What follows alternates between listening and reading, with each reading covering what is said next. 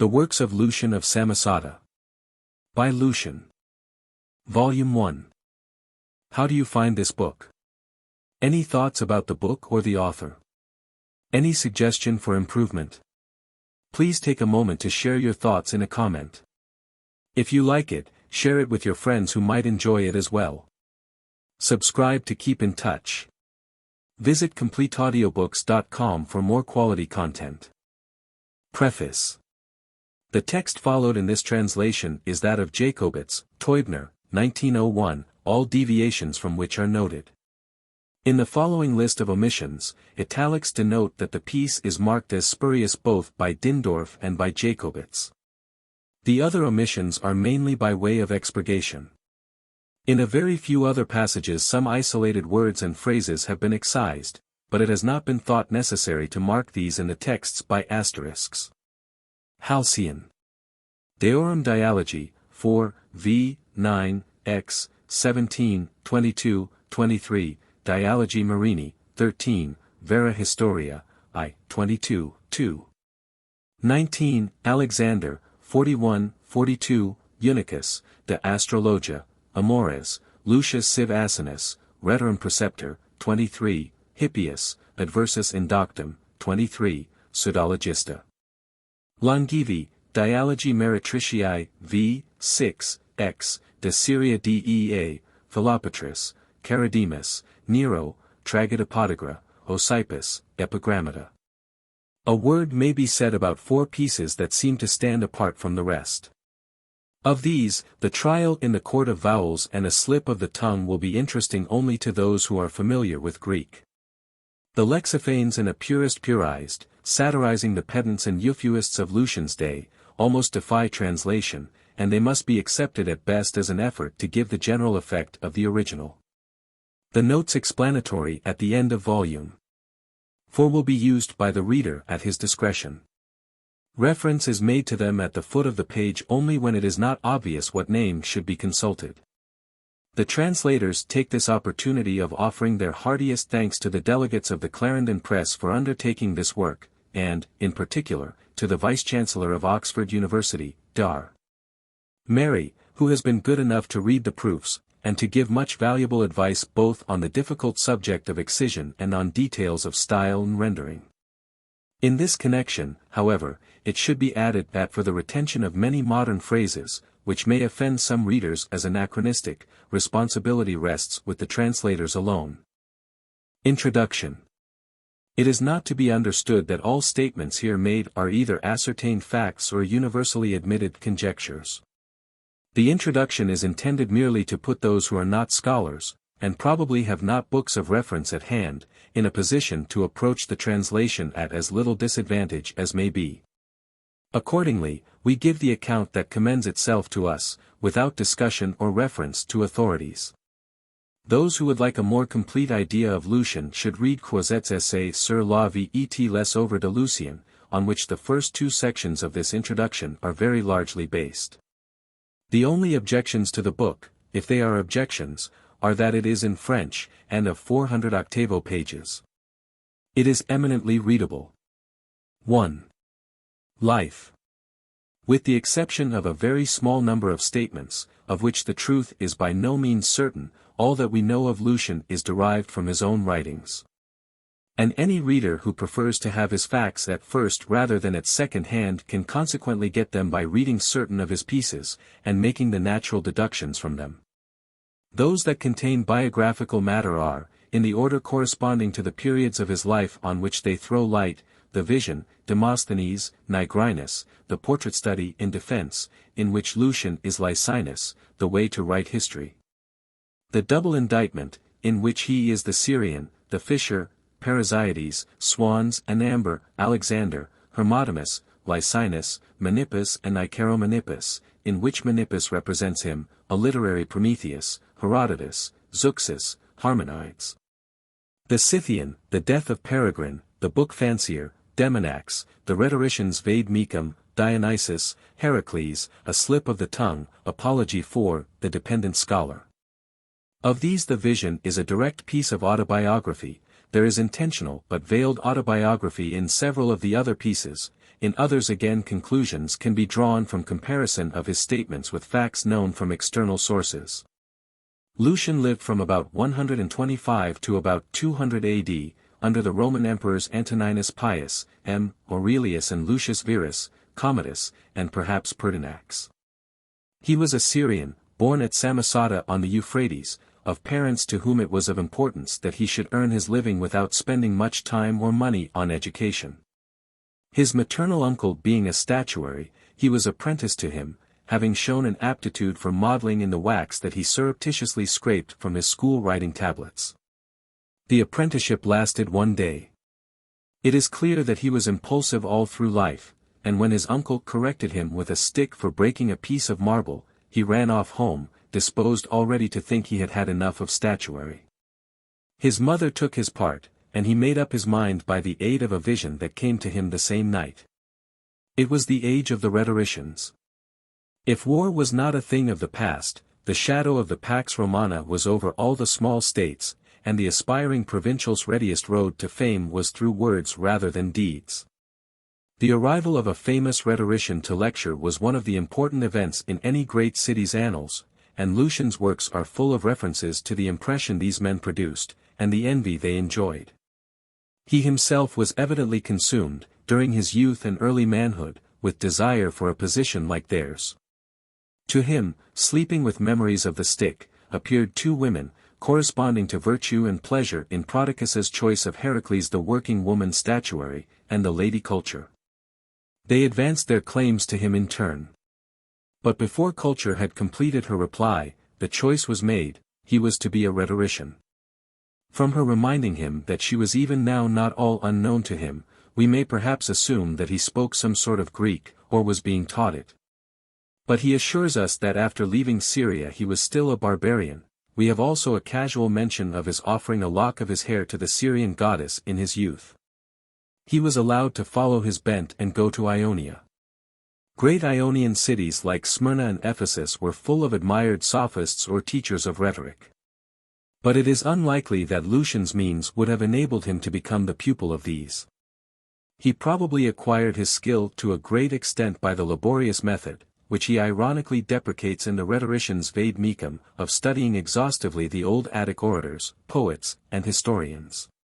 He was at any rate successful. The different branches that a rhetorician might choose between or combine were, 1. Speaking in court on behalf of a client, 2. Writing speeches for a client to deliver, 3. Teaching pupils, 4. Giving public displays of his skill. There is a doubtful statement that Lucian failed in 1, and took to 2, in default. His surviving rhetorical pieces, the Tyrannicide, the Disinherited, Phalaris, are declamations on hypothetical cases which might serve either 4, 3, or 4. And the Hall, the Fly, Dipsas, and perhaps Demosthenes, suggest 4. A common form of exhibition was for a sophist to appear before an audience and let them propose subjects, of which he must choose one and deliver an impromptu oration upon it. Whatever his exact line was, he earned an income in Ionia, then in Greece, had still greater success in Italy, and appears to have settled for some time in Gaul, perhaps occupying a professorial chair there. The intimate knowledge of Roman life in some aspects which appears in the dependent scholar suggests that he also lived some time in Rome. He seems to have known some Latin, since he could converse with boatmen on the Po. But his only clear reference, a slip of the tongue, 13, implies an imperfect knowledge of it, and there is not a single mention in all his works, which are crammed with literary allusions, of any Latin author. He claims to have been during his time in Gaul one of the rhetoricians who could command high fees, and his descriptions of himself as resigning his place close about his ladies, i.e. Rhetoric's person, and as casting off his wife Rhetoric because she did not keep herself exclusively to him, show that he regarded himself, or wished to be regarded, as having been at the head of his profession. This brings us to about the year 160 AD. We may conceive Lucian now to have had some of that yearning for home which he ascribes in the patriotism even to the successful exile. He returned home, we suppose, a distinguished man at 35, and enjoyed impressing the fact on his fellow citizens in the vision. He may then have lived at Antioch as a rhetorician for some years, of which we have a memorial in the portrait study. Lucius Verus, M. Aurelius's colleague, was at Antioch in 162 or 163 AD. On his way to the Parthian War, and the portrait study is a panegyric on Verus's mistress Panthea, whom Lucian saw there. A year or two later we find him migrating to Athens, taking his father with him, and at Athens he settled and remained many years. It was on this journey that the incident occurred, which he relates with such a curious absence of shame in the Alexander, of his biting that charlatan's hand. This change in his manner of life corresponds nearly with the change in habit of mind and use of his powers that earned him his immortality. His 40th year is the date given by himself for his abandonment of rhetoric and, as he calls it, taking up with dialogue, or, as we might say, becoming a man of letters. Between rhetoric and dialogue there was a feud, which had begun when Socrates 5 centuries before had fought his battles with the Sophists. Rhetoric appeals to the emotions and obscures the issues, such had been Socrates' position. The way to elicit truth is by short question and answer. The Socratic method, illustrated by Plato, had become, if not the only, the accredited instrument of philosophers, who, so far as they are genuine, are truth-seekers. Rhetoric had been left to the legal persons whose object is not truth but victory. Lucian's abandonment of rhetoric was accordingly in some sort his change from a lawyer to a philosopher. As it turned out, however, philosophy was itself only a transitional stage with him. Already during his career as a rhetorician, which we may put at 145 to 164 AD, he seems both to have had leanings to philosophy, and to have toyed with dialogue. There is reason to suppose that the nigriness, with its strong contrast between the noise and vulgarity of Rome and the peace and culture of Athens, its enthusiastic picture of the charm of philosophy for a sensitive and intelligent spirit, was written in 150 A.D., or at any rate described an incident that occurred in that year, and the portrait study and its defense, dialogues written with great care, whatever their other merits, belong to 162 or 163 AD. But these had been excursions out of his own province. After settling at Athens he seems to have adopted the writing of dialogues as his regular work. The Taxaris, a collection of stories on friendship, strung together by dialogue, the Anacharsis, a discussion on the value of physical training, and the pantomime, a description slightly relieved by the dialogue form, may be regarded as experiments with his new instrument. There is no trace in them of the characteristic use that he afterwards made of dialogue, for the purposes of satire. That was an idea that we may suppose to have occurred to him after the composition of the Hermotimus. This is in form the most philosophic of his dialogues. It might indeed be a dialogue of Plato, of the merely destructive kind. But it is at the same time, in matter, his farewell to philosophy, establishing that the pursuit of it is hopeless for mortal man. From this time onward, though he always professes himself a lover of true philosophy, he concerns himself no more with it, except to expose its false professors. The dialogue that perhaps comes next, the Parasite, is still Platonic in form, but only as a parody. Its main interest, for a modern reader, is outraged, as in a few other pieces of Lucian's, by the disproportion between subject and treatment, is in the combination for the first time of satire with dialogue. One more step remained to be taken. In the piece called A Literary Prometheus, we are told what Lucian himself regarded as his claim to the title of an original writer. It was the fusing of comedy and dialogue, the latter being the prose conversation had hitherto been confined to philosophical discussion. The new literary form, then, was conversation, frankly for purposes of entertainment, as in comedy, but to be read and not acted. In this kind of writing he remains, though he has been often imitated, first in merit as clearly as in time. And nearly all his great masterpieces took this form. They followed in rapid succession, being all written, perhaps, between 165 and 175 AD. And we make here no further comment upon them, except to remark that they fall roughly into three groups as he drew inspiration successively from the writers of the New Comedy, or Comedy of Ordinary Life, like Menander, from the satires of Menippus. And from writers of the Old Comedy, or comedy of fantastic imagination, like Aristophanes. The best specimens of the first group are the lyre and the dialogues of the hetairai, of the second, the dialogues of the dead and of the gods, Menippus and Icaromenippus, Zeus cross-examined. Of the third, Timon, Charon, A Voyage to the Lower World, The Sale of Creeds, The Fisher, Zeus Tragedus, The Cock, The Double Indictment, The Ship. During these 10 or more years, though he lived at Athens, he is to be imagined traveling occasionally, to read his dialogues to audiences in various cities, or to see the Olympic Games. And these excursions gave occasion to some works not of the dialogue kind. The Zeuxis and several similar pieces are introductions to series of readings away from Athens. The Way to Write History, a piece of literary criticism still very readable, if out of date for practical purposes, resulted from a visit to Ionia, where all the literary men were producing histories of the Parthian War, then in progress, 165 AD. An attendance at the Olympic Games of 169 AD suggested the death of Peregrine, which in its turn, through the offense given to Cynics, had to be supplemented by the dialogue of the runaways. The true history, most famous, but admirable as it is, far from best of his works, presumably belongs to this period also, but cannot be definitely placed. The book Fancier and the Rhetorician's Vade Mecum are unpleasant records of bitter personal quarrels. After some 10 years of this intense literary activity, producing, reading, and publishing, Lucian seems to have given up both the writing of dialogues and the presenting of them to audiences, and to have lived quietly for many years. The only pieces that belong here are the life of Demonax, the man whom he held the best of all philosophers, and with whom he had been long intimate at Athens, and that of Alexander, the Asiatic charlatan, who was the prince of impostors as Demonax of philosophers.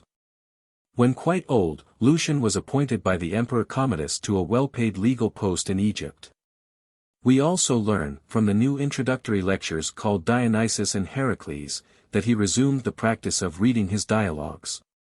But he wrote nothing more of importance. It is stated in Suidas that he was torn to pieces by dogs. But, as other statements in the article are discredited, it is supposed that this is the Christian revenge for Lucian's imaginary hostility to Christianity. We have it from himself that he suffered from gout in his old age. He solaced himself characteristically by writing a play on the subject, but whether the goddess Gout, who gave it its name, was appeased by it, or carried him off, we cannot tell. 2. Probable order of writings. The received order in which Lucian's works stand is admitted to be entirely haphazard. The following arrangement in groups is roughly chronological, though it is quite possible that they overlap each other. It is M. Quasettes, put into tabular form. Many details in it are open to question, but to read in this order would at least be more satisfactory to anyone who wishes to study Lucian seriously than to take the pieces as they come. The table will also serve as a rough guide to the first class and the inferior pieces. The names italicized are those of pieces rejected as spurious by M. Quasette, and therefore not placed by him. We have inserted them where they seem to belong. As to their genuineness, it is our opinion that the objections made, not by M. Quasette, who does not discuss authenticity, to the Demosthenes and the Cynic at least are, in view of the merits of these, unconvincing. About 145 to 160 A.D.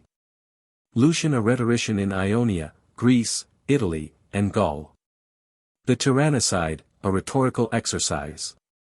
The Disinherited. Phalaris 1 and 2. Demosthenes, a panegyric.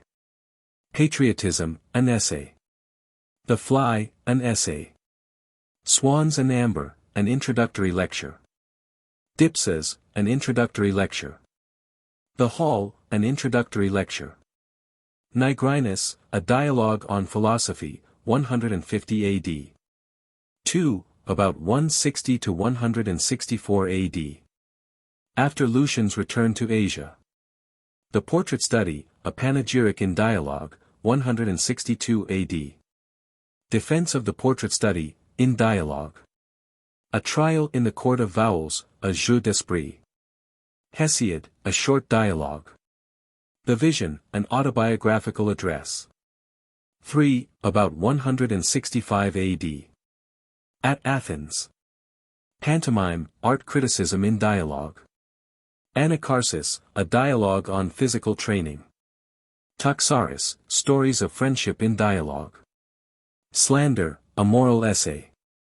The Way to Write History, an essay in literary criticism. The next 8 groups, 4 to 11, belong to the years from about 165 AD to about 175 AD, when Lucian was at his best and busiest. 4 to 9 are to be regarded roughly as succeeding each other in time, X and 11 being independent in this respect. Pieces are assigned to groups mainly according to their subjects. But some are placed in groups that do not seem at first sight the most appropriate, owing to specialties in their treatment, e.g. The Ship might seem more in place with 7 than with 9, but M. Croizet finds in it a maturity that induces him to put it later. 4. About 165 AD. Hermotimus, a philosophic dialogue. The Parasite, a parody of a philosophic dialogue. V. Influence of the new comedy writers. The Liar, a dialogue satirizing superstition. A Feast of Lapiths, a dialogue satirizing the manners of philosophers. Dialogues of the Hetairai, a series of short dialogues. 6. Influence of the Menippean satire. Dialogues of the Dead, a series of short dialogues. Dialogues of the Gods, a series of short dialogues. Dialogues of the Sea Gods, a series of short dialogues. Menippus, a dialogue satirizing philosophy. Icaromenippus, a dialogue satirizing philosophy and religion. Zeus Cross-Examined, a dialogue satirizing religion. The Cynic, a dialogue against luxury. Of Sacrifice, an essay satirizing religion. Saturnalia, dialogue and letters on the relation of rich and poor. The True History, a parody of the old Greek historians. 7. Influence of the old comedy writers, vanity of human wishes. A Voyage to the Lower World, a dialogue on the vanity of power. Charon, a dialogue on the vanity of all things. Timon, a dialogue on the vanity of riches. The Cock, a dialogue on the vanity of riches and power. 8. Influence of the old comedy writers, dialogue satirizing religion. Prometheus on Caucasus. Zeus Tragedus. The Gods in Council. 9. Influence of the old comedy writers, satire on philosophers. The Ship, a dialogue on foolish aspirations. The Life of Peregrine, a narrative satirizing the Cynics, 169 AD. The Runaways, a dialogue satirizing the Cynics. The Double Indictment, an autobiographic dialogue. The Sale of Creeds, a dialogue satirizing philosophers. The Fisher, an autobiographic dialogue satirizing philosophers. X. 165 to 175 AD Introductory Lectures. Herodotus. Zeuxis. Harmonides. The Scythian.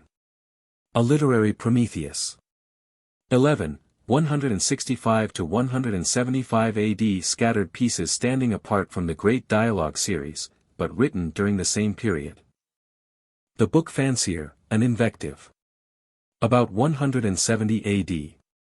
The Purist Purized, a literary satire in dialogue. Lexiphanes, a literary satire in dialogue. The Rhetorician's Vaidmecum, a personal satire. About 178 AD. 12. After 180 AD. Demonax, a biography. Alexander, a satirical biography. 13. In Old Age. Mourning, an essay. Dionysus, an introductory lecture. Heracles, an introductory lecture. Apology for the Dependent Scholar. A slip of the tongue. In conclusion, we have to say that this arrangement of M. Croiset's, which we have merely tabulated without intentionally departing from it in any particular, seems to us well considered in its broad lines. There are a few modifications which we should have been disposed to make in it, but we thought it better to take it entire than to exercise our own judgment in a matter where we felt very little confidence. 3. Circumstances of the time. M. Aurelius has for us moderns this great superiority in interest over St. Louis or Alfred, that he lived and acted in a state of society modern by its essential characteristics, in an epoch akin to our own, in a brilliant center of civilization. Trajan talks of our enlightened age just as glibly as the Times talks of it. M. Arnold, Essays in Criticism, M. Aurelius. The age of M. Aurelius is also the age of Lucian, and with any man of that age who has, like these two, left us a still legible message, we can enter into quite different relations from those which are possible with what M. Arnold calls in the same essay, classical dictionary heroes. A 20th-century Englishman, a 2nd-century Greek or Roman, would be much more at home in each other's century, if they had the gift of tongues, than in most of those which have intervened. It is neither necessary nor possible to go deeply into the resemblance here. All that need be done is to pass in review those points of it, some important, and some trifling, which are sure to occur in a detached way to readers of Lucian. The Greco-Roman world was as settled and peaceful, as conscious of its imperial responsibilities, as susceptible to boredom, as greedy of amusement, could show as numerous a leisured class, and believed as firmly in money, as our own. What is more important for our purpose, it was questioning the truth of its religion as we are today questioning the truth of ours. Lucian was the most vehement of the questioners. Of what played the part then that the Christian religion plays now, the pagan religion was only one half, the other half was philosophy. The gods of Olympus had long lost their hold upon the educated, but not perhaps upon the masses. The educated, ill content to be without any guide through the maze of life, had taken to philosophy instead. Stoicism was the prevalent creed, and how noble a form this could take in a cultivated and virtuous mind is to be seen in the thoughts of M. Aurelius. The test of a religion, however, is not what form it takes in a virtuous mind, but what effects it produces on those of another sort. Lucian applies the test of results alike to the religion usually so called, and to its philosophic substitute. He finds both wanting. The test is not a satisfactory one, but it is being applied by all sorts and conditions of men to Christianity in our own time, so is the second test, that of inherent probability, which he uses as well as the other upon the pagan theology. And it is this that gives his writings, even apart from their wit and fancy, a special interest for our own time. Our attention seems to be concentrated more and more on the ethical, as opposed to the speculative or dogmatic aspect of religion. Just such was Lucian's attitude towards philosophy. Some minor points of similarity may be briefly noted. As we read the Anacharsis, we are reminded of the modern prominence of athletics. The question of football versus drill is settled for us. Light is thrown upon the question of conscription. We think of our commissions on national deterioration, and the schoolmasters wail over the athletic Frankenstein's monster which, like Eucrates in the lyre, he has created but cannot control.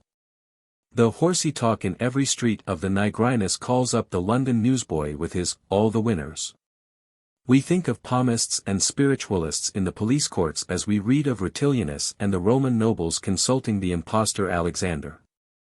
This sentence reads like the description of a modern man of science confronted with the supernatural. It was an occasion for a man whose intelligence was steeled against such assaults by skepticism and insight, one who, if he could not detect the precise imposture, would at any rate have been perfectly certain that, though this escaped him, the whole thing was a lie and an impossibility.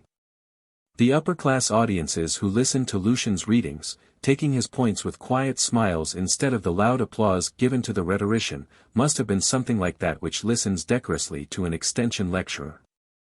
When Lucian bids us mark how many there are who once were but ciphers, but whom words have raised to fame and opulence, aye, and to noble lineage too, we remember not only Gibbon's remark about the very Herods Atticus of whom Lucian may have been thinking, the family of Herod, at least after it had been favored by fortune, was lineally descended from Cimon and Miltiades. But also the modern carrière overt aux talents, and the fact that Tennyson was a lord. There are the elements of a socialist question in the feelings between rich and poor described in the Saturnalia. While, on the other hand, the fact of there being an audience for the dialogues of the Hetairai is an illustration of that spirit of humani nihil ami alienum puto which is again prevalent today. We care now to realize the thoughts of other classes besides our own, so did they in Lucian's time. But it is significant that Franklin in 1780, refusing to translate this series, says, "These dialogues exhibit to us only such kind of conversation as we may hear in the poems of Covent Garden lewd, dull, and insipid. The lewdness hardly goes beyond the title, they are full of humor and insight, and we make no apology for translating most of them." Lastly, a generation that is always complaining of the modern overproduction of books feels that it would be at home in a state of society in which our author found that, not to be too singular, he must at least write about writing history. If he declined writing it himself, even as Diogenes took to rolling his tub, lest he should be the only idle man when Corinth was bustling about its defenses. As Lucian is so fond of saying, this is but a small selection of the facts which might have been quoted to illustrate the likeness between our age and his. It may be well to allude, on the other hand, to a few peculiarities of the time that appear conspicuously in his writings. The Roman Empire was rather Greco-Roman than Roman, this is now a commonplace. It is interesting to observe that for Lucian, we is on occasion the Romans, we is also everywhere the Greeks, while at the same time, I is a barbarian and a Syrian. Roughly speaking, the Roman element stands for energy, material progress, authority, and the Greek for thought. The Roman is the British Philistine, the Greek the man of culture. Lucian is conscious enough of the distinction, and there is no doubt where his own preference lies. He may be a materialist, so far as he is anything, in philosophy, but in practice he puts the things of the mind before the things of the body. If our own age supplies parallels for most of what we meet with in the 2nd century, there are two phenomena which are to be matched rather in an England that has passed away. The first is the Cynics, who swarm in Lucian's pages like the begging friars in those of a historical novelist painting the Middle Ages. Like the friars, they began nobly in the desire for plain living and high thinking. In both cases the thinking became plain, the living not perhaps high, but the best that circumstances admitted of. And the class with its numbers hugely swelled by persons as little like their supposed teachers as a Marian or Elizabethan persecutor was like the founder of Christianity a pest to society. Lucian's sympathy with the best cynics, and detestation of the worst, make cynicism one of his most familiar themes. The second is the class so vividly presented in the dependent scholar the indigent learned Greek who looks about for a rich vulgar Roman to buy his company, and finds he has the worst of the bargain. His successors, the trencher chaplains who from grasshoppers turn bumblebees and wasps, plain parasites, and make the muses mules, to satisfy their hunger-starved panchas, and get a meal's meat, were commoner in Burton's days than in our own. And are to be met in Fielding, and Macaulay, and Thackeray. Two others of Lucian's favorite figures, the parasite and the legacy hunter, exist still, no doubt, as they are sure to in every complex civilization, but their operations are now conducted with more regard to the decencies. This is worth remembering when we are occasionally offended by his frankness on subjects to which we are not accustomed to allude. He is not an unclean or a sensual writer, but the waters of decency have risen since his time and submerged some things which were then visible. A slight prejudice, again, may sometimes be aroused by Lucian's trick of constant and trivial quotation. He would rather put the simplest statement, or even make his transition from one subject to another, in words of Homer than in his own. We have modern writers too who show the same tendency, and perhaps we like or dislike them for it in proportion as their allusions recall memories or merely puzzle us. We cannot all be expected to have agreeable memories stirred by insignificant Homer tags, and it is well to bear in mind by way of palliation that in Greek education Homer played as great a part as the Bible in ours. He might be taken simply or taken allegorically, but one way or the other he was the staple of education, and it might be assumed that everyone would like the mere sound of him. We may end by remarking that the public readings of his own works, to which the author makes frequent reference, were what served to a great extent the purpose of our printing press. We know that his pieces were also published. But the public that could be reached by handwritten copies would bear a very small proportion to that which heard them from the writer's own lips. And though the modern system may have the advantage on the whole, it is hard to believe that the unapproached life and naturalness of Lucian's dialogue does not owe something to this necessity. 4. Lucian as a writer. With all the sincerity of Lucian in the true history, soliciting his readers' incredulity, we solicit our readers' neglect of this appreciation. We have no pretensions whatever to the critical faculty. The following remarks are to be taken as made with diffidence, and offered to those only who prefer being told what to like, and why, to settling the matter for themselves. Goethe, aged 14, with 7 languages on hand, devised the plan of a correspondence kept up by 7 imaginary brothers scattered over the globe, each writing in the language of his adopted land. The stay-at-home in Frankfurt was to write Jew-German, for which purpose some Hebrew must be acquired. His father sent him to Rector Albrecht. The rector was always found with one book open before him, a well-thumbed Lucian. But the Hebrew vowel points were perplexing, and the boy found better amusement in putting shrewd questions on what struck him as impossibilities or inconsistencies in the Old Testament narrative they were reading. The old gentleman was infinitely amused, had fits of mingled coughing and laughter, but made little attempt at solving his pupil's difficulties, beyond ejaculating närischer Curl. Närischer Junge. He let him dig for solutions, however, in an English commentary on the shelves, and occupied the time with turning the familiar pages of his Lucian too. The wicked old rector perhaps chuckled to think that here was one who bade fair to love Lucian one day as well as he did himself. For Lucian too was one who asked questions, spent his life doing little else. If one were invited to draw him with the least possible expenditure of ink, one's pen would trace a mark of interrogation. That picture is easily drawn, to put life into it is a more difficult matter. However, his is not a complex character, for all the irony in which he sometimes chooses to clothe his thought, and materials are at least abundant, he is one of the self-revealing fraternity. His own personal presence is to be detected more often than not in his work. He may give us the assistance, or he may not, of labeling a character Lucian or Licinus. We can detect him, volendis volentum, under the thin disguise of Menippus or Tychiades or Cyniscus as well. And the essence of him as he reveals himself is the questioning spirit. He has no respect for authority. Burke describes the majority of mankind, who do not form their own opinions, as those whom Providence has doomed to live on trust. Lucian entirely refuses to live on trust, he wants to know. It was the wish of Arthur Clenham, who had in consequence a very bad name among the tight barnacles and other persons in authority. Lucian has not escaped the same fate. The scoffer Lucian has become as much a commonplace as Fidus Achates or the well-grieved Achaeans. The reading of him has been discountenanced, and, if he has not actually lost his place at the table of immortals, promised him when he temporarily left the island of the blessed, it has not been so distinguished a place as it was to have been and should have been. And all because he wanted to know. His questions, of course, are not all put in the same manner. In the dialogues of the gods, for instance, the mark of interrogation is not writ large. They have almost the air at first of little stories in dialogue form, which might serve to instruct schoolboys in the attributes and legends of the gods, a manual charmingly done, yet a manual only. But we soon see that he has said to himself, let us put the thing into plain natural prose, and see what it looks like with its glamour of poetry and reverence stripped off. The gods do human things. Why not represent them as human persons, and see what results?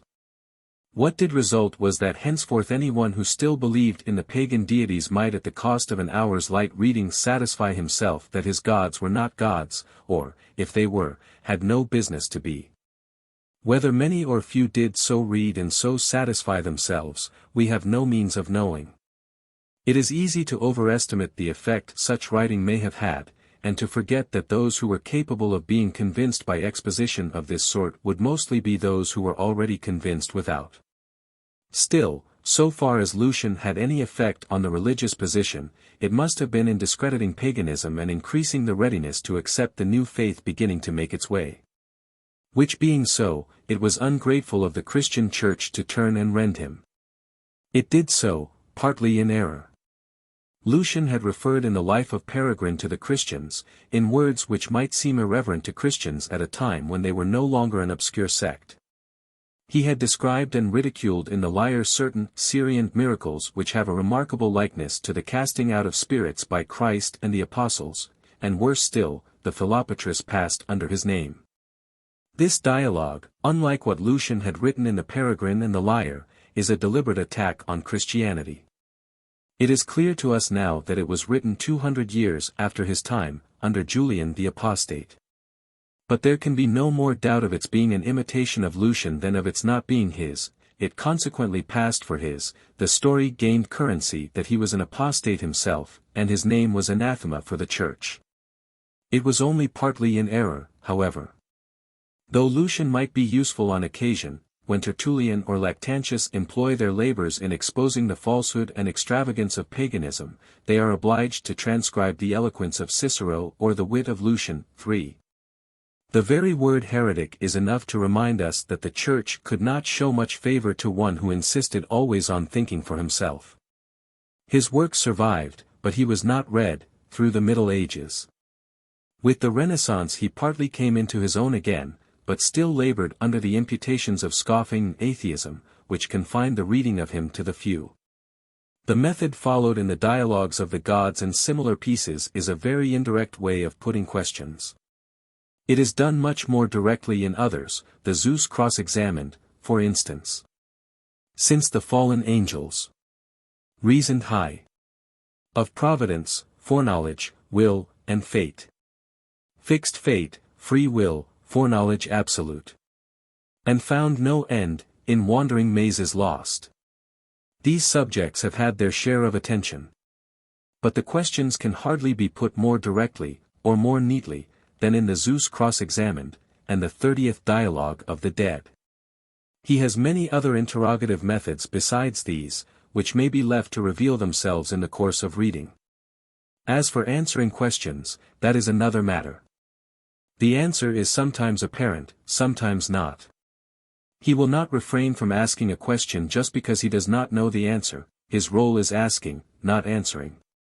Nor when he gives an answer is it always certain whether it is to be taken in earnest. Was he a Cynic? One would say so after reading the Cynic. Was he an Epicurean? One would say so after reading the Alexander. Was he a philosopher? One would say yes at a certain point of the Hermotimus, no at another. He doubtless had his moods, and he was quite unhampered by desire for any consistency except consistent independence of judgment. Moreover, the difficulty of getting at his real opinions is increased by the fact that he was an ironist. We have called him a self-revealer, but you never quite know where to have an ironical self-revealer. Goethe has the useful phrase, direct irony. A certain German writer makes too free a use of direct irony, praising the blameworthy in blaming the praiseworthy, a rhetorical device which should be very sparingly employed. In the long run it disgusts the sensible and misleads the dull, pleasing only the great intermediate class to whom it offers the satisfaction of being able to think themselves more shrewd than other people. Without expending much thought of their own, Wahrheit und Dichtung, Book 7. Fielding gives us in Jonathan Wild a sustained piece of direct irony. You have only to reverse everything said, and you get the author's meaning. Lucian's irony is not of that sort. You cannot tell when you are to reverse him, only that you will have sometimes to do so. He does use the direct kind. The rhetorician's Vade Mecum and the Parasite are examples.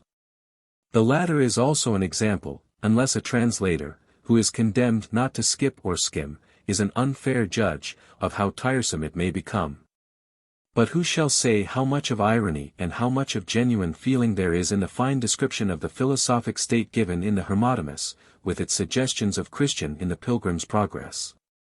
And of the not many wise men after the flesh, not many mighty, not many noble, or in the whimsical extravagance, as it strikes a modern, of the pantomime. Or in the triumph permitted to the Cynic, against Licinus, too, in the dialogue called after him. In one of his own introductory lectures he compares his pieces aptly enough to the Bacchantes Thyrsus with its steel point concealed. With his questions and his irony and his inconsistencies, it is no wonder that Lucian is accused of being purely negative and destructive. But we need not think he is disposed of in that way. Any more than our old-fashioned literary education is disposed of when it has been pointed out that it does not equip its alumni with knowledge of electricity or of a commercially useful modern language. It may have equipped them with something less paying, but more worth paying for. Lucian, it is certain, will supply no one with a religion or a philosophy. But it may be doubted whether any writer will supply more fully both example and precept in favor of doing one's thinking for oneself, and it may be doubted also whether any other intellectual lesson is more necessary. He is nullius addictus jurari in verba magistri, if ever man was, he is individualist to the core. No religion or philosophy, he seems to say, will save you, the thing is to think for yourself, and be a man of sense. It was but small consolation, says Menippus, to reflect that I was in numerous and wise and eminently sensible company, if I was a fool still, all astray in my quest for truth. Vox populi is no vox Dei for him. He is quite proof against majorities, Athanasius contra mundum is more to his taste. What is this I hear? Asked Arignotus, scowling upon me. You deny the existence of the supernatural, when there is scarcely a man who has not seen some evidence of it. Therein lies my exculpation, I replied, I do not believe in the supernatural, because, unlike the rest of mankind, I do not see it. If I saw, I should doubtless believe, just as you all do. That British schoolboys should have been brought up for centuries on Ovid, and Lucian have been tabooed, is, in view of their comparative efficacy in stimulating thought, an interesting example of habent sua fata libelli. It need not be denied that there is in him a certain lack of feeling, not surprising in one of his analytic temper, but not agreeable either. He is a hard bright intelligence, with no bowels. He applies the knife without the least compunction, indeed with something of savage enjoyment. The veil is relentlessly torn from family affection in the morning. Solon in the Charon pursues his victory so far as to make us pity instead of scorning Croesus. Menippus and his kind, in the shades, do their lashing of dead horses with a disagreeable gusto, which tempts us to raise a society for the prevention of cruelty to the damned. A voyage through Lucian in search of pathos will yield as little result as one in search of interest in nature. There is a touch of it here and there, which has probably evaporated in translation, in the Hermotimus, the Demonax, and the Demosthenes. But that is all. He was perhaps not unconscious of all this himself. But what is your profession? Asks philosophy. I profess hatred of imposture and pretension, lying and pride. However, I do not neglect the complementary branch, in which love takes the place of hate. It includes love of truth and beauty and simplicity, and all that is akin to love. But the subjects for this branch of the profession are sadly few. Before going on to his purely literary qualities, we may collect here a few detached remarks affecting rather his character than his skill as an artist. And first of his relations to philosophy. The statements in the Menippus and the Icaromenippus, as well as in the Fisher and the Double Indictment, have all the air of autobiography, especially as they are in the nature of digressions. And give us to understand that he had spent much time and energy on philosophic study. He claims philosophy as his mistress in the Fisher, and in a case where he is in fact judge as well as party, has no difficulty in getting his claim established. He is forever reminding us that he loves philosophy and only satirizes the degenerate philosophers of his day. But it will occur to us after reading him through that he has dissembled his love, then, very well. There is not a passage from beginning to end of his works that indicates any real comprehension of any philosophic system. The external characteristics of the philosophers, the absurd stories current about them, and the popular misrepresentations of their doctrines, it is in these that philosophy consists for him. That he had read some of them there is no doubt. But one has an uneasy suspicion that he read Plato because he liked his humor and his style, and did not trouble himself about anything further. Gibbon speaks of the philosophic maze of the writings of Plato, of which the dramatic is perhaps more interesting than the argumentative part. That is quite a legitimate opinion, provided you do not undertake to judge philosophy in the light of it. The apparently serious rejection of geometrical truth in the Hermotimus may fairly suggest that Lucian was as unphilosophic as he was unmathematical. Twice, and perhaps twice only, does he express hearty admiration for a philosopher. Demonax is the best of all philosophers, but then he admired him just because he was so little of a philosopher and so much a man of ordinary common sense. And Epicurus is the thinker who had grasped the nature of things and been in solitary possession of truth, but then that is in the Alexander, and any stick was good enough to beat that dog with. The fact is, Lucian was much too well satisfied with his own judgment to think that he could possibly require guidance. And the commonplace test of results was enough to assure him that philosophy was worthless. It is no use having all theory at your fingers' ends, if you do not conform your conduct to the right. There is a description in the pantomime that is perhaps truer than it is meant to pass for. Licinus is called an educated man, and in some sort a student of philosophy.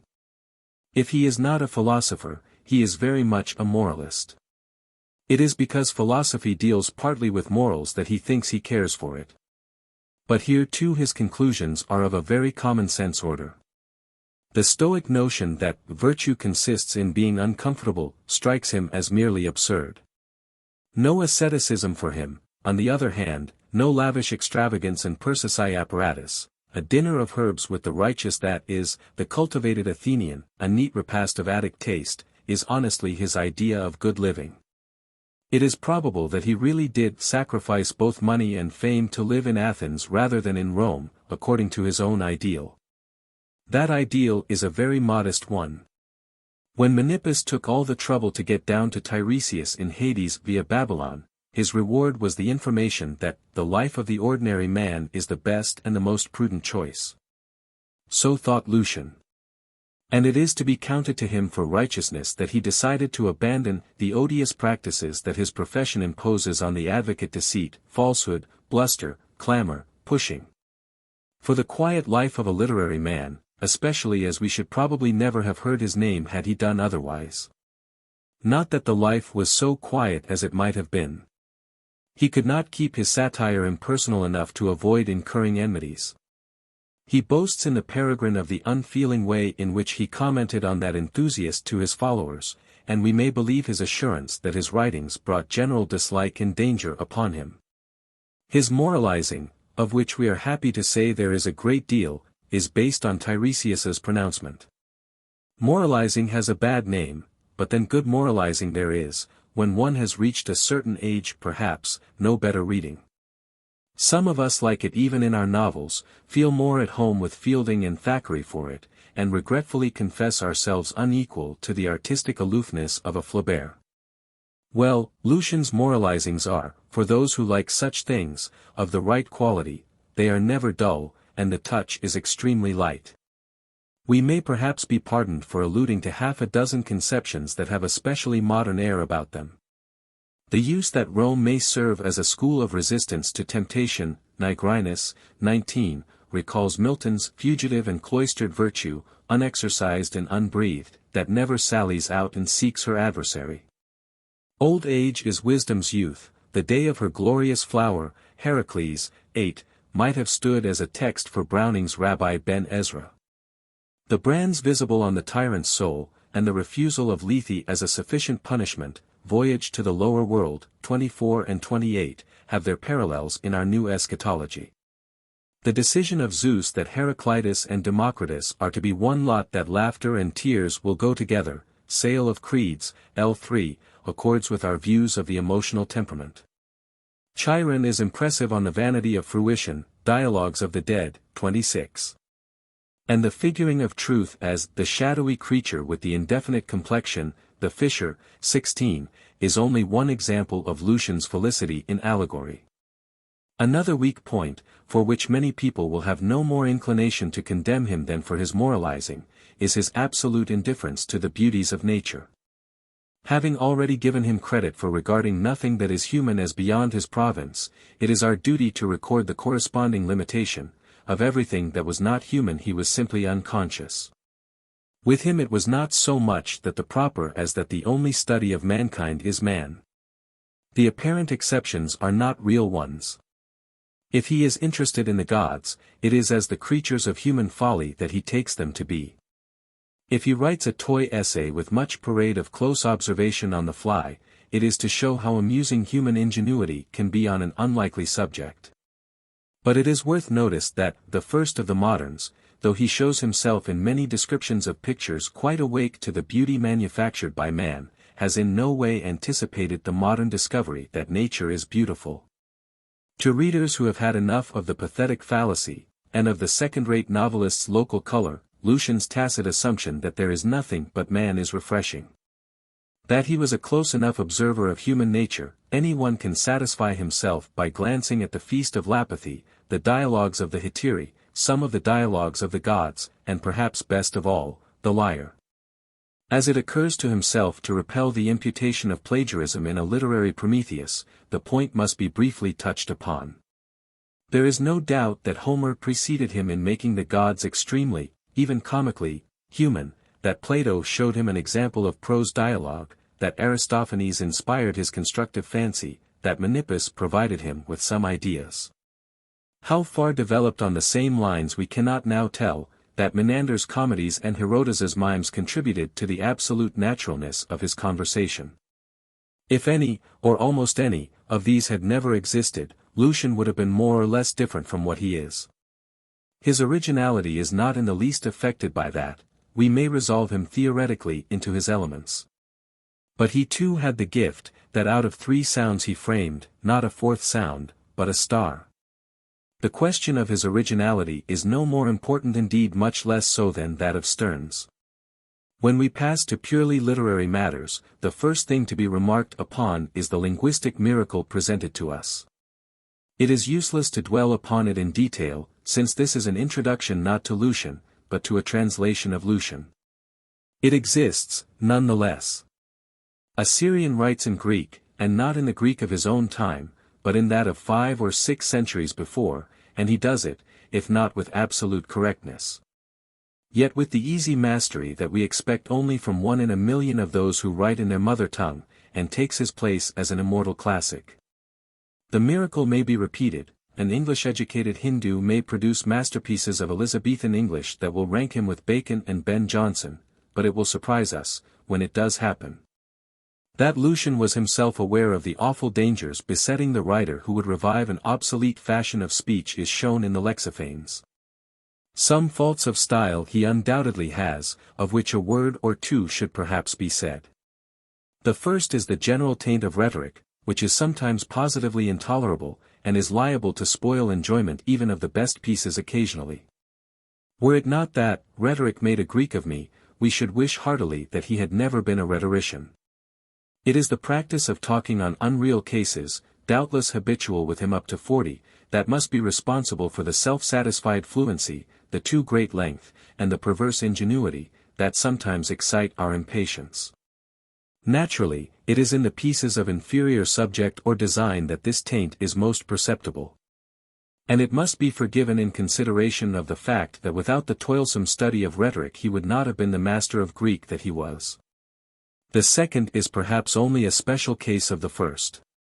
Julius Pollux, a sophist whom Lucian is supposed to have attacked in the Rhetorician's Vade Mecum, is best known as author of an onomasticon, or word list, containing the most important words relating to certain subjects. One would be reluctant to believe that Lucian condescended to use his enemy's manual, but it is hard to think that he had not one of his own, of which he made much too good use. The conviction is constantly forced on a translator that when Lucian has said a thing sufficiently once, he has looked at his onomasticon, found that there are some words he has not yet got in, and forthwith said the thing again with some of them, and yet again with the rest.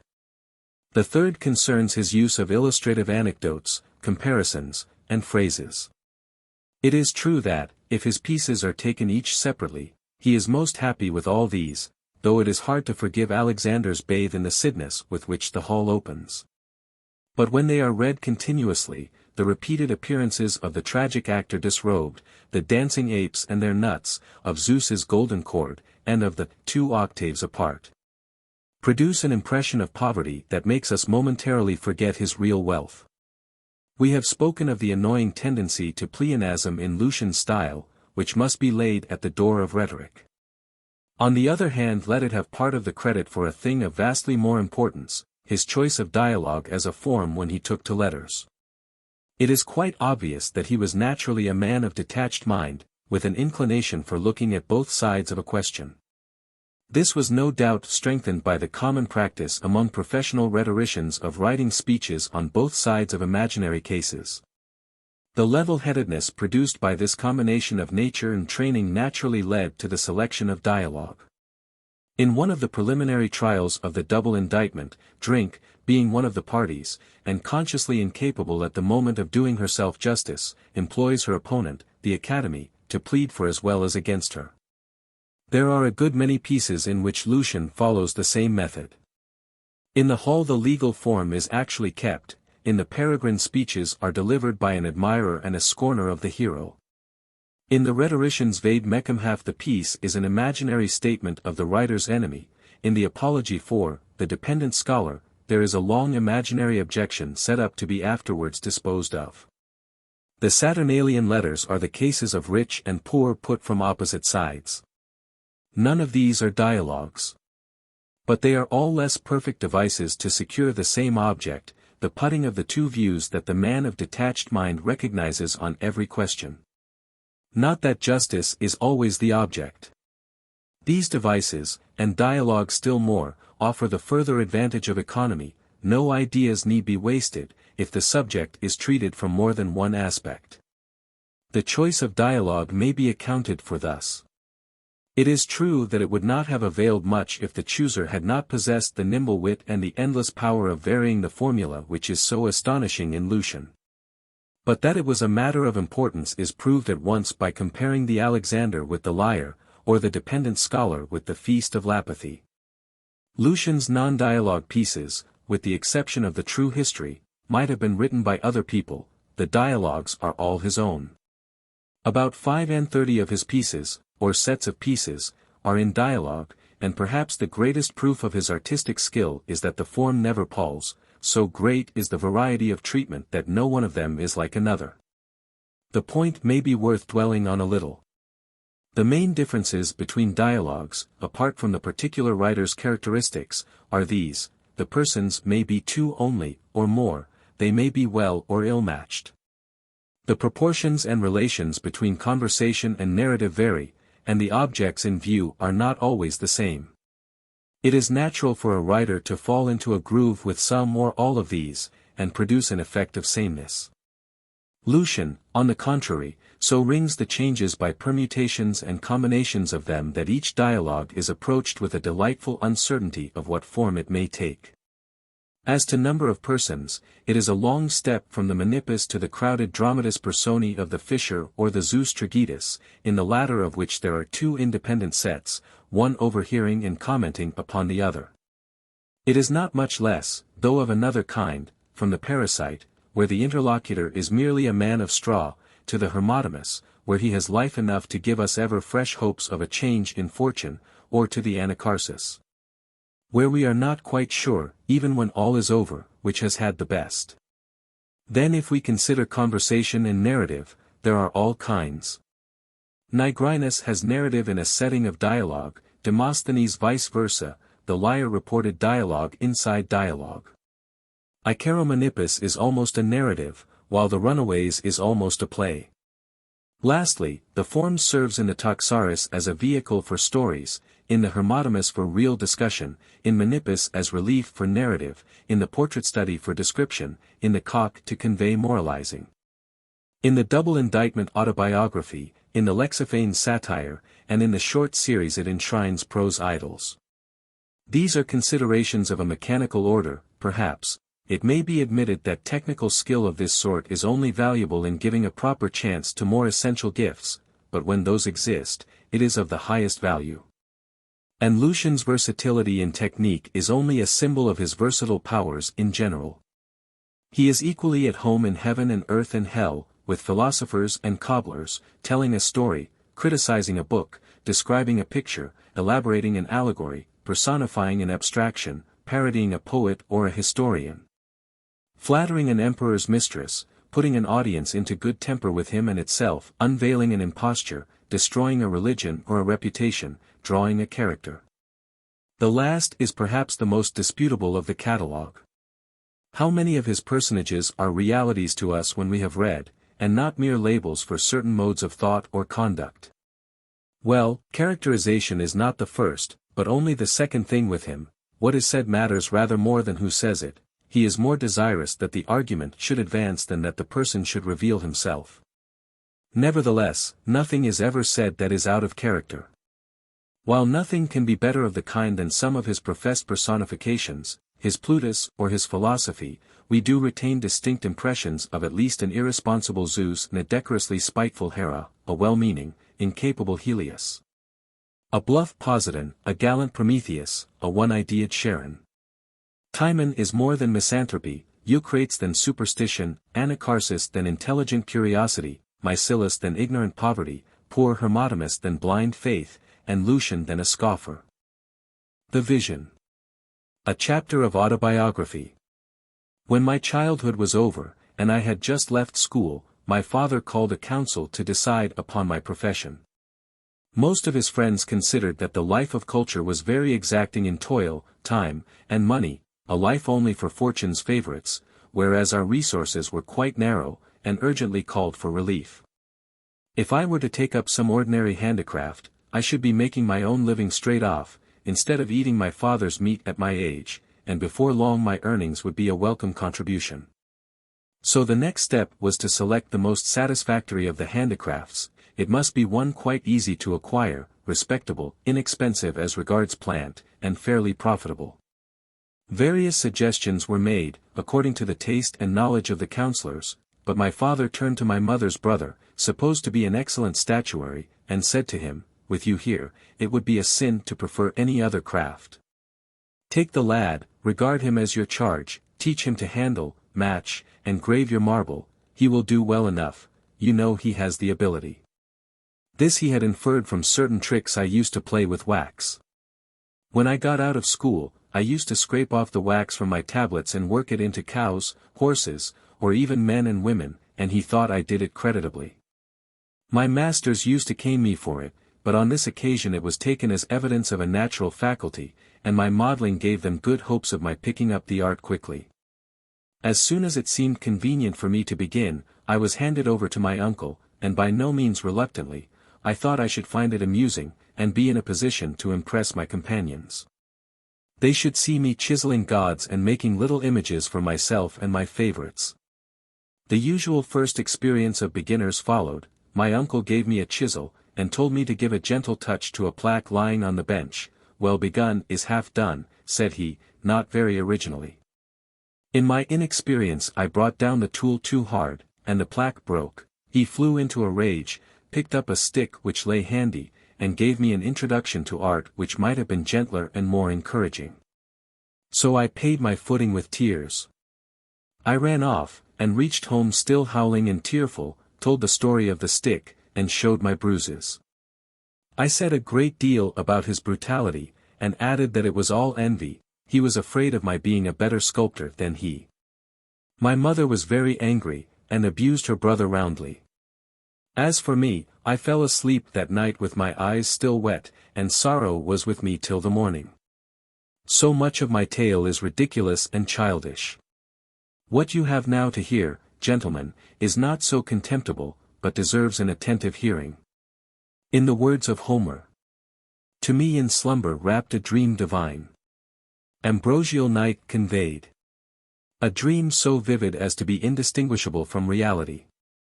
After all these years, I have still the figures of its persons in my eyes, the vibration of their words in my ears, so clear it all was. Two women had hold of my hands, and were trying vehemently and persistently to draw me each her way. I was nearly pulled in two with their contention. Now one would prevail and all but get entire possession of me, now I would fall to the other again. All the time they were exchanging loud protests. He is mine, and I mean to keep him. Not yours at all, and it is no use your saying he is." One of them seemed to be a working woman, masculine-looking, with untidy hair, horny hands, and dress kilted up. She was all powdered with plaster, like my uncle when he was chipping marble. The other had a beautiful face, a comely figure, and neat attire. At last they invited me to decide which of them I would live with. The rough manly one made her speech first. Dear youth, I am statuary, the art which you yesterday began to learn, and which has a natural and a family claim upon you. Your grandfather, naming my mother's father, and both your uncles practiced it, and it brought them credit.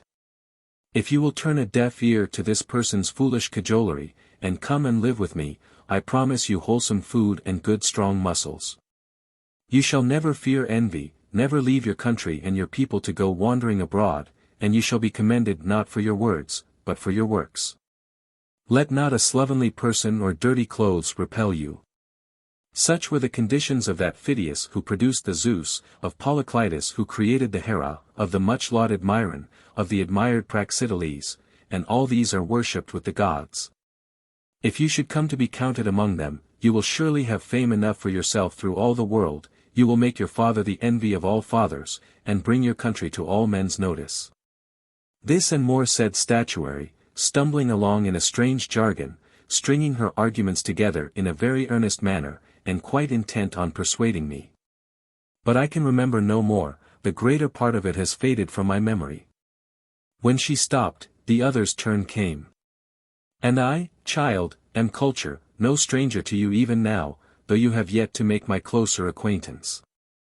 The advantages that the profession of a sculptor will bring with it you have just been told. They amount to no more than being a worker with your hands, your whole prospects in life limited to that. You will be obscure, poorly and illiberally paid, mean-spirited, of no account outside your doors. Your influence will never help a friend, silence an enemy, nor impress your countrymen. You will be just a worker, one of the masses, cowering before the distinguished, truckling to the eloquent, living the life of a hare, a prey to your betters.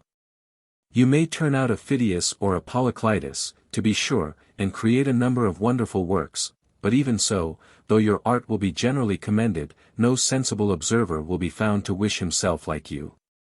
Whatever your real qualities, you will always rank as a common craftsman who makes his living with his hands.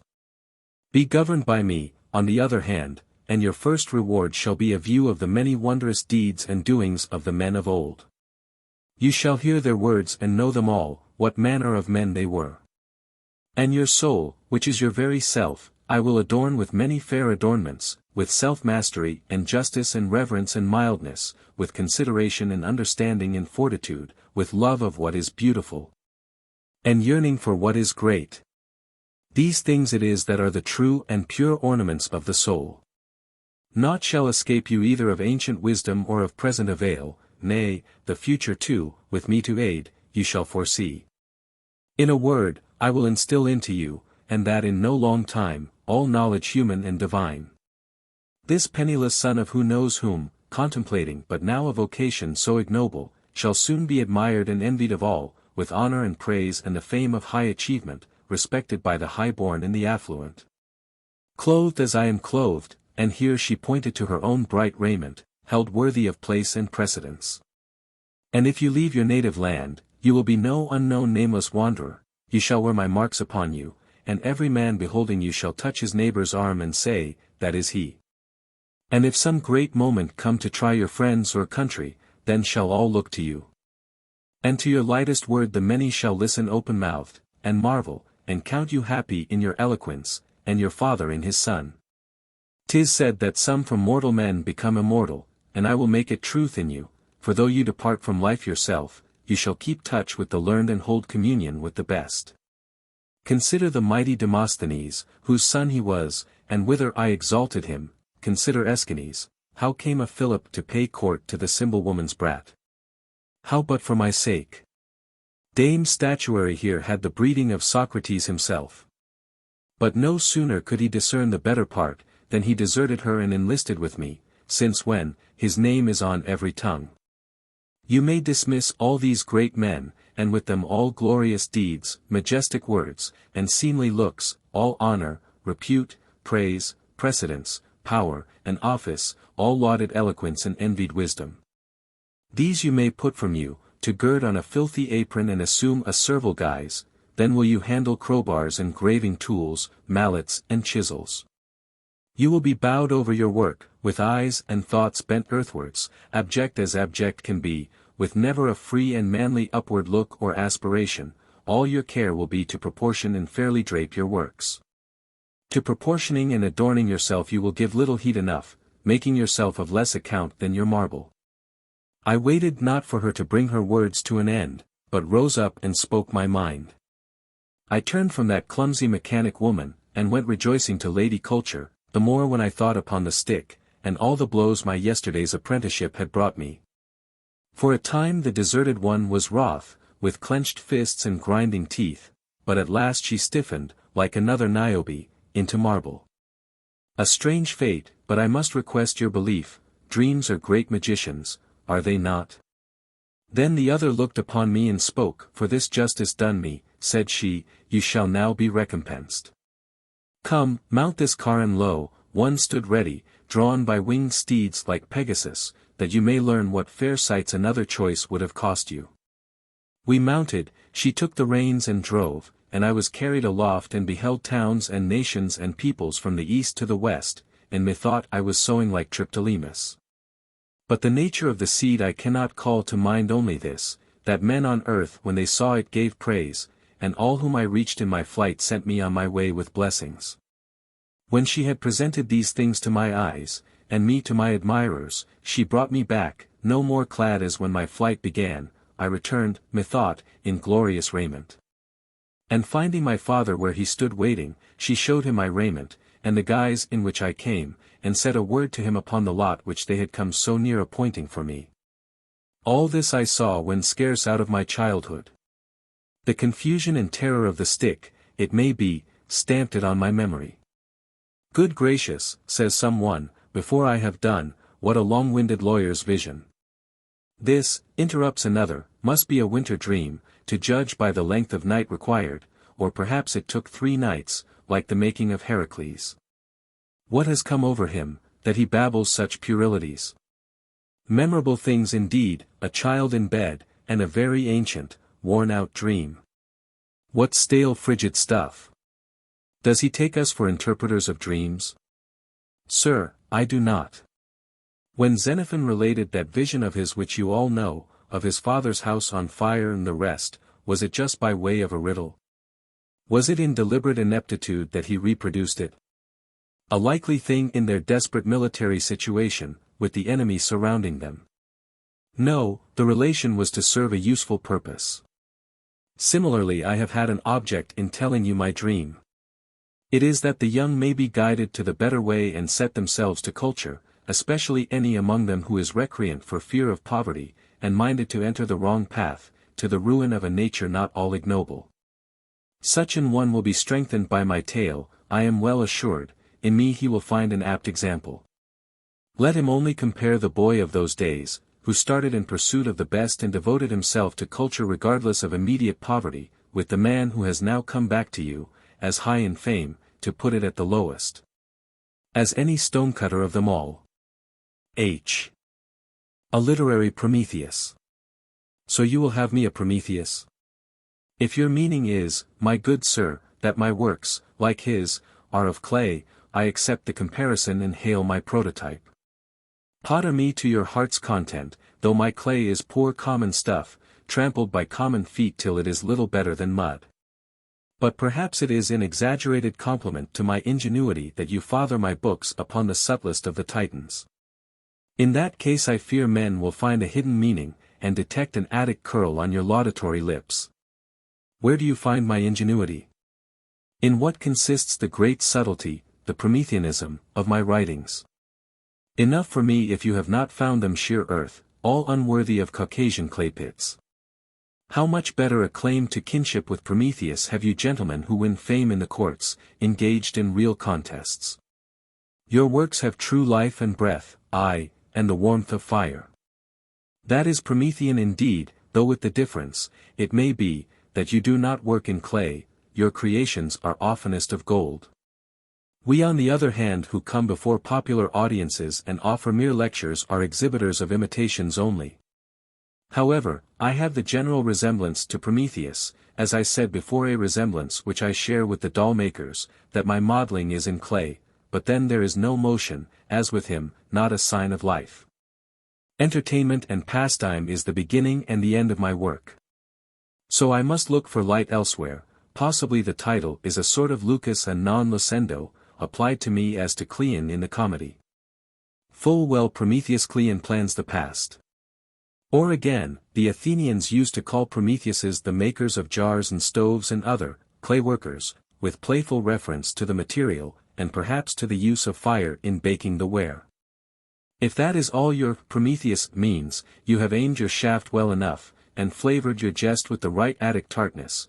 My productions are as brittle as their pottery, fling a stone, and you may smash them all to pieces. But here someone offers me a crumb of comfort. That was not the likeness he found between you and Prometheus. He meant to commend your innovating originality. At a time when human beings did not exist, Prometheus conceived and fashioned them. He molded and elaborated certain living things into agility and beauty. He was practically their creator, though Athene assisted by putting breath into the clay and bringing the models to life. So says my someone, giving your remark its politest possible turn. Perhaps he has hit the true meaning. Not that I can rest content, however, with the mere credit of innovation, and the absence of any original to which my work can be referred. If it is not good as well as original, I assure you I shall be ashamed of it, bring down my foot and crush it out of existence. Its novelty shall not avail, with me at least, to save its ugliness from annihilation. If I thought otherwise, I admit that a round dozen of vultures would be none too many for the liver of a dunce who could not see that ugliness was only aggravated by strangeness. Ptolemy, son of Lagus, imported two novelties into Egypt. One was a pure black Bactrian camel, the other a piebald man, half absolutely black and half unusually white, the two colors evenly distributed. He invited the Egyptians to the theater, and concluded a varied show with these two, expecting to bring down the house. The audience, however, was terrified by the camel and almost stampeded. Still, it was decked all over with gold, had purple housings and a richly jeweled bridle, the spoil of Darius or Cambyses' treasury, if not of Cyrus' own. As for the man, a few laughed at him, but most shrank as from a monster. Ptolemy realized that the show was a failure, and the Egyptians proof against mere novelty, preferring harmony and beauty. So he withdrew and ceased to prize them. The camel died forgotten, and the party-colored man became the reward of Thespis the flute player for a successful after-dinner performance. I am afraid my work is a camel in Egypt, and men's admiration limited to the bridle and purple housings. As to combinations, though the components may be of the most beautiful, as comedy and dialogue in the present case, that will not ensure a good effect, unless the mixture is harmonious and well proportioned. It is possible that the resultant of two beauties may be bizarre. The readiest instance to hand is the centaur, not a lovely creature, you will admit, but a savage, if the paintings of its drunken bouts and murders go for anything.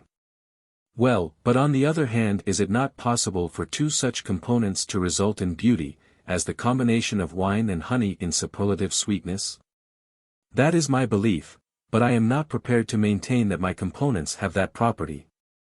I fear the mixture may only have obscured their separate beauties. For one thing, there was no great original connection or friendship between dialogue and comedy. The former was a stay-at-home, spending his time in solitude, or at most taking a stroll with a few intimates. Whereas comedy put herself in the hands of Dionysus, haunted the theater, frolicked in company, laughed and mocked and tripped it to the flute when she saw good. Nay, she would mount her anapests, as likely as not, and pelt the friends of dialogue with nicknames doctrinaires, airy metaphysicians, and the like. The thing she loved of all else was to chaff them and drench them in holiday impertinence, exhibit them treading on air and arguing with the clouds, or measuring the jump of a flea, as a type of their ethereal refinements. But dialogue continued his deep speculations upon nature and virtue, till, as the musicians say, the interval between them was 2 full octaves, from the highest to the lowest note. This ill-assorted pair it is that we have dared to unite and harmonize reluctant and ill-disposed for reconciliation. And here comes in the apprehension of yet another Promethean analogy, have I confounded male and female, and incurred the penalty? Or know when will resemblances end? Have I, rather, cheated my hearers by serving them up bones wrapped in fat, comic laughter in philosophic solemnity? As for stealing, for Prometheus is the thief's patron too, I defy you there. That is the one fault you cannot find with me. From whom should I have stolen? If any one has dealt before me in such forced unions and hybrids, I have never made his acquaintance. But after all, what am I to do? I have made my bed, and I must lie in it. Epimetheus may change his mind, but Prometheus, never. H. Nigrinus. Lucian to Nigrinus. Health. There is a proverb about carrying owls to Athens, an absurd undertaking, considering the excellent supply already on the spot. Had it been my intention, in presenting Nigrinus with a volume of my composition, to indulge him of all people with a display of literary skill, I should indeed have been an errant owl fancier in Athens. As however my object is merely to communicate to you my present sentiments, and the profound impression produced upon me by your eloquence, I may fairly plead not guilty, even to the charge of Thucydides, that men are bold from ignorance, where mature consideration would render them cautious. For I need not say that devotion to my subject is partly responsible for my present hardihood, it is not all the work of ignorance. Farewell. Nigrinus. A dialogue. Lucian. A friend. Fr. What a haughty and dignified Lucian returns to us from his journey. He will not vouchsafe us a glance, he stands aloof, and will hold no further communion with us. Altogether a supercilious Lucian. The change is sudden. Might one inquire the cause of this altered demeanor? Luke. 'Tis the work of fortune. Father of fortune. Luke. As an incidental result of my journey, you see in me a happy man, thrice blessed, as the tragedians have it. Father, dear me. What, in this short time? Luke. Even so. Father, but what does it all mean? What is the secret of your elation? I decline to rejoice with you in this abridged fashion, I must have details. Tell me all about it. Luke. What should you think, if I told you that I had exchanged servitude for freedom, poverty for true wealth, folly and presumption for good sense? Father, extraordinary. But I am not quite clear of your meaning yet. Luke. Why, I went off to Rome to see an oculist. My eyes had been getting worse. Father, yes, I know about that. I had been hoping that you would light on a good man. Luke. Well, I got up early one morning with the intention of paying a long-deferred visit to Nigrinus, the Platonic philosopher. On reaching his house, I knocked, and was duly announced and admitted to his presence. I found him with a book in his hand, surrounded by various statues of the ancient philosophers. Before him lay a tablet, with geometrical figures described on it, and a globe of reeds, designed apparently to represent the universe. He greeted me cordially, and asked after my welfare. I satisfied his inquiries, and demanded, in my turn, how he did, and whether he had decided on another trip to Greece. Once on that subject, he gave free expression to his sentiments. And, I assure you, 'twas a veritable feast of ambrosia to me. The spells of the sirens, if ever there were sirens, of the Pindaric charmers, of the Homeric lotus, are things to be forgotten, after his truly divine eloquence. Led on by his theme, he spoke the praises of philosophy, and of the freedom which philosophy confers. And expressed his contempt for the vulgar error which sets a value upon wealth and renown and dominion and power, upon gold and purple, and all that dazzles the eyes of the world and once attracted my own. I listened with rapt attention, and with a swelling heart. At the time, I knew not what had come over me, my feelings were indescribable. My dearest idols, riches and renown, lay shattered. One moment I was ready to shed bitter tears over the disillusionment, the next, I could have laughed for scorn of these very things, and was exulting in my escape from the murky atmosphere of my past life into the brightness of the upper air. The result was curious, I forgot all about my ophthalmic troubles, in the gradual improvement of my spiritual vision, for till that day I had grovelled in spiritual blindness. Little by little I came into the condition with which you were twitting me just now. Nigrinus's words have raised in me a joyous exaltation of spirit which precludes every meaner thought. Philosophy seems to have produced the same effect on me as wine is said to have produced on the Indians the first time they drank it. The mere taste of such potent liquor threw them into a state of absolute frenzy, the intoxicating power of the wine being doubled in men so warm-blooded by nature. This is my case. I go about like one possessed, I am drunk with the words of wisdom. Father, this is not drunkenness, but sobriety and temperance. But I should like to hear what Nigrinus actually said, if that may be. It is only right that you should take that trouble for me, I am your friend, and share your interests. Luke. Enough. You urge a willing steed. I was about to bespeak your attention. You must be my witness to the world, that there is reason in my madness. Indeed, apart from this, the work of recollection is a pleasure, and has become a constant practice with me. Twice, thrice in a day I repeat over his words, though there is none to hear. A lover, in the absence of his mistress, remembers some word, some act of hers, dwells on it, and beguiles hours of sickness with her feigned presence. Sometimes he thinks he is face to face with her, words, heard long since, come again from her lips, he rejoices, his soul cleaves to the memory of the past, and has no time for present vexations. It is so with me. Philosophy is far away, but I have heard a philosopher's words. I piece them together, and revolve them in my heart, and am comforted.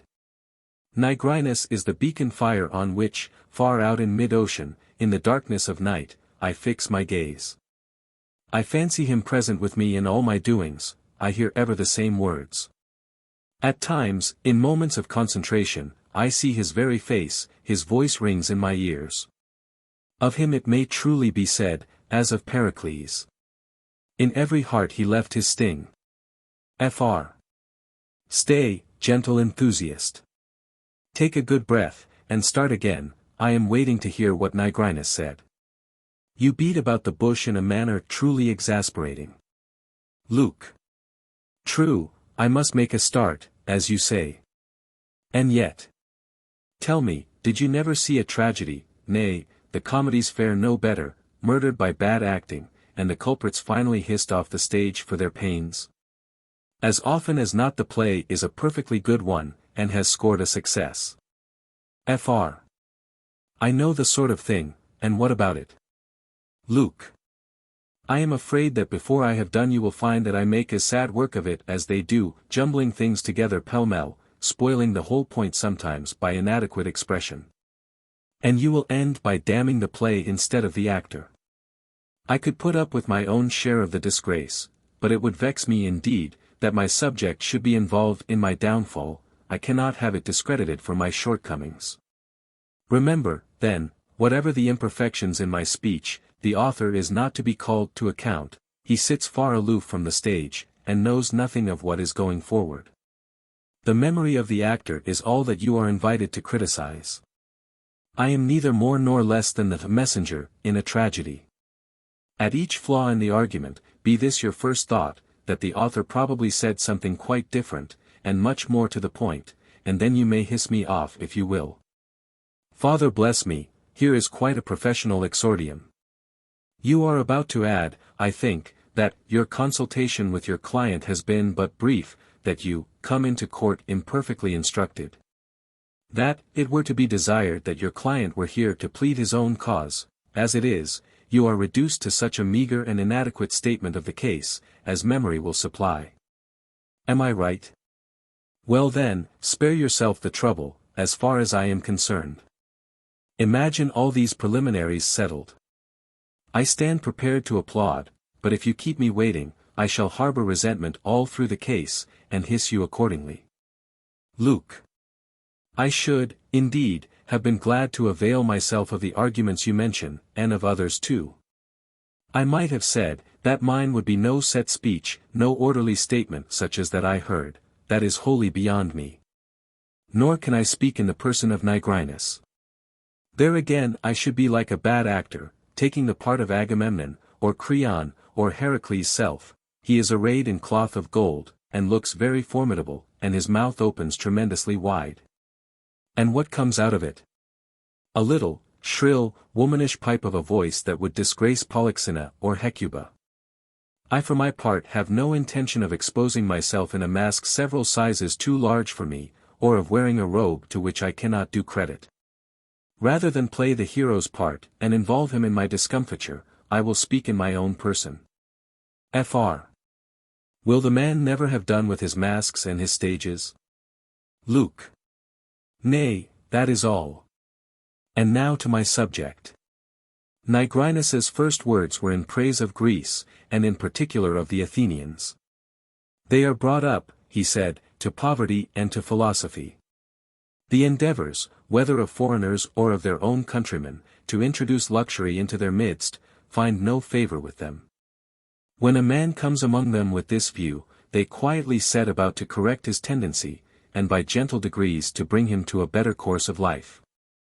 He mentioned the case of a wealthy man who arrived at Athens in all the vulgar pomp of retinue and gold and gorgeous raiment, expecting that every eye would be turned upon him in envy of his lot.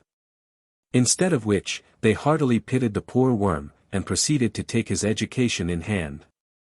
Not an ill-natured word, not an attempt at direct interference, it was a free city, he was at liberty to live in it as he thought fit.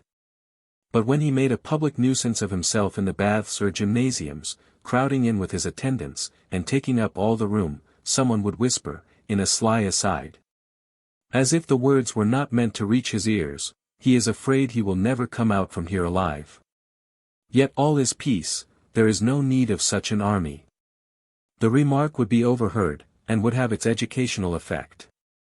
They soon eased him of his embroidery in purple, by playful allusions to flower and color. Spring is early. How did that peacock get here? His mother must have lent him that shawl, and so on. The same with the rest, his rings, his elaborate coiffure, and his table excesses. Little by little he came to his senses, and left Athens very much the better for the public education he had received. Nor do they scruple to confess their poverty. He mentioned a sentence which he heard pronounced unanimously by the assembled people at the Panathenaic festival. A citizen had been arrested and brought before the steward for making his appearance in colored clothes. The onlookers felt for him, and took his part. And when the herald declared that he had violated the law by attending the festival in that attire, they all exclaimed with one voice, as if they had been in consultation, that he must be pardoned for wearing those clothes, as he had no others. He further commended the Athenian liberty, and unpretentious style of living, the peace and learned leisure which they so abundantly enjoy. To dwell among such men, he declared, is to dwell with philosophy. A single-hearted man, who has been taught to despise wealth, may here preserve a pure morality. No life could be more in harmony with the determined pursuit of all that is truly beautiful. But the man over whom gold has cast its spell, who is in love with riches, and measures happiness by purple raiment and dominion, who, living his life among flatterers and slaves, knows not the sweets of freedom, the blessings of candor, the beauty of truth. He who has given up his soul to pleasure, and will serve no other mistress, whose heart is set on gluttony and wine and women, on whose tongue are deceit and hypocrisy. He again whose ears must be tickled with lascivious songs, and the voluptuous notes of flute and lyre, let all such, he cried, dwell here in Rome, the life will suit them. Our streets and marketplaces are filled with the things they love best. They may take in pleasure through every aperture, through eye and ear, nostril and palate, nor are the claims of Aphrodite forgotten. The turbid stream surges everlastingly through our streets. Avarice, perjury, adultery, all tastes are represented. Under that rush of waters, modesty, virtue, uprightness, are torn from the soul, and in their stead grows the tree of perpetual thirst, whose flowers are many strange desires. Such was Rome. Such were the blessings she taught men to enjoy.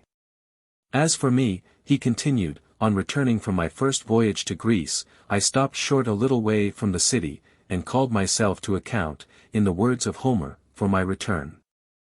Ah, wretch! And leav'st thou then the light of day, the joyous freedom of Greece, and wouldst behold the turmoil of Rome? Slander and insolence and gluttony, flatterers and false friends, legacy hunters and murderers. And what wilt thou do here? Thou canst not endure these things, neither canst thou escape them. Thus reasoning, I withdrew myself out of range, as Zeus did Hector. Far from the scene of slaughter, blood and strife. And resolved henceforth to keep my house. I lead the life you see, a spiritless, womanish life. Most men would account it holding converse with philosophy, with Plato, with truth. From my high seat in this vast theatre, I look down on the scene beneath me. A scene calculated to afford much entertainment, calculated also to try a man's resolution to the utmost. For, to give evil its due, believe me, there is no better school for virtue, no truer test of moral strength, than life in this same city of Rome. It is no easy thing, to withstand so many temptations, so many allurements and distractions of sight and sound. There is no help for it, like Odysseus, we must sail past them all.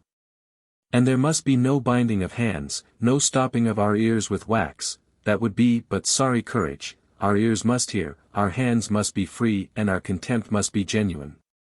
Well may that man conceive an admiration of philosophy, who is a spectator of so much folly. Well may he despise the gifts of fortune, who views this stage, and its multitudinous actors. The slave grows to be master, the rich man is poor, the pauper becomes a prince, a king, and one is his majesty's friend, and another is his enemy, and a third he banishes. And here is the strangest thing of all, the affairs of mankind are confessedly the playthings of fortune, they have no pretence to security, yet, with instances of this daily before their eyes, men will reach after wealth and power. Not one of them but carries his load of hopes unrealized. But I said that there was entertainment also to be derived from the scene, and I will maintain it. Our rich men are an entertainment in themselves, with their purple and their rings always in evidence, and their thousand vulgarities. The latest development is the salutation by proxy for. They favor us with a glance, and that must be happiness enough. By the more ambitious spirits, an obeisance is expected. This is not performed at a distance, after the Persian fashion you go right up, and make a profound bow, testifying with the angle of your body to the self-abasement of your soul. You then kiss his hand or breast, and happy and enviable is he who may do so much. And there stands the great man, protracting the illusion as long as may be. I heartily acquiesce, by the way, in the churlish sentence which excludes us from a nearer acquaintance with their lips. But if these men are amusing, their courtiers and flatterers are doubly so. They rise in the small hours of the night, to go their round of the city, to have doors slammed in their faces by slaves, to swallow as best they may the compliments of dog, toad-eater, and the like. And the guerdon of their painful circumambulations? A vulgarly magnificent dinner, the source of many woes. They eat too much, they drink more than they want, they talk more than they should. And then they go away, angry and disappointed, grumbling at their fare, and protesting against the scant courtesy shown them by their insolent patron. You may see them vomiting in every alley, squabbling at every brothel. The daylight most of them spend in bed, furnishing employment for the doctors. Most of them, I say, for with some it has come to this, that they actually have no time to be ill. My own opinion is that, of the two parties, the toadies are more to blame, and have only themselves to thank for their patron's insolence. What can they expect him to think, after their commendations of his wealth, their panegyrics on money, their early attendance at his doors, their servile salutations? If by common consent they would abstain, were it only for a few days, from this voluntary servitude, the tables must surely be turned, and the rich come to the doors of the paupers, imploring them not to leave such blessedness as theirs without a witness, their fine houses and elegant furniture lying idle for want of some one to use them. Not wealth, but the envy that waits on wealth, is the object of their desire. The truth is, gold and ivory in noble mansions are of little avail to their owner, if there is no one to admire them. If we would break the power of the rich, and bring down their pretensions, we must raise up within their borders a stronghold of indifference. As it is, their vanity is fostered by the court that is paid to them. In ordinary men, who have no pretence to education, this conduct, no doubt, is less to be blamed. But that men who call themselves philosophers should actually outdo the rest in degradation, this, indeed, is the climax. Imagine my feelings, when I see a brother philosopher, an old man, perhaps, mingling in the herd of sycophants, dancing attendance on some great man, adapting himself to the conversational level of a possible host. One thing, indeed, serves to distinguish him from his company, and to accentuate his disgrace: he wears the garb of philosophy. It is much to be regretted that actors of uniform excellence in other respects will not dress conformably to their part. For in the achievements of the table, what toad-eater besides can be compared with them? There is an artlessness in their manner of stuffing themselves, a frankness in their tippling, which defy competition. They sponge with more spirit than other men, and sit on with greater persistency. It is not an uncommon thing for the more courtly sages to oblige the company with a song. All this he treated as a jest.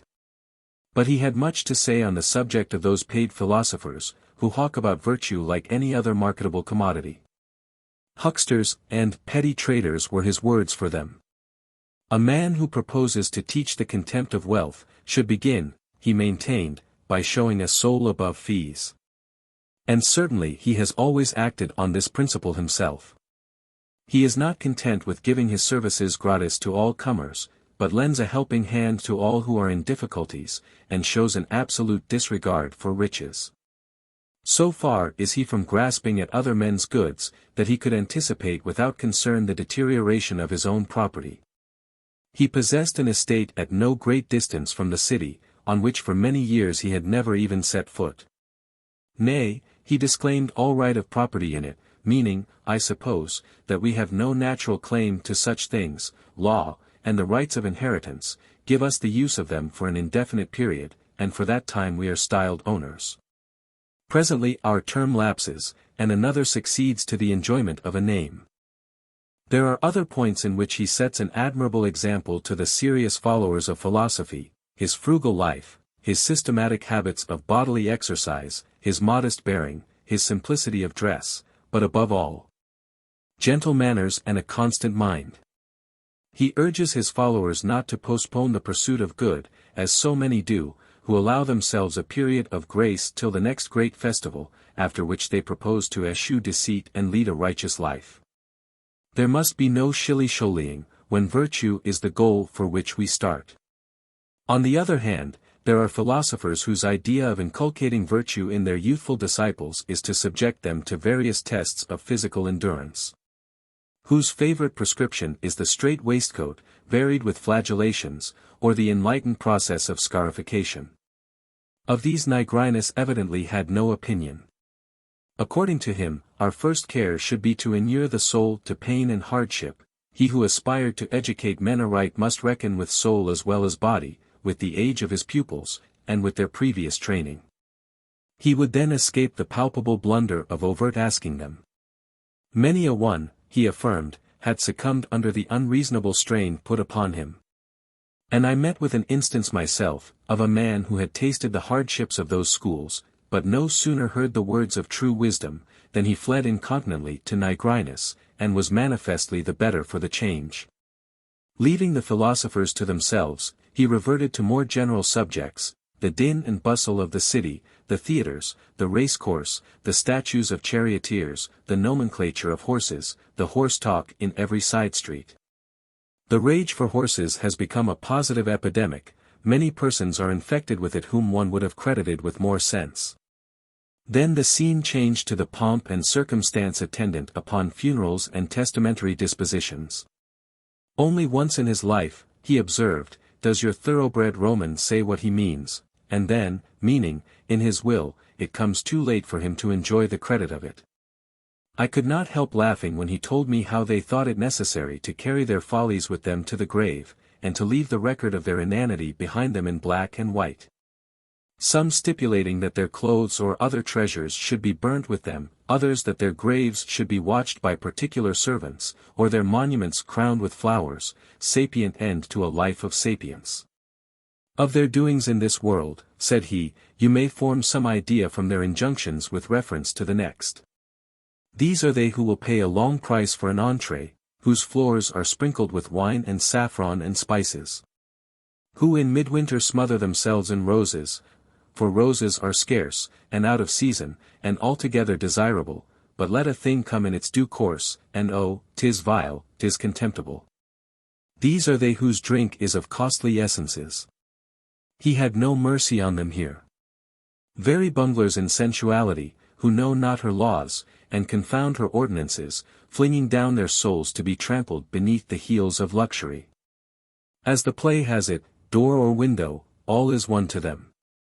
Such pleasures are rank solecism. One observation of his in the same spirit fairly caps the famous censure of Momus. Momus found fault with the divine artificer for not putting his bull's horns in front of the eyes. Similarly, Nigrinus complained that when these men crown themselves in their banquets, they put the garlands in the wrong place. If they are so fond of the smell of violets and roses, they should tie on their garlands as close as may be under their nostrils, they could then snuff up the smell to their heart's content. Proceeding to the gentlemen who make such a serious work of their dinner, he was exceedingly merry over their painful elaborations of sauce and seasoning. Here again, he cried, these men are sore put to it, to procure the most fleeting of enjoyments. Grant them 4 inches of palate apiece is the utmost we can allow any man, and I will prove to you that they have 4 inches of gratification for their trouble. Thus, there is no satisfaction to be got out of the costliest viands before consumption, and after it a full stomach is none the better for the price it has cost to fill it. Ergo, the money is paid for the pleasure snatched in transitu. But what are we to expect? These men are too grossly ignorant to discern those truer pleasures with which philosophy rewards our resolute endeavors. The baths proved a fertile topic, what with the insolence of the masters and the jostlings of their men, they will not stand without the support of a slave, it is much that they retain enough vitality to get away on their own legs at all. One practice which obtains in the streets and baths of Rome seemed to arouse his particular resentment. Slaves have to walk on ahead of their masters, and call out to them to look to their feet, whenever there is a hole or a lump in their way. It has come to this, that men must be reminded that they are walking. It is too much, he cried, these men can get through their dinner with the help of their own teeth and fingers. They can hear with their own ears, yet they must have other men's eyes to see for them. They are in possession of all their faculties, yet they are content to be spoken to in language which should only be addressed to poor maimed wretches. And this goes on in broad daylight, in our public places, and among the sufferers are men who are responsible for the welfare of cities. This he said, and much more to the same effect. At length he was silent. All the time I had listened in awestruck attention, dreading the moment when he should cease. And when it was all over, my condition was like that of the Phaeacians. For a long time I gazed upon him, spellbound. Then I was seized with a violent attack of giddiness, I was bathed in perspiration, and when I attempted to speak, I broke down, my voice failed, my tongue stammered, and at last I was reduced to tears. Mine was no surface wound from a random shaft. The words had sunk deep into a vital part, had come with true aim, and cleft my soul asunder. For, if I may venture to philosophize on my own account, I conceive the case thus: a well-conditioned human soul is like a target of some soft material. As life goes on, many archers take aim thereat, and every man's quiver is full of subtle and varied arguments, but not every man shoots aright. Some draw the bow too tight, and let fly with undue violence. These hit the true direction, but their shafts do not lodge in the mark, their impetus carries them right through the soul, and they pass on their way, leaving only a gaping wound behind them. Others make the contrary mistake, their bows are too slack, and their shafts never reach their destination, as often as not their force is spent at half distance, and they drop to earth. Or if they reach the mark, they do but graze its surface. There can be no deep wound, where the archer lacks strength. But a good marksman, a Nigrinus, begins with a careful examination of the mark, in case it should be particularly soft or again too hard. For there are marks which will take no impression from an arrow. Satisfied on this point, he dips his shaft, not in the poisons of Scythia or Crete, but in a certain ointment of his own, which is sweet in flavor and gentle in operation. Then, without more ado, he lets fly. The shaft speeds with well-judged swiftness, cleaves the mark right through, and remains lodged in it, and the drug works its way through every part. Thus it is that men hear his words with mingled joy and grief. And this was my own case, while the drug was gently diffusing itself through my soul. Hence I was moved to apostrophize him in the words of Homer. So aim, and thou shalt bring, to some, salvation. For as it is not every man that is maddened by the sound of the Phrygian flute, but only those who are inspired of Cybele, and by those strains are recalled to their frenzy. So too not every man who hears the words of the philosophers will go away possessed, and stricken at heart, but only those in whose nature is something akin to philosophy. Father, these are fearful and wonderful words, nay, they are divine. All that you said of ambrosia and lotus is true. I little knew how sumptuous had been your feast. I have listened to you with strange emotion, and now that you have ceased, I feel oppressed, nay, in your own language, sore-stricken. This need not surprise you. A person who has been bitten by a mad dog not only goes mad himself, you know, but communicates his madness to anyone whom he bites whilst he is in that state. So that the infection may be carried on by this means through a long succession of persons. Luke. Ah, then you confess to a tenderness? Father, I do, and beg that you will think upon some medicine for both our wounded breasts. Luke. We must take a hint from Telephus. Father, what is that? Luke. We want a hair of the dog that bit us. F. Trial in the Court of Vowels. Archon, Aristarchus of Phalerum. 7th Pioneption. Court of the Seven Vowels. Action for assault with robbery. Sigma versus Tau. Plaintiff's case that the words in Tau are wrongfully withheld from him. Vowels of the jury. For some time this Mr. Tau's trespasses and encroachments on my property were of minor importance. I made no claim for damages, and affected unconsciousness of what I heard. My conciliatory temper both you and the other letters have reason to know. His covetousness and folly, however, have now so puffed him up, that he is no longer content with my habitual concessions, but insists on more. I accordingly find myself compelled to get the matter settled by you who know both sides of it. The fact is, I am in bodily fear, owing to the crushing to which I am subjected. This ever-growing aggression will end by ousting me completely from my own. I shall be almost dumb, lose my rank as a letter, and be degraded to a mere noise. Justice requires then that not merely you, the jury in this case, but the other letters also, should be on your guard against such attempts. If any one who chooses is to be licensed to leave his own place and usurp that of others, with no objection on your part, whose concurrence is an indispensable condition of all writing. I fail to see how combinations are to have their ancient constitutional rights secured to them.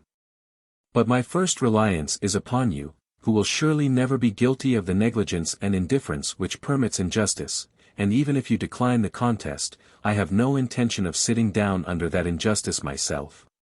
It is much to be regretted that the assaults of other letters were not repelled when they first began their lawless practices. Then we should not be watching the still pending dispute between lambda and rho for possession of kappa iota phi alpha lambda gamma alpha, or kappa epsilon phi alpha rho gamma alpha, kappa sigma eta lambda iota, or kappa sigma eta rho iota. Gamma would not have had to defend its rights over gamma nu phi alpha lambda alpha. Constantly almost at blows with kappa in the debatable land. And per contra it would itself have dropped its campaign against lambda, if indeed it is more dignified than petty larceny, for converting mu lambda iota to mu gamma iota. In fact, lawless confusion generally would have been nipped in the bud. And it is well to abide by the established order. Such trespasses betray a revolutionary spirit. Now our first legislators, Cadmus the islander, Polymedes, son of Nauplius, or Simonides, whom some authorities credit with the measure, were not satisfied with determining merely our order of precedence in the alphabet. They also had an eye to our individual qualities and faculties. You, vowels of the jury, constitute the first estate, because you can be uttered independently, the semi-vowels, requiring support before they can be distinctly heard, are the second. And the lowest estate they declared to consist of those 9 which cannot be sounded at all by themselves. The vowels are accordingly the natural guardians of our laws. But this tau I would give him a worse designation, but that is a manifest impossibility. For without the assistance of 2 good presentable members of your estate, alpha and upsilon, he would be a mere nonentity. He it is that has dared to outdo all injuries that I have ever known, expelling me from the nouns and verbs of my inheritance, and hunting me out of my conjunctions and prepositions, till his rapacity has become quite unbearable. I am now to trace proceedings from the beginning. I was once staying at Sibylus, a pleasant little town, said to be an Athenian colony. My traveling companion was the excellent Ro, best of neighbors. My host was a writer of comedies, called Lysimachus. He seems to have been a Boeotian by descent, though he represented himself as coming from the interior of Attica. It was while with him that I first detected Tau's depredations. For some earlier occasional attempts, as when he took to tau epsilon tau tau alpha rho kappa omicron nu tau alpha for tau epsilon sigma sigma alpha rho kappa omicron nu tau alpha, tau mu epsilon rho omicron nu for sigma mu epsilon rho omicron nu, with little pilferings of that sort, I had explained as a trick and peculiarity of pronunciation. I had tolerated the sound without letting it annoy me seriously. But impunity emboldened him. Kappa alpha sigma sigma tau epsilon rho omicron became kappa alpha tau tau tau epsilon rho omicron, kappa sigma sigma upsilon mu alpha and pi sigma sigma alpha shared its fate, and then he cast off all shame and assaulted beta alpha sigma lambda iota sigma sigma alpha. I found myself losing the society in which I had been born and bred. 5. At such a time equanimity is out of place. I am tortured with apprehension. How long will it be before sigma kappa alpha is tau kappa alpha? Bear with me, I beseech you. I despair and have none to help me. Do I not well to be angry? It is no petty everyday peril, this threatened separation from my long-tried familiars. My kappa sigma sigma alpha, my talking bird that nestled in my breast, he has torn away and named anew. My phi sigma sigma alpha, my new sigma sigma alpha iota, my kappa sigma sigma upsilon phi omicron iota all gone, and I had Aristarchus's own word that they were mine. Half my mu lambda iota sigma sigma alpha iota he has lured to strange hives. Attica itself he has invaded, and wrongfully annexed its Hymettus, as he calls it. And you and the rest looked on at the seizure. But why dwell on such trifles? I am driven from all Thessaly, forsooth, theta lambda alpha sigma alpha is now mere clausum to me. He will not leave me a poor garden herb like sigma epsilon tau lambda iota omicron nu.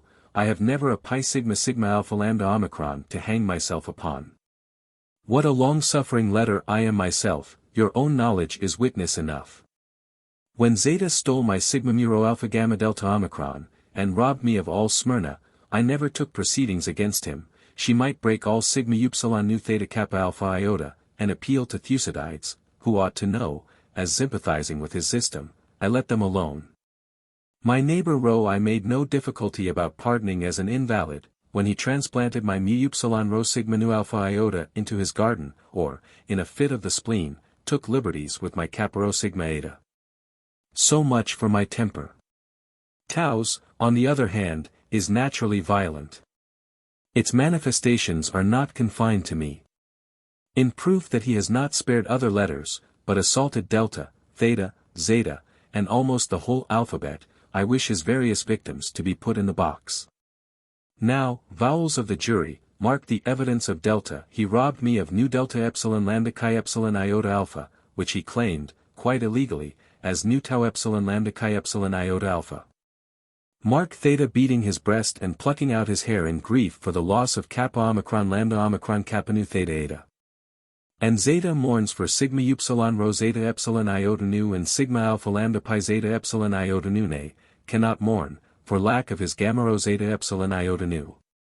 What tolerance is possible, what penalty adequate, for this criminal letter's iniquities? But his wrongs are not even limited to us, his own species. He has now extended his operations to mankind, as I shall show. He does not permit their tongues to work straight. But that mention of mankind calls me back for a moment. reminding me how he turns gamma lambda sigma sigma alpha into gamma lambda tau tau alpha, half robbing me of the tongue itself. You are a disease of the tongue in every sense, tau. But I return from that digression, to plead the cause of mankind and its wrongs. The prisoner's designs include the constraint, racking, and mutilation of their utterance. A man sees a beautiful thing, and wishes to describe it as kappa alpha lambda nu, but in comes tau, and forces the man to say tau alpha lambda nu. He must have precedence everywhere, of course. Another man has something to say about a vine, and lo, before it is out, it is metamorphosed by this miserable creature into misery. He has changed kappa lambda mu alpha to tau lambda mu alpha, with a suggestive hint of tau lambda mu omega nu. And, not content with middle-class victims, he aims at the Persian king himself, the one for whom land and sea are said to have made way and changed their nature. Cyrus comes out at his bidding as Tyrus. Such are his verbal offences against man. His offences indeed remain. Men weep, and bewail their lot, and curse Cadmus with many curses for introducing tau into the family of letters. They say it was his body that tyrants took for a model, his shape that they imitated, when they set up the erections on which men are crucified. Sigma tau alpha upsilon rho the vile engine is called, and it derives its vile name from him. Now, with all these crimes upon him, does he not deserve death, nay, many deaths? For my part one know none bad enough but that supplied by his own shape, that shape which he gave to the gibbet named sigma tau alpha upsilon rho after him by men. H. Timon the Misanthrope. Timon. Zeus. Hermes. Plutus. Poverty. Naphanides. Philiades. Demes. Thracycles. Blepsias. Tim. O Zeus, thou arbiter of friendship, protector of the guest, preserver of fellowship, lord of the hearth, launcher of the lightning, avenger of oaths, compeller of clouds, utterer of thunder, and pray add any other epithets. Those cracked poets have plenty ready, especially when they are in difficulties with their scansion. Then it is that a string of your names saves the situation and fills up the metrical gaps. O Zeus, where is now your resplendent lightning, where your deep-toned thunder, where the glowing, white-hot, direful bolt? We know now 'tis all fudge and poetic moonshine, barring what value may attach to the rattle of the names. That renowned projectile of yours, which ranged so far and was so ready to your hand, has gone dead and cold, it seems. Never a spark left in it to scorch iniquity. If men are meditating perjury, a smouldering lampwick is as likely to frighten them off it as the omnipotent's leavenbolt. The brand you hold over them is one from which they see neither flame nor smoke can come. A little soot grime is the worst that need be apprehended from a touch of it. No wonder if Salmoneus challenged you to a thundering match. He was reasonable enough when he backed his artificial heat against so cool-tempered a Zeus. Of course he was. There are you in your opiate trance, never hearing the perjurers nor casting a glance at criminals, your glazed eyes dull to all that happens, and your ears as deaf as a dotard's. When you were young and keen, and your temper had some life in it, you used to bestir yourself against crime and violence. There were no armistices in those days. The thunderbolt was always hard at it, the aegis quivering, the thunder rattling, the lightning engaged in a perpetual skirmish. Earth was shaken like a sieve, buried in snow, bombarded with hail. It rained cats and dogs, if you will pardon my familiarity, and every shower was a waterspout. Why, in Deucalion's time, hey presto, everything was swamped, mankind went under, and just one little ark was saved, stranding on the top of Lycorius and preserving a remnant of human seed for the generation of greater wickedness. Mankind pays you the natural wages of your laziness. If any one offers you a victim or a garland nowadays, it is only at Olympia as a perfunctory accompaniment of the games. He does it not because he thinks it is any good, but because he may as well keep up an old custom. It will not be long, most glorious of deities, before they serve you as you serve Cronus, and depose you. I will not rehearse all the robberies of your temple, those are trifles, but they have laid hands on your person at Olympia, my lord high thunderer, and you had not the energy to wake the dogs or call in the neighbors. Surely they might have come to the rescue and caught the fellows before they had finished packing up the swag. But there sat the bold giant slayer and Titan conqueror letting them cut his hair, with a 15-foot thunderbolt in his hand all the time. My good sir, when is this careless indifference to cease? How long before you will punish such wickedness? Phaethon falls and Deucalion deluges, a good many of them will be required to suppress this swelling human insolence. To leave generalities and illustrate from my own case, I have raised any number of Athenians to high position, I have turned poor men into rich, I have assisted every one that was in want, nay, flung my wealth broadcast in the service of my friends, and now that profusion has brought me to beggary, they do not so much as know me. I cannot get a glance from the men who once cringed and worshipped and hung upon my nod. If I meet one of them in the street, he passes me by as he might pass the tombstone of one long dead. It has fallen face upwards, loosened by time, but he wastes no moment deciphering it.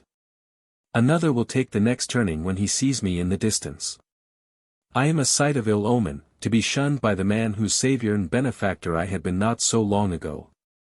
Thus in disgrace with fortune, I have betaken me to this corner of the earth, where I wear the smock frock and dig for 6 pence a day, with solitude and my spade to assist meditation. So much gain I reckon upon here to be exempt from contemplating unmerited prosperity, no sight that so offends the eye as that. And now, son of Cronus and Rhea, may I ask you to shake off that deep sound sleep of yours? Why, Epimenides was a mere nap to it, put the bellows to your thunderbolt or warm it up in Etna, get it into a good blaze, and give a display of spirit. Like a manly vigorous Zeus? Or are we to believe the Cretans, who show your grave among their sights? Zeus. Hermes, who is that calling out from Attica? There, on the lower slopes of Hymettus, a grimy squalid fellow in a smock frock, he is bending over a spade or something, but he has a tongue in his head, and is not afraid to use it. He must be a philosopher, to judge from his fluent blasphemy. What, father? Have you forgotten Timon son of Echecratides, of Caucasus? Many is the time he has feasted us on unexceptionable victims, the rich parvenu of the whole hecatombs, you know, who used to do us so well at the Diasia. Zeus. Dear, dear, quantum mutatis. Is this the admired, the rich, the popular? What has brought him to this pass? There he is in filth and misery, digging for hire, laboring at that ponderous spade. Why, if you like to put it so, it was kindness and generosity and universal compassion that ruined him, but it would be nearer the truth to call him a fool and a simpleton and a blunderer. He did not realize that his protégés were carrion crows and wolves, vultures were feeding on his unfortunate liver, and he took them for friends and good comrades, showing a fine appetite just to please him. So they gnawed his bones perfectly clean, sucked out with great precision any marrow there might be in them, and went off, leaving him as dry as a tree whose roots have been severed. And now they do not know him or vouchsafe him a nod, no such fools, nor ever think of showing him charity or repaying his gifts. That is how the spade and smock frock are accounted for. He is ashamed to show his face in town. So he hires himself out to dig, and broods over his wrongs the rich men he has made passing him contemptuously by, apparently quite unaware that his name is Timon. Zeus. This is a case we must take up and see to. No wonder he is down on his luck. We should be putting ourselves on the level of his despicable sycophants, if we forgot all the fat ox and goat thighs he has burnt on our altars, the savour of them is yet in my nostrils. But I have been so busy, there is such a din of perjury, assault, and burglary, I am so frightened of the temple robbers they swarm now, you cannot keep them out, nor take a nap with any safety. And, with one thing and another, it is an age since I had a look at Attica. I have hardly been there since philosophy and argument came into fashion, indeed, with their shouting matches going on, prayers are quite inaudible. One must sit with one's ears plugged, if one does not want the drums of them cracked, such long vociferous rigmaroles about incorporeal things, or something they call virtue. That is how we came to neglect this man who really deserved better. However, go to him now without wasting any more time, Hermes, and take Plutus with you. Thesaurus is to accompany Plutus, and they are both to stay with Timon, and not leave him so lightly this time, even though the generous fellow does his best to find other hosts for them. As to those parasites, and the ingratitude they showed him, I will attend to them before long, they shall have their deserts as soon as I have got the thunderbolt in order again. Its two best spikes are broken and blunted. My zeal outran my discretion the other day when I took that shot at Anaxagoras the sophist, the gods non-existent, indeed. That was what he was telling his disciples. However, I missed him. Pericles had held up his hand to shield him, and the bolt glanced off on to the Anaceum, set it on fire, and was itself nearly pulverized on the rock. But meanwhile it will be quite sufficient punishment for them to see Timon rolling in money. Nothing like lifting up your voice, making yourself a nuisance, and showing a bold front. It is equally effective whether you are pleading with juries or deities. Here is Timon developing from pauper to millionaire, just because his prayer was loud and free enough to startle Zeus. If he had dug quietly with his face to his work, he might have dug to all eternity, for any notice he would have got. P.L. Well, Zeus, I am not going to him. Zeus. Your reason, good Plutus, have I not told you to go? P.L. Good God. Why, he insulted me, threw me about, dismembered me, his old family friend, and practically pitchforked me out of the house. He could not have been in a greater hurry to be rid of me if I had been a live coal in his hand. What, go there again, to be transferred to toadies and flatterers and harlots? No, no, Zeus, send me to people who will appreciate the gift, take care of me, value and cherish me. Let these gulls consort with the poverty which they prefer to me. She will find them a smock frock and a spade, and they can be thankful for a miserable pittance of 6 pence a day, these reckless squanderers of £1,000 presents. Zeus. Ah, Timon will not treat you that way again. If his loins are not of cast iron, his spadework will have taught him a thing or two about your superiority to poverty. You are so particular, you know. Now, you are finding fault with Timon for opening the door to you and letting you wander at your own sweet will, instead of keeping you in jealous seclusion. Yesterday it was another story. You were imprisoned by rich men under bolts and locks and seals, and never allowed a glimpse of sunlight. That was the burden of your complaint. You were stifled in deep darkness. We saw you pale and careworn, your fingers hooked with coin counting, and heard how you would like to run away, if only you could get the chance. It was monstrous, then, that you should be kept in a bronze or iron chamber, like a Danae condemned to virginity, and brought up by those stern and scrupulous tutors, interest, debit and credit. They were perfectly ridiculous, you know, loving you to distraction, but not daring to enjoy you when they might. You were in their power, yet they could not give the reins to their passion. They kept awake watching you with their eyes glued to bolt and seal. The enjoyment that satisfied them was not to enjoy you themselves, but to prevent others enjoying you, true dogs in the manger. Yes, and then how absurd it was that they should scrape and hoard, and end by being jealous of their own selves. Ah, if they could but see that rascally slave steward trainer sneaking in bent on carouse. Little enough he troubles his head about the luckless unamiable owner at his nightly accounts by a dim little half-fed lamp. How, pray, do you reconcile your old strictures of this sort with your contrary denunciation of Timon? P.L. Oh, if you consider the thing candidly, you will find both attitudes reasonable. It is clear enough that Timon's utter negligence comes from slackness, and not from any consideration for me. As for the other sort, who keep me shut up in the obscurity of strong boxes, intent on making me heavy and fat and unwieldy, never touching me themselves, and never letting me see the light, lest some one else should catch sight of me. I always thought of them as fools and tyrants. What harm had I done that they should let me rot in close confinement? And did not they know that in a little while they would pass away and have to resign me to some other lucky man? No, give me neither these nor the off-hand gentry. My beau ideal is the man who steers a middle course, as far from complete abstention as from utter profusion. Consider, Zeus, by your own great name. Suppose a man were to take a fair young wife, and then absolutely decline all jealous precautions, to the point of letting her wander where she would by day or night, keeping company with any one who had a mind to her, or put it a little stronger. And let him be procurer, janitor, pander, and advertiser of her charms in his own person. Well, what sort of love is his? Come, Zeus, you have a good deal of experience, you know what love is.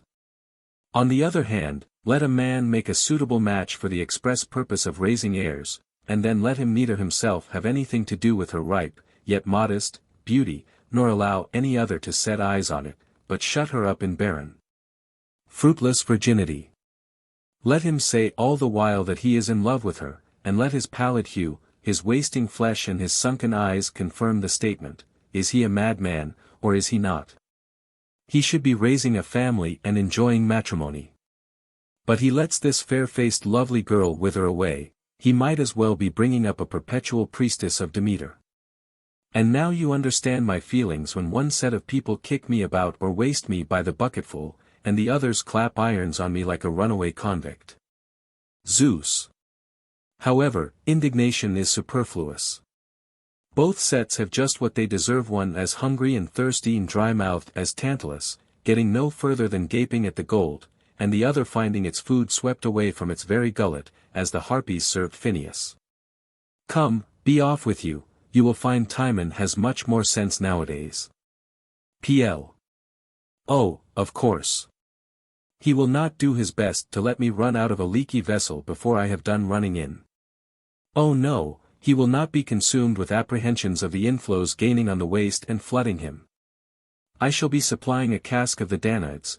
No matter how fast I pour in, the thing will not hold water. Every gallon will be out almost before it is in, the bore of the waste pipe is so large, and never a plug. Zeus. Well, if he does not stop the hole, if the leak is more than temporary, you will run out in no time, and he can find his smock-frock and spade again in the dregs of the cask. Now go along, both of you, and make the man rich. And, Hermes, on your way back, remember to bring the Cyclopes with you from Etna. My thunderbolt wants the grindstone, and I have work for it as soon as it is sharp. Come along, Plutus. Hullo. Limping? My good man, I did not know you were lame as well as blind. P.L. No, it is intermittent. As sure as Zeus sends me to any one, a sort of lethargy comes over me, my legs are like lead, and I can hardly get to my journey's end. My destined host is sometimes an old man before I reach him. As a parting guest, on the other hand, you may see me wing my way swifter than any dream. Are you ready? And almost before go has sounded, up goes my name as winner. I have flashed round the course absolutely unseen sometimes. You are not quite keeping to the truth. I could name you plenty of people who yesterday had not the price of a halter to hang themselves with, and today have developed into lavish men of fortune. They drive their pair of high-steppers, whereas a donkey would have been beyond their means before. They go about in purple raiment with jeweled fingers, hardly convinced yet that their wealth is not all a dream. P.L. Ah, those are special cases, Hermes. I do not go on my own feet on those occasions, and it is not Zeus who sends me, but Pluto, who has his own ways of conferring wealth and making presents. Pluto and Plutus are not unconnected, you see. When I am to flit from one house to another, they lay me on parchment, seal me up carefully, make a parcel of me and take me round. The dead man lies in some dark corner, shrouded from the knees upward in an old sheet, with the cats fighting for possession of him, while those who have expectations wait for me in the public place, gaping as wide as young swallows that scream for their mother's return. Then the seal is taken off, the string cut, the parchment opened, and my new owner's name made known. It is a relation, or a parasite, or perhaps a domestic minion, whose value lay in his vices and his smooth cheeks. He has continued to supply his master with all sorts of unnatural pleasures beyond the years which might excuse such service, and now the fine fellow is richly rewarded. But whoever it is, he snatches me up, parchment included, and is off with me in a flash. He used to be called Pyrrhias or Dramo or Tibius, but now he is Megacles, Megabyzus, or Protarchus. Off he goes, leaving the disappointed ones staring at each other in very genuine mourning over the fine fish which has jumped out of the landing net after swallowing their good bait. The fellow who has pounced on me has neither taste nor feeling. The sight of fetters still gives him a start, crack a whip in his neighborhood, and his ears tingle. The treadmill is an abode of awe to him. He is now insufferable insults his new equals, and whips his old fellows to see what that side of the transaction feels like. He ends by finding a mistress, or taking to the turf, or being cajoled by parasites. These have only to swear he is handsomer than Nereus, nobler than Cecrops or Codrus, wiser than Odysseus, richer than a dozen Croesuses rolled into one. And so the poor wretch disperses in a moment what cost so many perjuries, robberies, and swindles to amass. A very fair picture. But when you go on your own feet, how can a blind man like you find the way? Zeus sends you to people who he thinks deserve riches, but how do you distinguish them? PL. Do you suppose I do find them? Not much.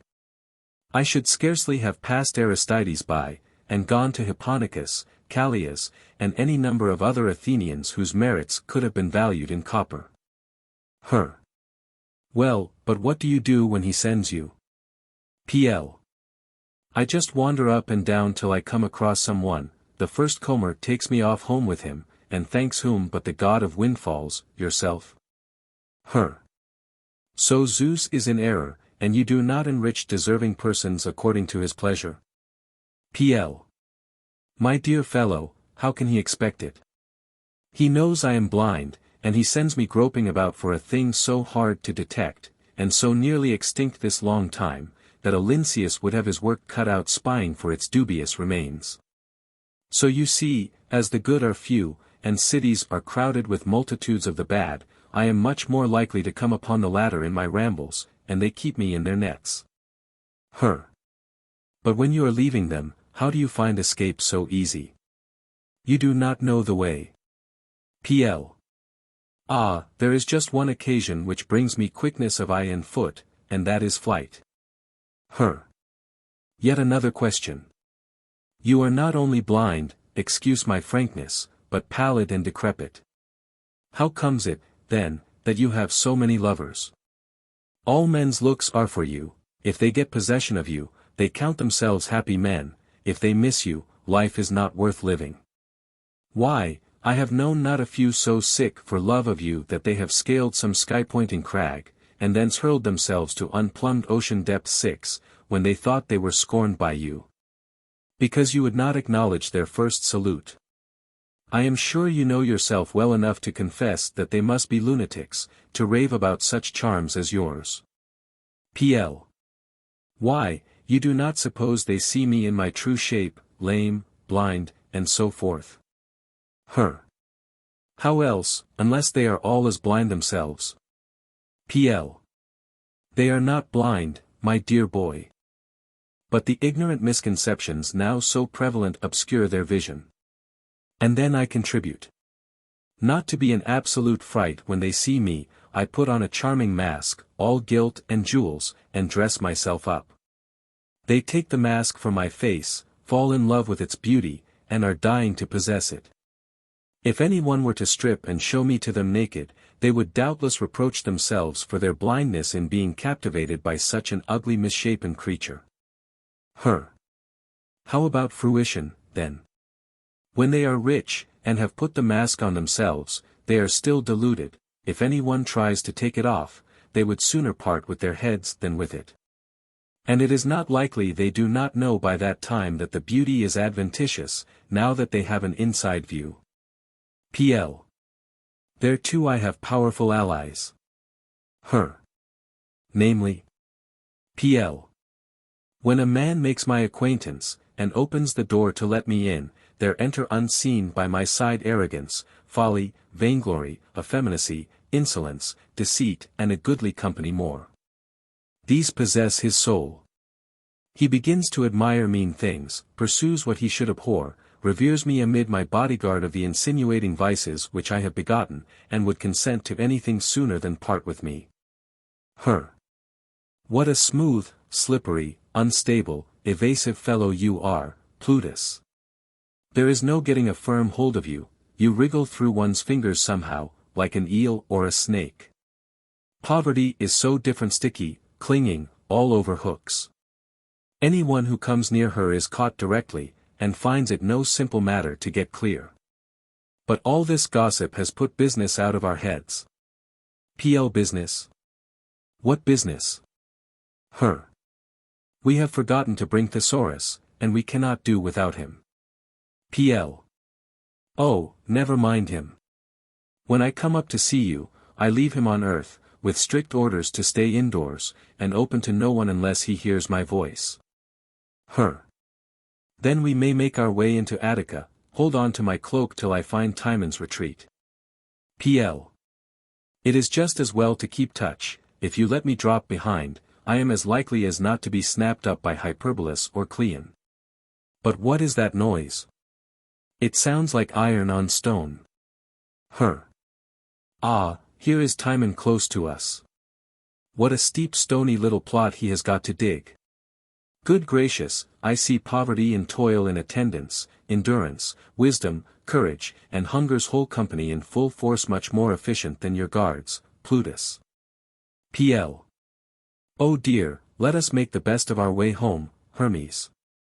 We shall never produce any impression on a man surrounded by such troops. Her. Zeus thought otherwise, so no cowardice. Slayer of Argus, whither away, you two hand in hand? Her. Zeus has sent us to Timon here. Now. What has Plutus to do with Timon now? I found him suffering under luxury's treatment, put him in the charge of wisdom and toil, whom you see here, and made a good worthy man of him.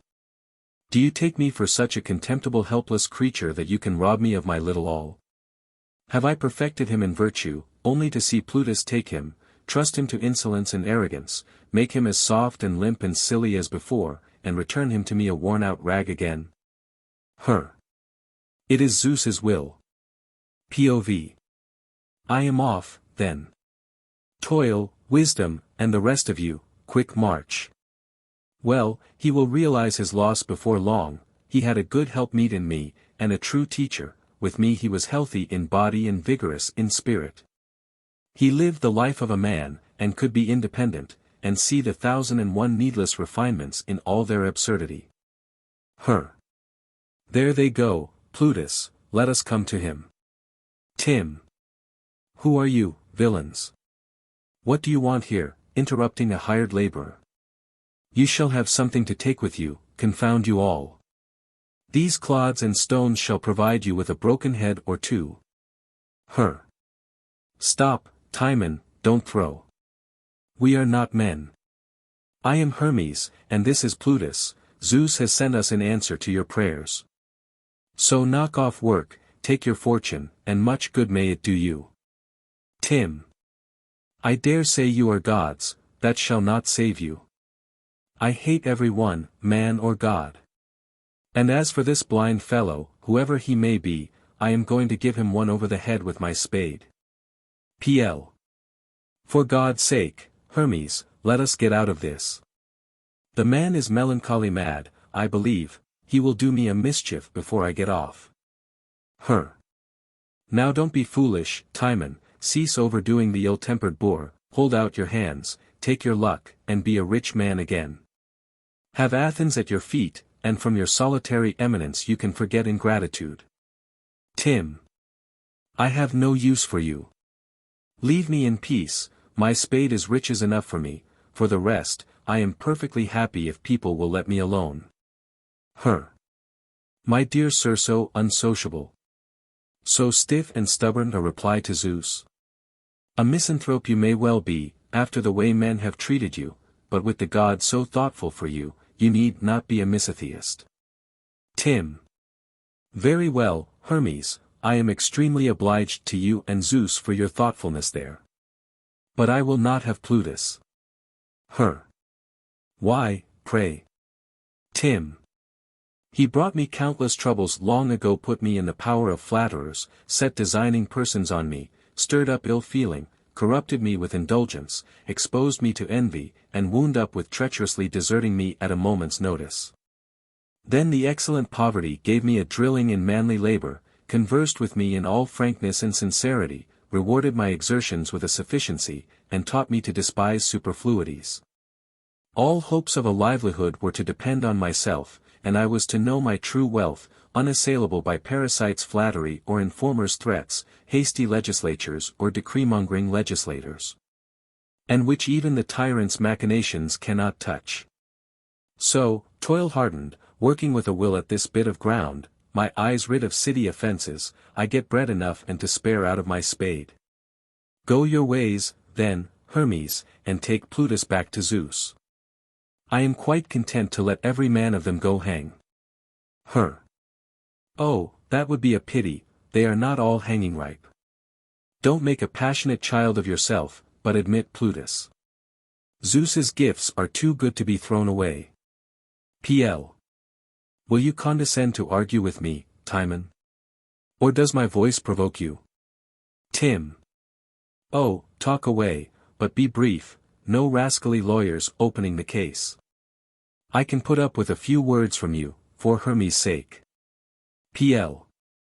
A speech of some length might seem to be needed, considering the number of your charges, however, just examine your imputations of injustice.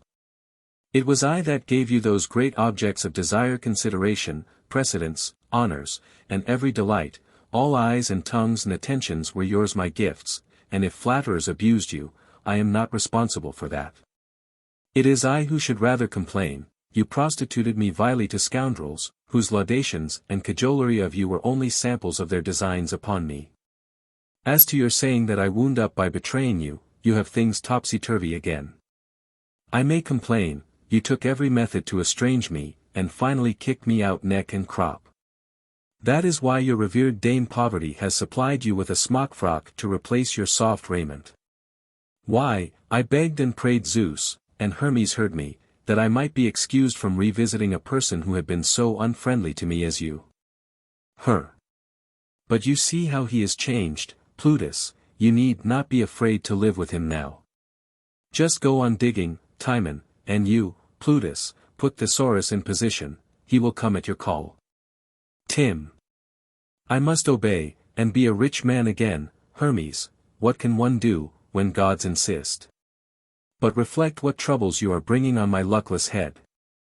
I have had a blissful life of late, and now for no fault of my own I am to have my hands full of gold and care again.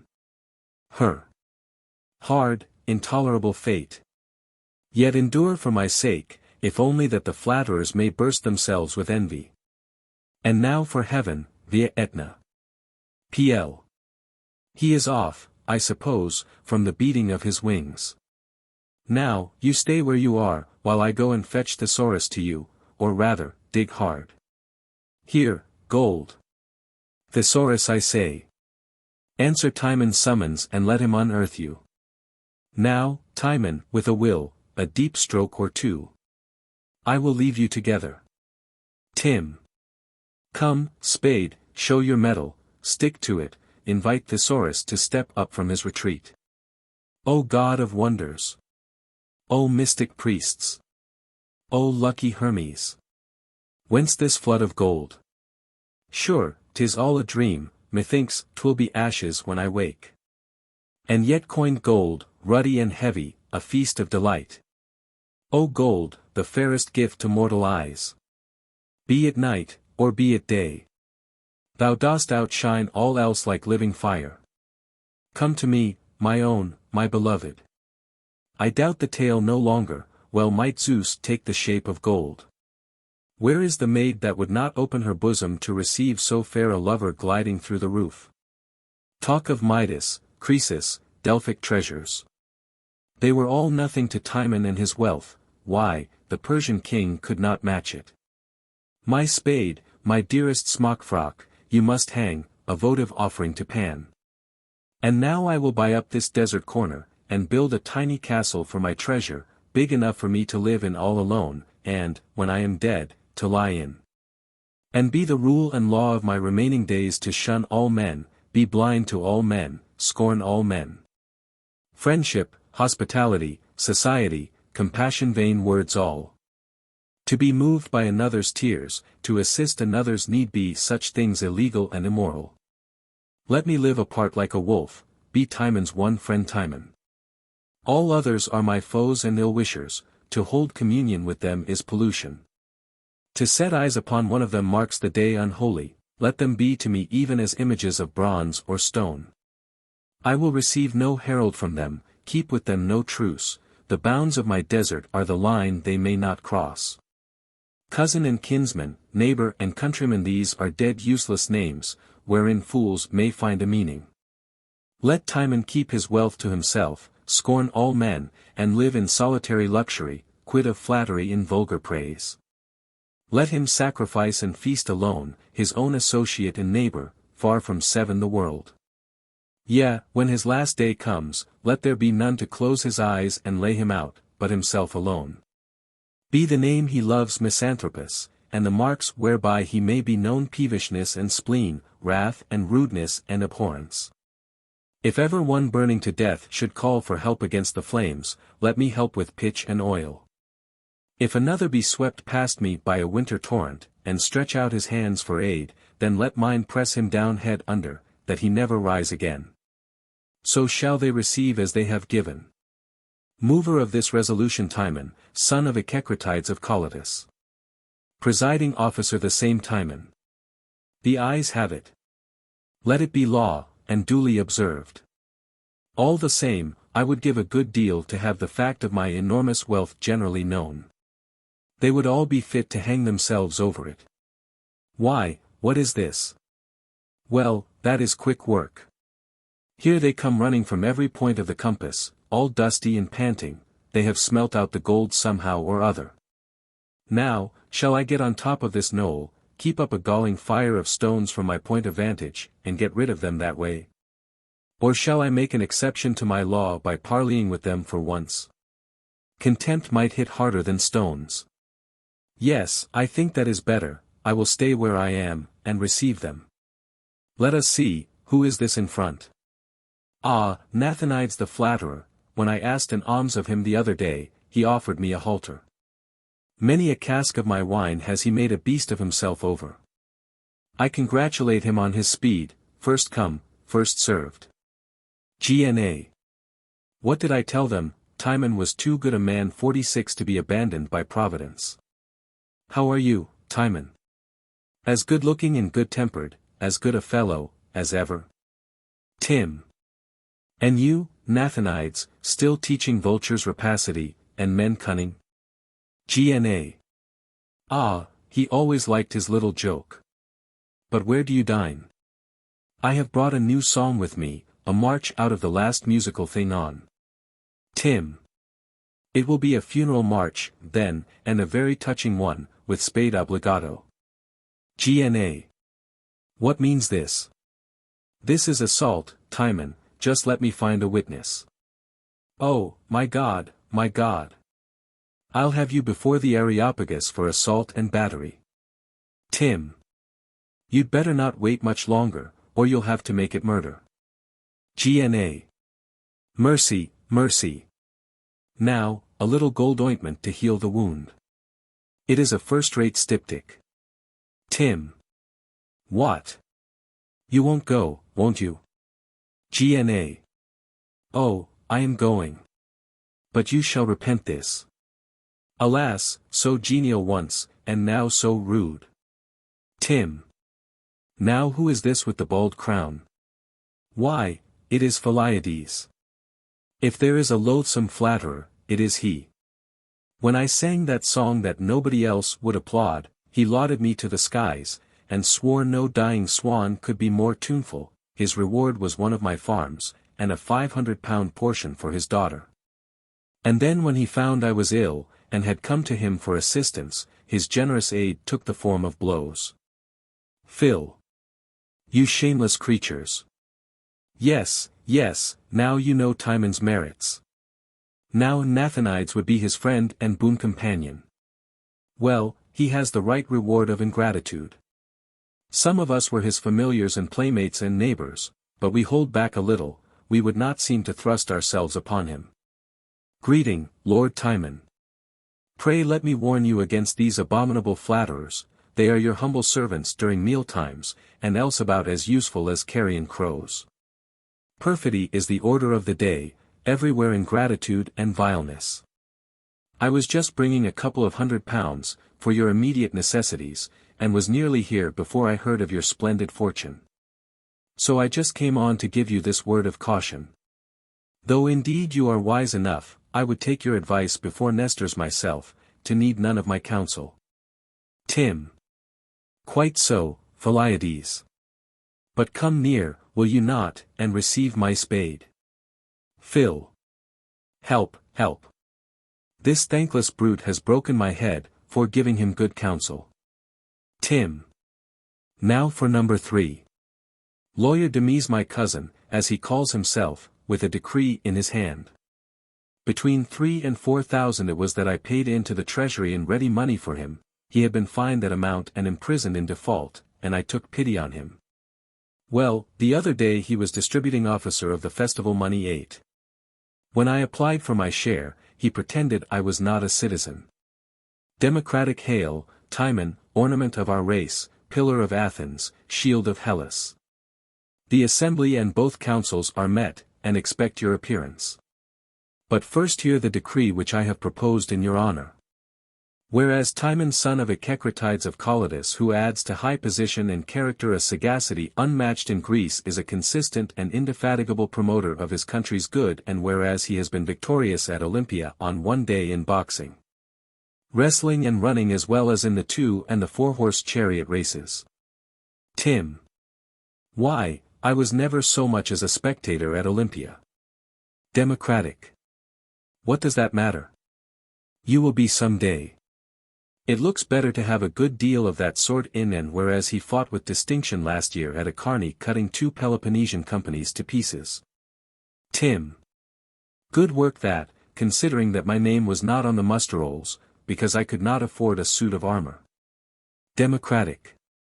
Ah, you are modest. But it would be ingratitude in us to forget your services and whereas by political measures and responsible advice and military action he has conferred great benefits on his country now for all these reasons it is the pleasure of the Assembly and the Council the 10 divisions of the High Court and the Borough Councils individually and collectively that a golden statue of the said Timon be placed on the Acropolis alongside of Athene with a thunderbolt in the hand and a 7-rayed aureole on the head further that golden garlands be conferred on him and proclaimed this day at the new tragedies 9 the said day being kept in his honor as the Dionysia. Mover of the decree Demise the pleader the said Timon's near relation and disciple the said Timon being as distinguished in pleading as in all else wherein it pleases him to excel. So runs the decree. I had designed also to present to you my son, whom I have named Timon after you. Tim. Why, I thought you were a bachelor, Demise. Democratic. Ah, but I intend to marry next year, my child which is to be a boy I hereby name Timon. Tim. I doubt whether you will feel like marrying, my man, when I have given you this. Democratic. O Lord. What is that for? You are plotting a coup d'état, you Timon, you assault free men, and you are neither a free man nor a citizen yourself. You shall soon be called to account for your crimes, it was you set fire to the Acropolis, for one thing. Tim. Why, you scoundrel, the Acropolis has not been set on fire, you are a common blackmailer. Dem. You got your gold by breaking into the treasury. Tim. It has not been broken into either, you are not even plausible. Democratic. There is time for the burglary yet, meantime, you are in possession of the treasures. Tim. Well, here is another for you, anyhow. Democratic. Oh. Oh. My back. Tim. Don't make such a noise, if you don't want a third. It would be too absurd, you know, if I could cut 2 companies of Spartans to pieces without my armor, and not be able to give a single little scoundrel his deserts. My Olympic boxing and wrestling victories would be thrown away. Whom have we now? Is this Thrasycles the philosopher? Sure enough it is. A halo of beard, eyebrows an inch above their place, superiority in his air, a look that might storm heaven, locks waving to the wind is a very Boreas or Triton from Zeuxis' pencil. This hero of the careful get-up, the solemn gait, the plain attire in the morning he will utter 1,000 maxims, expounding virtue, arraigning self-indulgence, lauding simplicity. And then, when he gets to dinner after his bath, his servant fills him a bumper, he prefers it neat, and draining this lethe draught he proceeds to turn his morning maxima inside out. He swoops like a hawk on dainty dishes, elbows his neighbor aside, fouls his beard with trickling sauce, laps like a dog, with his nose in his plate, as if he expected to find virtue there, and runs his finger all round the bowl. Not to lose a drop of the gravy. Let him monopolize pastry or joint, he will still criticize the carving. That is all the satisfaction his ravenous greed brings him. When the wine is in, singing and dancing are delights not fierce enough, he must brawl and rave. He has plenty to say in his cups. He is then at his best in that kind upon temperance and decorum, he is full of these when his potations have reduced him to ridiculous stuttering. Next the wine disagrees with him, and at last he is carried out of the room, holding on with all his might to the flute girl. Take him sober, for that matter, and you will hardly find his match at lying, effrontery or avarice. He is facile princeps of flatterers, perjury sits on his tongue-tip, imposture goes before him, and shamelessness is his good comrade. Oh, he is a most ingenious piece of work, finished at all points, a multum in parvo. I am afraid his kind heart will be grieved presently. Why, how is this, Thrasicles? I must say, you have taken your time about coming. Thr. Ah, Timon, I am not come like the rest of the crowd, they are dazzled by your wealth. They are gathered together with an eye to gold and silver and high living, they will soon be showing their servile tricks before your unsuspicious, generous self. As for me, you know a crust is all the dinner I care for. The relish I like best is a bit of thyme or cress, on festal days I may go as far as a sprinkling of salt. My drink is the crystal spring, and this threadbare cloak is better than your gay robes. Gold I value it no higher than pebbles on the beach. What brought me was concern for you, I would not have you ruined by this same pestilent wealth, this temptation for plunderers, many is the man it has sunk in helpless misery. Take my advice, and fling it bodily into the sea. A good man, to whom the wealth of philosophy is revealed, has no need of the other. It does not matter about deep water, my good sir, wade in up to your waist when the tide is near flood, and let no one see you but me. Or if that is not satisfactory, here is another plan even better. Get it all out of the house as quick as you can, not reserving a penny for yourself, and distribute it to the poor. 5 shillings to one, 5 pounds to another, 100 to a third, philosophy might constitute a claim to a double or triple share. For my part, and I do not ask for myself, only to divide it among my needy friends. I should be quite content with as much as my scrip would hold, it is something short of 2 standard bushels. If one professes philosophy, one must be moderate and have few needs, none that go beyond the capacity of a scrip. Tim. Very right, Thrasicles. But instead of a mere scripful, pray take a whole headful of clouts, standard measure by the spade. Thr. Land of liberty, equality, legality. Protect me against this ruffian. Tim. What is your grievance, my good man? Is the measure short? Here is a pint or 2 extra, then, to put it right. Why, what now? Here comes a crowd. Friend Blepsias, Latches, Niffin, their name is legion, they shall howl soon. I had better get up on the rock, my poor tired spade wants a little rest, I will collect all the stones I can lay hands on, and pepper them at long range. BL. Don't throw, Timon, we are going. Tim. Whether the retreat will be bloodless, however, is another question. H. Prometheus on Caucasus. Hermes. Hephaestus. Prometheus. Her. This, Hephaestus, is the Caucasus, to which it is our painful duty to nail our companion. We have now to select a suitable crag, free from snow, on which the chains will have a good hold, and the prisoner will hang in all publicity. Hef. True. It will not do to fix him too low down, or these men of his might come to their Maker's assistance, nor at the top, where he would be invisible from the earth. What do you say to a middle course? Let him hang over this precipice, with his arms stretched across from crag to crag. The very thing. Steep rocks, slightly overhanging, inaccessible on every side, no foothold but a mere ledge, with scarcely room for the tips of one's toes. Altogether a sweet spot for a crucifixion. Now, Prometheus, come and be nailed up, there is no time to lose. Prom. Nay, hear me, Hephaestus. Hermes. I suffer injustice, have compassion on my woes. In other words, disobey orders, and promptly be gibbeted in your stead. Do you suppose there is not room on the Caucasus to peg out a couple of us? Come, your right hand. Clamp it down, Hephaestus, and in with the nails. Bring down the hammer with a will. Now the left, make sure work of that too, so, the eagle will shortly be here, to trim your liver, so ingenious an artist is entitled to every attention. Prom. O Cronus, and Iapetus, and Mother Earth. Behold the sufferings of the innocent. Why, as to innocence, to begin with, there was that business of the sacrificial meats, your manner of distributing which was most unfair, most disingenuous, you got all the choice parts for yourself. And put Zeus off with bones wrapped up in shining fat. I remember the passage in Hesiod, those are his very words.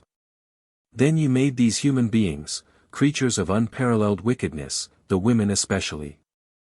And to crown all, you stole fire, the most precious possession of the gods, and gave it to them. And with all this on your conscience, you protest that you have done nothing to deserve captivity. Prom. Ah, Hermes, you are as bad as Hector. You blame the blameless. For such crimes as these, I deserve a round pension, if justice were done. And by the way, I should like, if you can spare the time, to answer to these charges, and satisfy you of the injustice of my sentence.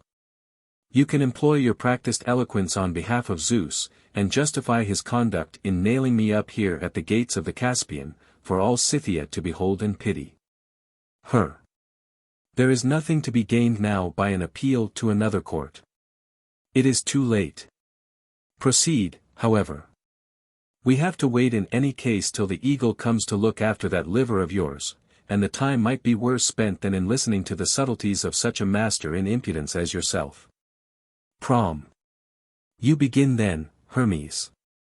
Exert all your powers of invective, leave no stone unturned to establish the righteousness of Papa's judgments, you, Hephaestus, shall compose the jury. The jury. Not a bit of it, I am a party in this case. My furnace has been cold, ever since you stole that fire. Prom. Well, at this rate you had better divide the prosecution between you. You conduct the case of larceny, and Hermes can handle the man-making, and the misappropriation of meat. I shall expect a great deal of you, you are both artists. Hermes shall speak for me. The law is not in my line, my forge takes up most of my time. But Hermes is an orator, he has made a study of these things. Prom. Well. I should never have thought that Hermes would have the heart to reproach me with larceny, he ought to have a fellow feeling for me there. However, with this further responsibility on your shoulders, there is no time to be lost, son of Maia. Out with your accusation, and have done with it. To deal adequately with your crimes, Prometheus, would require many words and much preparation. It is not enough to mention the several counts of the accusation. How, entrusted with the distribution of meats, you defrauded the crown by retaining the choicer portions for your own use, how you created the race of men, with absolutely no justification for so doing. How you stole fire and conveyed it to these same men. You seem not to realize, my friend, that, all things considered, Zeus has dealt very handsomely by you. Now, If you deny the charges, I shall be compelled to establish your guilt at some length, and to set the facts in the clearest possible light. But if you admit the distribution of meat in the manner described, the introduction of men, and the theft of fire, then my case is complete, and there is no more to be said. To expatiate further would be to talk nonsense. Prom. Perhaps there has been some nonsense talked already, that remains to be seen. But as you say your case is now complete, I will see what I can do in the way of refutation. And first about that meat. Though, upon my word, I blush for Zeus when I name it, to think that he should be so touchy about trifles, as to send off a god of my quality to crucifixion, just because he found a little bit of bone in his share. Does he forget the services I have rendered him? And does he think what it is that he is so angry about, and how childish it is to show temper about a little thing like that? What if he did miss getting the better share? Why, Hermes, these tricks that are played over the wine cups are not worth thinking twice about. A joke, perhaps, is carried a little too far, in the warmth of the feast. Still, it is a joke, and resentment should be left behind in the dregs of the bowl. I have no patience with your long memories. This nursing of grievances, this raking up of last night's squabbles, is unworthy of a king, let alone a king of gods. Once take away from our feasts the little elegancies of quip and crank and wile, and what is left? Muzziness, repletion, silence, cheerful accompaniments these to the wine bowl. For my part, I never supposed that Zeus would give the matter a thought the next morning, much less that he would make such a stir about it, and think himself so mightily injured. My little maneuver with the meat was merely a playful experiment, to see which he would choose. It might have been worse. Instead of giving him the inferior half, I might have defrauded him of the whole. And what if I had? Would that have been a case for putting heaven and earth in commotion, for deep designs of chain and cross in Caucasus, dispatchings of eagles, rendings of livers? These things tell a sad tale, do they not, of the puny soul, the little mind, the touchy temper of the aggrieved party? How would he take the loss of a whole ox, who storms to such purpose over a few pounds of meat? How much more reasonable is the conduct of mortals, though one would have expected them to be more irritable than gods. A mortal would never want his cook crucified for dipping a finger into the stewpan, or filching a mouthful from the roast. They overlook these things. At the worst their resentment is satisfied with a box on the ears or a rap on the head. I find no precedent among them for crucifixion in such cases. So much for the affair of the meat. There is little credit to be got in the refutation of such a charge, and still less in the bringing of it. I am next to speak of my creation of mankind. And here the terms of your accusation are ambiguous. I have to choose between two distinct possibilities. Do you maintain that I had no right to create men at all, that I ought to have left the senseless clay alone? Or do you only complain of the form in which I designed them? However, I shall have something to say on both points. I shall first endeavor to show that no harm has accrued to the gods from my bringing mankind into existence. And shall then proceed to the positive advantages and improvements which have resulted to them from the peopling of the earth. The question as to the harm done by my innovation is best answered by an appeal to the past, to those days when the race of heaven-born gods stood alone, and earth was a hideous shapeless mass, a tangle of rude vegetation. The gods had no altars then, nor temples, for who should raise them, no images of wood or stone, such as now abound in every corner of the earth, and are honored with all observance.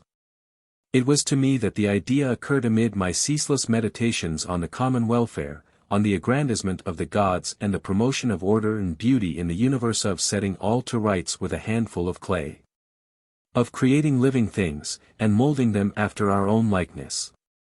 I saw what was lacking to our Godhead, some counterpart, some foil wherein to set off its blessedness. And that counterpart must be mortal. But in all else exquisitely contrived, perfect in intelligence, keen to appreciate our superiority. Thereupon, I molded my material with water mingling clay, and created man, calling in Athene to aid me in the task. And this is my rank offense against the gods. Destructive work to reduce inanimate clay to life and motion. The gods, it seems, are gods no longer, now that there are mortal creatures on the earth. To judge at least by Zeus's indignation, one would suppose that the god suffered some loss of prestige from the creation of mankind, unless it is that he is afraid of another revolt, of their waging war with heaven, like the giants. That the cause of the gods suffered nothing at my hands is evident. Show me the slightest instance to the contrary, and I will say no more. I have but my deserts. But for the positive benefits I have conferred, use the evidence of your eyes. The earth, no longer barren and untilled, is decked with cities and farms and the fruits of cultivation. The sea has its ships, the islands their inhabitants.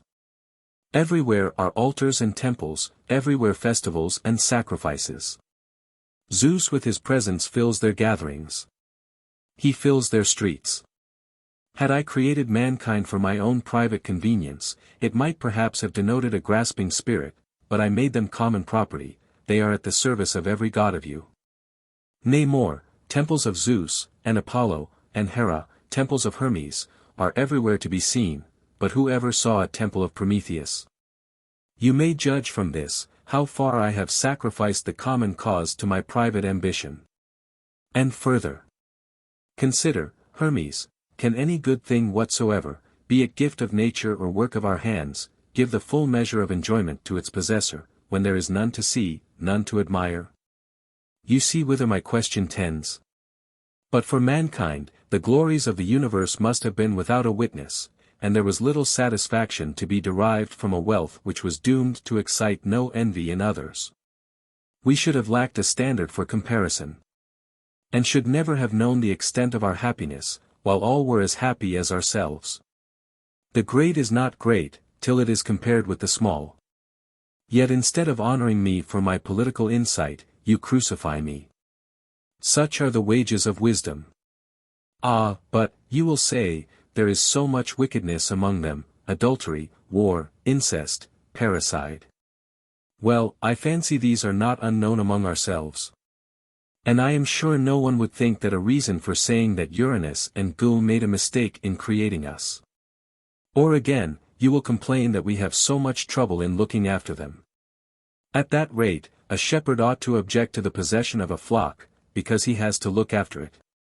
Besides, a certain show of occupation is rather gratifying than otherwise. The responsibility is not unwelcome, it helps to pass the time. What should we do, if we had not mankind to think of? There would be nothing to live for, we should sit about drinking nectar and gorging ourselves with ambrosia.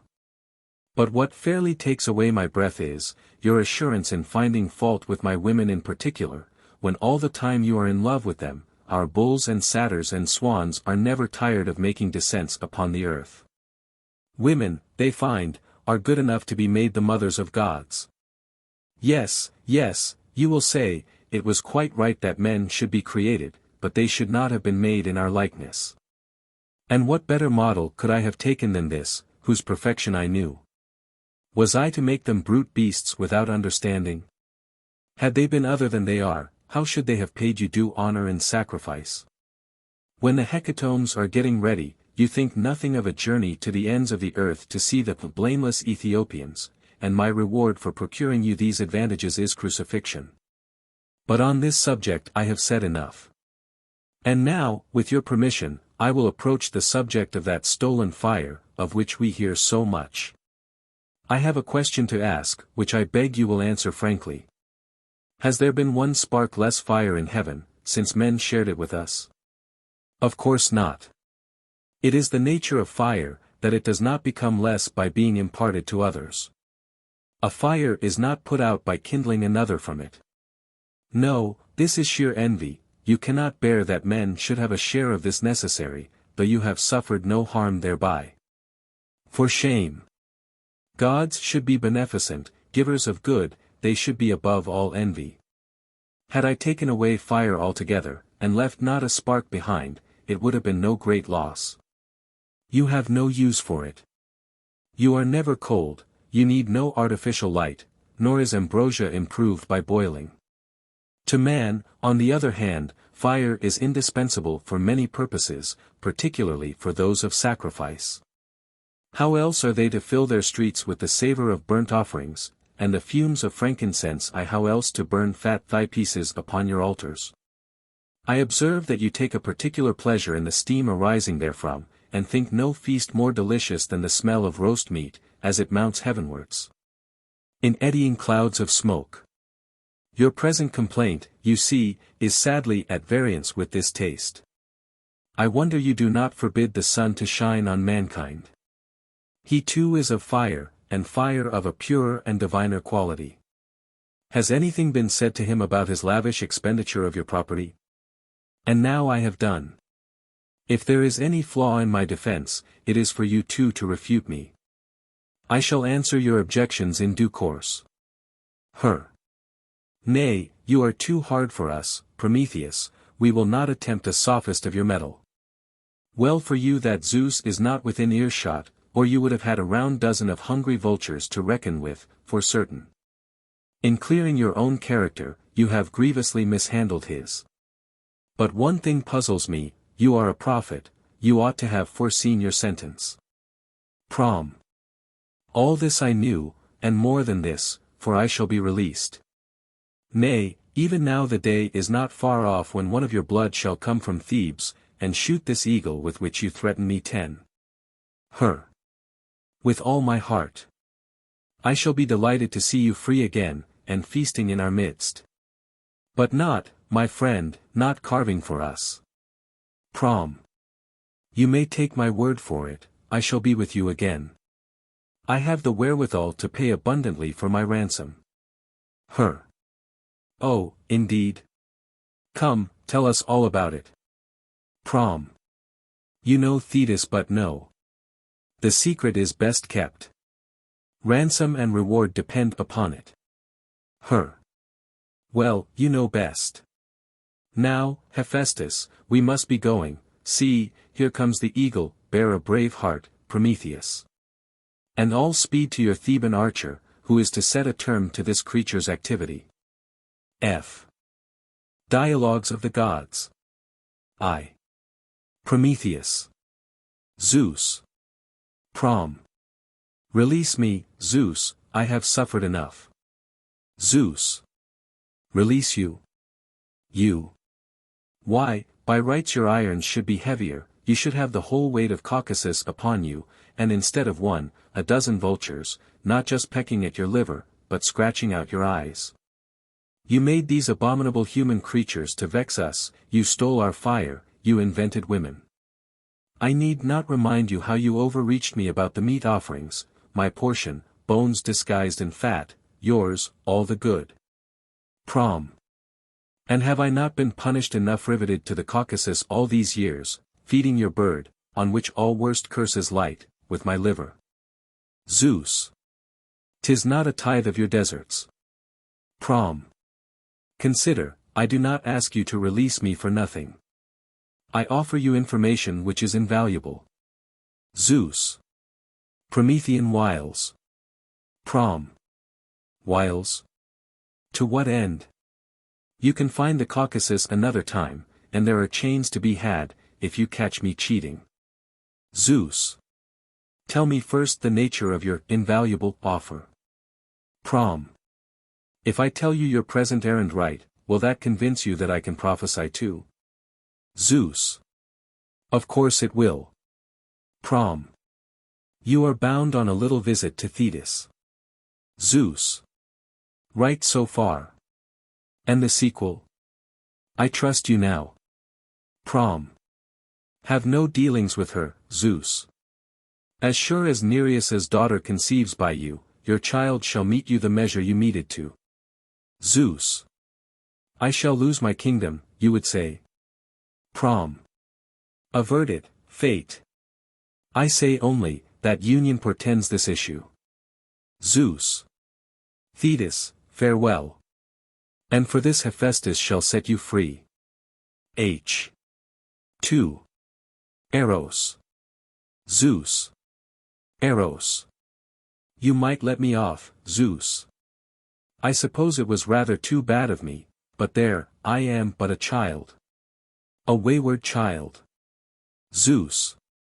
A child, and born before Apprentice was ever thought of. You bad old man. Just because you have no beard, and no white hairs, are you going to pass yourself off for a child? Eros. Well, and what such mighty harm has the old man ever done you, that you should talk of chains? Zeus. Ask your own guilty conscience, what harm? The pranks you have played me. Satyr, bull, swan, eagle, shower of gold, I have been everything in my time, and I have you to thank for it. You never by any chance make the women in love with me, no one is ever smitten with my charms, that I have noticed. No, there must be magic in it always, I must be kept well out of sight. They like the bull or the swan well enough, but once let them set eyes on me, and they are frightened out of their lives. Eros. Well, of course. They are but mortals. The sight of Zeus is too much for them. Zeus. Then why are Branchus and Hyacinth so fond of Apollo? Eros. Daphne ran away from him, anyhow, in spite of his beautiful hair and his smooth chin. Now, shall I tell you the way to win hearts? Keep that aegis of yours quiet, and leave the thunderbolt at home, make yourself as smart as you can, curl your hair and tie it up with a bit of ribbon, get a purple cloak, and gold-bespangled shoes, and march forth to the music of flute and drum. And see if you don't get a finer following than Dionysus, for all his Maenads. Zeus. Pooh! I'll win no hearts on such terms. Eros. Oh, in that case, don't fall in love. Nothing could be simpler. Zeus. I dare say. But I like being in love, only I don't like all this fuss. Now mind, if I let you off, it is on this understanding. F. 3. Zeus. Hermes. Zeus. Hermes, you know Inachus's beautiful daughter. Her. I do. Io, you mean? Zeus. Yes. She is not a girl now, but a heifer. Her. Magic at work. How did that come about? Zeus. Hera had a jealous fit, and transformed her. But that is not all, she has thought of a new punishment for the poor thing. She has put a cowherd in charge, who is all over eyes, this Argus, as he is called, pastures the heifer, and never goes to sleep. Her. Well, what am I to do? Zeus. Fly down to Nemea, where the pasture is, kill Argus, take Io across the sea to Egypt and convert her into Isis. She shall be henceforth an Egyptian goddess, flood the Nile, regulate the winds, and rescue mariners. H. 6. Hera. Zeus. Hera. Zeus. What is your opinion of this man Ixion? Zeus. Why, my dear, I think he is a very good sort of man, and the best of company. Indeed, if he were unworthy of our company, he would not be here. Hera. He is unworthy. He is a villain. Discard him. Zeus. What has he been after? I must know about this. Hera. Certainly you must, though I scarce know how to tell you. The wretch. Zeus. Oh, if he is a wretch, you must certainly tell me all about it. I know what wretch means, on your discreet tongue. What, he has been making love. Hera. And to me. To me of all people. It has been going on for a long time. At first, when he would keep looking at me, I had no idea. And then he would sigh and groan, and when I handed my cup to Ganymede after drinking, he would insist on having it, and would stop drinking to kiss it, and lift it up to his eyes, and then he would look at me again. And then of course I knew. For a long time I didn't like to say anything to you, I thought his mad fit would pass. But when he actually dared to speak to me, I left him weeping and groveling about, and stopped my ears, so that I might not hear his impertinences, and came to tell you. It is for you to consider what steps you will take. Zeus. Phew. I have a rival, I find, and with my own lawful wife. Here is a rascal who has tippled nectar to some purpose. Well, we have no one but ourselves to blame for it, we make too much of these mortals, admitting them to our table like this. When they drink of our nectar, and behold the beauties of heaven, so different from those of earth, 'tis no wonder if they fall in love, and form ambitious schemes. Yes, love is all-powerful. And not with mortals only, we gods have sometimes fallen beneath his sway. Hera. He has made himself master of you, no doubt of that. He does what he likes with you, leads you by the nose. You follow him whither he chooses, and assume every shape at his command, you are his chattel, his toy. I know how it will be, you are going to let Ixion off, because you have had relations with his wife, she is the mother of Pirithous. Zeus. Why, what a memory you have for these little outings of mine. Now, my idea about Ixion is this. It would never do to punish him, or to exclude him from our table, that would not look well. No. As he is so fond of you, so hard hit even to weeping point, you tell me. Hera. Zeus. What are you going to say? Zeus. Don't be alarmed. Let us make a cloud phantom in your likeness, and after dinner, as he lies awake, which of course he will do, being in love, let us take it and lay it by his side. 'Twill put him out of his pain, he will fancy he has attained his desire. Hera. Never. The presumptuous villain. Zeus. Yes, I know. But what harm can it do to you, if Ixion makes a conquest of a cloud? Hera.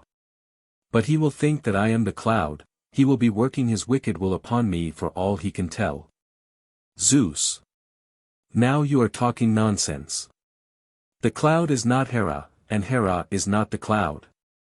Ixion will be deceived, that is all. Hera. Yes, but these men are all alike, they have no delicacy. I suppose, when he goes home, he will boast to everyone of how he has enjoyed the embraces of Hera, the wife of Zeus. Why, he may tell them that I am in love with him. And they will believe it, they will know nothing about the cloud. Zeus. If he says anything of the kind, he shall soon find himself in Hades, spinning round on a wheel for all eternity. That will keep him busy. And serve him right, not for falling in love. I see no great harm in that, but for letting his tongue wag. F. 7. Hephaestus. Apollo. Heph. Have you seen Maia's baby, Apollo? Such a pretty little thing, with a smile for everybody, you can see it is going to be a treasure. AP.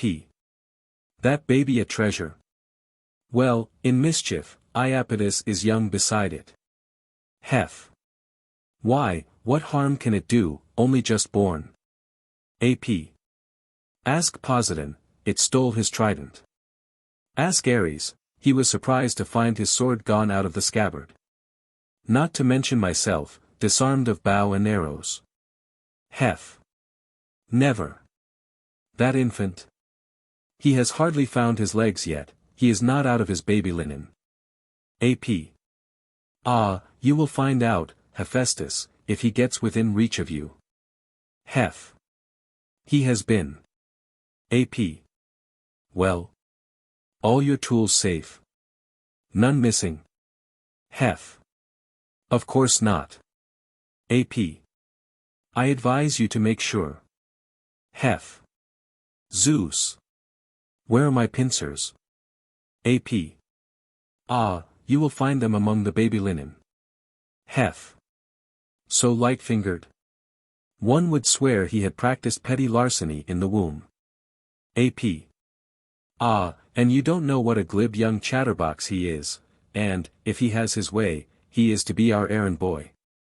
Yesterday he challenged Eros, stripped up his heels somehow, and had him on his back in a twinkling. Before the applause was over, he had taken the opportunity of a congratulatory hug from Aphrodite to steal her girdle. Zeus had not done laughing before the scepter was gone. If the thunderbolt had not been too heavy, and very hot, he would have made away with that too. Heph. The child has some spirit in him, by your account.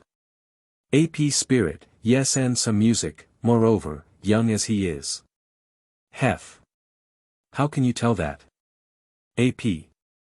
He picked up a dead tortoise somewhere or other, and contrived an instrument with it. He fitted horns to it, with a crossbar, stuck in pegs, inserted a bridge, and played a sweet tuneful thing that made an old harper like me quite envious. Even at night, Maya was saying, he does not stay in heaven, he goes down poking his nose into Hades on a thief's errand, no doubt. Then he has a pair of wings, and he has made himself a magic wand, which he uses for marshalling souls convoying the dead to their place. Hef. Ah, I gave him that, for a toy. AP. And by way of payment he stole. Hef. Well thought on. I must go and get them, you may be right about the baby linen. H. 8. Hephaestus. Zeus. Hef. What are your orders, Zeus? You sent for me, and here I am, with such an edge to my axe as would cleave a stone at one blow. Zeus. Ah. That's right, Hephaestus. Just split my head in half, will you? Hef. You think I am mad, perhaps, seriously, now, what can I do for you? Zeus. What I say, crack my skull. Any insubordination, now, and you shall taste my resentment. It will not be the first time. Come, a good lusty stroke, and quick about it. I am in the pangs of travail, my brain is in a whirl. Hef. Mind you, the consequences may be serious, the axe is sharp, and will prove but a rough midwife. Zeus. Hew away, and fear nothing. I know what I am about. Hef. Hum. I don't like it, however, one must obey orders. Why, what have we here? A maiden in full armor. This is no joke, Zeus. You might well be waspish, with this great girl growing up beneath your pia mater, in armor, too. You have been carrying a regular barracks on your shoulders all this time. So active too. See, she is dancing a war dance, with shield and spear in full swing. She is like one inspired, and, what is more to the point, she is extremely pretty, and has come to marriageable years in these few minutes. Those grey eyes, even, look well beneath a helmet. Zeus, I claim her as the fee for my midwifery. Zeus. Impossible. She is determined to remain a maid forever. Not that I have any objection, personally. Hef. That is all I want. You can leave the rest to me. I'll carry her off this moment. Zeus. Well, if you think it's so easy. But I am sure it is a hopeless case. F. 11. Aphrodite. Selene. Af. What is this I hear about you, Selene? When your car is over Korea, you stop it to gaze at Endymion sleeping hunter fashion in the open. Sometimes, they tell me, you actually get out and go down to him. Sell. Ah, Aphrodite, ask that son of yours, it is he must answer for it all. Af. Well now, what a naughty boy. He gets his own mother into all sorts of scrapes. I must go down, now to Ida for Anchises of Troy, now to Lebanon for my Assyrian stripling, mine. No, he put Persephone in love with him too, and so robbed me of half my darling. I have told him many a time that if he would not behave himself I would break his artillery for him, and clip his wings. And before now I have smacked his little behind with my slipper. It is no use, he is frightened and cries for a minute or two, and then forgets all about it. But tell me, is Endymion handsome? That is always a comfort in our humiliation. Sell. Most handsome, I think, my dear, you should see him when he has spread out his cloak on the rock and is asleep. His javelins in his left hand, just slipping from his grasp, the right arm bent upwards, making a bright frame to the face, and he breathing softly in helpless slumber. Then I come noiselessly down, treading on tiptoe not to wake and startle him, but there, you know all about it, why tell you the rest? I am dying of love, that is all. H. 12. Aphrodite. Eros. Aph. Child, you must think what you are doing. It is bad enough on earth, you are always inciting men to do some mischief, to themselves or to one another, but I am speaking of the gods. You change Zeus into shape after shape as the fancy takes you, you make Selene come down from the sky, you keep Helios loitering about with climbing, till he sometimes forgets to drive out at all. As for the naughty tricks you play on your own mother, you know you are safe there. But Rhea. How could you dare to set her on thinking of that young fellow in Phrygia, an old lady like her, the mother of so many gods? Why, you have made her quite mad, she harnesses those lions of hers, and drives about all over Ida with the caravans, who are as mad as herself, shrieking high and low for Attis. And there they are, slashing their arms with swords, rushing about over the hills, like wild things, with disheveled hair, blowing horns, beating drums, clashing cymbals, all Ida is one mad tumult. I am quite uneasy about it. Yes, you wicked boy, your poor mother is quite uneasy. Some day when Rhea is in one of her mad fits, or when she is in her senses, more likely, she will send the caravans after you, with orders to tear you to pieces, or throw you to the lions. You are so venturesome. Eros. Be under no alarm, mother, I understand lions perfectly by this time. I get on to their backs every now and then, and take hold of their manes, and ride them about. And when I put my hand into their mouths, they only lick it, and let me take it out again. Besides, how is Rhea going to have time to attend to me? She is too busy with Attis. And I see no harm in just pointing out beautiful things to people. They can leave them alone, it is nothing to do with me. And how would you like it if Ares were not in love with you, or you with him? Aph. Masterful boy. Always the last word. But you will remember this some day. F. 13. Zeus. Asclepius. Heracles. Zeus. Now, Asclepius and Heracles, stop that quarreling, you might as well be men, such behavior is very improper and out of place at the table of the gods. Her. Is this druggist fellow to have a place above me, Zeus? ASC. Of course I am your better. Her. Why, you numbskull? Because it was Zeus's bolt that cracked your skull, for your unholy doings, and now you have been allowed your immortality again out of sheer pity? ASC. You twit me with my fiery end. You seem to have forgotten that you too were burnt to death, on Ida. Her. Was there no difference between your life and mine, then? I am Zeus's son, and it is well known how I toiled, cleansing the earth, conquering monsters, and chastising men of violence. Whereas you are a root grubber and a quack.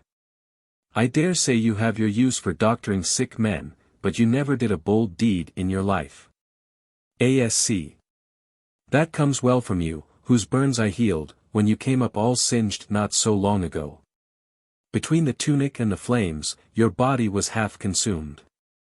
Anyhow, it would be enough to mention that I was never a slave like you, never combed wool in Lydia, masquerading in a purple shawl and being slippered by an Omphale, never killed my wife and children in a fit of the spleen. Her. If you don't stop being rude, I shall soon show you that immortality is not much good. I will take you up and pitch you head over heels out of heaven, and Apollo himself shall never mend your broken crown. Zeus. Cease, I say, and let us hear ourselves speak, or I will send you both away from table. Heracles, Asclepius died before you, and has the right to a better place. H. 14. Hermes. Apollo. Her. Why so sad, Apollo? AP alas, Hermes, my love. Her. Oh, that's bad. What, are you still brooding over that affair of Daphne? AP no. I grieve for my beloved, the Laconian, the son of Oebalus. Her. Hyacinth. He is not dead. AP dead. Her. Who killed him? Who could have the heart? That lovely boy. AP. It was the work of my own hand. Her. You must have been mad. AP. Not mad, it was an accident. Her. Oh. And how did it happen? AP. He was learning to throw the quoit, and I was throwing with him. I had just sent my quoit up into the air as usual, when jealous Zephyr, damned be he above all winds. He had long been in love with Hyacinth, though Hyacinth would have nothing to say to him. Zephyr came blustering down from Taygetus, and dashed the quoit upon the child's head. Blood flowed from the wound in streams, and in one moment all was over. My first thought was of revenge. I lodged an arrow in Zephyr, and pursued his flight to the mountain. As for the child, I buried him at Amyclae, on the fatal spot. And from his blood I have caused a flower to spring up, sweetest, fairest of flowers, inscribed with letters of woe. Is my grief unreasonable? Her. It is, Apollo. You knew that you had set your heart upon a mortal, grieve not then for his mortality. F. 15. Hermes. Apollo. Her. To think that a cripple and a blacksmith like him should marry two such queens of beauty as Aphrodite and Charis. AP. Luck, Hermes, that is all. But I do wonder at their putting up with his company. They see him running with sweat, bent over the forge, all sooty-faced, and yet they cuddle and kiss him, and sleep with him. Her. Yes, it makes me angry too. How I envy him.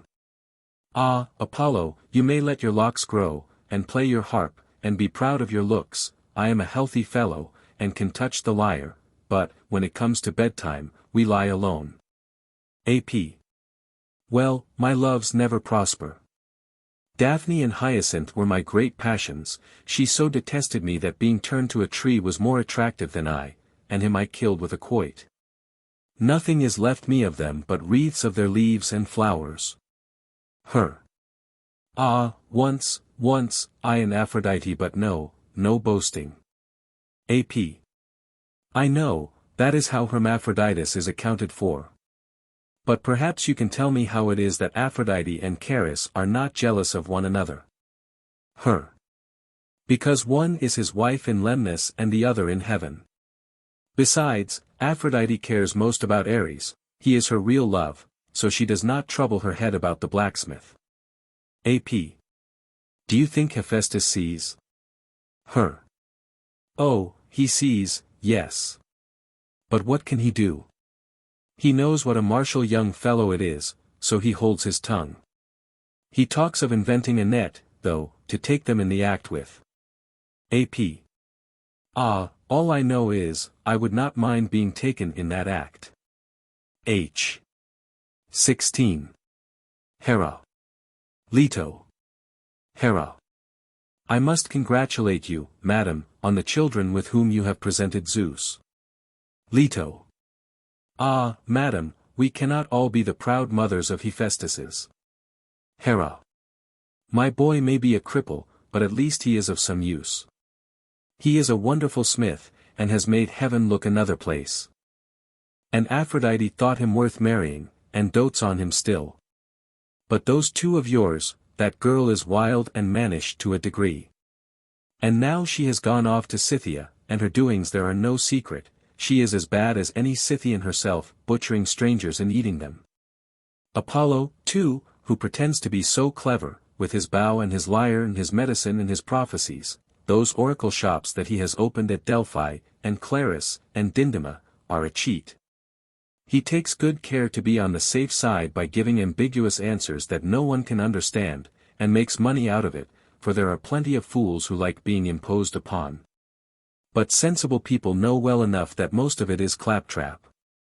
The prophet did not know that he was to kill his favorite with a quoit. He never foresaw that Daphne would run away from him, so handsome as he is, too, such beautiful hair. I am not sure, after all, that there is much to choose between your children and Niobes. Leto. Oh, of course, my children are butchers and impostors. I know how you hate the sight of them. You cannot bear to hear my girl complimented on her looks, or my boys playing admired by the company. Hera. His playing, madam, excuse a smile, why, if the muses had not favored him, his contest with Marsyas would have cost him his skin. Poor Marsyas was shamefully used on that occasion, 'twas a judicial murder.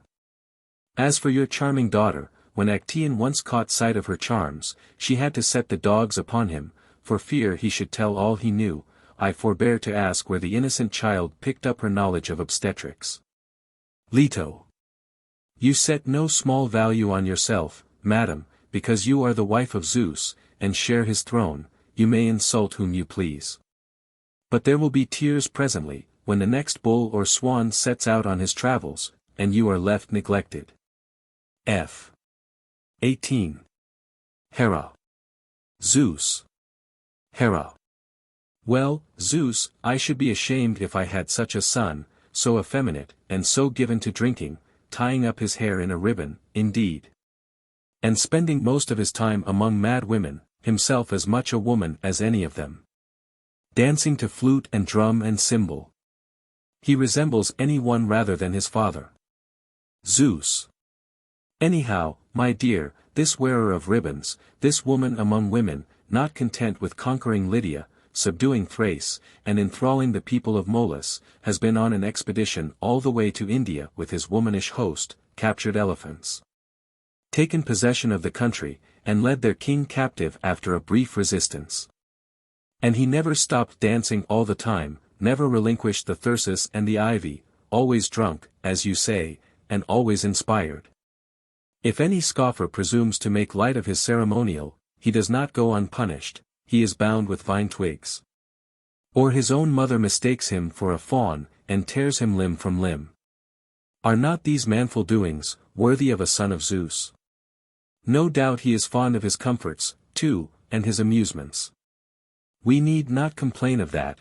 You may judge from his drunken achievements, what a handful the fellow would be if he were sober. Hera. I suppose you will tell me next, that the invention of wine is very much to his credit.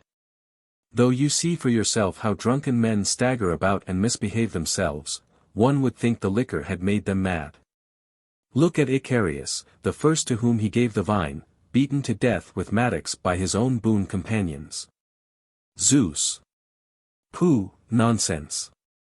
That is not Dionysus's fault, nor the wine's fault, it comes of the immoderate use of it.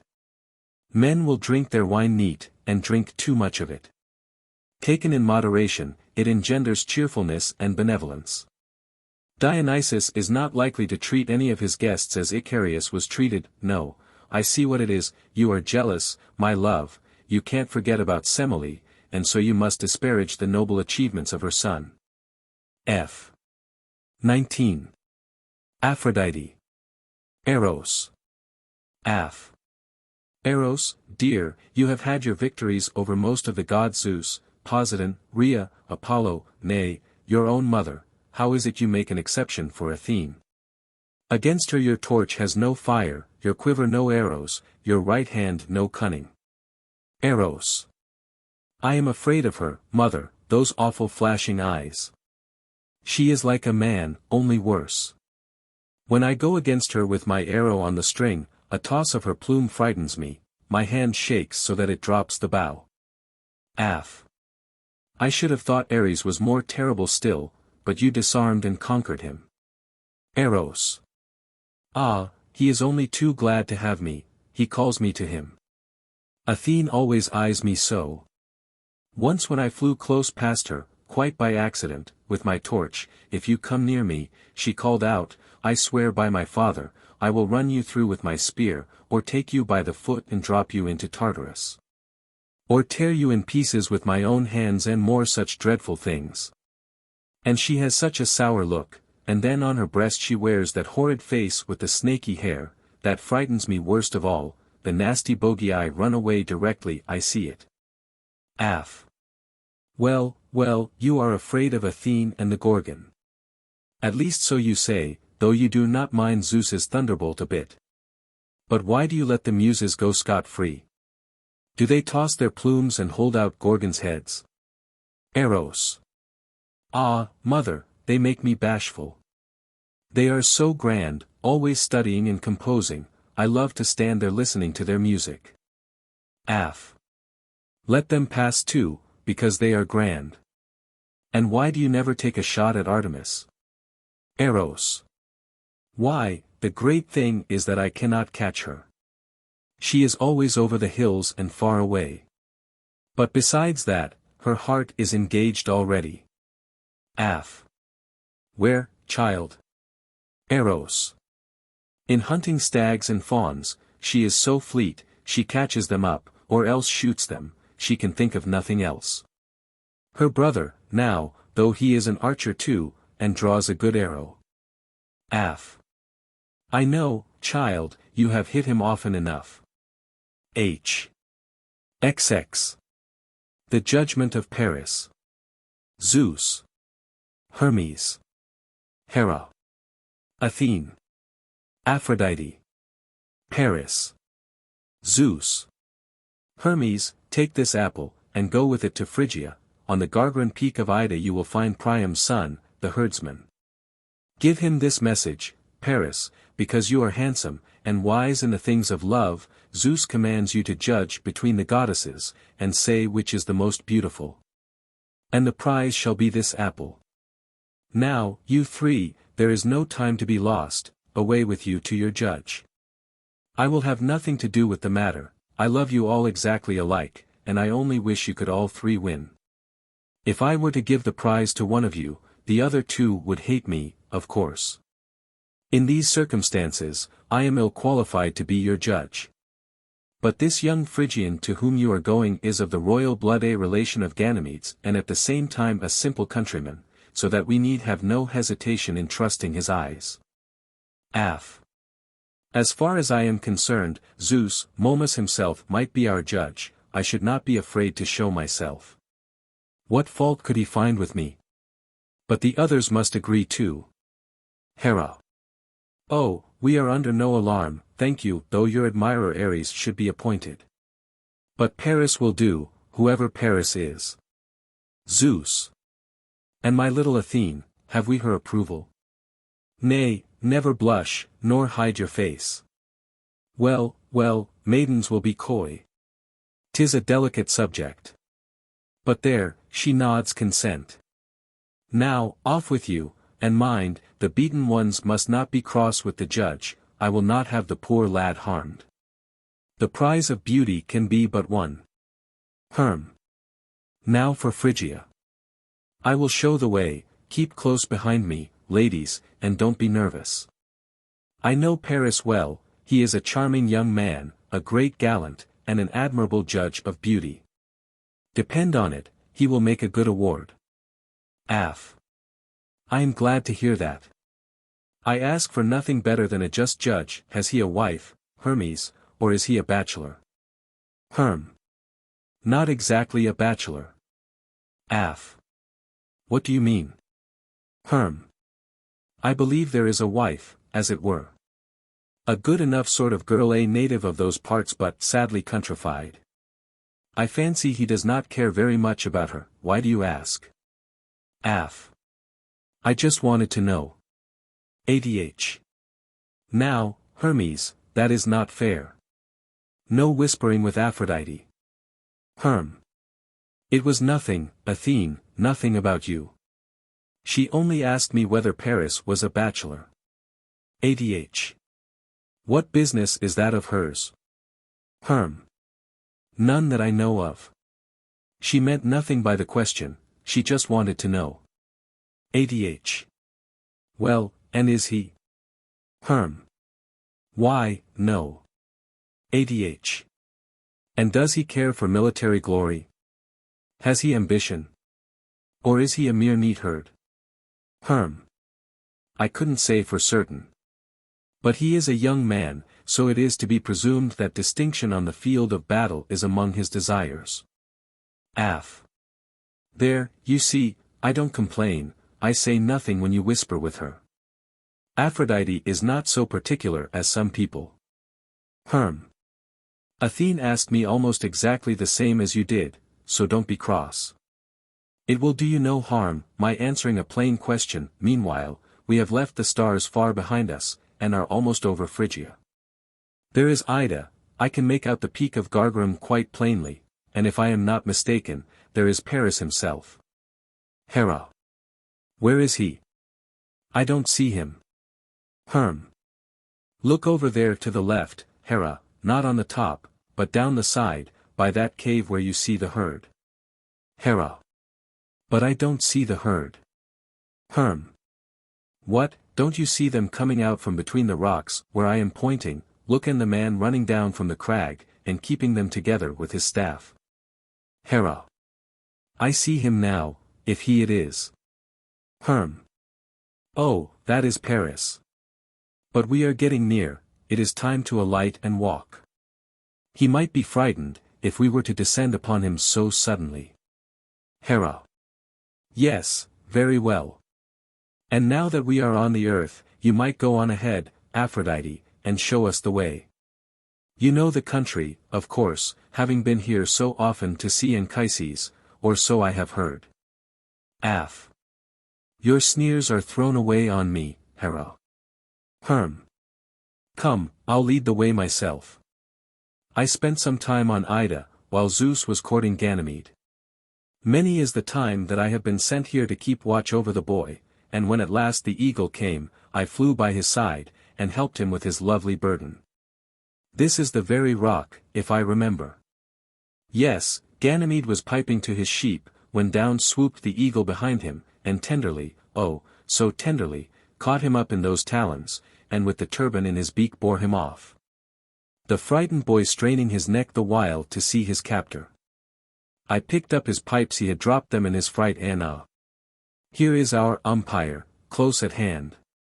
Let us accost him. Good morrow, herdsman. Par. Good morrow, youngster. And who may you be, who come thus far afield? And these dames? They are overcomely, to be wandering on the mountainside. These dames, good Paris, are Hera, Athene, and Aphrodite, and I am Hermes, with a message from Zeus. Why so pale and tremulous? Compose yourself, there is nothing the matter. Zeus appoints you the judge of their beauty. Because you are handsome, and wise in the things of love, so runs the message, I leave the decision to you, and for the prize, read the inscription on the apple. Par. Let me see what it is about. For the fair, it says. But, my lord Hermes, how shall a mortal and a rustic like myself be judge of such unparalleled beauty? This is no sight for a herdsman's eyes, let the fine city folk decide on such matters. As for me, I can tell you which of two goats is the fairer beast, or I can judge betwixt heifer and heifer, 'tis my trade. But here, where all are beautiful alike, I know not how a man may leave looking at one, to look upon another. Where my eyes fall, there they fasten, for there is beauty, I move them, and what do I find? More loveliness. I am fixed again, yet distracted by neighboring charms. I bathe in beauty, I am enthralled, ah, why am I not all eyes like Argus? Methinks it were a fair reward, to give the apple to all three. Then again, one is the wife and sister of Zeus, the others are his daughters. Take it where you will, 'tis a hard matter to judge. So it is, Paris. At the same time Zeus's orders. There is no way out of it. Par. Well, please point out to them, Hermes, that the losers must not be angry with me, the fault will be in my eyes only. That is quite understood. And now to work. Par. I must do what I can, there is no help for it. But first let me ask, am I just to look at them as they are, or must I go into the matter thoroughly? That is for you to decide, in virtue of your office. You have only to give your orders. It is as you think best. Par. As I think best. Then I will be thorough. Get ready, ladies. Now, Mr. Umpire, I will look the other way. Hera. I approve your decision, Paris. I will be the first to submit myself to your inspection. You shall see that I have more to boast of than white arms and large eyes, not of me but is beautiful. Par. Aphrodite, will you also prepare? ADH. Oh, Paris, make her take off that girdle, first, there is magic in it, she will bewitch you. For that matter, she has no right to come thus tricked out and painted just like a courtesan. She ought to show herself unadorned. Par. They are right about the girdle, madam, it must go. Aph. Oh, very well, Athene, then take off that helmet, and show your head bare, instead of trying to intimidate the judge with that waving plume. I suppose you are afraid the color of your eyes may be noticed, without their formidable surroundings. ADH. Oh, here is my helmet. Aph. And here is my girdle. Hera. Now then. Par. God of wonders. What loveliness is here! Oh, rapture! How exquisite these maiden charms! How dazzling the majesty of heaven's true queen! And oh, how sweet, how enthralling is Aphrodite's smile! 'Tis too much of happiness, but perhaps it would be well for me to view each in detail, for as yet I doubt, and know not where to look, my eyes are drawn all ways at once. Aph. Yes, that will be best. Par. Withdraw then, you and Athene, and let Hera remain. Hera. So be it, and when you have finished your scrutiny, you have next to consider, how you would like the present which I offer you. Paris, give me the prize of beauty, and you shall be lord of all Asia. Par. I will take no presents. Withdraw. I shall judge as I think right. Approach, Athene. ADH, behold. And, Paris, if you will say that I am the fairest, I will make you a great warrior and conqueror, and you shall always win, in every one of your battles. Par. But I have nothing to do with fighting, Athene. As you see, there is peace throughout all Lydia and Phrygia, and my father's dominion is uncontested. But never mind, I am not going to take your present, but you shall have fair play. You can robe again and put on your helmet, I have seen. And now for Aphrodite. Aph. Here I am, take your time, and examine carefully, let nothing escape your vigilance. And I have something else to say to you, handsome Paris. Yes, you handsome boy, I have long had an eye on you. I think you must be the handsomest young fellow in all Phrygia. But it is such a pity that you don't leave these rocks and crags, and live in a town, you will lose all your beauty in this desert. What have you to do with mountains? What satisfaction can your beauty give to a lot of cows? You ought to have been married long ago, not to any of these dowdy women hereabouts, but to some Greek girl, an Argive, perhaps, or a Corinthian, or a Spartan. Helen, now, is a Spartan, and such a pretty girl, quite as pretty as I am and so susceptible. Why, if she once caught sight of you, she would give up everything, I am sure, to go with you, and a most devoted wife she would be. But you have heard of Helen, of course. Par. No, ma'am, but I should like to hear all about her now. Aph. Well, she is the daughter of Leda, the beautiful woman, you know, whom Zeus visited in the disguise of a swan. Par. And what is she like? Aph. She is fair, as might be expected from the swan, soft as down, she was hatched from an egg, you know, and such a lithe, graceful figure, and only think, she is so much admired, that there was a war because Theseus ran away with her. And she was a mere child then. And when she grew up, the very first men in Greece were suitors for her hand, and she was given to Menelaus, who is descended from Pelops. Now, if you like, she shall be your wife. Par. What, when she is married already? Aph. Tut, child, you are a simpleton, I understand these things. Par. I should like to understand them too. Aph. You will set out for Greece on a tour of inspection, and when you get to Sparta, Helen will see you, and for the rest her falling in love, and going back with you that will be my affair. Par. But that is what I cannot believe, that she will forsake her husband to cross the seas with a stranger, a barbarian. Af. Trust me for that. I have 2 beautiful children, Love and Desire. They shall be your guides. Love will assail her in all his might, and compel her to love you. Desire will encompass you about, and make you desirable and lovely as himself, and I will be there to help. I can get the Graces to come too, and between us we shall prevail. Par. How this will end, I know not. All I do know is, that I am in love with Helen already. I see her before me. I sail for Greece. I am in Sparta. I am on my homeward journey, with her at my side. Ah, why is none of it true? Af. Wait. Do not fall in love yet. You have first to secure my interest with the bride, by your award. The union must be graced with my victorious presence. Your marriage feast shall be my feast of victory. Love, beauty, wedlock. All these you may purchase at the price of yonder apple. Par. But perhaps after the award you will forget all about me? Af. Shall I swear? Par. No, but promise once more. Af. I promise that you shall have Helen to wife. That she shall follow you, and make Troy her home, and I will be present with you, and help you in all. Par. And bring Love, and Desire, and the Graces? Af.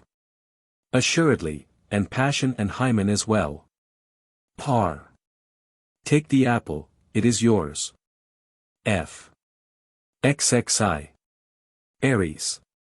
Hermes. Ar. Did you hear Zeus's threat, Hermes? Most complimentary, wasn't it, and most practicable? If I choose, says he, I could let down a cord from heaven, and all of you might hang on to it and do your very best to pull me down. It would be waste labor, you would never move me. On the other hand, if I chose to haul up, I should have you all dangling in mid-air, with earth and sea into the bargain and so on, you heard?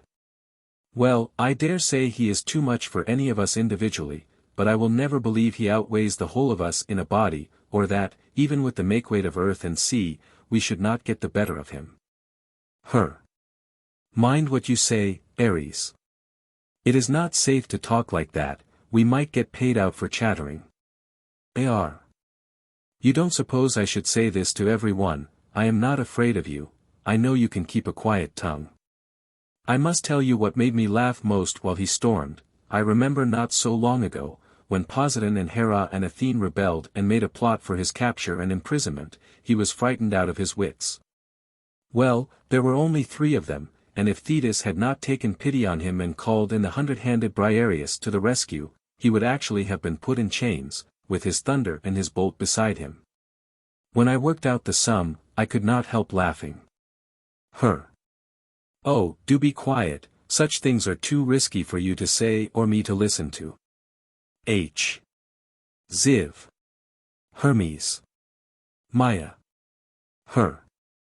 Mother, I am the most miserable god in heaven. Ma. Don't say such things, child. Her. Am I to do all the work of heaven with my own hands, to be hurried from one piece of drudgery to another, and never say a word? I have to get up early, sweep the dining room, lay the cushions and put all to rights, then I have to wait on Zeus, and take his messages, up and down, all day long, and I am no sooner back again, no time for a wash, than I have to lay the table. And there was the nectar to pour out, too, till this new cupbearer was bought. And it really is too bad, that when every one else is in bed, I should have to go off to Pluto with the shades, and play the usher in Rhadamanthus's court. It is not enough that I must be busy all day in the wrestling ground and the assembly and the schools of rhetoric, the dead must have their share in me too. Leda's sons take turn and turnabout betwixt heaven and Hades. I have to be in both every day.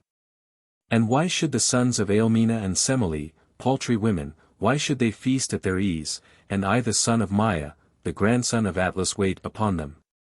And now here am I only just back from Sidon, where he sent me to see after Europa, and before I am in breath again off I must go to Argos, in quest of Danae, and you can take Boeotia on your way, says father, and see Antiope. I am half dead with it all. Mortal slaves are better off than I am, they have the chance of being sold to a new master, I wish I had the same. Ma. Come, come, child. You must do as your father bids you, like a good boy. Run along now to Argos and Boeotia, don't loiter, or you will get a whipping. Lovers are apt to be hasty. F. XXV. Zeus. Helios. Zeus. What have you been about, you villainous Titan? You have utterly done for the earth, trusting your car to a silly boy like that. He has got too near and scorched it in one place, and in another killed everything with frost by withdrawing the heat too far. There is not a single thing he has not turned upside down. If I had not seen what was happening and upset him with the thunderbolt, there would not have been a remnant of mankind left. A pretty deputy driver. Hell. I was wrong, Zeus. But do not be angry with me, my boy pressed me so, how could I tell it would turn out so badly? Zeus. Oh, of course you didn't know what a delicate business it is, and how the slightest divergence ruins everything. It never occurred to you that the horses are spirited, and want a tight hand. Oh no. Why, give them their heads a moment, and they are out of control. Just what happened, they carried him now left, now right, now clean round backwards, and up or down, just at their own sweet will, he was utterly helpless. Hell. I knew it all, I held out for a long time and told him he mustn't drive. But he wept and entreated, and his mother climbing joined in, and at last I put him up. I showed him how to stand, and how far he was to mount upwards, and where to begin descending, and how to hold the reins, and keep the spirited beasts under control, and I told him how dangerous it was, if he did not keep the track. But, poor boy, when he found himself in charge of all that fire, and looking down into yawning space, he was frightened, and no wonder. And the horses soon knew I was not behind them, took the child's measure, left the track, and wrought all this havoc. He let go the reins. I suppose he was afraid of being thrown out and held on to the rail. But he has suffered for it, and my grief is punishment enough for me, Zeus.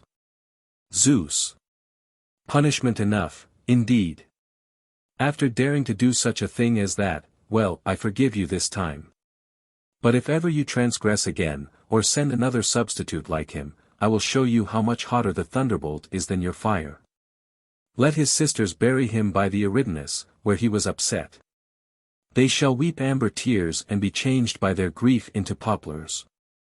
As for you, repair the car. The pole is broken, and one of the wheels crushed, put the horses to and drive yourself. And let this be a lesson to you. H. XXVI. Apollo. Hermes. AP Hermes, have you any idea which of those two is Castor, and which is Pollux? I never can make out. Her. It was Castor yesterday, and Pollux today. AP. How do you tell? They are exactly alike. Her. Why, Pollux's face is scarred with the wounds he got in boxing, those that Amycus, the Bebrycian, gave him, when he was on that expedition with Jason, are particularly noticeable. Castor has no marks, his face is all right. AP good. I am glad I know that. Everything else is the same for both. Each has his half-egg shell, with the star on top, each his javelin in his white horse. I am always calling Pollux Castor, and Castor Pollux. And, by the way, why are they never both here together? Why should they be alternately gods and shades? Her. That is their brotherly way. You see, it was decreed that one of the sons of Leda must die, and the other be immortal. And by this arrangement they split the immortality between them. AP rather a stupid way of doing it. If one of them is to be in heaven, whilst the other is underground, they will never see one another at all. And I suppose that is just what they wanted to do. Then again, all the other gods practice some useful profession, either here or on earth. For instance, I am a prophet, Asclepius is a doctor, you are a first-rate gymnast and trainer, Artemis ushers children into the world, now what are these two going to do? Surely two such great fellows are not to have a lazy time of it. Oh no. Their business is to wait upon Poseidon, and ride the waves, and if they see a ship in distress, they go aboard of her, and save the crew. A.P. A most humane profession. F. Dialogues of the Sea Gods. I. Doris. Galatea. Dor. A handsome lover, Galatea, this Sicilian shepherd who they say is so mad for you. Gal. Don't be sarcastic, Doris, he is Poseidon's son, after all. Dor. Well, and if he were Zeus's, and still such a wild shaggy creature, with only one eye, there is nothing uglier than to have only one eye, do you think his birth would improve his beauty? Gal. Shagginess and wildness, as you call them, are not ugly in a man, and his eye looks very well in the middle of his forehead, and sees just as well as if it were two. Dor. Why, my dear, from your raptures about him one would think it was you that were in love, not he. Gal. Oh no, I am not in love, but it is too bad, you're all running him down as you do. It is my belief you are jealous, do you remember? We were playing on the shore at the foot of Etna, where the long strip of beach comes between the mountain and the sea, he was feeding his sheep, and spied us from above, yes, but he never so much as glanced at the rest of you, I was the pretty one. He was all eyes I mean for me. That is what makes you spiteful, because it showed I was better than you, good enough to be loved, while you were taken no notice of. Dor. Hoity-toity. Jealous indeed. Because a one-eyed shepherd thinks you pretty. Why, what could he see in you but your white skin? And he only cared for that because it reminded him of cheese and milk, he thinks everything pretty that is like them. If you want to know any more than that about your looks, sit on a rock when it is calm, and lean over the water, just a bit of white skin, that is all, and who cares for that, if it is not picked out with some red? Gal. Well, if I am all white, I have got a lover of some sort, there is not a shepherd or a sailor or a boatman to care for any of you. Besides, Polyphemus is very musical. Dor. Take care, dear, we heard him singing the other day when he serenaded you. Heavens! One would have taken him for an ass braying. And his lyre. What a thing! A stag's skull, with its horns for the uprights, he put a bar across, and fastened on the strings without any tuning pegs. Then came the performance, all harsh and out of tune, he shouted something himself, and the lyre played something else, and the love ditty sent us into fits of laughter. Why, Echo, chatterbox that she is, would not answer him. She was ashamed to be caught mimicking such a rough ridiculous song. Oh, and the pet that your beau brought you in his arms, a bear cub nearly as shaggy as himself. Now then, Galatea, do you still think we envy you your lover? Gal. Well, Doris, only show us your own, no doubt he is much handsomer, and sings and plays far better. Dor. Oh, I have not got one, I do not set up to be lovely. But one like the Cyclopes faw, he might be one of his own goats. He eats raw meat, they say, and feeds on travelers. One like him, dear, you may keep, I wish you nothing worse than to return his love. H. 2. Cyclops. Poseidon. Sigh. Only look, father, what that cursed stranger has been doing to me. He made me drunk, and set upon me whilst I was asleep, and blinded me. Puh. Who has dared to do this? Sigh. He called himself Nomen at first, but when he had got safely out of range, he said his name was Odysseus. Puh. I know the Ithacon. On his way back from Troy. But how did he come to do such a thing? He is not distinguished for courage. Sigh. When I got back from the pasture, I caught a lot of the fellows in my cave. Evidently they had designs upon the sheep, because when I had blocked up my doorway, I have a great big stone for that, and kindled a fire, with a tree that I had brought home from the mountain. There they were trying to hide themselves. I saw they were robbers, so I caught a few of them, and ate them of course, and then that scoundrel of a Nomen, or Odysseus, whichever it is, gave me something to drink, with a drug in it. It tasted and smelt very good, but it was villainously heady stuff. It made everything spin round, even the cave seemed to be turning upside down, and I simply didn't know where I was, and finally I fell off to sleep. And then he sharpened that stake, and made it hot in the fire, and blinded me in my sleep, and blind I have been ever since, father. Puh! You must have slept pretty soundly, my boy, or you would have jumped up in the middle of it. Well, and how did Odysseus get off? He couldn't move that stone away, Sigh. I took that away myself, so as to catch him as he went out. I sat down in the doorway, and felt about for him with my hands.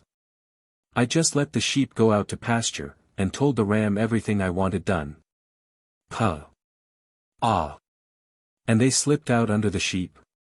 But you should have set the other Cyclopes on to him. Sigh.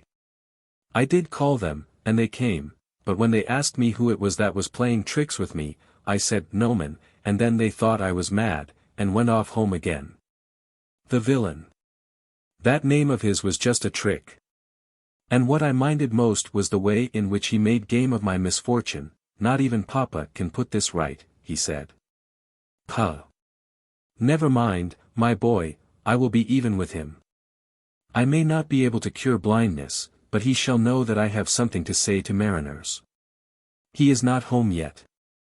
F. 3. Posidon. Alpheus. Pos.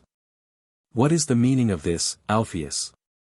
Unlike others, when you take your plunge you do not mingle with the brine as a river should, you do not put an end to your labors by dispersing. You hold together through the sea, keep your current fresh, and hurry along in all your original purity. You dive down to strange depths like a gull or a heron. I suppose you will come to the top again and show yourself somewhere or other. Al. Do not press me, Posidon, a love affair, and many is the time you have been in love yourself. Pos woman, nymph, or nereid. Al. All wrong, she is a fountain. Pos. A fountain? And where does she flow? Al. She is an islander in Sicily. Her name is Arethusa. Pos. Ah, I commend your taste. She is pellucid, and bubbles up in perfect purity, the water as bright over her pebbles as if it were a mass of silver. Al. You know my fountain, Posidon, and no mistake. It is to her that I go. Pos. Go, then, and may the course of love run smooth. But pray where did you meet her? Arcadia and Syracuse, you know. Al. I am in a hurry, you are detaining me, with these superfluous questions. Pos. Ah, so I am. Be off to your beloved, rise from the sea, mingle your channels and be one water. H. 4. Menelaus. Proteus. Me. I can understand your turning into water, you know, Proteus, because you are a sea god. I can even pass the tree. And the lion is not wholly beyond the bounds of belief. But the idea of your being able to turn into fire, living under water as you do, this excites my surprise, not to say my incredulity. Pro. Don't let it, because I can. Me. I have seen you do it. But, to be frank with you, I think there must be some deception. You play tricks with one's eyes, you don't really turn into anything of the kind. Pro. Deception? What deception can there possibly be? Everything is above board. Your eyes were open, I suppose, and you saw me change into all these things. If that is not enough for you, if you think it is a fraud, an optical illusion, I will turn into fire again, and you can touch me with your hand, my sagacious friend. You will then be able to conclude whether I am only visible fire, or have the additional property of burning. Me. That would be rash. Pro. I suppose you have never seen such a thing as a polypus, nor observed the proceedings of that fish? Me. I have seen them. As to their proceedings, I shall be glad of your information. Pro. The polypus, having selected his rock, and attached himself by means of his suckers, assimilates himself to it, changing his color to match that of the rock. By this means he hopes to escape the observation of Fisherman. There is no contrast of color to betray his presence, he looks just like stone. Me. So I have heard. But yours is quite another matter, Proteus. Pro. I don't know what evidence would satisfy you, if you reject that of your own eyes. Me. I have seen it done, but it is an extraordinary business, fire and water, one and the same person. F. V. Panope. Galen. Pa. Galen, did you see what Eris did yesterday at the Thessalian banquet, because she had not had an invitation? Ga.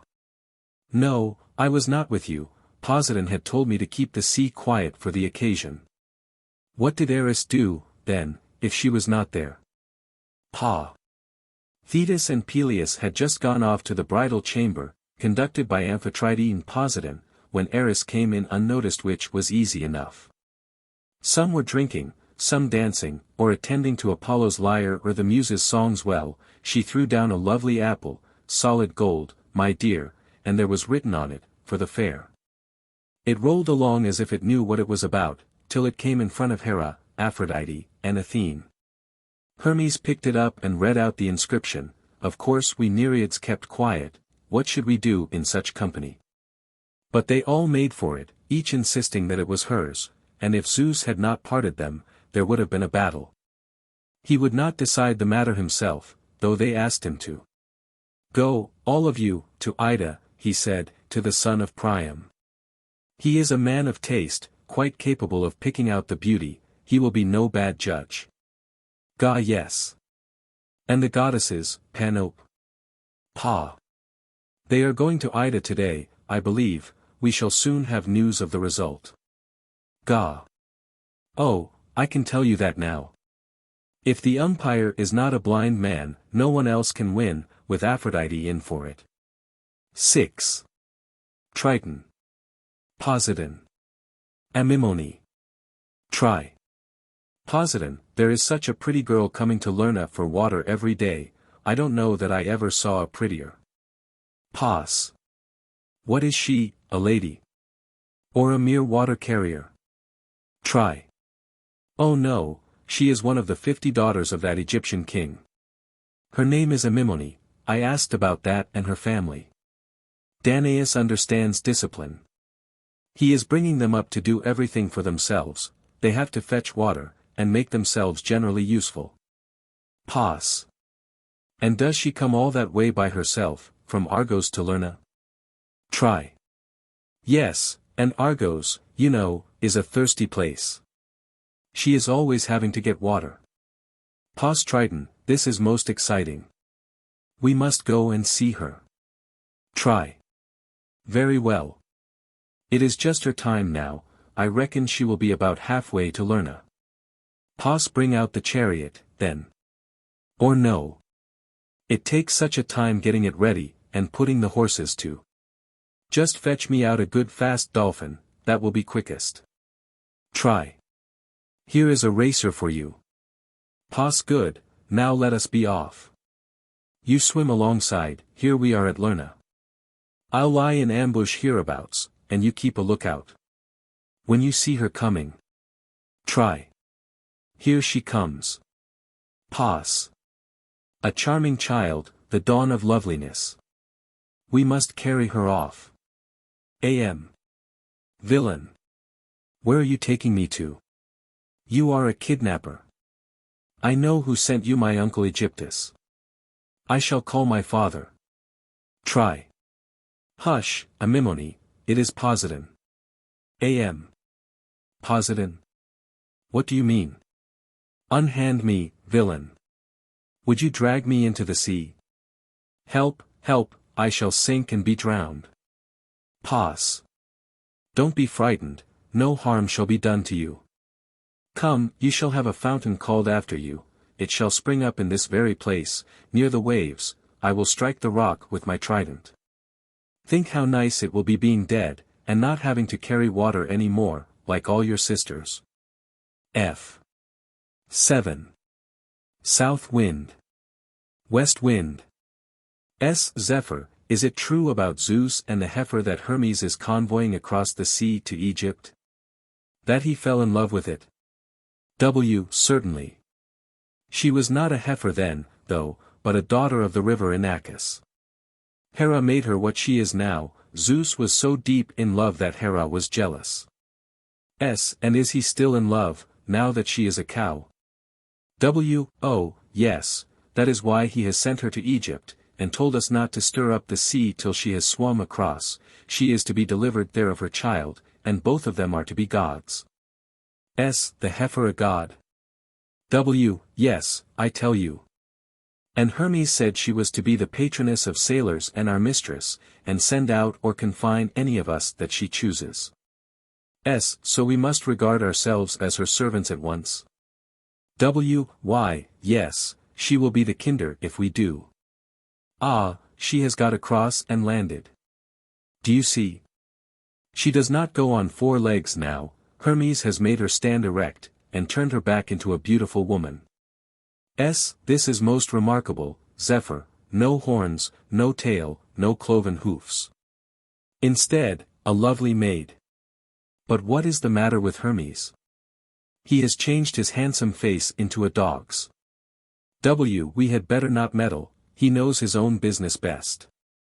H. 8. Poseidon. Dolphins. Pos. Well done, dolphins, humane as ever. Not content with your former exploit, when Ino leapt with Melicertes from the Cyronian cliff, and you picked the boy up and conveyed him to the isthmus, one of you swims from Athymna to Taenarum with this musician on his back. Mantle and lyre and all. Those sailors had almost had their wicked will of him, but you were not going to stand that. Dole. You need not be surprised to find us doing a good turn to a man, Poseidon, we were men before we were fishes. Pos. Yes. I think it was too bad of Dionysus to celebrate his victory by such a transformation scene. He might have been content with adding you to the roll of his subjects. Well, Dolphin, tell me all about Arion. Dole. From what I can gather, Periander was very fond of him, and was always sending for him to perform, till Arion grew quite rich at his expense, and thought he would take a trip to Methymna, and show off his wealth at home. He took ship accordingly. But it was with a crew of rogues. He had made no secret of the gold and silver he had with him, and when they were in mid-Aegean, the sailors rose against him. As I was swimming alongside, I heard all that went on. Since your minds are made up, says Arion, at least let me get my mantle on, and sing my own dirge, and then I will throw myself into the sea of my own accord. The sailors agreed. He threw his minstrel's cloak about him, and sang a most sweet melody, and then he let himself drop into the water, never doubting but that his last moment had come. But I caught him up on my back, and swam to shore with him at Taenarum. Pos. I am glad to find you a patron of the arts. This was handsome pay for a song. F. 9. Poseidon. Amphitrite and other Nereids. Pos. The strait where the child fell shall be called Hellespont after her. And as for her body, you Nereids shall take it to the Troad to be buried by the inhabitants. Amph. Oh no, Poseidon. Let her grave be the sea which bears her name. We are so sorry for her, that stepmother's treatment of her was shocking. Pos. No, my dear, that may not be. And indeed it is not desirable that she should lie here under the sand. Her grave shall be in the Troad, as I said, or in the Chersonese. It will be no small consolation to her that Ino will have the same fate before long. She will be chased by Athamas from the top of Scythiron down the ridge which runs into the sea, and there plunge in with her son in her arms. But her we must rescue, to please Dionysus. Ino was his nurse and suckled him, you know. Amph. Rescue a wicked creature like her. Pos. Well, we do not want to disoblige Dionysus. Nereid. I wonder what made the poor child fall off the ram. Her brother Phrixus held on all right. Pos. Of course he did, a lusty youth equal to the flight, but it was all too strange for her. Sitting on that queer mount, looking down on yawning space, terrified, overpowered by the heat, giddy with the speed, she lost her hold on the ram's horns, and down she came into the sea. Nereid. Surely her mother Nephele should have broken her fall. Pos. I dare say, but fate is a great deal too strong for Nephele. H. X. Iris. Poseidon. Ir. Poseidon, you know that floating island, that was torn away from Sicily, and is still drifting about underwater. You are to bring it to the surface, Zeus says, and fix it well in view in the middle of the Aegean, and mind it is properly secured. He has a use for it. Pos, very good. And when I have got it up, and anchored it, what is he going to do with it? Ir Leto is to lie in there, her time is near. Pos. And is there no room in heaven? Or is earth too small to hold her children? Ir.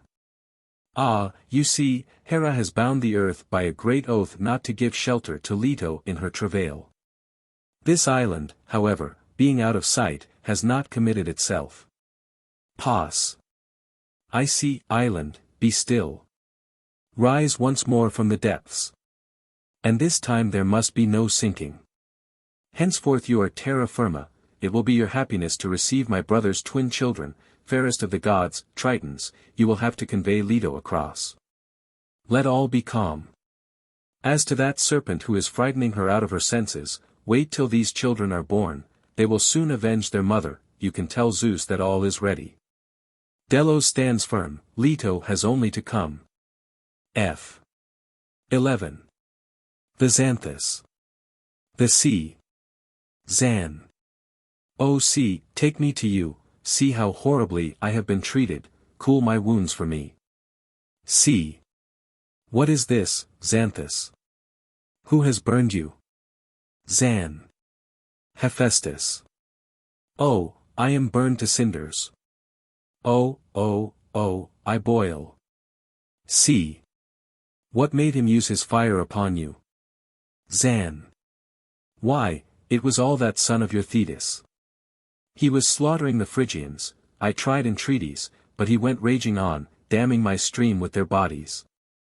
I was so sorry for the poor wretches, I poured down to see if I could make a flood and frighten him off them.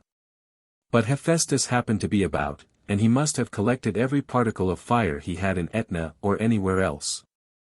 On he came at me, scorched my elms and tamarisks, baked the poor fishes and eels, made me boil over, and very nearly dried me up altogether. You see what a state I am in with the burns. See. Indeed you are thick and hot, Xanthus, and no wonder. The dead men's blood accounts for one, and the fire for the other, according to your story. Well, and serve you right, assaulting my grandson, indeed. Paying no more respect to the son of a Nereid than that. Zan. Was I not to take compassion on the Phrygians? They are my neighbors. See. And was Hephaestus not to take compassion on Achilles? He is the son of Thetis. H. 12. Doris. Thetis. Door. Crying, dear. The. Oh, Doris, I have just seen a lovely girl thrown into a chest by her father, and her little baby with her, and he gave the chest to some sailors, and told them, as soon as they were far enough from the shore, to drop it into the water. He meant them to be drowned, poor things. Door. Oh, sister, but why? What was it all about?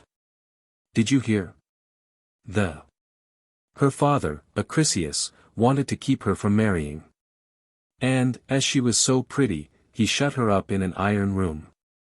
And I don't know whether it's true, but they say that Zeus turned himself into gold, and came showering down through the roof, and she caught the gold in her lap and it was Zeus all the time. And then her father found out about it. He is a horrid, jealous old man and he was furious, and thought she had been receiving a lover, and he put her into the chest, the moment the child was born. Door. And what did she do then?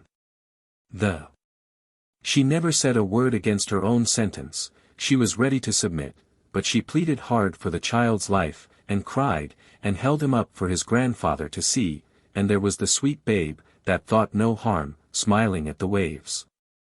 I am beginning again, at the mere remembrance of it. Door. You make me cry, too. And is it all over? No, the chest has carried them safely so far. It is by Seriphus. Door. Then why should we not save them? We can put the chest into those fishermen's nets, look, and then of course they will be hauled in, and come safe to shore. The very thing. She shall not die, nor the child, sweet treasure. F. 14. Triton. Iphianassa. Doris. Nereids. Try. Well, ladies, so the monster you sent against the daughter of Cepheus has got killed himself, and never done Andromeda any harm at all. Nereid. Who did it? I suppose Cepheus was just using his daughter as a bait, and had a whole army waiting in ambush to kill him? Try. No, Iphianassa, you remember Perseus, Danae's boy. They were both thrown into the sea by the boy's grandfather, in that chest, you know, and you took pity on them. If. I know, why, I suppose he is a fine handsome young fellow by now. Try. It was he who killed your monster. If. But why? This was not the way to show his gratitude. Try. I'll tell you all about it. The king had sent him on this expedition against the Gorgons, and when he got to Libya. If. How did he get there? All by himself? He must have had someone to help him. It is a dangerous journey otherwise. Try. He flew, Athene gave him wings, well, so when he got to where the Gorgons were living, he caught them napping, I suppose, cut off Medusa's head, and flew away. If. How could he see them? The Gorgons are a forbidden sight. Whoever looks at them will never look at anyone else again. Try. Athene held up her shield. I heard him telling Andromeda and Cepheus about it afterwards. Athene showed him the reflection of the Gorgon in her shield, which is as bright as any mirror. So he took hold of her hair in his left hand, grasped his cimeter with the right, still looking at the reflection, cut off her head, and was off before her sisters woke up. Lowering his flight as he reached the Ethiopian coast yonder, he caught sight of Andromeda, fettered to a jutting rock, her hair hanging loose about her shoulders. Ye gods, what loveliness was there exposed to view! And first pity of her hard fate prompted him to ask the cause of her doom, but fate had decreed the maiden's deliverance, and presently love stole upon him, and he resolved to save her. The hideous monster now drew near, and would have swallowed her, but the youth, hovering above, smote him with the drawn cimeter in his right hand, and with his left uncovered the petrifying Gorgon's head. In one moment the monster was lifeless. All of him that had met that gaze was turned to stone. Then Perseus released the maiden from her fetters, and supported her, as with timid steps she descended from the slippery rock. And now he is to marry her in Cepheus's palace, and take her home to Argos, so that where she looked for death, she has found an uncommonly good match. If. I am not sorry to hear it. It is no fault of hers, if her mother has the vanity to set up for our rival. Door. Still, she is Andromeda's mother, and we should have had our revenge on her through the daughter. If. My dear, let bygones be bygones.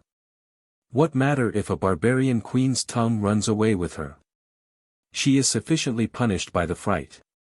So let us take this marriage in good part. F. 15. West wind. South wind. W. Such a splendid pageant I never saw on the waves, since the day I first blew. You were not there, notice. S. Pageant, Zephyr. What pageant? And whose?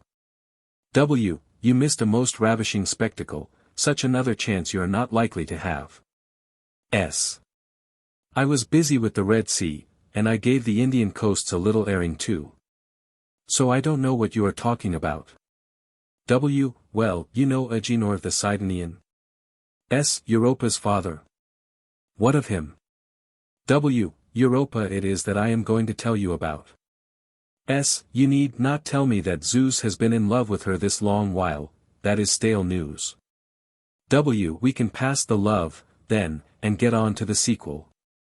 Europa had come down for a frolic on the beach with her playfellows. Zeus transformed himself into a bull, and joined the game. A fine sight he was, spotless white skin, crumpled horns, and gentle eyes. He gambled on the shore with them, bellowing most musically, till Europa took heart of grace and mounted him. No sooner had she done it than, with her on his back, Zeus made off at a run for the sea, plunged in, and began swimming. She was dreadfully frightened, but kept her seat by clinging to one of his horns with her left hand, while the right held her skirt down against the puffs of wind. A lovely sight indeed, Zephyr, in every sense Zeus swimming with his darling on his back. But what followed was lovelier far.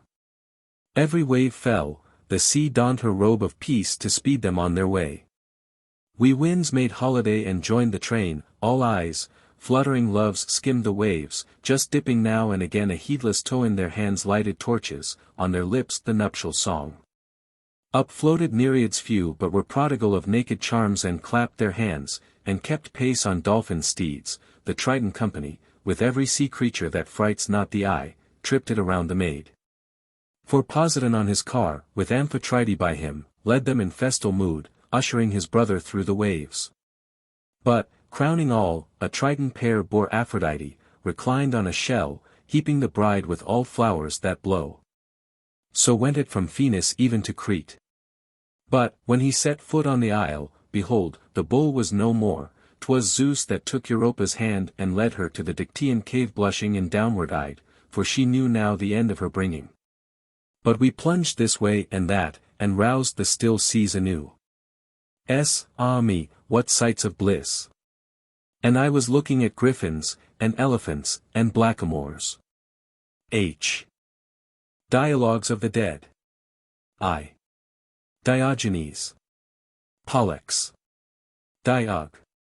Pollux, I have a commission for you.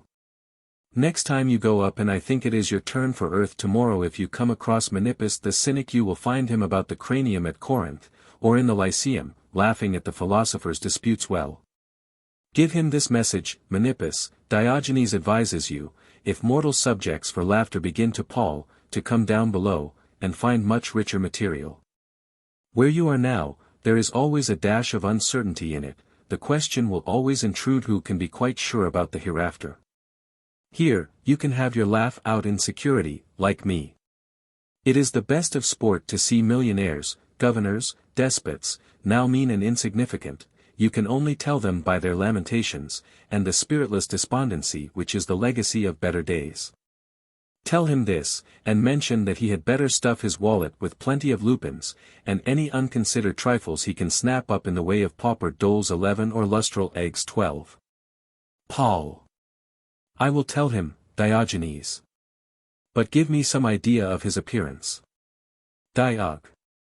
Old, bald, with a cloak that allows him plenty of light and ventilation, and is patched all colors of the rainbow, always laughing, and usually jibing at pretentious philosophers.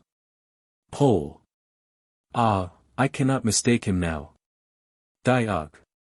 May I give you another message to those same philosophers? Paul. Oh, I don't mind, go on. Diog. Charge them generally to give up playing the fool, quarreling over metaphysics, tricking each other with horn and crocodile puzzles 13, and teaching people to waste wit on such absurdities. Pole. Oh, but if I say anything against their wisdom, they will call me an ignorant blockhead. Diog. Then tell them from me to go to the devil. Paul. Very well, rely upon me. Diog. And then, my most obliging of Polluxes, there is this for the rich, O vain fools, why hoard gold? Why all these pains over interest sums and the adding of 100 to 100, when you must shortly come to us with nothing beyond the dead penny? Paul. They shall have their message too. Diog.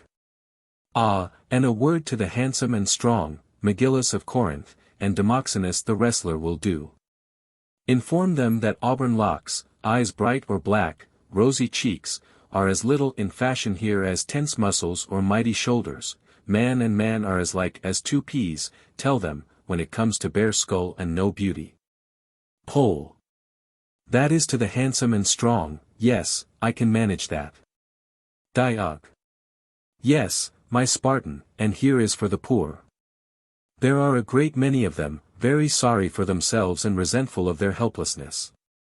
Tell them to dry their tears and cease their cries. Explain to them that here one man is as good as another, and they will find those who were rich on earth no better than themselves. As for your Spartans, you will not mind scolding them, from me, upon their present degeneracy? Paul. No, no, Diogenes, leave Sparta alone, that is going too far. Your other commissions I will execute. Diog. Oh, well, let them off, if you care about it, but tell all the others what I said. H. 2. Before Pluto, Croesus, Midas, and Sardanapalus versus Menippus. Cr. Pluto, we can stand this snarling cynic no longer in our neighborhood. Either you must transfer him to other quarters, or we are going to migrate. Pl. Why, what harm does he do to your ghostly community? Cr. Midas here, and Sardanapalus and I, can never get in a good cry over the old days of gold and luxury and treasure, but he must be laughing at us, and calling us rude names, slaves, and garbage, he says we are. And then he sings. And that throws us out. In short, he is a nuisance. Pl. Menippus, what's this I hear? Me. All perfectly true, Pluto. I detest these abject rascals. Not content with having lived the abominable lives they did, they keep on talking about it now they are dead, and harping on the good old days. I take a positive pleasure in annoying them. Pl. Yes, but you mustn't. They have had terrible losses. They feel it deeply. Me. Pluto. You are not going to lend your countenance to these whimpering fools. Pl. It isn't that, but I won't have you quarreling. Me. Well, you scum of your respective nations, let there be no misunderstanding. I am going on just the same. Wherever you are, there shall I be also, worrying, jeering, singing you down.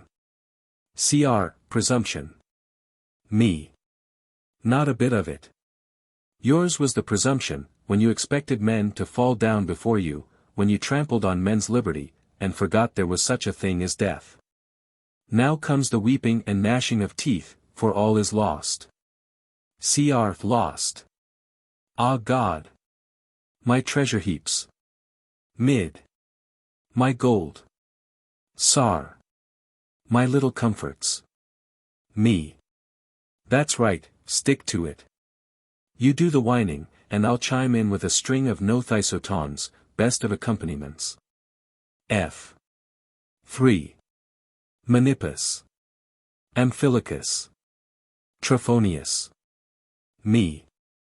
Now I wonder how it is that you two dead men have been honored with temples and taken for prophets. Those silly mortals imagine you are gods. Amp. How can we help it, if they are fools enough to have such fancies about the dead? Me. Ah, they would never have had them, though, if you had not been charlatans in your lifetime, and pretended to know the future and be able to foretell it to your clients. Tro. Well, Menippus, Amphilochus can take his own line, if he likes. As for me, I am a hero, and do give oracles to anyone who comes down to me. It is pretty clear you were never at Libadia, or you would not be so incredulous. Me. What do you mean? I must go to Libadia, swaddle myself up in absurd linen, take a cake in my hand, and crawl through a narrow passage into a cave, before I could tell that you are a dead man, with nothing but knavery to differentiate you from the rest of us? Now, on your seer ship, what is a hero? I am sure I don't know. Tro. He is half god, and half man. Me. So what is neither man, as you imply, nor god, is both at once? Well, at present what has become of your diviner half?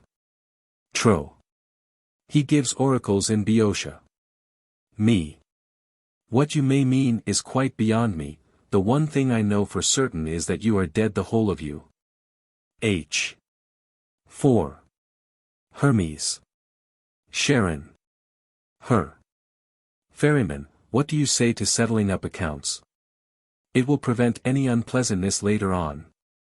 Ch. Very good. It does save trouble to get these things straight. Her. 1 anchor, to your order, 5 shillings. Ch. That is a lot of money. Her. So help me Pluto, it is what I had to pay. 1 rowlock strap, 4 pence. Ch. 5 and 4, put that down. Her. Then there was a needle, for mending the sail, 10 pence. Ch. Down with it. Her. Caulking wax, nails, and cord for the brace. 2 shillings the lot. Ch. They were worth the money. Her. That's all, unless I have forgotten anything. When will you pay it? Ch. I can't just now, Hermes. We shall have a war or a plague presently, and then the passengers will come shoaling in, and I shall be able to make a little by jobbing the fares. Her. So for the present I have nothing to do but sit down, and pray for the worst, as my only chance of getting paid?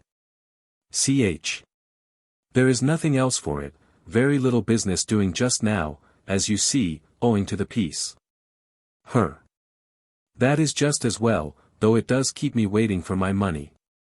After all, though, Charon, in old days men were men, you remember the state they used to come down in, all blood and wounds generally. Nowadays, a man is poisoned by his slave or his wife, or gets dropsy from overfeeding, a pale, spiritless lot, nothing like the men of old. Most of them seem to meet their end in some plot that has money for its object. Ch. Ah. Money is in great request. Her. Yes, you can't blame me if I am somewhat urgent for payment. F. V. Pluto. Hermes. Pl. You know that old fellow, Eucrates the millionaire, no children, but a few thousand would-be heirs. Her. Yes, lives at Sicyon. Well. Pl. Well, Hermes, he is 90 now, let him live as much longer, please, I should like it to be more still, if possible, and bring me down his toadies one by one, that young Corinus, Damon, and the rest of them. Her. It would seem so strange, wouldn't it? Pl. On the contrary, it would be ideal justice. What business have they to pray for his death, or pretend to his money? They are no relations. The most abominable thing about it is that they vary these prayers with every public attention. When he is ill, every one knows what they are after, and yet they vow offerings if he recovers, talk of versatility. So let him be immortal, and bring them away before him with their mouths still open for the fruit that never drops. Her. Well, they are rascals, and it would be a comic ending. He leads them a pretty life too, on hope gruel. He always looks more dead than alive, but he is tougher than a young man. They have divided up the inheritance among them, and feed on imaginary bliss. Pl. Just so. Now he is to throw off his years like Iolaus, and rejuvenate, while they in the middle of their hopes find themselves here with their dream wealth left behind them. Nothing like making the punishment fit the crime. Her. Say no more, Pluto. I will fetch you them one after another, 7 of them, is it? Pl. Down with them, and he shall change from an old man to a blooming youth, and attend their funerals. H. 6. Terpsion. Pluto. Ter. Now is this fair, Pluto, that I should die at the age of 30, and that old Thucydides go on living past 90? PL. Nothing could be fairer. Socrates lives and is in no hurry for his neighbors to die. Whereas you always had some design against him, you were waiting to step into his shoes. Tur. Well, an old man like that is past getting any enjoyment out of his money, he ought to die, and make room for younger men. PL. This is a novel principle, the man who can no longer derive pleasure from his money is to die, fate and nature have ordered it otherwise. Tur. Then they have ordered it wrongly. There ought to be a proper sequence according to seniority. Things are turned upside down, if an old man is to go on living with only 3 teeth in his head, half blind, tottering about with a pair of slaves on each side to hold him up, drivelling and rheumy-eyed, having no joy of life, a living tomb. The derision of his juniors and young men are to die in the prime of their strength and beauty. 'Tis contrary to nature. At any rate the young men have a right to know when the old are going to die, so that they may not throw away their attentions on them for nothing, as is sometimes the case. The present arrangement is a putting of the cart before the horse. PL.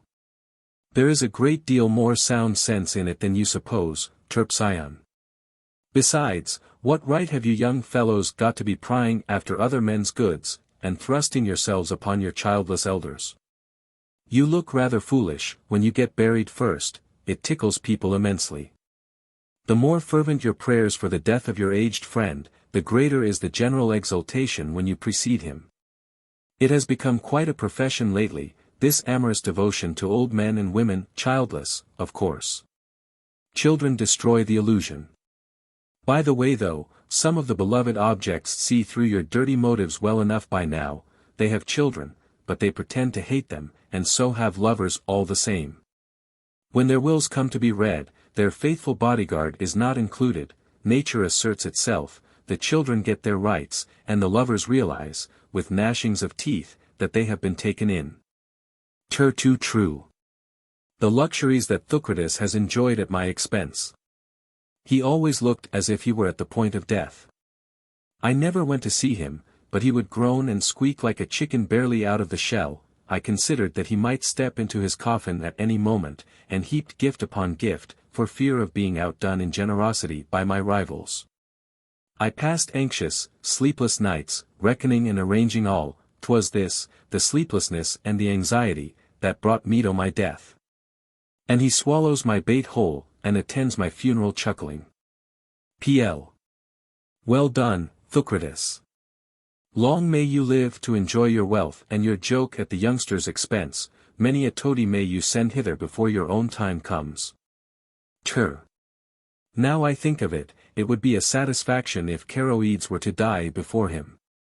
PL. Charoides. My dear Terpsion, Phaedo, Melanthus, every one of them will be here before Socrates, all victims of this same anxiety. Tur. That is as it should be. Hold on, Socrates. F. 7. Xenophantus. Calidomides. Zay. Ah, Calidomides, and how did you come by your end? As for me, I was free of Dineas's table, and there died of a surfeit, but that is stale news, you were there, of course. Cal. Yes, I was. Now there was an element of surprise about my fate. I suppose you know that old Toiodorus. Zay. The rich man with no children, to whom you gave most of your company. Cal. That is the man, he had promised to leave me his heir, and I used to show my appreciation. However, it went on such a time. Tithonus was a juvenile to him, so I found a short cut to my property. I bought a potion, and agreed with the butler that next time his master called for wine, he is a pretty stiff drinker, he should have this ready in a cup and present it. And I was pledged to reward the man with his freedom. Zay. And what happened? This is interesting. Cal. When we came from Bath, the young fellow had 2 cups ready, one with the poison for Toiodorus, and the other for me. But by some blunder he handed me the poisoned cup, and Toiodorus the plain, and behold, before he had done drinking, there was I sprawling on the ground, a vicarious corpse. Why are you laughing so, Xenophantus? I am your friend. Such mirth is unseemly. Zay. Well, it was such a humorous exit. And how did the old man behave? Cow. He was dreadfully distressed for the moment, then he saw, I suppose, and laughed as much as you over the butler's trick. Zay. Ah, short cuts are no better for you than for other people, you see, the high road would have been safer, if not quite so quick. H. 8. Nemen. Damnippus. Cne. Why, 'tis the proverb fulfilled. The fawn hath taken the lion. Damn. What's the matter, Nemen? Cne. The matter. I have been fooled, miserably fooled. I have passed over all whom I should have liked to make my heirs, and left my money to the wrong man. Damn. How was that? Cne. I had been speculating on the death of Hermolaus, the millionaire. He had no children, and my attentions had been well received by him. I thought it would be a good idea to let him know that I had made my will in his favor, on the chance of its exciting his emulation. Damn. Yes, and Hermolaus? Cne. What his will was, I don't know. I died suddenly, the roof came down about my ears, and now Hermolaus is my heir. The pike has swallowed hook and bait. Damn. And your anglership into the bargain. The pit that you digged for other. Q. That's about the truth of the matter, confound it. F. 9. Similis. Polystratus. C. So here you are at last, Polystratus, you must be something very like a centenarian. Paul 98. C. And what sort of a life have you had of it, these 30 years? You were about 70 when I died. Paul delightful, though you may find it hard to believe. C. It is surprising that you could have any joy of your life old, weak, and childless, moreover. Paul. In the first place, I could do just what I liked, there were still plenty of handsome boys and dainty women. Perfumes were sweet, wine kept its bouquet, Sicilian feasts were nothing to mine. C. This is a change, to be sure, you were very economical in my day. Paul. Ah, but, my simple friend, these good things were presents came in streams. From dawn my doors were thronged with visitors, and in the day it was a procession of the fairest gifts of earth. C. Why, you must have seized the crown after my death. Paul. Oh no, it was only that I inspired a number of tender passions. C. Tender passions, indeed. What, you, an old man with hardly a tooth left in your head? Paul.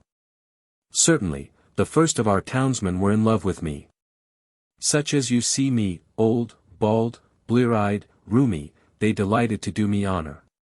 Happy was the man on whom my glance rested a moment. C. Well, then, you had some adventure like Phaon's, when he rode Aphrodite across from Chios, your God granted your prayer and made you young and fair and lovely again. Paul. No, no. I was as you see me, and I was the object of all desire. C. Oh, I give it up. Paul. Why, I should have thought you knew the violent passion for old men who have plenty of money and no children. C. Ah, now I comprehend your beauty, old fellow. It was the golden Aphrodite bestowed it. Paul. I assure you, Similis, I had a good deal of satisfaction out of my lovers, they idolized me, almost. Often I would be coy and shut some of them out. Such rivalries. Such jealous emulations. C. And how did you dispose of your fortune in the end? Paul. I gave each an express promise to make him my heir, he believed, and treated me to more attentions than ever. Meanwhile I had another genuine will, which was the one I left, with a message to them all to go hang. C. Who was the heir by this one? One of your relations, I suppose. Paul. Not likely, it was a handsome young Phrygian I had lately bought. C. Age? Paul. About 20. C. Ah, I can guess his office. Paul. Well, you know, he deserved the inheritance much better than they did. He was a barbarian and a rascal, but by this time he has the best of society at his beck. So he inherited. And now he is one of the aristocracy. His smooth chin and his foreign accent are no bars to his being called nobler than Codrus, handsomer than Nereus, wiser than Odysseus. C. Well, I don't mind. Let him be emperor of Greece, if he likes, so long as he keeps the property away from that other crew. H. X. Charon. Hermes. Various shades. Ch. I'll tell you how things stand. Our craft, as you see, is small, and leaky, and 3 parts rotten. A single lurch, and she will capsize without more ado. And here are all you passengers, each with his luggage. If you come on board like that, I am afraid you may have cause to repent it, especially those who have not learnt to swim. Her. Then how are we to make a trip of it? Ch. I'll tell you. They must leave all this nonsense behind them on shore, and come aboard in their skins. As it is, there will be no room to spare. And in future, Hermes, mind you admit no one till he has cleared himself of encumbrances, as I say. Stand by the gangway, and keep an eye on them, and make them strip before you let them pass. Her. Very good. Well, number 1, who are you? Men. Menippus. Here are my wallet and staff, overboard with them. I had the sense not to bring my cloak. Her. Pass on, Menippus, you're a good fellow, you shall have the seat of honor, up by the pilot, where you can see every one. Here is a handsome person, who is he? Charmolios of Megara, the irresistible, whose kiss was worth 1,000 pounds. Her. That beauty must come off, lips, kisses, and all, the flowing locks, the blushing cheeks, the skin entire. That's right. Now we're in better trim, you may pass on. And who is the stunning gentleman in the purple and the diadem? Lamb. I am Lampicus, tyrant of Gela. Her. And what is all this splendor doing here, Lampicus? Lamb. How? Would you have a tyrant come hither stripped? Her. A tyrant. That would be too much to expect. But with a shade we must insist. Off with these things. Lamb. There, then, away goes my wealth. Her. Pomp must go too, and pride. We shall be overfreighted else. Lamb. At least let me keep my diadem and robes. Her. No, no, off they come. Lamb. Well. That is all, as you see for yourself. Her. There is something more yet, cruelty, folly, insolence, hatred. Lamb. There then, I am bare. Her. Pass on, and who may you be, my bulky friend? Damn. Damasia's the athlete. Her. To be sure, many is the time I have seen you in the gymnasium. Damn. You have. Well, I have peeled, let me pass. Her. Peeled. My dear sir, what, with all this fleshy encumbrance? Come, off with it, we should go to the bottom if you put 1 foot aboard. And those crowns, those victories, remove them. Damn. There, no mistake about it this time. I am as light as any shade among them. Her. That's more the kind of thing. On with you, Crado, you can take off that wealth and luxury and effeminacy, and we can't have that funeral pomp here, nor those ancestral glories either. Down with your rank and reputation, and any votes of thanks or inscriptions you have about you, and you need not tell us what size your tomb was, remarks of that kind come heavy. Cra. Well, if I must, there's no help for it. Her. Hello. In full armor. What does this mean? And why this trophy? A general. I am a great conqueror, a valiant warrior, my country's pride. Her. The trophy may stop behind, we are at peace, there is no demand for arms. Whom have we here? Whose is this knitted brow, this flowing beard? 'Tis some reverend sage, if outside goes for anything, he mutters, he is wrapped in meditation. Men. That's a philosopher, Hermes, and an impudent quack not the bargain. Have him out of that cloak. You will find something to amuse you underneath it.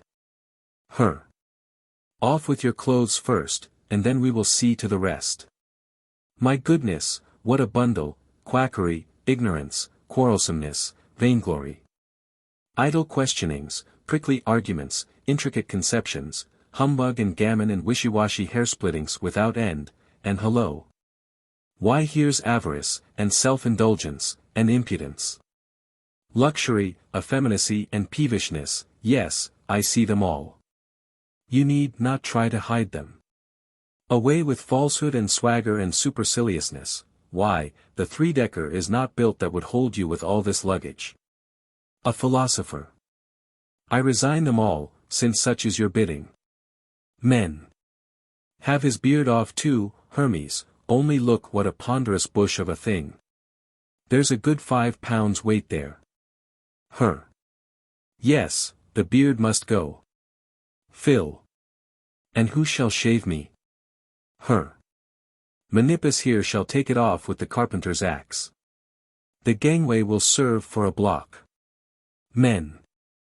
Oh, can't I have a saw, Hermes? It would be much better fun.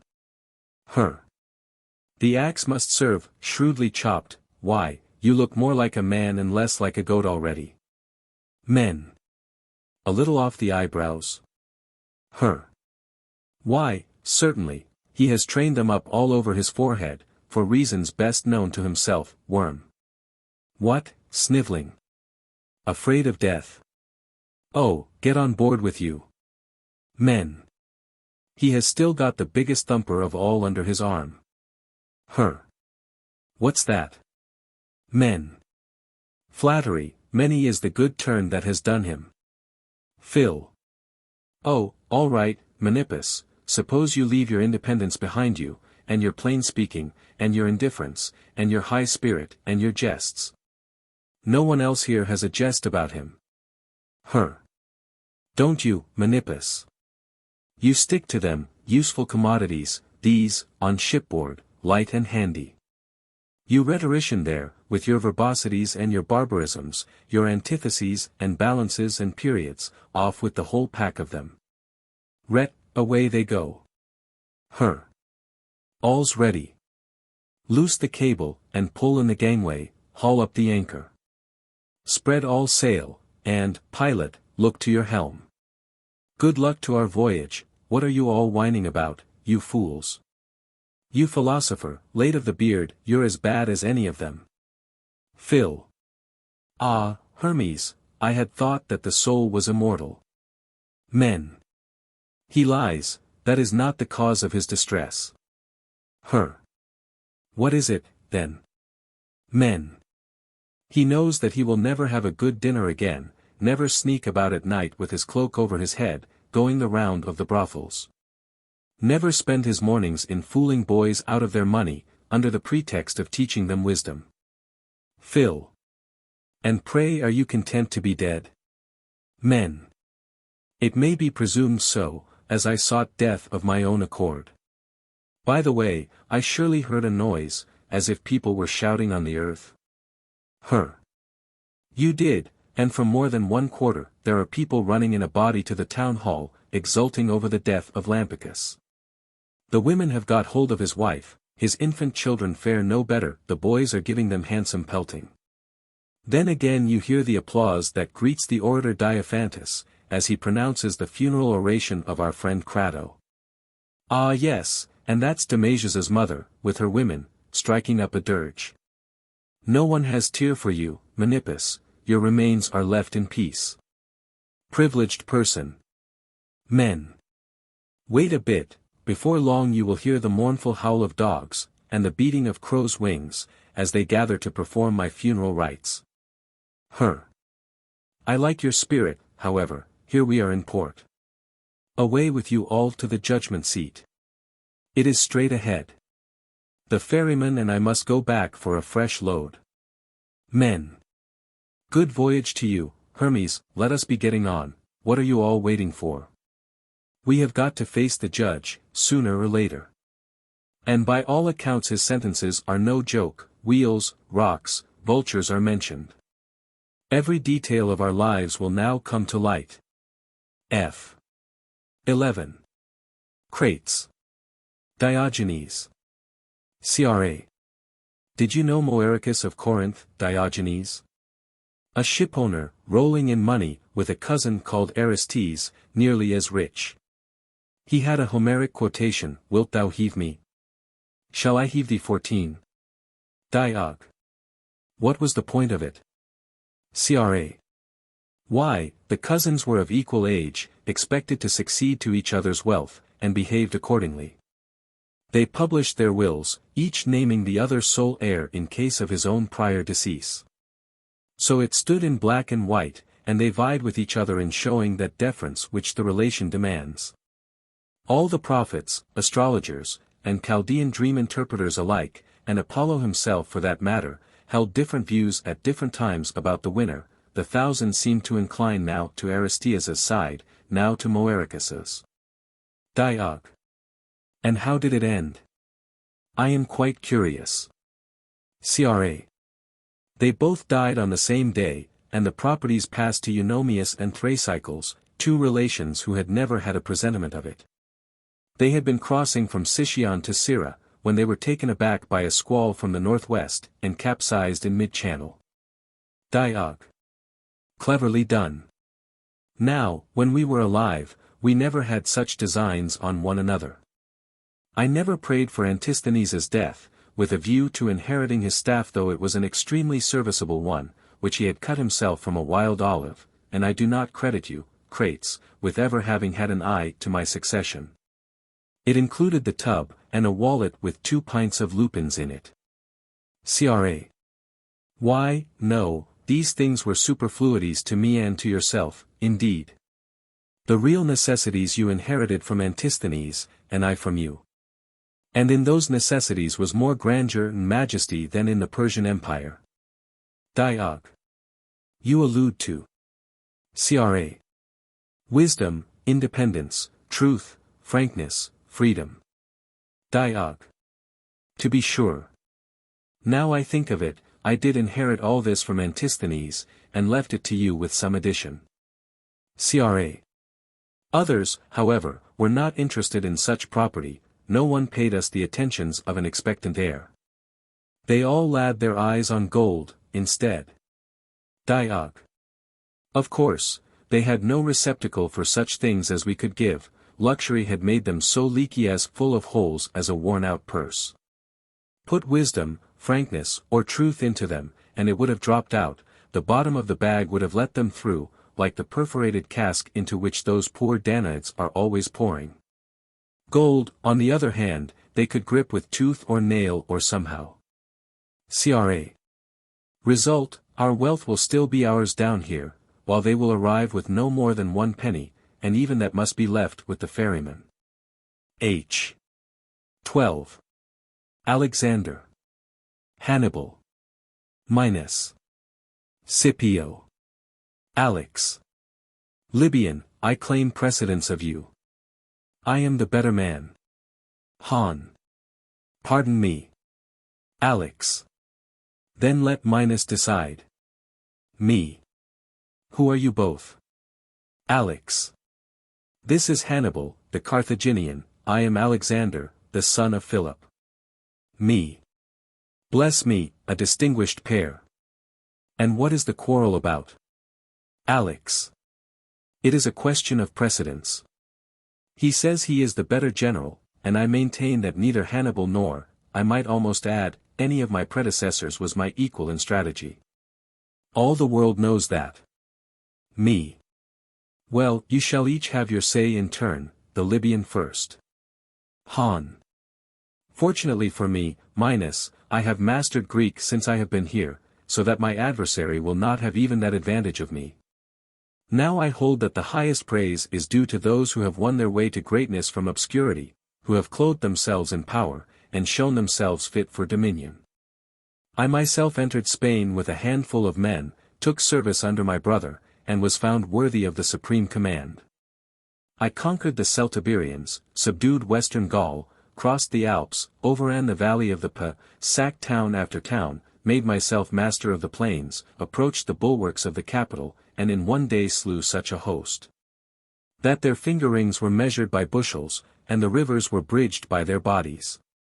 And this I did, though I had never been called a son of Ammon, I never pretended to be a god, never related visions of my mother, I made no secret of the fact that I was mere flesh and blood. My rivals were the ablest generals in the world, commanding the best soldiers in the world. I warred not with Medes or Assyrians, who fly before they are pursued, and yield the victory to him that dares take it. Alexander, on the other hand, in increasing and extending as he did the dominion which he had inherited from his father, was but following the impetus given to him by fortune. And this conqueror had no sooner crushed his puny adversary by the victories of Issus and Arbela, than he forsook the traditions of his country, and lived the life of a Persian. Accepting the prostrations of his subjects, assassinating his friends at his own table, or handing them over to the executioner. I in my command respected the freedom of my country, delayed not to obey her summons, when the enemy with their huge armament invaded Libya, laid aside the privileges of my office, and submitted to my sentence without a murmur. Yet I was a barbarian all unskilled in Greek culture, I could not recite Homer, nor had I enjoyed the advantages of Aristotle's instruction, I had to make a shift with such qualities as were mine by nature. It is on these grounds that I claim the preeminence. My rival has indeed all the luster that attaches to the wearing of a diadem. And I know not for Macedonians such things may have charms, but I cannot think that this circumstance constitutes a higher claim than the courage and genius of one who owed nothing to fortune, and everything to his own resolution. Me. Not bad, for a Libyan. Well, Alexander, what do you say to that? Alex. Silence, would be the best answer to such confident self-assertion. The tongue of fame will suffice of itself to convince you that I was a great prince, and my opponent a petty adventurer. But I would have you consider the distance between us. Called to the throne while I was yet a boy, I quelled the disorders of my kingdom, and avenged my father's murder. By the destruction of Thebes, I inspired the Greeks with such awe, that they appointed me their commander-in-chief. And from that moment, scorning to confine myself to the kingdom that I inherited from my father, I extended my gaze over the entire face of the earth, and thought it shame if I should govern less than the whole. With a small force I invaded Asia, gained a great victory on the Granicus, took Lydia, Ionia, Phrygia, in short, subdued all that was within my reach, before I commenced my march for Issus, where Darius was waiting for me at the head of his myriads. You know the sequel, yourselves can best say what was the number of the dead whom on one day I dispatched hither. The ferryman tells me that his boat would not hold them, most of them had to come across on rafts of their own construction. In these enterprises, I was ever at the head of my troops, ever courted danger. To say nothing of Tyre and Arbela, I penetrated into India, and carried my empire to the shores of ocean. I captured elephants, I conquered Porus. I crossed the Tanais, and worsted the Scythians, no mean enemies, in a tremendous cavalry engagement. I heaped benefits upon my friends, I made my enemies taste my resentment. If men took me for a god, I cannot blame them. The vastness of my undertakings might excuse such a belief. But to conclude. I died a king, Hannibal, a fugitive at the court of the Bithynian Prussia's fitting end for villainy and cruelty. Of his Italian victories I say nothing. They were the fruit not of honest legitimate warfare, but of treachery, craft, and dissimulation. He taunts me with self-indulgence. My illustrious friend has surely forgotten the pleasant time he spent in Capua among the ladies, while the precious moments fleeted by. Had I not scorned the Western world, and turned my attention to the East, what would it have cost me to make the bloodless conquest of Italy, and Libya, and all, as far west as Gades. But nations that already cowered beneath a master were unworthy of my sword. I have finished, Minos, and await your decision. Of the many arguments I might have used, these shall suffice. Sigh. First, Minos, let me speak. Me. And who are you, friend? And where do you come from? Sigh. I am Scipio, the Roman general, who destroyed Carthage, and gained great victories over the Libyans. Me. Well, and what have you to say? Sigh. That Alexander is my superior, and I am Hannibal's, having defeated him, and driven him to ignominious flight. What impudence is this, to contend with Alexander, to whom I, your conqueror, would not presume to compare myself? Me. Honestly spoken, Scipio, on my word. Very well, then, Alexander comes first, and you next, and I think we must say Hannibal third. And a very creditable third, too. F. 13. Diogenes. Alexander. Diog. Dear me, Alexander, you dead like the rest of us? Alex. As you see, sir, is there anything extraordinary in a mortal's dying? Diog.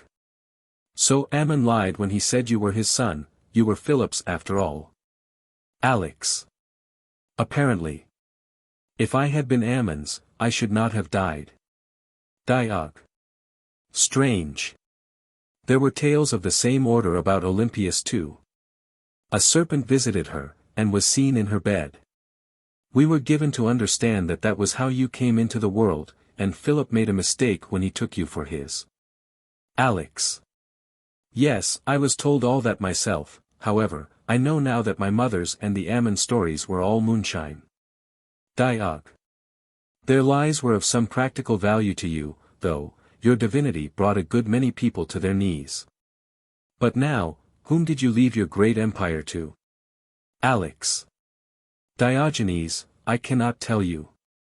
I had no time to leave any directions about it, beyond just giving Perdiccas my ring as I died. Why are you laughing? Diog. Oh, I was only thinking of the Greeks' behavior, directly you succeeded, how they flattered you. Their elected patron, generalissimo against the barbarian, one of the 12 gods according to some, temples built and sacrifices offered to the serpent's son. If I may ask, where did your Macedonians bury you? Alex. I have lain in Babylon a full month today, and Ptolemy of the guards is pledged, as soon as he can get a moment's respite from present disturbances, to take and bury me in Egypt, there to be reckoned among the gods. Diog. I have some reason to laugh, you see, still nursing vain hopes of developing into an Osiris or Anubis. Pray, your godhead, put these expectations from you, none may reascend who has once sailed the lake and penetrated our entrance. Aeacus is watchful, and Cerberus an awkward customer. But there is one thing I wish you would tell me, how do you like thinking over all the earthly bliss you left to come here, your guards and armor-bearers and lieutenant governors, your heaps of gold and adoring peoples, Babylon and Bactria? Your huge elephants, your honor and glory, those conspicuous drives with white cinctured locks and clasped purple cloak. Does the thought of them hurt? What, crying? Silly fellow! Did not your wise Aristotle include in his instructions any hint of the insecurity of fortune's favors? Alex. Wise. Call him the craftiest of all flatterers. Allow me to know a little more than other people about Aristotle. His requests and his letters came to my address. I know how he profited by my passion for culture, how he would toady and compliment me, to be sure. Now it was my beauty that too is included under the good. Now it was my deeds and my money, for money too he called a good. He meant that he was not going to be ashamed of taking it. Ah, Diogenes, an impostor, and a past master at it too. For me, the result of his wisdom is that I am distressed for the things you catalogued just now, as if I had lost in them the chief goods. Diog. Wouldst know thy course? I will prescribe for your distress. Our flora, unfortunately, does not include hellebore, but you take plenty of Lethe water, good, deep, repeated draughts, that will relieve your distress over the Aristotelian goods. Quick! Here are Clitus, Callisthenes, and a lot of others making for you, they mean to tear you in pieces and pay you out. Here, go the opposite way, and remember, repeated drafts. H. 14. Philip. Alexander. Phil. You cannot deny that you are my son this time, Alexander, you would not have died if you had been Ammon's. Alex. I knew all the time that you, Philip, son of Amyntas, were my father. I only accepted the statement of the oracle because I thought it was good policy. Phil. What, to suffer yourself to be fooled by lying priests? Alex. No, but it had an awe-inspiring effect upon the barbarians. When they thought they had a god to deal with, they gave up the struggle, which made their conquest a simple matter. Phil. And whom did you ever conquer that was worth conquering? Your adversaries were ever timid creatures, with their bows and their targets and their wicker shields. It was other work conquering the Greeks, Boeotians, Phocians, Athenians. Arcadian hoplites, Thessalian cavalry, javelin men from Elis, peltasts of Mantinia, Thracians, Illyrians, Paeonians, to subdue these was something. But for gold-laced womanish Medes and Persians and Chaldeans, why, it had been done before. Did you never hear of the expedition of the 10,000 under Clearchus? And how the enemy would not even come to blows with them, but ran away before they were within bowshot? Alex. Still, there were the Scythians, father, and the Indian elephants, they were no joke. And my conquests were not gained by dissension or treachery, I broke no oath, no promise, nor ever purchased victory at the expense of honor. As to the Greeks, most of them joined me without a struggle. And I dare say you have heard how I handled Thebes. Phil. I know all about that, I had it from Clitus, whom you ran through the body, in the middle of dinner, because he presumed to mention my achievements in the same breath with yours. They tell me too that you took to aping the manners of your conquered Medes, abandoned the Macedonian cloak in favor of the Candace, assumed the upright tiara, and exacted oriental prostrations from Macedonian freemen. This is delicious. As to your brilliant matches, and your beloved Hephaestion, and your scholars in lions' cages, the less said the better. I have only heard one thing to your credit, you respected the person of Darius's beautiful wife, and you provided for his mother and daughters, there you acted like a king. Alex. And have you nothing to say of my adventurous spirit, father, when I was the first to leap down within the ramparts of Oxydrake, and was covered with wounds? Phil. Not a word. Not that it is a bad thing, in my opinion, for a king to get wounded occasionally, and to face danger at the head of his troops, but this was the last thing that you were called upon to do. You were passing for a god. And your being wounded, and carried off the field on a litter, bleeding and groaning, could only excite the ridicule of the spectators. Ammon stood convicted of quackery, his oracle of falsehood, his priests of flattery. The son of Zeus in a swoon, requiring medical assistance. Who could help laughing at the sight? And now that you have died, can you doubt that many a jest is being cracked on the subject of your divinity, as men contemplate the god's corpse laid out for burial, and already going the way of all flesh? Besides, your achievements lose half their credit from this very circumstance which you say was so useful in facilitating your conquests. Nothing you did could come up to your divine reputation. Alex. The world thinks otherwise. I am ranked with Heracles and Dionysus, and, for that matter, I took Ournos, which was more than either of them could do. Phil. There spoke the son of Ammon. Heracles and Dionysus, indeed. You ought to be ashamed of yourself, Alexander. When will you learn to drop that bombast, and know yourself for the shade that you are? F. 15. Antilochus. Achilles. Aunt Achilles, what you were saying to Odysseus the other day about death was very poor-spirited. I should have expected better things from a pupil of Chiron and Phoenix. I was listening. You said you would rather be a servant on earth to some poor hind, of scanty livelihood possessed, than king of all the dead. Such sentiments might have been very well in the mouth of a poor-spirited cowardly Phrygian, dishonorably in love with life, for the son of Peleus, boldest of all heroes, so to vilify himself, is a disgrace, it gives the lie to all your life. You might have had a long and glorious reign in Phthia, and your own choice was death and glory. ACH.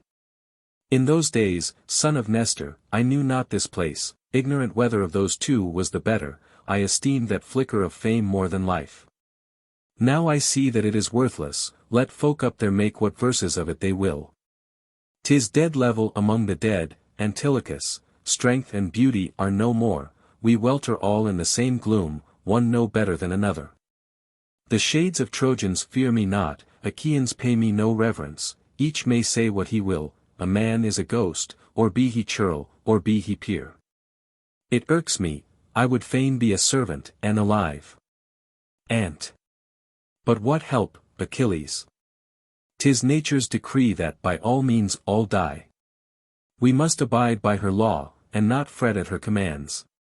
Consider too how many of us are with you here, Odysseus comes ere long, how else? Is there not comfort in the common fate? 'Tis something not to suffer alone.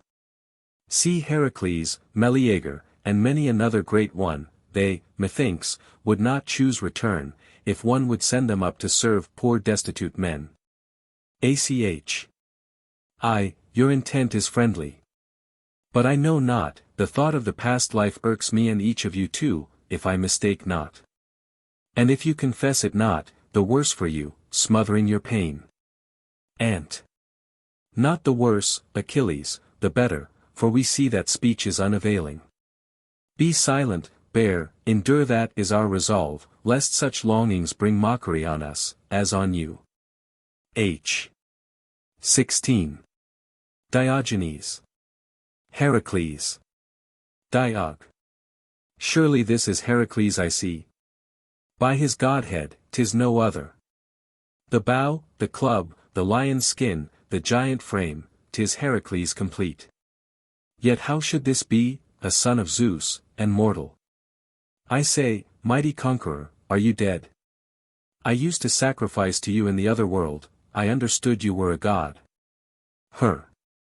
Thou didst well. Heracles is with the gods in heaven.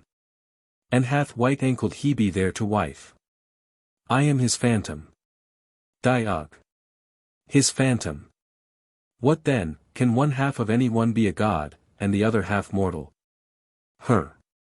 Even so. The god still lives. 'Tis I, his counterpart, am dead. Diog. I see.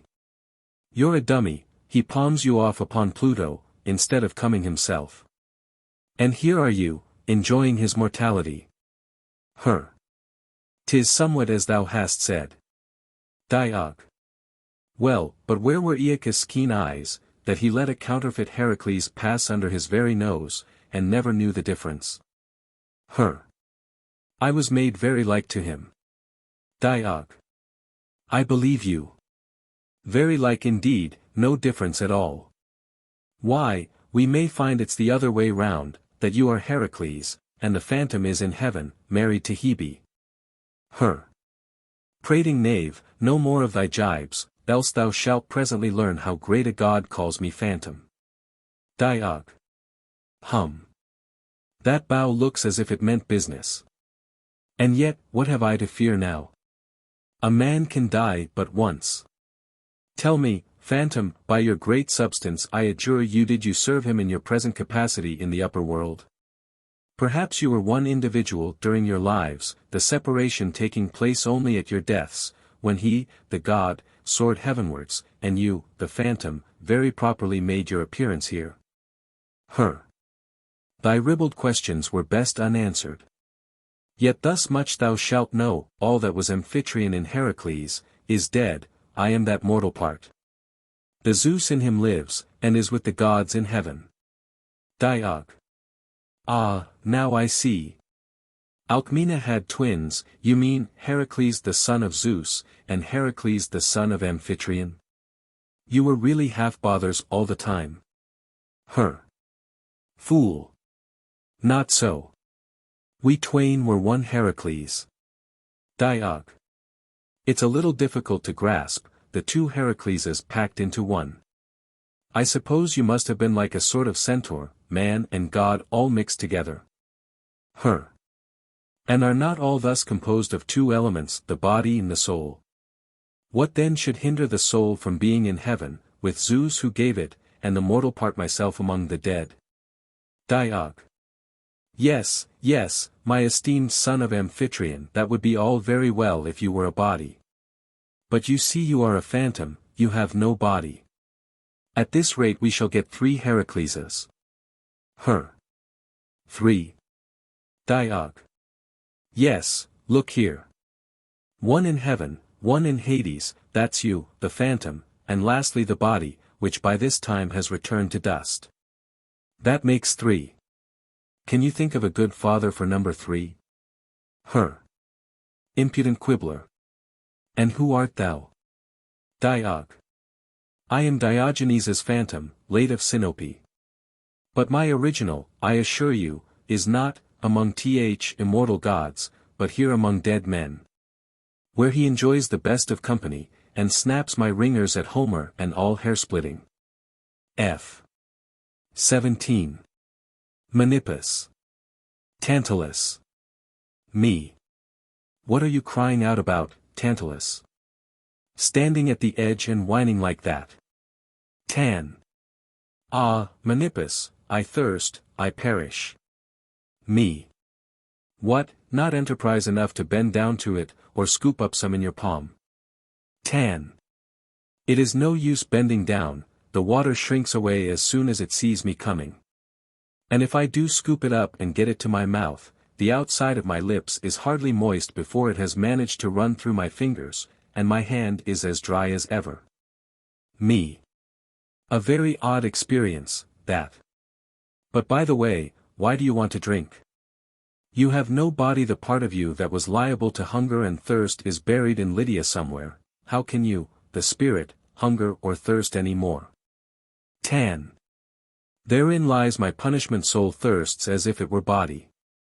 Me. Well, let that pass, as you say thirst is your punishment. But why do you mind it? Are you afraid of dying, for want of drink? I do not know of any second Hades, can you die to this one, and go further? Tan. No, that is quite true. But you see this is part of the sentence, I must long for drink, though I have no need of it. Me. There is no meaning in that. There is a draught you need, though, some neat hellebore is what you want, you are suffering from a converse hydrophobia. You are not afraid of water, but you are of thirst. Tan. I would as lief drink hellebore as anything, if I could but drink. Me. Never fear, Tantalus, neither you nor any other ghost will ever do that, it is impossible, you see.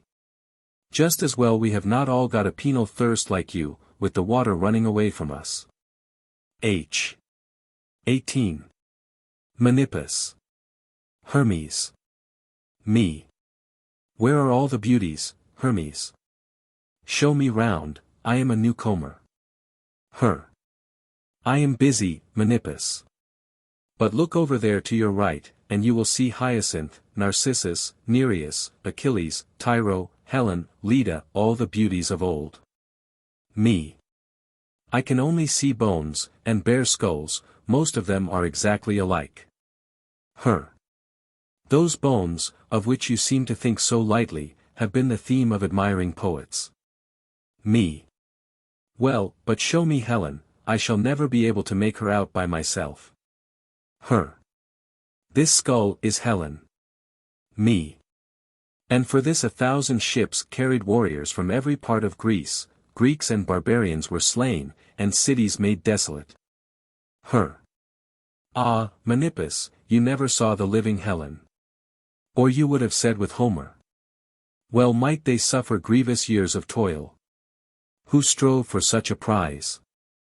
Paragraph continues, we look at withered flowers, whose dye is gone from them, and what can we call them but unlovely things? Yet in the hour of their bloom these unlovely things were things of beauty. Me. Strange, that the Greeks could not realize what it was for which they labored, how short-lived, how soon to fade. I have no time for moralizing. Choose your spot, where you will, and lie down. I must go to fetch new dead. F. 19. Aeacus. Protesilaus. Menelaus. Paris. A. Now then, Protesilaus, what do you mean by assaulting and throttling Helen? Pro. Why, it was all her fault that I died, leaving my house half-built, and my bride a widow. A. You should blame Menelaus, for taking you all to Troy after such a light o' love. Pro. That is true, he shall answer it. Me. No, my dear sir. Paris surely is the man, he outraged all rights in carrying off his host's wife with him. He deserves throttling, if you like, and not from you only, but from Greeks and barbarians as well, for all the deaths he brought upon them. Pro. Ah, now I have it. Here, you Paris. You shall not escape my clutches. Pa. Oh, come, sir, you will never wrong one of the same gentle craft as yourself. Am I not a lover too, and a subject of your deity? Against love you know, with the best will in the world, how vain it is to strive, 'tis a spirit that draws us whither it will. Pro. There is reason in that. Oh, would that I had love himself here in these hands. A. Permit me to charge myself with his defense. He does not absolutely deny his responsibility for Paris's love, but that for your death he refers to yourself, Protesilaus. You forgot all about your bride, fell in love with fame, and, directly the fleet touched the Troad, took that rash senseless leap, which brought you first to shore and to death. Pro. Now it is my turn to correct, Aeacus. The blame does not rest with me, but with fate, so was my thread spun from the beginning. A. Exactly so, then why blame our good friends here? H. XX. Menippus. Aeacus. Various shades. Me. In Pluto's name, Aeacus, show me all the sights of Hades. A. That would be rather an undertaking, Menippus. However, you shall see the principal things. Cerberus here you know already, and the ferryman who brought you over. And you saw the Styx on your way, and Pyriphlegethon. Me. Yes, and you are the gatekeeper, I know all that, and I have seen the king and the Furies. But show me the men of ancient days, especially the celebrities. A. This is Agamemnon. This is Achilles, near him, Idomeneus, next comes Odysseus, then Ajax, Diomed, and all the great Greeks. Me. Why, Homer, what is this? All your great heroes flung down upon the earth, shapeless, undistinguishable, mere meaningless dust. Strengthless heads, and no mistake, who is this one, Aeacus? A. That is Cyrus, and here is Croesus, beyond him Sardanapalus, and beyond him again Midas. And yonder is Xerxes. Me. Ha!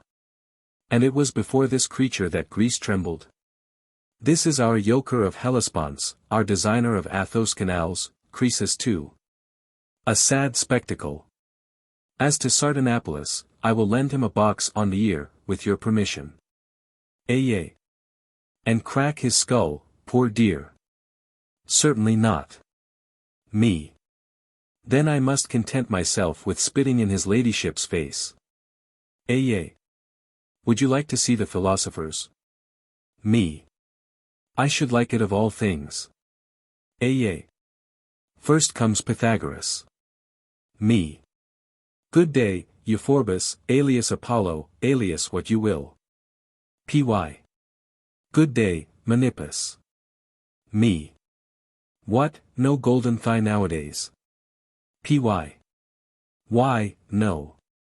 I wonder if there is anything to eat in that wallet of yours. Me. Beans, friend, you don't like beans. Py. Try me. My principles have changed with my quarters. I find that down here our parents' heads are in no way connected with beans. Aye. Here is Solon, the son of Execestides, and there is Thales.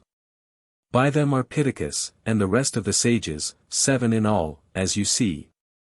Me. The only resigned and cheerful countenances yet. Who is the one covered with ashes, like a loaf baked in the embers? He is all over blisters.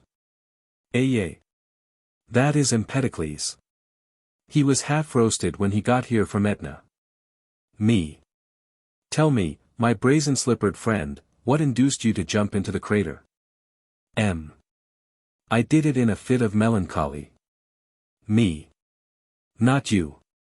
Vanity, pride, folly, these were what burnt you up, slippers and all, and serve you right. All that ingenuity was thrown away, too, your death was detected. Aeacus, where is Socrates? Aye. He is generally talking nonsense with Nestor and Polymedes. Me. But I should like to see him, if he is anywhere about. Aye. You see the bald one? Me. They are all bald, that is a distinction without a difference. Aye. The snub-nosed one. Me. There again, they are all snub-nosed. Soc. Do you want me, Menippus? Me. The very man I am looking for. Soc. How goes it in Athens? Me. There are a great many young men there professing philosophy, and to judge from their dress and their walk, they should be perfect in it. Soc. I have seen many such. Me. For that matter, I suppose you saw Aristippus arrive, reeking with scent. And Plato, the polished flatterer from Sicilian courts. Soc. And what do they think about me in Athens? Me. Ah, you are fortunate in that respect. You pass for a most remarkable man, omniscient in fact. And all the time if the truth must out you know absolutely nothing. Soc. I told them that myself, but they would have it that that was my irony. Me. And who are your friends? Soc. Charmides, Phaedrus, the son of Clinias. Me. Ha, ha. Still at your old trade, still an admirer of beauty. Soc. How could I be better occupied? Will you join us? Me. No, thank you, I am off, to take up my quarters by Croesus and Sardanapalus.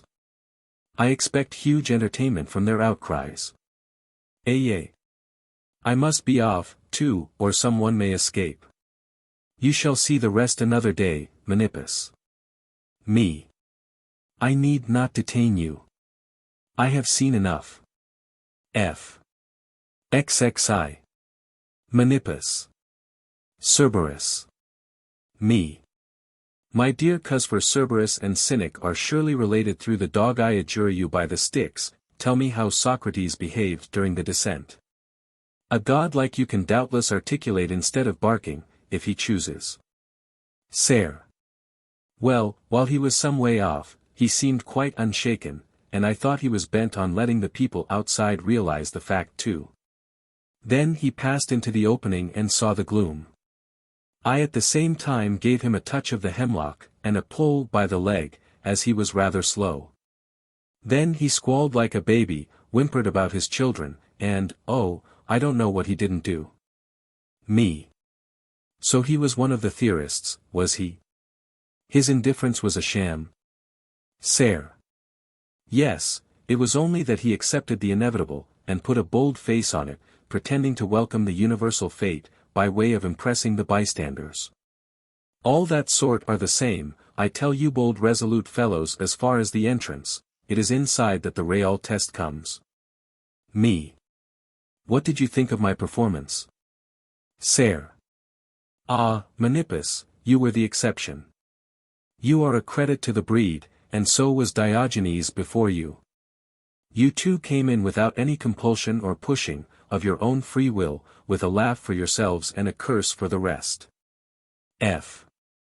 XXI. Sharon. Menippus. Hermes. Ch. You're fair, you rascal. Me. Bawl away, Charon, if it gives you any pleasure. Ch. I brought you across, give me my fare. Me. I can't, if I haven't got it. Ch. And who is so poor that he has not got a penny? Me. I for one, I don't know who else. Ch. Pay, or, by Pluto, I'll strangle you. Me.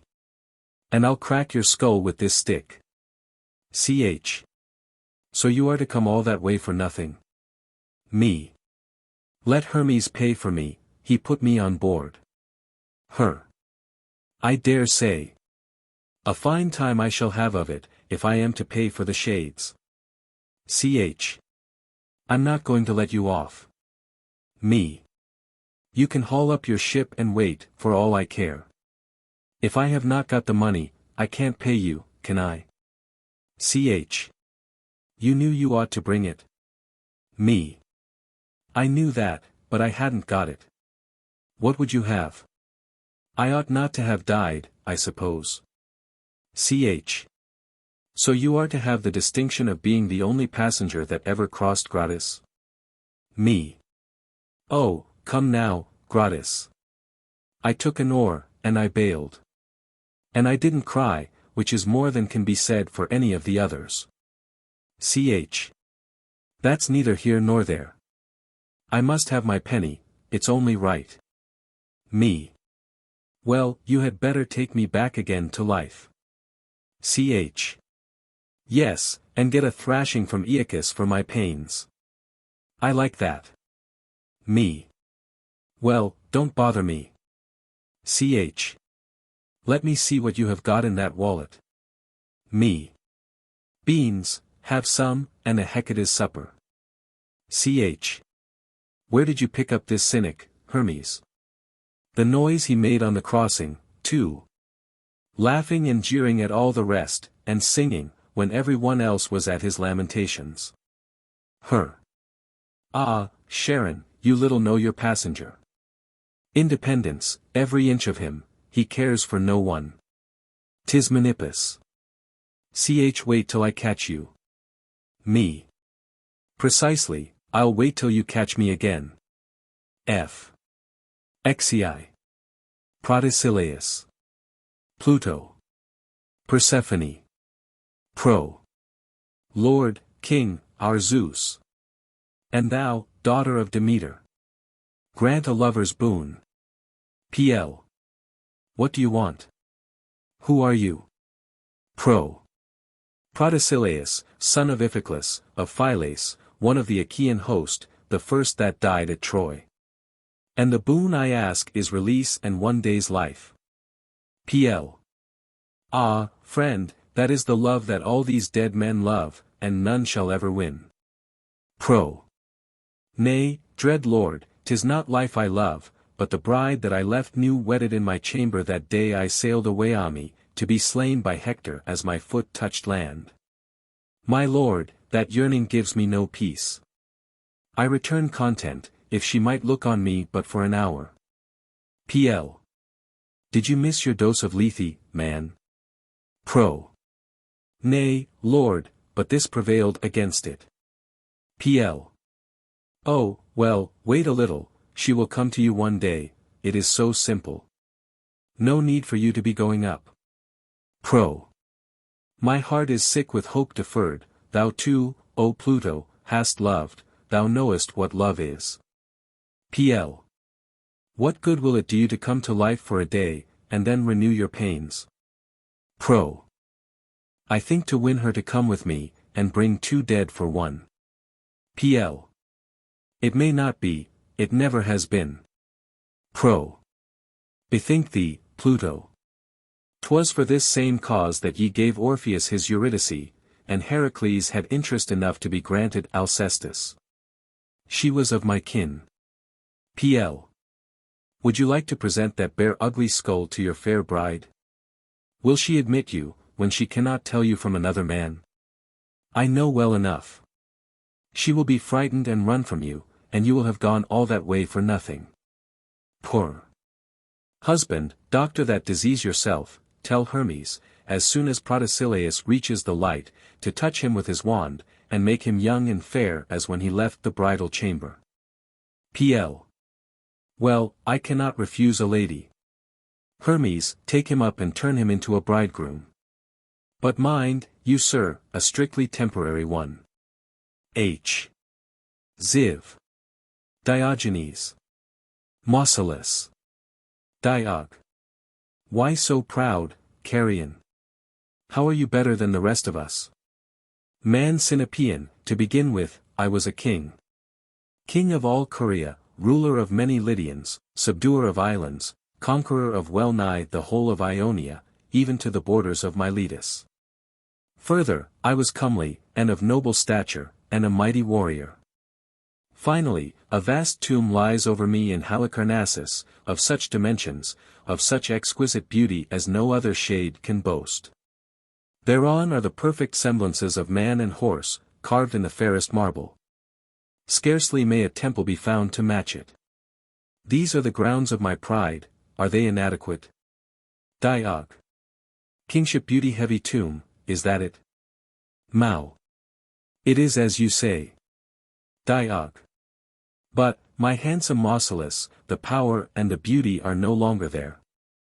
If we were to appoint an umpire now on the question of comeliness, I see no reason why he should prefer your skull to mine.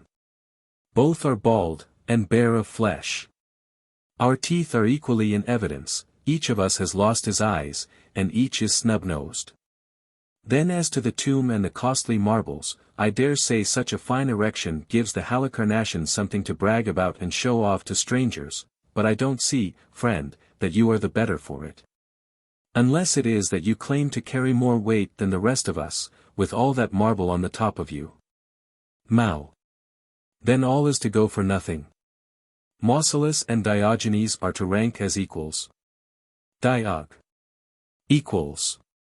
My dear sir, no, I don't say that. While Mausolus is groaning over the memories of earth, and the felicity which he supposed to be his, Diogenes will be chuckling. While Mausolus boasts of the tomb raised to him by Artemisia, his wife and sister, Diogenes knows not whether he has a tomb or no, the question never having occurred to him. He knows only that his name is on the tongues of the wise, as one who lived the life of a man, a higher monument than yours, vile carrion slave, and set on firmer foundations. F. XXV. Nereus. Thersites. Menippus. Ni. Here we are. Menippus shall award the palm of beauty. Menippus, am I not better looking than he?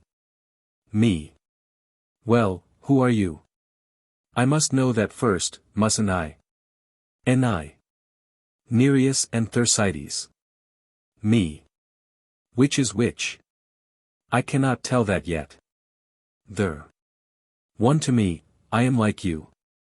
You have no such superiority as Homer, blind, by the way, gave you when he called you the handsomest of men. He might peak my head and thin my hair, our judge finds me none the worse. Now, Menippus, make up your mind which is handsomer. Ni. I, of course, I, the son of Aglaia and Charopus. Comeliest of all that came 'neath Trojan walls. Me. But not comeliest of all that come 'neath the earth, as far as I know. Your bones are much like other people's. And the only difference between your two skulls is that yours would not take much to stove it in. It is a tender article, something short of masculine. Ni. Ask Homer what I was, when I sailed with the Achaeans. Me. Dreams, dreams. I am looking at what you are, what you were is ancient history. Ni. Am I not handsomer here, Menippus? Me. You are not handsome at all, nor any one else either. Hades is a democracy, one man is as good as another here. There. And a very tolerable arrangement too, if you ask me. H. XXVI. Menippus. Chiron. Me. I have heard that you were a god, Chiron, and that you died of your own choice. You were rightly informed. I am dead, as you see, and might have been immortal. Me. And what should possess you, to be in love with death? He has no charm for most people. You are a sensible fellow, I will tell you. There was no further satisfaction to be had from immortality. Me. Was it not a pleasure merely to live and see the light? No, it is variety, as I take it, and not monotony, that constitutes pleasure. Living on, everything always the same, sun, light, food, spring, summer, autumn, winter, one thing following another in unending sequence, I sickened of it all.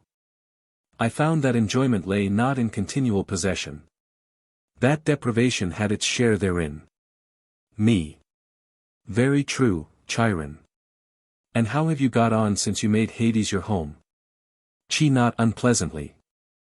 I like the truly republican equality that prevails. And as to whether one is in light or darkness, that makes no difference at all. Then again there is no hunger or thirst here, one is independent of such things. Me. Take care, Chiron. You may be caught in the snare of your own reasonings. How should that be? Me. Why, if the monotony of the other world brought on satiety, the monotony here may do the same. You will have to look about for a further change, and I fancy there is no third life procurable. Then what is to be done, Menippus? Me. Take things as you find them, I suppose, like a sensible fellow, and make the best of everything. F. XXVI. Diogenes. Antisthenes. Crates. Diog. Now, friends, we have plenty of time. What say you to a stroll? We might go to the entrance and have a look at the newcomers, what they are and how they behave. Ant. The very thing. It will be an amusing sight, some weeping, some imploring to be let go, some resisting. When Hermes collars them, they will stick their heels in and throw their weight back, and all to no purpose. Cra. Very well, and meanwhile, let me give you my experiences on the way down. Diog. Yes, go on, Crates. I dare say you saw some entertaining sights. Cra. We were a large party, of which the most distinguished were Ismenedorus, a rich townsman of ours, Arsaces, ruler of Media, and Oroetes the Armenian. Ismenedorus had been murdered by robbers going to Eleusis over Cytheron, I believe. He was moaning, nursing his wound, apostrophizing the young children he had left, and cursing his foolhardiness. He knew Cytheron and the Eleutheri district are all devastated by the wars, and yet he must take only 2 servants with him with 5 bowls and 4 cups of solid gold in his baggage, too. Arsaces was an old man of rather imposing aspect. He expressed his feelings in true barbaric fashion, was exceedingly angry at being expected to walk, and kept calling for his horse. In point of fact it had died with him, and he having been simultaneously transfixed by a Thracian pikeman in the fight with the Cappadocians on the Araxes. Arsaces described to us how he had charged far in advance of his men, and the Thracian, standing his ground and sheltering himself with his buckler, warded off the lance, and then, planting his pike, transfixed man and horse together. Ant. How could it possibly be done simultaneously? Cra. Oh, quite simple. The Median was charging with his 30-foot lance in front of him, the Thracian knocked it aside with his buckler, the point glanced by. Then he knelt, received the charge on his pike, pierced the horse's chest, the spirited beast impaling itself by its own impetus, and finally ran Arsaces through groin and buttock. You see what happened. It was the horse's doing rather than the man's. However, Arsaces did not at all appreciate equality, and wanted to come down on horseback. As for Oroetes, he was so tender-footed that he could not stand, far less walk. That is the way with all the Medes. Once they are off their horses, they go delicately on tiptoe as if they were treading on thorns. He threw himself down, and there he lay, nothing would induce him to get up. So the excellent Hermes had to pick him up and carry him to the ferry. How I laughed. Ant. When I came down, I did not keep with the crowd, I left them to their blubberings, ran on to the ferry, and secured a comfortable seat for the passage. Then as we crossed, they were divided between tears and seasickness, and gave me a merry time of it. Diog. You too have described your fellow passengers, now for mine. There came down with me Blepsias, the Pisatan usurer, Lampes, an Acarnanian freelance, and the Corinthian millionaire Damis. The last had been poisoned by his son, Lampes had cut his throat for love of the courtesan Mertium, and the wretched Blepsias is supposed to have died of starvation. His awful pallor and extreme emaciation looked like it. I inquired into the manner of their deaths, though I knew very well. When Damis exclaimed upon his son, "You only have your deserts," I remarked, "An old man of 90 living in luxury yourself with your million of money, and fobbing off your 18-year son with a few pence. As for you, Sir Acarnanian," he was groaning and cursing Mertium, "why put the blame on love? It belongs to yourself. You were never afraid of an enemy, took all sorts of risks in other people's service, and then let yourself be caught, my hero, by the artificial tears and sighs of the first wench you came across."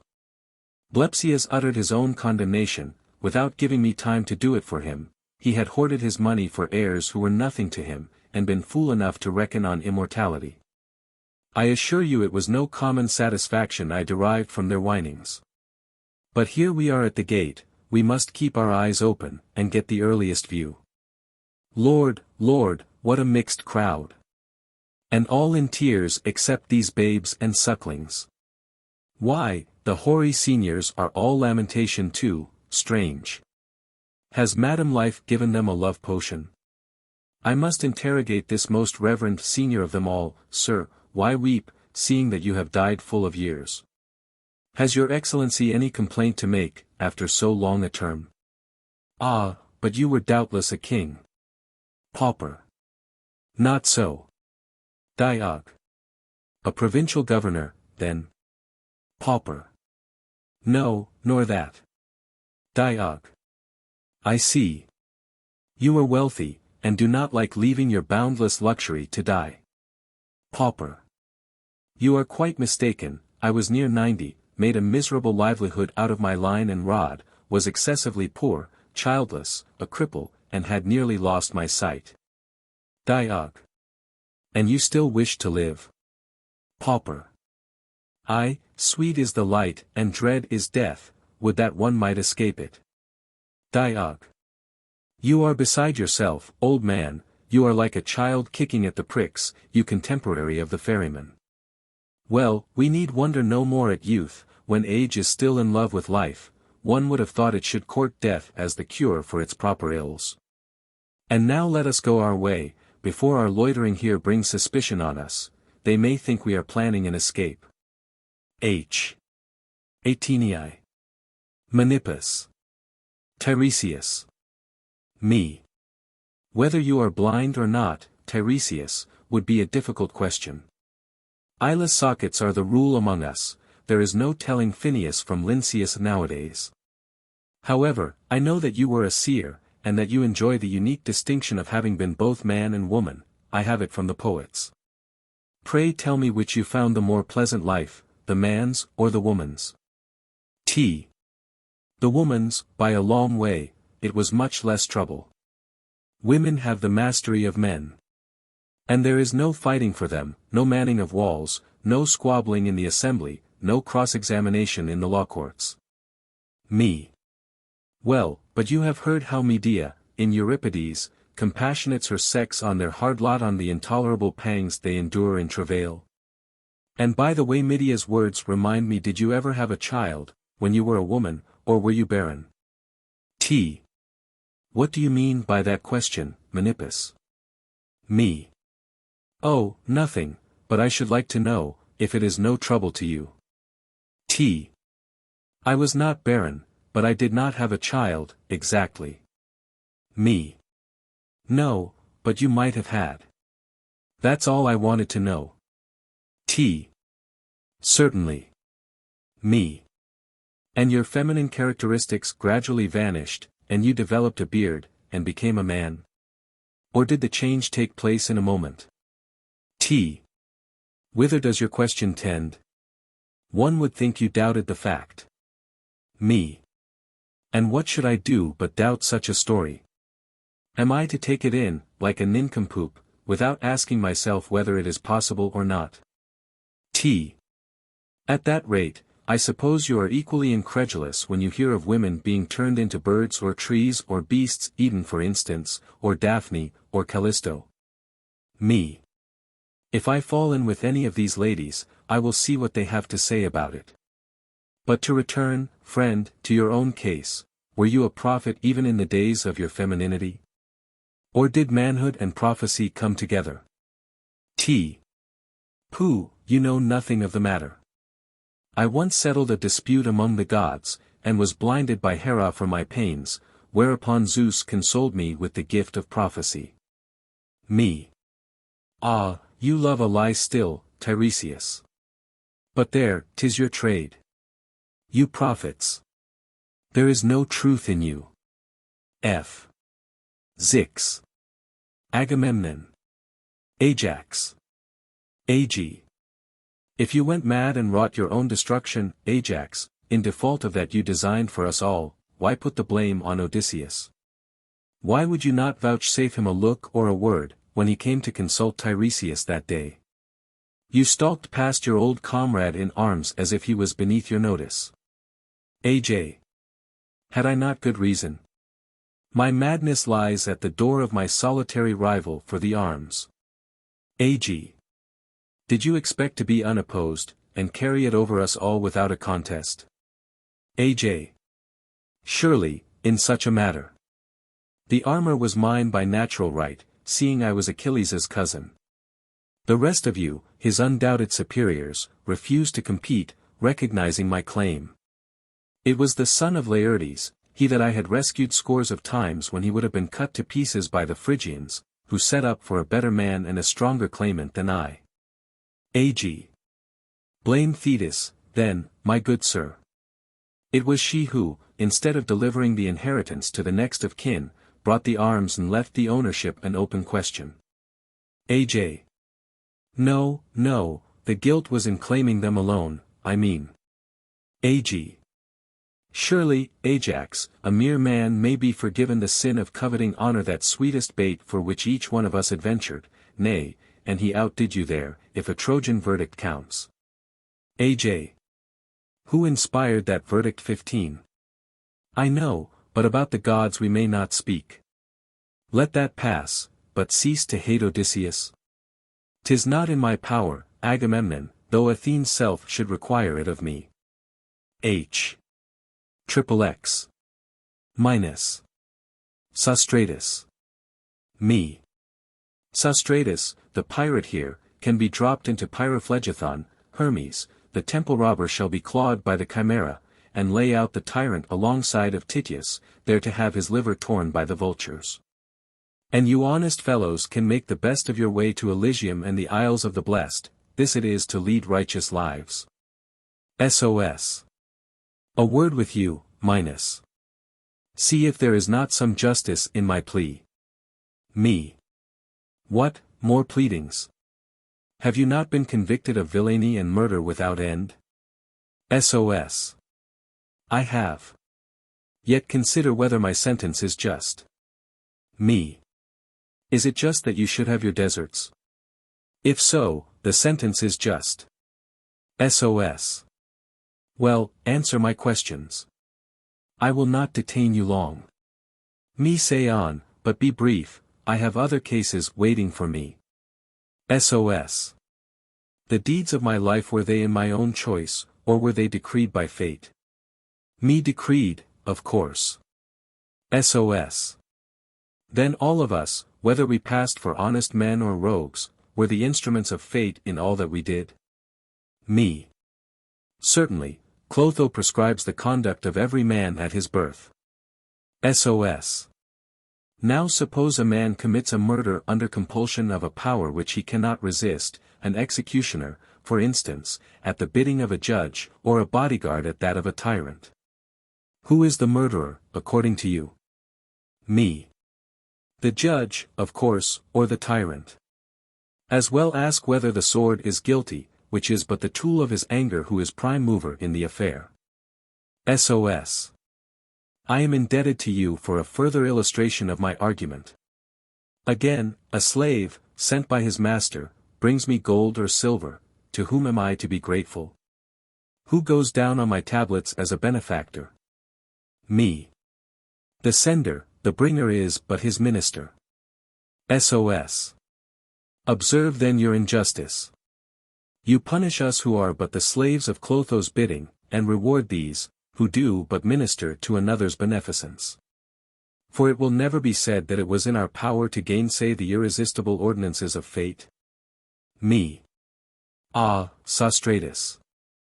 Look closely enough, and you will find plenty of inconsistencies besides these. However, I see you are no common pirate, but a philosopher in your way, so much you have gained by your questions. Let him go, Hermes. He shall not be punished after that. But mind, Sostratus, you must not put it into other people's heads to ask questions of this kind. F. Menippus. A necromantic experiment. Menippus. Philonides. Me. All hail, my roof, my doors, my hearth and home. How sweet again to see the light and thee. Phi. Menippus the Cynic, surely, even so, or there are visions about. Menippus, every inch of him. What has he been getting himself up like that for? Sailor's cap, lyre, and lion skin. However, here goes. How are you, Menippus? Where do you spring from? You have disappeared this long time. Me. Death's lurking place I leave, and those dark gates where Hades dwells, a god apart from gods. Phi. Good gracious. Has Menippus died, all on the quiet, and come to life for a second spell? Me. Not so, a living guest in Hades' eye. Phi. But what induced you to take this queer original journey? Me. Youth drew me on, too bold, too little wise. Phi. My good man, truce to your heroics, get off those iambic stilts, and tell me in plain prose what this get-up means. What did you want with the lower regions? It is a journey that needs a motive to make it attractive. Me. Dear friend, to Hades' realms I needs must go, to counsel with Tiresias of Thebes. Phi. Man, you must be mad. Or why string verses instead of talking like one friend with another? Me. My dear fellow, you need not be so surprised. I have just been in Euripides's and Homer's company. I suppose I am full to the throat with verse, and the numbers come as soon as I open my mouth. But how are things going up here? What is Athens about? Phi. Oh, nothing new, extortion, perjury, 40%, face grinding. Me. Poor misguided fools. They are not posted up in the latest lower world legislation. The recent decrees against the rich will be too much for all their evasive ingenuity. Phi. Do you mean to say the lower world has been making new regulations for us? Me. Plenty of them, I assure you. But I may not publish them, nor reveal secrets. The result might be a suit for impiety in the court of Rhadamanthus. Phi. Oh now, Menippus, in heaven's name, no secrets between friends. You know I am no blabber, and I am initiated, if you come to that. Me. 'Tis a hard thing you ask, and a perilous, yet for you I must venture it. It was resolved, then, that these rich who roll in money and keep their gold under lock and key like a danae. Phi. Oh, don't come to the decrees yet, begin at the beginning. I am particularly curious about your object in going, who showed you the way, and the whole story of what you saw and heard down there. You are a man of taste, and sure not to have missed anything worth looking at or listening to. Me. I can refuse you nothing, you see. What is one to do, when a friend insists? Well, I will show you first the state of mind which put me on the venture. When I was a boy, and listened to Homer's and Hesiod's tales of war and civil strife, and they do not confine themselves to the heroes, but include the gods in their descriptions: adulterous gods, rapacious gods, violent, litigious, usurping, incestuous gods. Well, I found it all quite proper, and indeed was intensely interested in it. But as I came to man's estate, I observed that the laws flatly contradicted the poets, forbidding adultery, sedition, and rapacity. So I was in a very hazy state of mind, and could not tell what to make of it. The gods would surely never have been guilty of such behavior if they had not considered it good, and yet lawgivers would never have recommended avoiding it, if avoidance had not seemed desirable. In this perplexity, I determined to go to the people they call philosophers, put myself in their hands, and ask them to make what they would of me and give me a plain reliable map of life. This was my idea in going to them. But the effort only shifted me from the frying pan into the fire. It was just among these that my inquiry brought the greatest ignorance and bewilderment to light. They very soon convinced me that the real golden life is that of the man in the street. One of them would have me do nothing but seek pleasure and then sue it. According to him, happiness was pleasure. Another recommended the exact contrary: toil and moil, bring the body under, be filthy and squalid, disgusting and abusive, concluding always with the tags from Hesiod about virtue, or something about indefatigable pursuit of the ideal. Another bade me despise money, and reckon the acquisition of it as a thing indifferent. He too had his contrary, who declared wealth a good in itself. I will spare you their metaphysics. I was sickened with daily doses of ideas, incorporeal things, atoms, vacua, and a multitude more. The extraordinary thing was that people maintaining the most opposite views would each of them produce convincing plausible arguments. When the same thing was called hot and cold by different persons, there was no refuting one more than the other, however well one knew that it could not be hot and cold at once. I was just like a man dropping off to sleep, with his head first nodding forward, and then jerking back. Yet that absurdity is surpassed by another. I found by observation that the practice of these same people was diametrically opposed to their precepts. Those who preached contempt of wealth would hold on to it like grim death, dispute about interest, teach for pay, and sacrifice everything to the main chance. While the depreciators of fame directed all their words and deeds to nothing else but fame. Pleasure, which had all their private devotions, they were almost unanimous in condemning. Thus again disappointed of my hope, I was in yet worse case than before. It was slight consolation to reflect that I was in numerous and wise and eminently sensible company, if I was a fool still, all astray in my quest of truth. One night, while these thoughts kept me sleepless, I resolved to go to Babylon and ask help from one of the Magi, Zoroaster's disciples and successors. I had been told that by incantations and other rites they could open the gates of Hades, take down anyone they chose in safety, and bring him up again. I thought the best thing would be to secure the services of one of these, visit Tiresias the Boeotian, and learn from that wise seer what is the best life and the right choice for a man of sense. I got up with all speed and started straight for Babylon. When I arrived, I found a wise and wonderful Chaldean. He was white-haired, with a long imposing beard, and called Mithrobarzanes. My prayers and supplications at last induced him to name a price for conducting me down. Taking me under his charge, he commenced with a new moon, and brought me down for 29 successive mornings to the Euphrates, where he bathed me, apostrophizing the rising sun in a long formula, of which I never caught much. He gabbled indistinctly, like bad heralds at the games, but he appeared to be invoking spirits. This charm completed, he spat thrice upon my face, and I went home, not letting my eyes meet those of anyone we passed. Our food was nuts and acorns, our drink milk and hydromel and water from the chosps, and we slept out of doors on the grass. When he thought me sufficiently prepared, he took me at midnight to the Tigris, purified and rubbed me over, sanctified me with torches and squills and other things, muttering the charm aforesaid. Then made a magic circle round me to protect me from ghosts, and finally led me home backwards just as I was. It was now time to arrange our voyage. He himself put on a magic robe, Median in character, and fetched and gave me the cap, lion's skin, and lyre which you see, telling me if I were asked my name not to say Menippus, but Heracles, Odysseus, or Orpheus. Fie. What was that for? I see no reason either for the get-up or for the choice of names. Me. Oh, obvious enough, there is no mystery in that.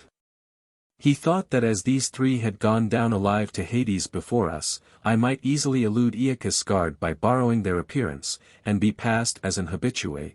There is good warrant in the theatre for the efficiency of disguise. Dawn was approaching when we went down to the river to embark. He had provided a boat, victims, hydromel, and all necessaries for our mystic enterprise. We put all aboard, and then, troubled at heart, with welling tears, we went. For some distance we floated downstream, until we entered the marshy lake in which the Euphrates disappears. Beyond this we came to a desolate, wooded, sunless spot. There we landed, Mithrobarzanes leading the way, and proceeded to dig a pit, slay our sheep, and sprinkle their blood round the edge. Meanwhile the mage, with a lighted torch in his hand, abandoning his customary whisper, shouted at the top of his voice an invocation to all spirits, particularly the Poeni and Erinyes, Hecat's dark might, and dread Persephone. With a string of other names, outlandish, unintelligible, and polysyllabic. As he ended, there was a great commotion, earth was burst open by the incantation, the barking of Cerberus was heard far off, and all was overcast and lowering, quaked in his dark abyss the king of shades. For almost all was now unveiled to us, the lake, and Phlegethon, and the abode of Pluto. Undeterred, we made our way down the chasm, and came upon Rhadamanthus half dead with fear. Cerberus barked and looked like getting up. But I quickly touched my lyre, and the first note sufficed to lull him. Reaching the lake, we nearly missed our passage for that time, the ferry boat being already full, there was incessant lamentation, and all the passengers had wounds upon them. Mangled legs, mangled heads, mangled everything, no doubt there was a war going on. Nevertheless, when good Charon saw the lion's skin, taking me for Heracles, he made room, was delighted to give me a passage, and showed us our direction when we got off. We were now in darkness. So Mithrobarzanes led the way, and I followed holding on to him, until we reached a great meadow of asphodel, where the shades of the dead, with their thin voices, came flitting round us. Working gradually on, we reached the court of Minos. He was sitting on a high throne, with the Poeni, avengers, and Erinyes standing at the sides.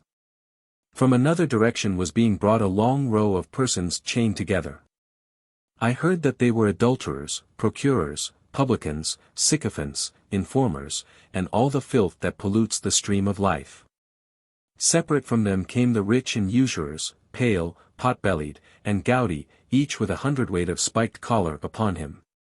There we stood looking at the proceedings and listening to the pleas they put in. Their accusers were orators of a strange and novel species. Fie! Who, in God's name?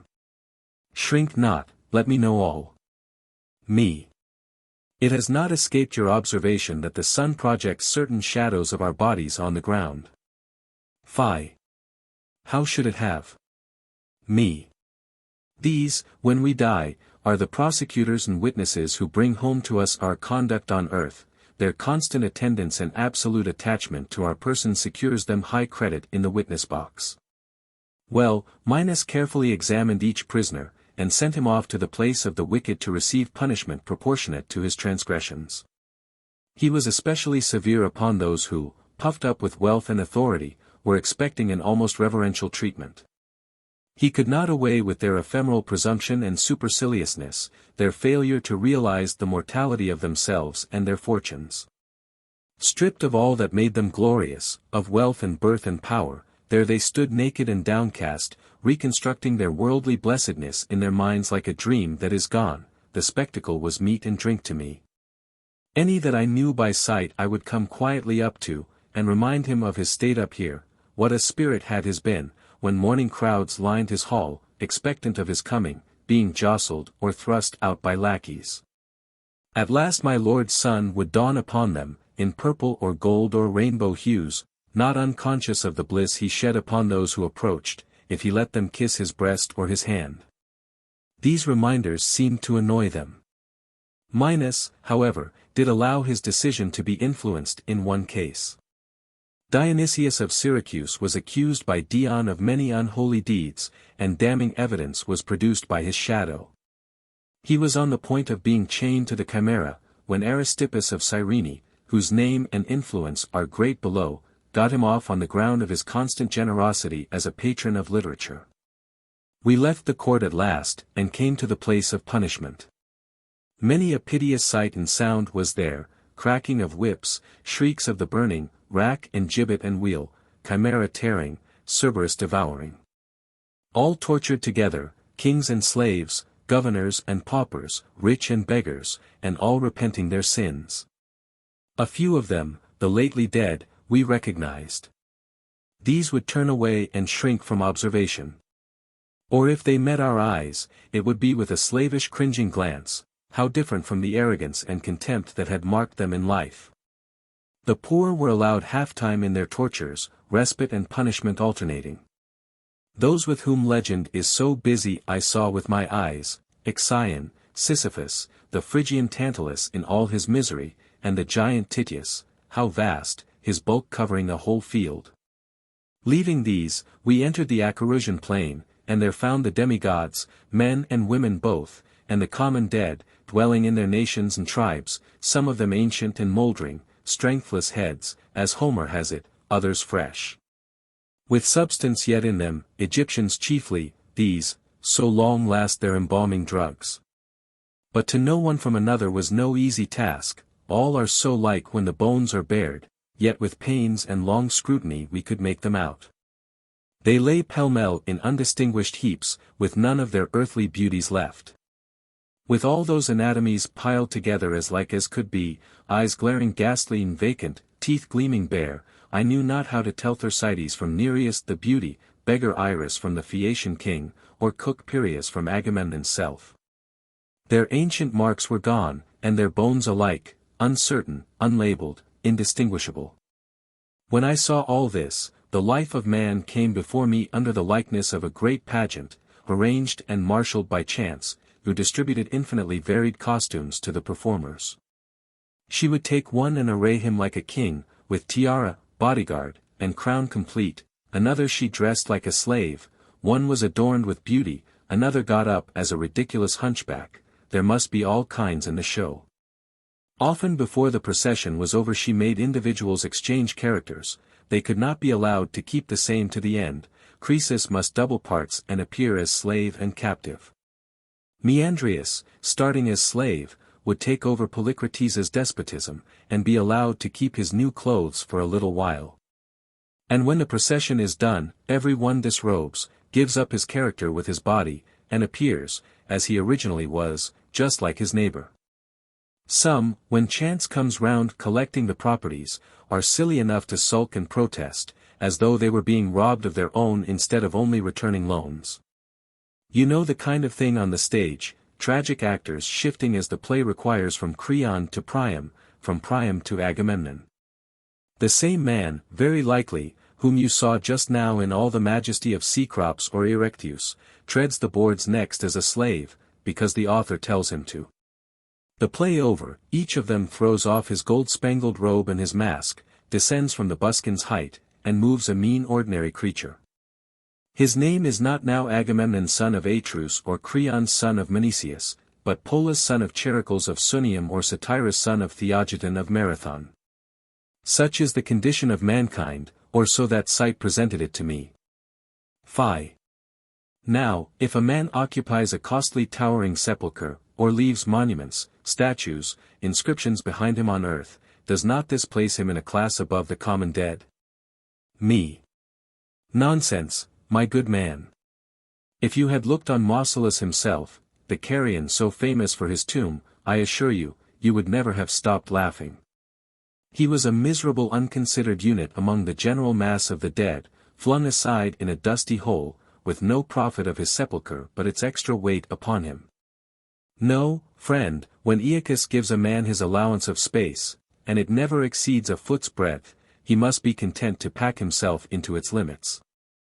You might have laughed still more if you had beheld the kings and governors of earth begging in Hades, selling salt fish for a living, it might be, or giving elementary lessons, insulted by anyone who met them, and cuffed like the most worthless of slaves.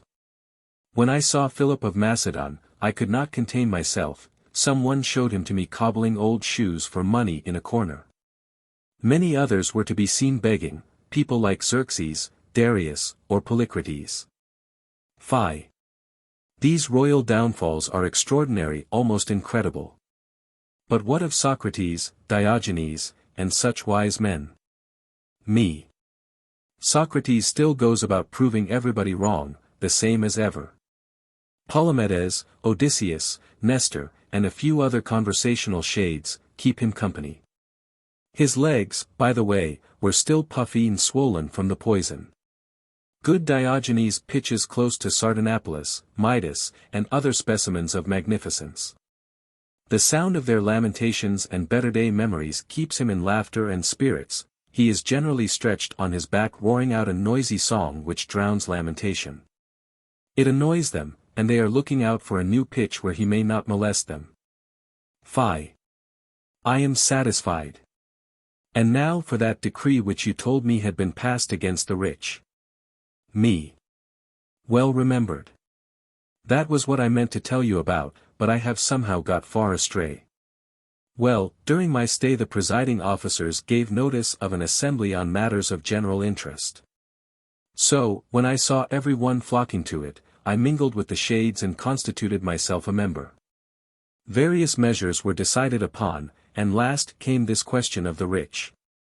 Many grave accusations were preferred against them, including violence, ostentation, pride, injustice, and at last a popular speaker rose and moved this decree. Decree. Whereas the rich are guilty of many illegalities on earth, harrying and oppressing the poor and trampling upon all their rights. It is the pleasure of the Senate and people that after death they shall be punished in their bodies like other malefactors, but their souls shall be sent on earth to inhabit asses, until they have passed in that shape 250,000 of years.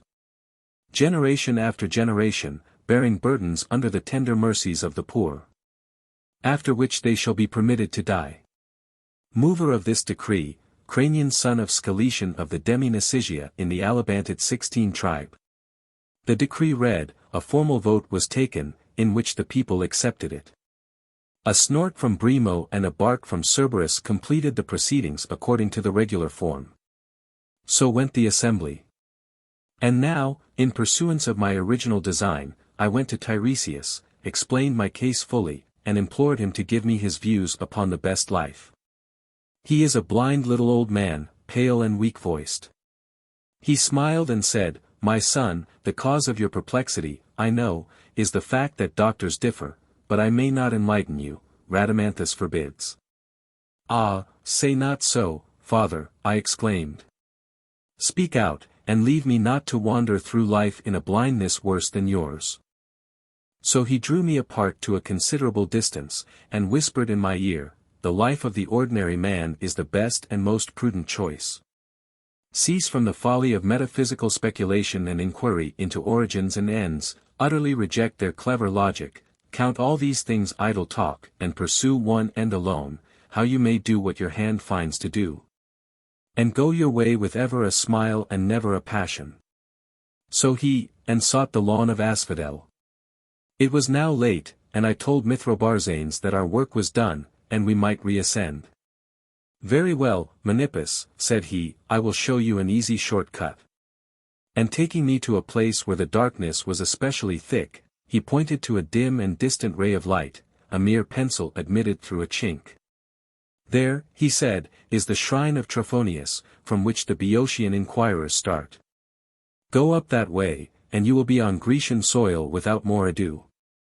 I was delighted, took my leave of the mage, crawled with considerable difficulty through the aperture, and found myself, sure enough, at Libadia. H. Sharon. Hermes. Sharon. Her. So gay, Sharon. What makes you leave your fairy to come up here? You are quite a stranger in the upper world. Ch. I thought I should like to see what life is like. What men do with it, and what are these blessings of which they all lament the loss when they come down to us. Never one of them has made the passage dry-eyed. So I got leave from Pluto to take a day off, like that Thessalian lad 17, you know. And here I am, in the light of day. I am in luck, it seems, to fall in with you. You will show me round, of course, and point out all that is to be seen, as you know all about it. I have no time, good ferryman. I am bound on certain errands of the upper Zeus, certain human matters. He is short-tempered, any loitering on my part, and he may hand me over to you powers of darkness for good and all. Or treat me as he did Hephaestus the other day, hurl me down headlong from the threshold of heaven, there would be a pair of lame cupbearers then, to amuse the gods. Ch. And you would leave an old messmate wandering at large on the face of the earth? Think of the cruises we have sailed together, the cargoes you and I have handled. You might remember one thing, son of Maya, I have never set you down to bail or row. You lie sprawling about the deck, you great strong lubber, snoring away, or chatting the whole trip through with any communicative shade you can find, and the old man plies both oars at once. Come, stand by me, like a true son of Zeus as you are, and show me all the ins and outs, there's a dear lad. I want to see something of life before I go back, and if you leave me in the lurch, I shall be no better off than a blind man. He comes to grief because he is always in the dark, and, contrariwise, I can make nothing of it in the light. Do me this good turn, and I'll not forget it. Clearly this is to be a flogging matter for me. There will go some shrewd knocks to the settlement of this reckoning. However, I must give you a helping hand. What is one to do, when a friend is so pressing? Now, as to going over everything thoroughly, it is out of the question, it would take us years. Meanwhile, I should have the Huan cry out after me, you would be neglecting your ghostly work, Pluto would lose the shades that you ought to be shipping over all that time, and Aeacus would never take a single toll. And would be proportionately furious. We have only to think, therefore, of contriving you a general view of what is going on. Ch. You must do the best you can for me. I know nothing of the matter, being a stranger up here. The main thing is to get an elevation from which you may see in every direction. If you could come up to heaven, we should be saved any further trouble, you would then have a good bird's-eye view of everything. But it would be sacrilege for one so conversant with phantoms to set foot in the courts of Zeus. Let us lose no time, therefore, in looking out a good high mountain. Ch. You know what I sometimes say to you on the ship, Hermes. If a sudden gust strikes the sail from a new quarter, and the waves are rising high, you landsmen know not what to make of it. You are for taking in sail, or slackening the sheet, or letting her go before the wind, and then I tell you not to trouble your heads, for I know what to do. Well, now it is your turn, you are sailing this ship. Do as you think best, and I'll sit quiet, as a passenger should, and obey orders. Just so, leave it to me, and I will find a good lookout. How would Caucasus do? Or is Parnassus higher? Olympus, perhaps, is higher than either of them. Olympus. Stay, that reminds me, I have a happy thought. But there is work for two here, I shall want your assistance. Ch. Give your orders, I'll bear a hand, to the best of my ability. Homer tells us how the sons of Aloeus 18, they were but two, like ourselves, took it into their heads, when they were yet children, to drag up Ossa from its foundations, and plant it on the top of Olympus, and then Pelion on the top of all. They thought that would serve as a ladder for getting into heaven. The two boys were rightly punished for their presumption. But we have no design against the gods, why should not we take the hint, and make an erection of mountains piled one on the top of another? From such a height we should get a better view. Ch. What, shall we too be able to lift Pelion or Ossa? Why not? We are gods, I should hope we are as good as those two infants. Ch. Yes, but I should never have thought we could do such a job as that. Ah, my dear Sharon, you don't understand these things, you have no imagination. To the lofty spirit of Homer this is simplicity itself. Just a couple of lines, and the mountains are in place, we have only to walk up. I wonder you make such a marvel of this. You know Atlas, of course.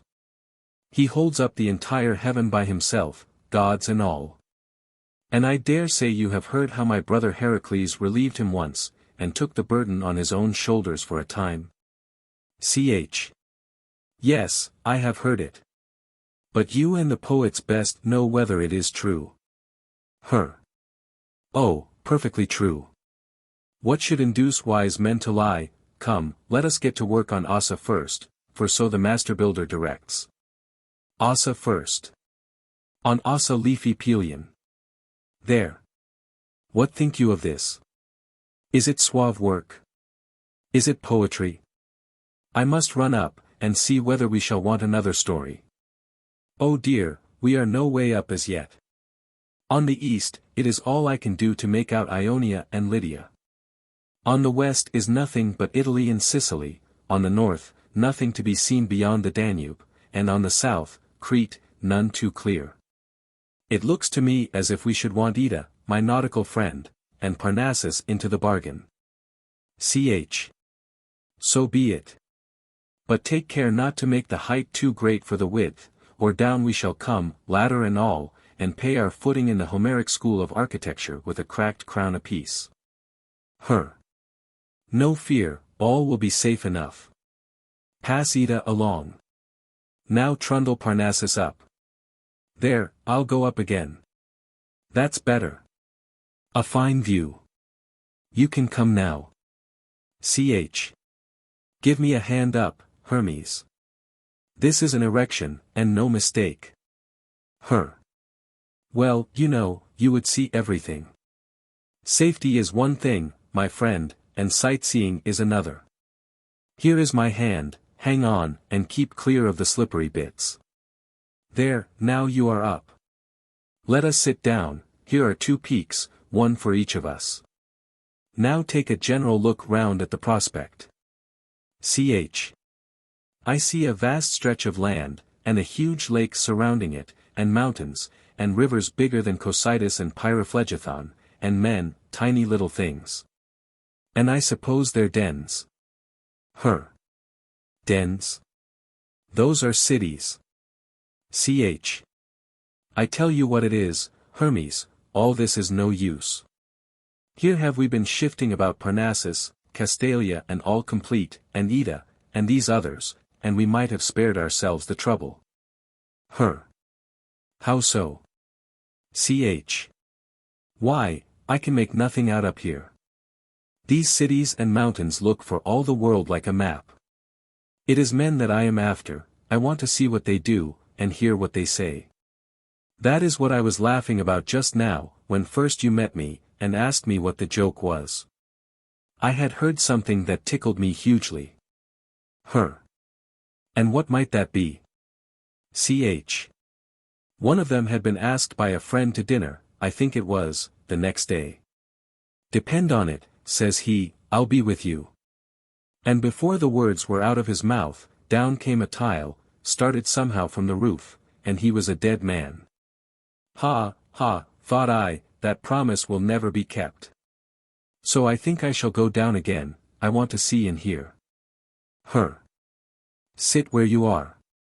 I will soon put that right, you shall see with the best, Homer has a charm for this too.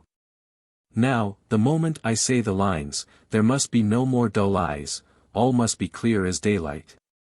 Don't forget. Say on. See, from before thine eyes I lift the veil. So shalt thou clearly know both God and man.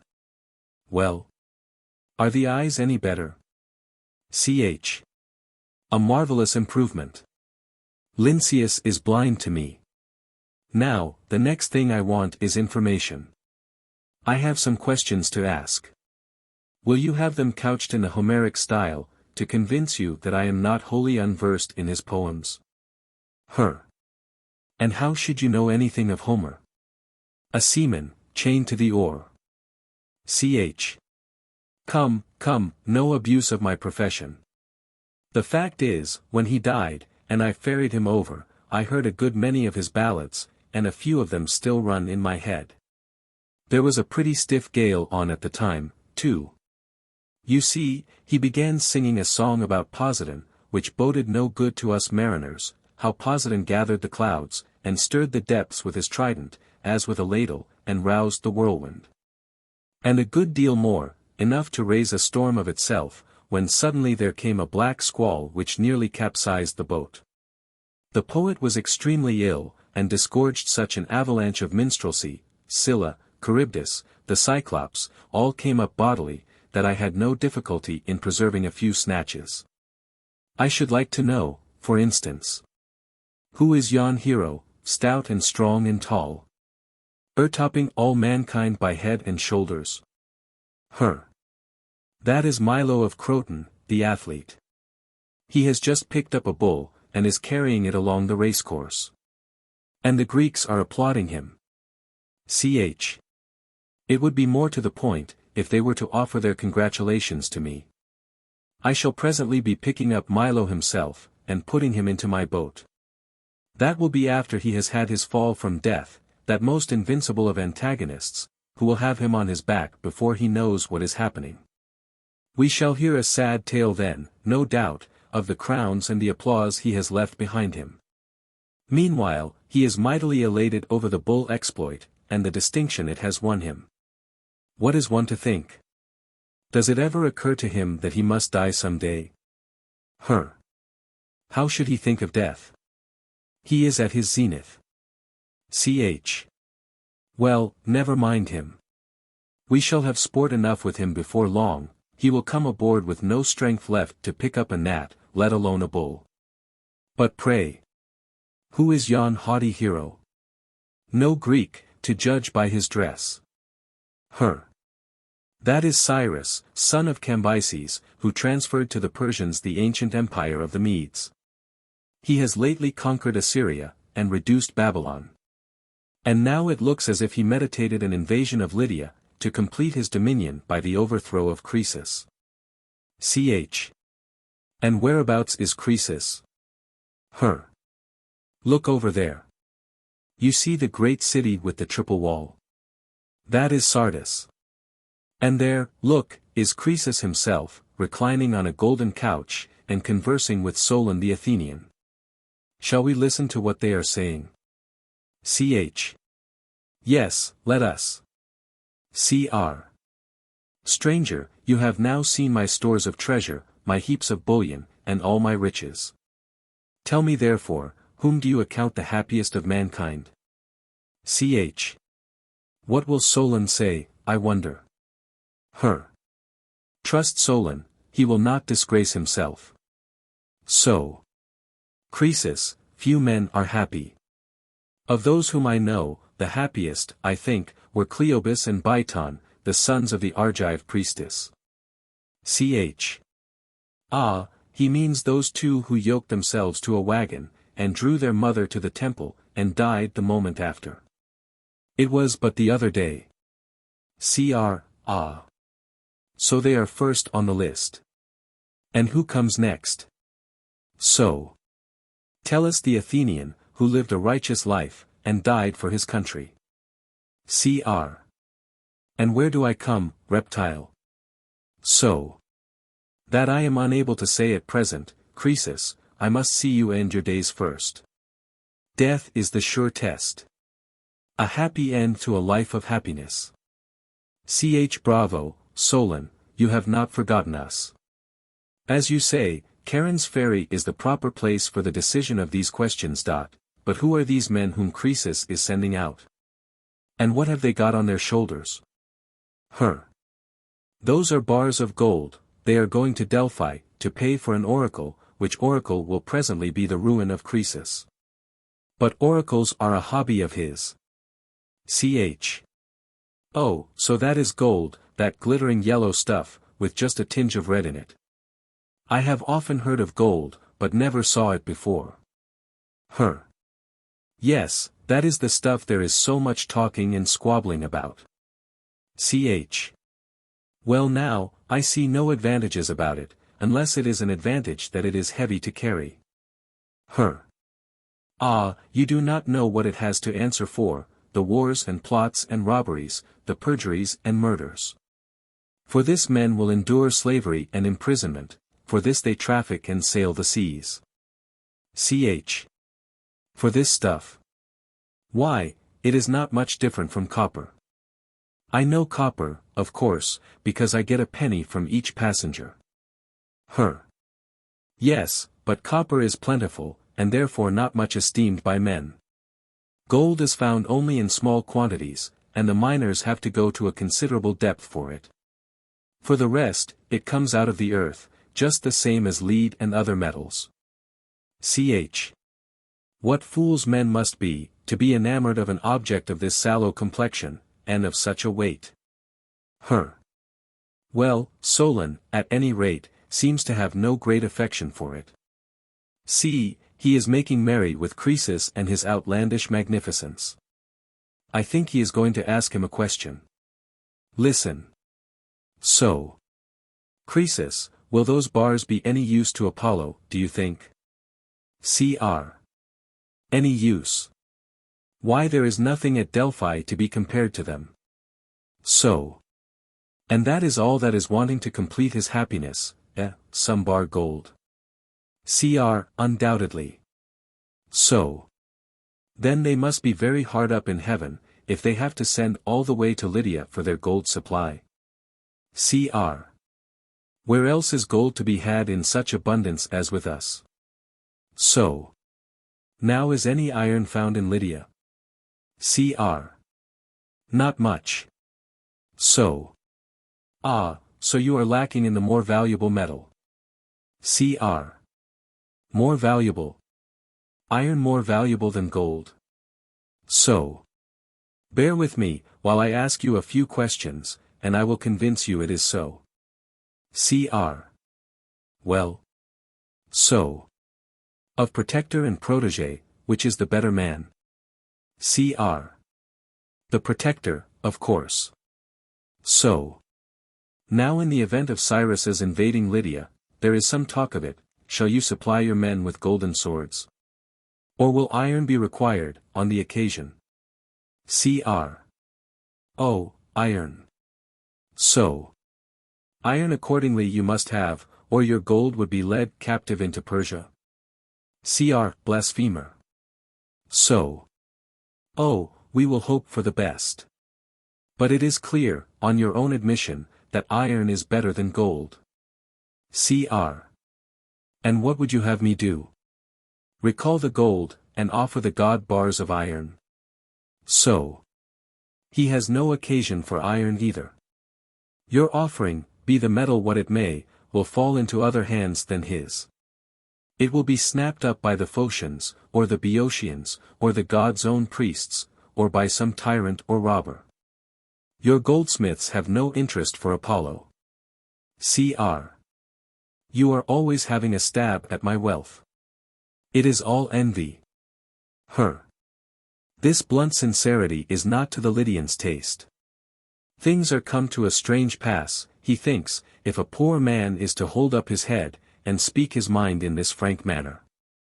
He will remember Solon presently, when the time comes for Cyrus to conduct him in chains to the pyre. I heard Clotho, the other day, reading over the various dooms. Among other things, Croesus was to be led captive by Cyrus, and Cyrus to be murdered by the queen of the Massagetes. There she is, that Scythian woman, riding on a white horse, do you see?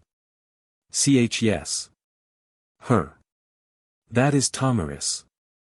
She will cut off Cyrus's head, and put it into a wineskin filled with blood. And do you see his son, the boy there? That is Cambyses. He will succeed to his father's throne. And, after innumerable defeats in Libya and Ethiopia, will finally slay the god Apis, and die a raving madman. What fun! Why, at this moment no one would presume to meet their eyes, from such a height do they look down on the rest of mankind. Who would believe that before long one of them will be a captive, and the other have his head in a bottle of blood? But who is that in the purple robe? Hermes, the one with the diadem. His cook has just been cleaning a fish, and is now handing him a ring, in yonder seagirt isle. 'Tis, sure, some king. Ha, ha. A parody, this time. That is Polycrates, tyrant of Samos. He is extremely well pleased with his lot, yet that slave who now stands at his side will betray him to the satrap Oroetes, and he will be crucified. It will not take long to overturn his prosperity, poor man. This, too, I had from Clotho. Ch. I like Clotho, she is a lady of spirit. Have at them, madam. Off with their heads. To the cross with them. Let them know that they are men. And let them be exalted in the meantime. The higher they mount, the heavier will be the fall. I shall have a merry time of it hereafter, identifying their naked shades, as they come aboard. No more purple robes then, no tiaras, no golden couches. So much for royalty, and now to the common herd. Do you see them, Charon? On their ships and on the field of battle, crowding the law courts and following the plough, usurers here, beggars there? Ch. I see them. What a jostling life it is. What a world of ups and downs. Their cities remind me of beehives. Every man keeps a sting for his neighbor's service, and a few, like wasps, make spoil of their weaker brethren. But what are all these misty shapes that beset them on every side? Hopes, fears, follies, pleasures, greeds, hates, grudges, and such like. They differ in their habits. The folly is a domestic creature, with vested rights of its own. The same with the grudge, the hate, the envy, the greed, the know-not, and the what's-to-do. But the fear and the hope fly overhead. The fear swoops on its prey from above. Sometimes it is content with startling a man out of his wits, sometimes it frightens him in real earnest.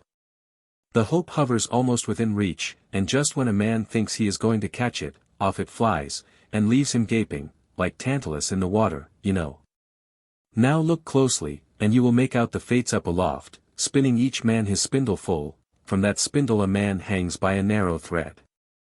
Do you see what looks like a cobweb, coming down to each man from the spindles? Ch. I see each has a very slight thread. They are mostly entangled, one with another, and that other with a third. Of course they are.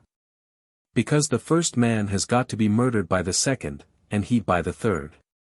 Or again, B is to be A's heir, A's thread being the shorter, and C is to be B's. That is what the entangling means. But you see what thin threads they all have to depend on. Now here is one drawn high up into the air. Presently his thread will snap, when the weight becomes too much for it, and down he will come with a bang, whereas yonder fellow hangs so low that when he does fall it makes no noise, his next-door neighbors will scarcely hear him drop. Ch. How absurd it all is. My dear Charon, there is no word for the absurdity of it. They do take it all so seriously, that is the best of it. And then, long before they have finished scheming, up comes good old Death, and whisks them off, and all is over. You observe that he has a fine staff of assistants at his command. Agues, consumptions, fevers, inflammations, swords, robbers, hemlock, juries, tyrants, not one of which gives them a moment's concern so long as they are prosperous, but when they come to grief, then it is alack. And well a day. And oh dear me! If only they would start with a clear understanding that they are mortal, that after a brief sojourn on the earth they will wake from the dream of life, and leave all behind them, they would live more sensibly, and not mind dying so much. As it is, they get it into their heads that what they possess for good and all. The consequence is, that when death's officer calls for them, and claps on a fever or a consumption, they take it amiss.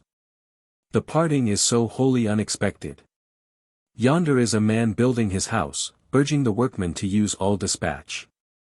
How would he take the news, that he was just to see the roof on and all complete, when he would have to take his departure, and leave all the enjoyment to his heir, hard fate, not once to sup beneath it. There again is one rejoicing over the birth of a son, the child is to inherit his grandfather's name, and the father is celebrating the occasion with his friends. He would not be so pleased, if he knew that the boy was to die before he was 8 years old. It is natural enough, he sees before him some happy father of an Olympian victor, and has no eyes for his neighbor there, who is burying a child. That thin-spun thread escapes his notice. Behold, too, the money-grubbers, whom the aforesaid death's officers will never permit to be money-spenders, and the noble army of litigant neighbors. Ch. Yes. I see it all. And I ask myself, what is the satisfaction in life? What is it that men bewail the loss of? Take their kings, they seem to be best off, though, as you say, they have their happiness on a precarious tenure.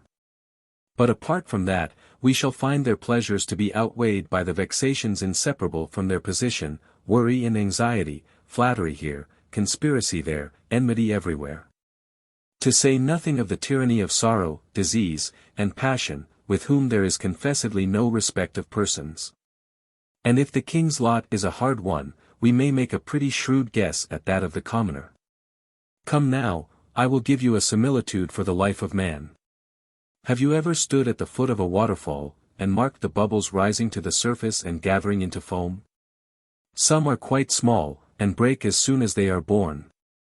Others last longer, new ones come to join them, and they swell up to a great size, yet in the end they burst, as surely as the rest, it cannot be otherwise. There you have human life. All men are bubbles, great or small, inflated with the breath of life. Some are destined to last for a brief space, others perish in the very moment of birth, but all must inevitably burst. Homer compares mankind to leaves. Your simile is full as good as his. Ch. And being the things they are, they do, the things you see. Squabbling among themselves, and contending for dominion and power and riches, all of which they will have to leave behind them, when they come down to us with their penny apiece. Now that we are up here, how would it be for me to cry out to them at the top of my voice, to abstain from their vain endeavors, and live with the prospect of death before their eyes? Fools, I might say, why so much in earnest? Rest from your toils. You will not live forever. Nothing of the pomp of this world will endure, nor can any man take anything hence when he dies. He will go naked out of the world, and his house and his lands and his gold will be another's, and ever another's. If I were to call out something of this sort, loud enough for them to hear, would it not do some good? Would not the world be the better for it? Ah, my poor friend, you know not what you say. Ignorance and deceit have done for them what Odysseus did for his crew when he was afraid of the sirens. They have waxed men's ears up so effectually, that no drill would ever open them. How then should they hear you? You might shout till your lungs gave way. Ignorance is as potent here as the waters of Lethe are with you. There are a few, to be sure, who from a regard for truth have refused the wax process, men whose eyes are open to discern good and evil. Ch. Well then, we might call out to them.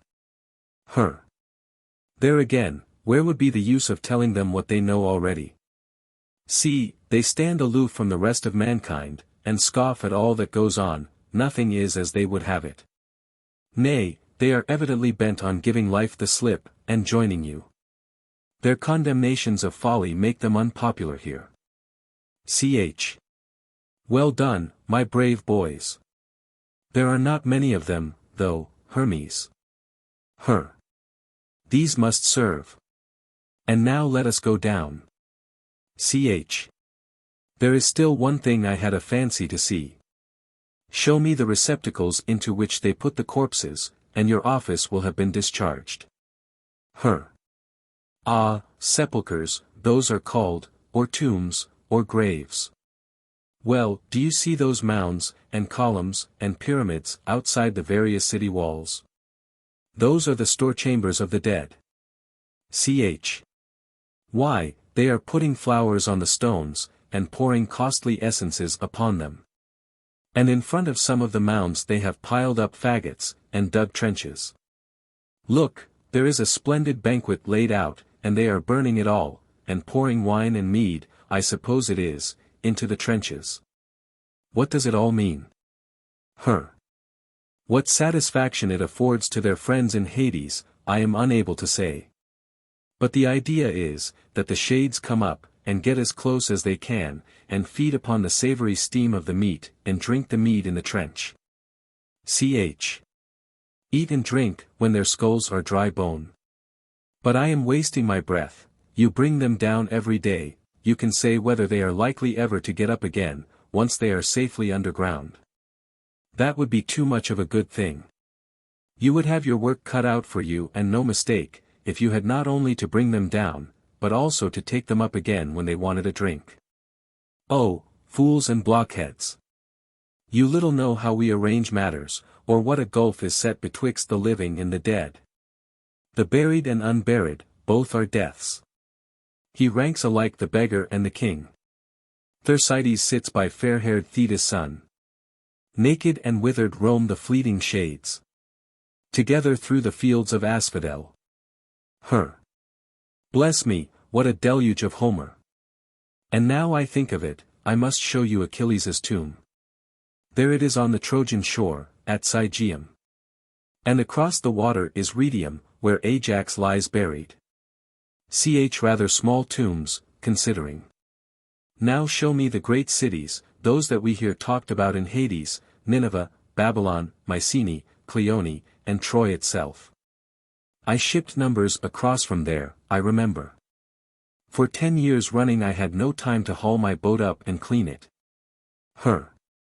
Why, as to Nineveh, it is gone, friend, long ago, and has left no trace behind it.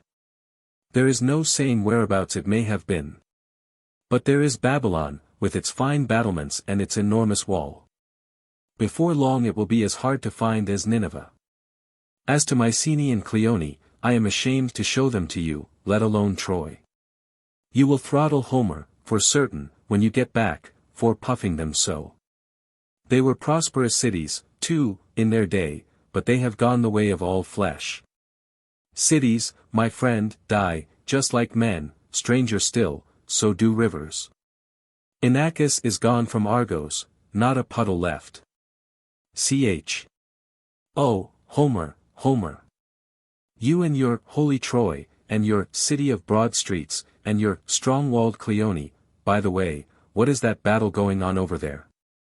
What are they murdering one another about? It is between the Argives and the Lacedaemonians. The general who lies there half dead, writing an inscription on the trophy with his own blood, is Othryades. And what were they fighting for? For the field of battle, neither more nor less. The fools! Not to know that though each one of them should win to himself a whole Peloponnesus, he will get but a bare foot of ground from Aeacus. As to yonder plain, one nation will till it after another, and many a time will that trophy be turned up by the plough. Even so. And now let us get down, and put these mountains to rights again. After which, I must be off on my errand, and you back to your ferry. You will see me there before long, with the day's contingent of shades. I am much obliged to you, Hermes, the service shall be perpetuated in my records. Thanks to you, my outing has been a success. Dear, dear, what a world it is, and never a word of Sharon. Of sacrifice. Methinks that man must lie sore-stricken under the hand of sorrow, who has not a smile left for the folly of his superstitious brethren, when he sees them at work on sacrifice and festival and worship of the gods. Here's the subject of their prayers, and marks the nature of their creed. Nor, I fancy, will a smile be all. He will first have a question to ask himself, is he to call them devout worshippers or very outcasts, who think so meanly of God as to suppose that he can require anything at the hand of man, can take pleasure in their flattery, or be wounded by their neglect? Thus the afflictions of the Caledonians, that long tale of misery and violence, ending with the death of Meleager, all is attributed to the resentment of Artemis, at Ennius' neglect in not inviting her to a feast. She must have taken the disappointment very much to heart. I fancy I see her, poor goddess, left all alone in heaven, after the rest have set out for Caledon, brooding darkly over the fine spread at which she will not be present. Those Ethiopians, too, privileged, thrice happy mortals. Zeus, one supposes, is not unmindful of the handsome manner in which they entertained him and all his family for 12 days running. With the gods, clearly, nothing goes for nothing. Each blessing has its price. Health is to be had, say, for a calf, wealth, for a couple of yoke of oxen, a kingdom, for a hecatomb. A safe conduct from Troy to Pylos has fetched as much as 9 bulls, and a passage from Aulis to Troy has been quoted at a princess. For 6 yoke of oxen and a robe, Athene sold Hecuba a reprieve for Troy. And it is to be presumed that a cock, a garland, a handful of frankincense, will each buy something. Chryses, that experienced divine and eminent theologian, seems to have realized this principle. Returning from his fruitless visit to Agamemnon, he approaches Apollo with the air of a creditor, and demands repayment of his loan. His attitude is one of remonstrance, almost, "Good Apollo," he cries, "here have I been garlanding your temple, where never garland hung before, and burning unlimited thigh pieces of bulls and goats upon your altars, yet when I suffer wrong, you take no heed. You count my benefactions as nothing worth." The god is quite put out of countenance, he seizes his bow, settles down in the harbor and smites the Achaeans with shafts of pestilence, them and their mules and their dogs. And now that I have mentioned Apollo, I cannot refrain from an allusion to certain other passages in his life, which are recorded by the sages. With his unfortunate love affairs, the sad end of Hyacinth, and the cruelty of Daphne, we are not concerned. But when that vote of censure was passed on him for the slaughter of the Cyclopes, he was dismissed from heaven, and condemned to share the fortunes of men upon earth. It was then that he served Admetus in Thessaly, and Laomedon in Phrygia. And in the latter service he was not alone. He and Poseidon together, since better might not be, made bricks and built the walls of Troy, and did not even get their full wages. The Phrygian, it is said, remained their debtor for no less a sum than 25 shillings Trojan, and odd pence. These, and yet holier mysteries than these, are the high themes of our poets. They tell of Hephaestus and of Prometheus, of Cronus and Rhea, and well nigh all the family of Zeus. And as they never commence their poems without bespeaking the assistance of the Muses, we must conclude that it is under that divine inspiration that they sing, how Cronus unmanned his father Uranus, and was king in his room. And how, like Argive Thyestes, he swallowed his own children, and how thereafter Rhea saved Zeus by the fraud of the stone, and the child was exposed in Crete, and suckled by a goat, as Telephus was by a hind, and Cyrus the Great by a bitch. And how he dethroned his father, and threw him into prison, and was king, and of his many wives, and how finally, like a Persian or an Assyrian, he married his own sister Hera. And of his love adventures, and how he peopled the heaven with gods, aye, and with demigods, the rogued for he wooed the daughters of earth, appearing to them now in a shower of gold, now in the form of a bull or a swan or an eagle. A very Proteus for versatility. Once, and only once, he conceived within his own brain, and gave birth to Athene. For Dionysus, they say, he tore from the womb of Semele before the fire had yet consumed her, and hid the child within his thigh, till the time of travail was come. Similarly, we find Hera conceiving without external assistance, and giving birth to Hephaestus, no child of fortune he, but a base mechanic, living all his life at the forge, soot-begrimed as any stoker. He is not even sound of limb. He has been lame ever since Zeus threw him down from heaven.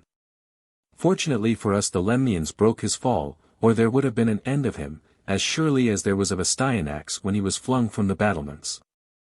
But Hephaestus is nothing to Prometheus. Who knows not the sorrows of that officious philanthropist? How he too fell a victim to the wrath of Zeus, and was carried into Scythia, and nailed up on Caucasus, with an eagle to keep him company and make daily havoc of his liver. However, there was a reckoning settled, at any rate. But Rhea, now. We cannot, I think, pass over her conduct unnoticed. It is surely most discreditable. A lady of her venerable years, the mother of such a family, still feeling the pangs of love and jealousy, and carrying her beloved Attis about with her in the lion-drawn car, and he so ill-qualified to play the lover's part. After that, we can but wink, if we find Aphrodite making a slip, or Selene time after time pulling up in mid-career to pay a visit to Endymion. But enough of scandal. Borne on the wings of poesy, let us take flight for heaven itself, as Homer and Hesiod have done before us, and see how all is disposed up there. The vault is of brass on the underside, as we know from Homer. But climb over the edge, and take a peep up. You are now actually in heaven. Observe the increase of light, here is a purer sun, and brighter stars, daylight is everywhere, and the floor is of gold. We arrive first at the abode of the seasons. They are the fortresses of heaven. Then we have Iris and Hermes, the servants and messengers of Zeus, and next Hephaestus's smithy, which is stocked with all manner of cunning contrivances. Last come the dwellings of the gods, and the palace of Zeus. All are the work of Hephaestus, and noble work it is. Hard by the throne of Zeus, I suppose we must adapt our language to our altitude, sit all the gods. Their eyes are turned downwards. Intently they search every corner of the earth, is there nowhere a fire to be seen, or the steam of burnt offerings, in eddying clouds upborne? If a sacrifice is going forward, all mouths are open to feast upon the smoke. Like flies they settle on the altar to drink up the trickling streams of blood. If they are dining at home, nectar and ambrosia is the bill of fare. In ancient days, mortals have eaten and drunk at their table. Such were Ixion and Tantalus. But they forgot their manners, and talked too much. They are paying the penalty for it to this day, and since then mortals have been excluded from heaven. The life of the gods being such as I have described, our religious ordinances are in admirable harmony with the divine requirements. Our first care has been to supply each god with his sacred grove, his holy hill, and his own peculiar bird or plant. The next step was to assign them their various sacred cities. Apollo has the freedom of Delphi and Delos, Athene that of Athens, there is no disputing her nationality, Hera is an Argive, Rhea a Mygdonian, Aphrodite a Paphian. As for Zeus, he is a Cretan born and bred, and buried, as any native of that island will show you. It was a mistake of ours to suppose that Zeus was dispensing the thunder and the rain and the rest of it. He has been lying snugly underground in Crete all this time. As it would never have done to leave the gods without a hearth and home, temples were now erected, and the services of Phidias, Polyclitus, and Praxiteles were called in to create images in their likeness. Chance glimpses of their originals, but where obtained I know not, enabled these artists to do justice to the beard of Zeus, the perpetual youth of Apollo, the down on Hermes's cheek, Poseidon's sea-green hair, and Athene's flashing eyes. With the result that on entering the temple of Zeus men believe that they see before them, not Indian ivory, nor gold from a Thracian mine, but the veritable son of Cronus and Rhea, translated to earth by the hand of Phidias. With instructions to keep watch over the deserted plains of Pisa, and content with his lot, if, once in 4 years, a spectator of the games can snatch a moment to pay him sacrifice. And now the altars stand ready, proclamation has been made, and lustration duly performed. The victims are accordingly brought forward, an ox from the plough, a ram or a goat, according as the worshipper is a farmer, a shepherd, or a goatherd. Sometimes it is only frankincense or a honey cake, nay, a poor man may conciliate the god by merely kissing his hand. But it is with the priests that we are concerned. They first make sure that the victim is without blemish, and worthy of the sacrificial knife. Then they crown him with garlands and lead him to the altar, where he is slaughtered before the god's eyes, to the broken accompaniment of his own sanctimonious bellowings, most musical, most melancholy.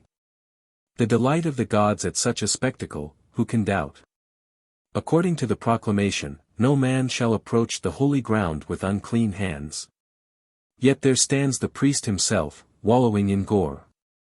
Handling his knife like a very cyclops, drawing out entrails and heart, sprinkling the altar with blood, in short, omitting no detail of his holy office. Finally, he kindles fire, and sets the victim bodily thereon, sheep or goat, unfleeced, unflayed. A godly steam, and fit for godly nostrils, rises heavenwards, and drifts to each quarter of the sky. The Scythian, by the way, will have nothing to do with paltry cattle, he offers men to Artemis, and the offering is appreciated. But all this, and all that Assyria, Phrygia, and Lydia can show, amounts to nothing much. If you would see the gods in their glory, fit denizens of heaven, you must go to Egypt. There you will find that Zeus has sprouted ram's horns, our old friend Hermes has the muzzle of a dog, and Pan is perfect goat. Ibis, crocodile, ape, each is a god in disguise.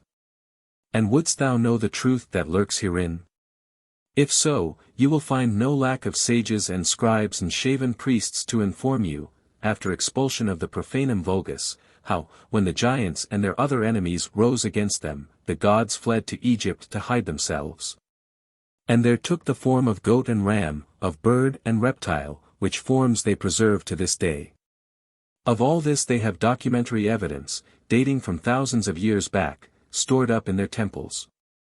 Their sacrifices differ from others only in this respect, that they go into mourning for the victim, slaying him first, and beating their breasts for grief afterwards, and, in some parts, burying him as soon as he is killed.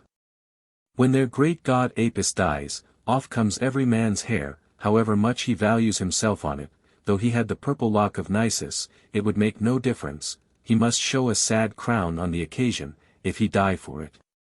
It is as the result of an election that each succeeding Apis leaves his pasture for the temple, his superior beauty and majestic bearing prove that he is something more than bull.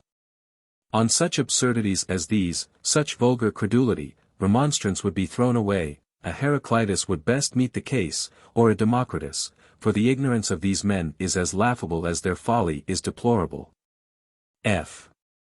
Sale of creeds.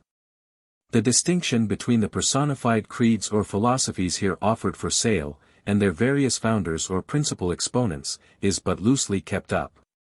Not only do most of the creeds bear the names of their founders, but some are even credited with their physical peculiarities and their personal experiences. Zeus. Hermes. Several dealers. Creeds. Zeus. Now get those benches straight there, and make the place fit to be seen. Bring up the lots, one of you, and put them in line. Give them a rub up first, though, we must have them looking their best, to attract bidders. Hermes, you can declare the sale room open, and a welcome to all comers. For sale. A varied assortment of live creeds. Tenets of every description. Cash on delivery, or credit allowed on suitable security. Hermes. Here they come, swarming in. No time to lose, we must not keep them waiting. Zeus. Well, let us begin. What are we to put up first? Zeus. The Ionic fellow, with the long hair. He seems a showy piece of goods.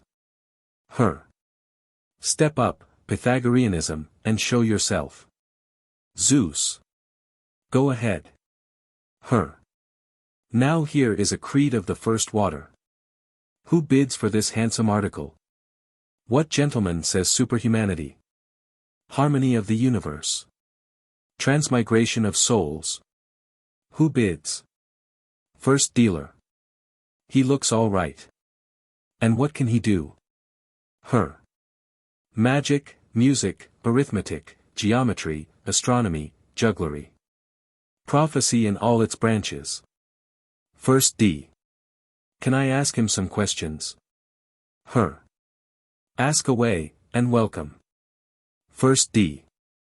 Where do you come from? Py. Samos. First D. Where did you get your schooling? Py. From the Sophists in Egypt. First D. If I buy you, what will you teach me? Py. Nothing. I will remind you. First D. Remind me. Py. But first I shall have to cleanse your soul of its filth. First D. Well, suppose the cleansing process complete. How is the reminding done? Py. We shall begin with a long course of silent contemplation. Not a word to be spoken for 5 years. First D. You would have been just the creed for Croesus's son. But I have a tongue in my head, I have no ambition to be a statue. And after the 5 years' silence? Py. You will study music and geometry. First D. A charming recipe. The way to be wise, learn the guitar. Py. Next you will learn to count. First D. I can do that already. Py. Let me hear you. First D. 1, 2, 3, 4. Py. There you are, you see. 4, as you call it, is 10. For the perfect triangle. For the oath of our school. First D. Now by 4, most potent 4. Higher and holier mysteries than these I never heard. Py. Then you will learn of earth, air, fire, and water, their action, their movement, their shapes. First D. Have fire and air and water shapes? Py. Clearly. That cannot move which lacks shape and form. You will also find that God is a number, an intelligence, a harmony. First D. You surprise me. Py. More than this, you have to learn that you yourself are not the person you appear to be. First D. What, I am someone else, not the I who am speaking to you. Py. You are that you now, but you have formerly inhabited another body, and borne another name. And in course of time you will change once more. First D. Why then I shall be immortal, and take one shape after another. But enough of this. And now what is your diet? Py. Of living things I eat none. All else I eat, except beans. First D. And why no beans? Do you dislike them? Py. No. But they are sacred things. Their nature is a mystery. Consider them first in their generative aspect, take a green one and peel it, and you will see what I mean. Again, boil one and expose it to moonlight for a proper number of nights, and you have blood. What is more, the Athenians use beans to vote with. First D. Admirable. A very feast of reason. Now just strip, and let me see what you are like. Bless me, here is a creed with a golden thigh. He is no mortal, he is a god. I must have him at any price. What do you start him at? Her. 40 pounds. First D. He is mine for 40 pounds. Zeus. Take the gentleman's name and address. Her.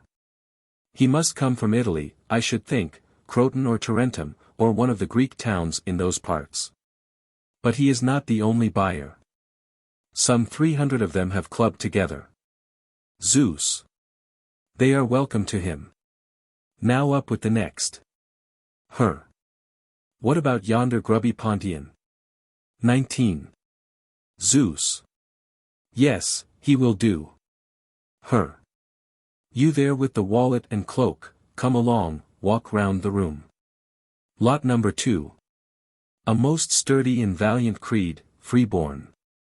What offers? Second D. Hello, Mr. Auctioneer, are you going to sell a free man? Her. That was the idea. Second D. Take care, he may have you up for kidnapping. This might be matter for the Areopagus. Her. Oh, he would as soon be sold as not. He feels just as free as ever. Second D. But what is one to do with such a dirty fellow? He is a pitiable sight. One might put him to dig perhaps, or to carry water. Her. That he can do and more. Set him to guard your house, and you will find him better than any watchdog. They call him dog for short. Second D. Where does he come from? And what is his method? Her. He can best tell you that himself. Second D. I don't like his looks. He will probably snarl if I go near him, or take a snap at me, for all I know. See how he lifts his stick, and scowls, an awkward-looking customer. Her. Don't be afraid. He is quite tame. Second D. Tell me, good fellow, where do you come from? Dio. Everywhere. Second D. What does that mean? Dio. It means that I am a citizen of the world. Second D. And your model? Dio. Heracles. Second D. Then why no lion skin? You have the Orthodox Club. Dio. My cloak is my lion skin. Like Heracles, I live in a state of warfare, and my enemy is pleasure, but unlike him I am a volunteer. My purpose is to purify humanity. Second D. A noble purpose. Now what do I understand to be your strong subject? What is your profession? Dio. The liberation of humanity, and the treatment of the passions. In short, I am the prophet of truth and candor. Second D. Well, prophet, and if I buy you, how shall you handle my case? Dio. I shall commence operations by stripping off your superfluities, putting you into fustian, and leaving you closeted with necessity. Then I shall give you a course of hard labor. You will sleep on the ground, drink water, and fill your belly as best you can. Have you money? Take my advice and throw it into the sea. With wife and children and country you will not concern yourself, there will be no more of that nonsense. You will exchange your present home for a sepulchre, a ruin, or a tub. What with lupins and close-written tomes, your knapsack will never be empty, and you will vote yourself happier than any king. Nor will you esteem it any inconvenience, if a flogging or a turn of the rack should fall to your lot. Second D. How? Am I a tortoise, a lobster, that I should be flogged and feel it not? Dio. You will take your cue from Hippolytus. Mutates mutandis. Second D. How so? Dio. The heart may burn, the tongue knows not thereof. Point 20. Above all, be bold, be impudent, distribute your abuse impartially to king and commoner. They will admire your spirit. You will talk the cynic jargon with the true cynic snarl, scowling as you walk, and walking as one should who scowls, an epitome of brutality. Away with modesty, good nature, and forbearance. Wipe the blush from your cheek forever. Your hunting ground will be the crowded city. You will live alone in its midst, holding communion with none, admitting neither friend nor guest, for such would undermine your power. Scruple not to perform the deeds of darkness in broad daylight, select your love adventures with a view to the public entertainment, and finally, when the fancy takes you, swallow a raw cuttlefish and die. Such are the delights of cynicism. Second D. Oh, vile creed! Monstrous creed! Avaunt! Dio! But look you, it is all so easy, it is within every man's reach. No education is necessary, no nonsensical argumentation. I offer you a short cut to glory. You may be the merest clown, cobbler, fishmonger, carpenter, money changer, yet there is nothing to prevent your becoming famous. Given brass and boldness, you have only to learn to wag your tongue with dexterity. Second D. All this is of no use to me. But I might make a sailor or a gardener of you at a pinch, that is, if you are to be had cheap. 3d is the most I can give. Her. He is yours, to have and to hold. And good riddance to the brawling foul-mouthed bully.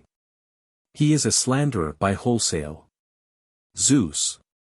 Now for the Cyrenaic, the crowned and purple-robed. Her. Attend please, gentlemen all. A most valuable article, this, and calls for a long purse. Look at him. A sweet thing in creeds. A creed for a king. Has any gentleman a use for the lap of luxury? Who bids? Third D. Come and tell me what you know. If you are a practical creed, I will have you. Her. Please not to worry him with questions, sir.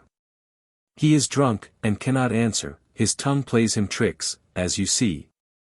Third D. And who in his senses would buy such an abandoned reprobate? How he smells of scent! And how he slips and staggers about! Well, you must speak for him, Hermes. What can he do? What is his line? Her. Well, for any gentleman who is not straight-laced, who loves a pretty girl, a bottle, and a jolly companion, he is the very thing. He is also a past master in gastronomy, and a connoisseur in voluptuousness generally. He was educated at Athens, and has served royalty in Sicily 21, where he had a very good character. Here are his principles in a nutshell: think the worst of things, make the most of things, get all possible pleasure out of things. Third D. You must look for wealthier purchasers. My purse is not equal to such a festive creed. Her. Zeus, this lot seems likely to remain on our hands. Zeus. Put it aside, and up with another. Stay, take the pair from Abdera and Ephesus, the creeds of smiles and tears. They shall make one lot. Her. Come forward, you two. Lot number 4. A superlative pair. The smartest brace of creeds on our catalogue. Fourth D. Zeus. What a difference is here. One of them does nothing but laugh, and the other might be at a funeral, he is all tears. You there. What is the joke? Demeter. You ask? You and your affairs are all one vast joke. Fourth D. So. You laugh at us. Our business is a toy. Demeter. It is. There is no taking it seriously. All is vanity. Mere interchange of atoms in an infinite void. Fourth D. Your vanity is infinite, if you like. Stop that laughing, you rascal. And you, my poor fellow, what are you crying for? I must see what I can make of you. Heracle. I am thinking, friend, upon human affairs. And well may I weep and lament, for the doom of all is sealed. Hence my compassion and my sorrow. For the present, I think not of it, but the future is all bitterness. Conflagration and destruction of the world. I weep to think that nothing abides. All things are whirled together in confusion. Pleasure and pain, knowledge and ignorance, great and small, up and down they go, the playthings of time. Fourth D. And what is time? Heracle.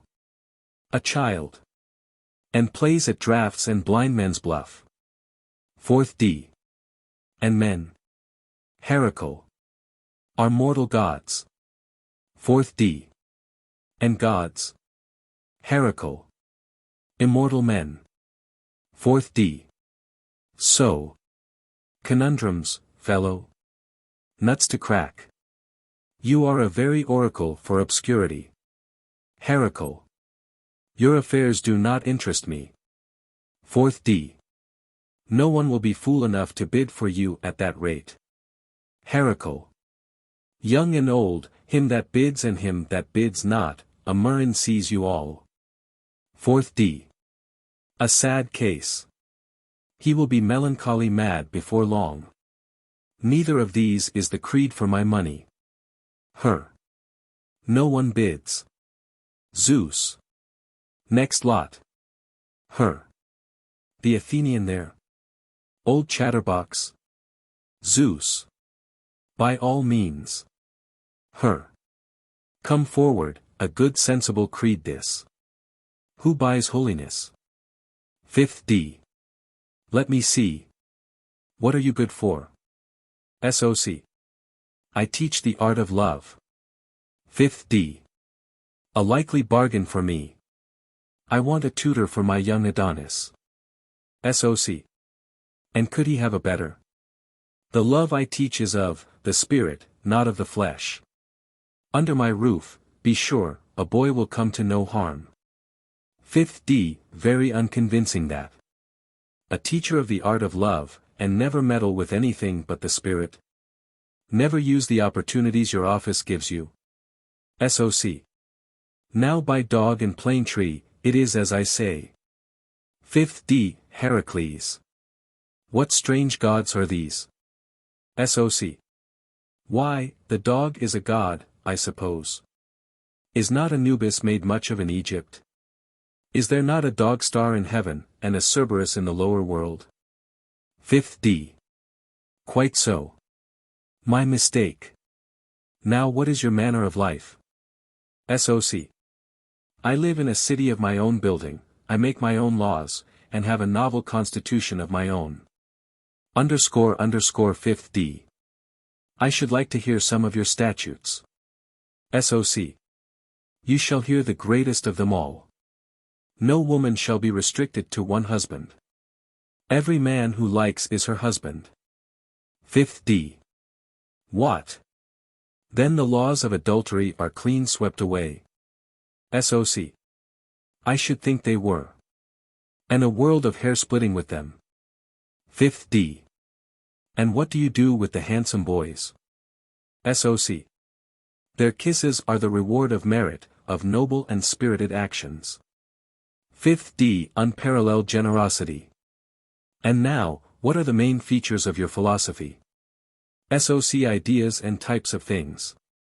All things that you see, the earth and all that is upon it, the sea, the sky, each has its counterpart in the invisible world. 5th D. And where are they? SOC. Nowhere. Were they anywhere, they were not what they are. 5th D. I see no signs of these types of yours. SOC. Of course not, because you are spiritually blind. I see the counterparts of all things, an invisible you, an invisible me. Everything is in duplicate. 5th D. Come, such a shrewd and lynx-eyed creed is worth a bid. Let me see. What do you want for him? Her. 500. 5th D. Done with you. Only I must settle the bill another day. Her. What name? 5th D. Dion, of Syracuse. Her. Take him, and much good may he do you. Now I want Epicureanism. Who offers for Epicureanism? He is a disciple of the laughing creed and the drunken creed, whom we were offering just now. But he has one extra accomplishment, impiety. For the rest, a dainty, liquorish creed. 6th D. What price? Her. £8. 6th D. Here you are. By the way, you might let me know what he likes to eat. Her. Anything sweet. Anything with honey in it. Dried figs are his favorite dish. 6th D. That is all right. We will get in a supply of carrion fig cakes. Zeus. Call the next lot. Stoicism, the creed of the sorrowful countenance, the close-cropped creed. Her. Ah yes, several customers, I fancy, are on the lookout for him. Virtue incarnate. The very quintessence of creeds. Who is for universal monopoly? 7th D. How are we to understand that? Her. Why, here is monopoly of wisdom, monopoly of beauty, monopoly of courage, monopoly of justice. Sole king, sole orator, sole legislator, sole millionaire. 7th D.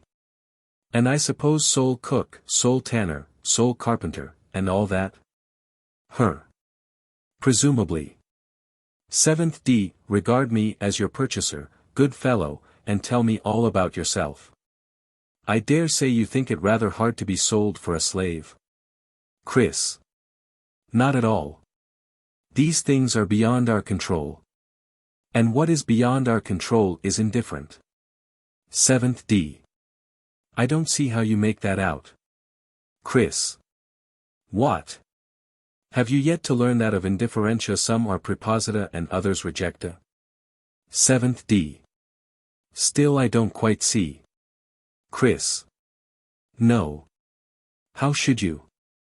You are not familiar with our terms. You lack the comprehensio visi. The earnest student of logic knows this and more than this. He understands the nature of subject, predicate, and contingent, and the distinctions between them. 7th D. Now in wisdom's name, tell me, pray, what is a predicate? What is a contingent? There is a ring about those words that takes my fancy. Chris. With all my heart. A man lame in one foot knocks that foot accidentally against a stone, and gets a cut. Now the man is subject to lameness, which is the predicate. And the cut is a contingency. 7th D. Oh, subtle. What else can you tell me? Chris. I have verbal involutions, for the better hampering, crippling, and muzzling of my antagonists. This is performed by the use of the far-famed syllogism. 7th D. Syllogism. I warrant him a tough customer. Chris. Take a case. You have a child. 7th D. Well, and what if I have? Chris. A crocodile catches him as he wanders along the bank of a river, and promises to restore him to you, if you will first guess correctly whether he means to restore him or not. Which are you going to say? 7th D. A difficult question. I don't know which way I should get him back soonest. In heaven's name, answer for me, and save the child before he is eaten up. Chris. Ha, ha. I will teach you far other things than that. 7th D. For instance. Chris. There is the reaper. There is the rightful owner. Better still, there is the Electra, and the man in the hood. 7th D. Who was he? And who was Electra?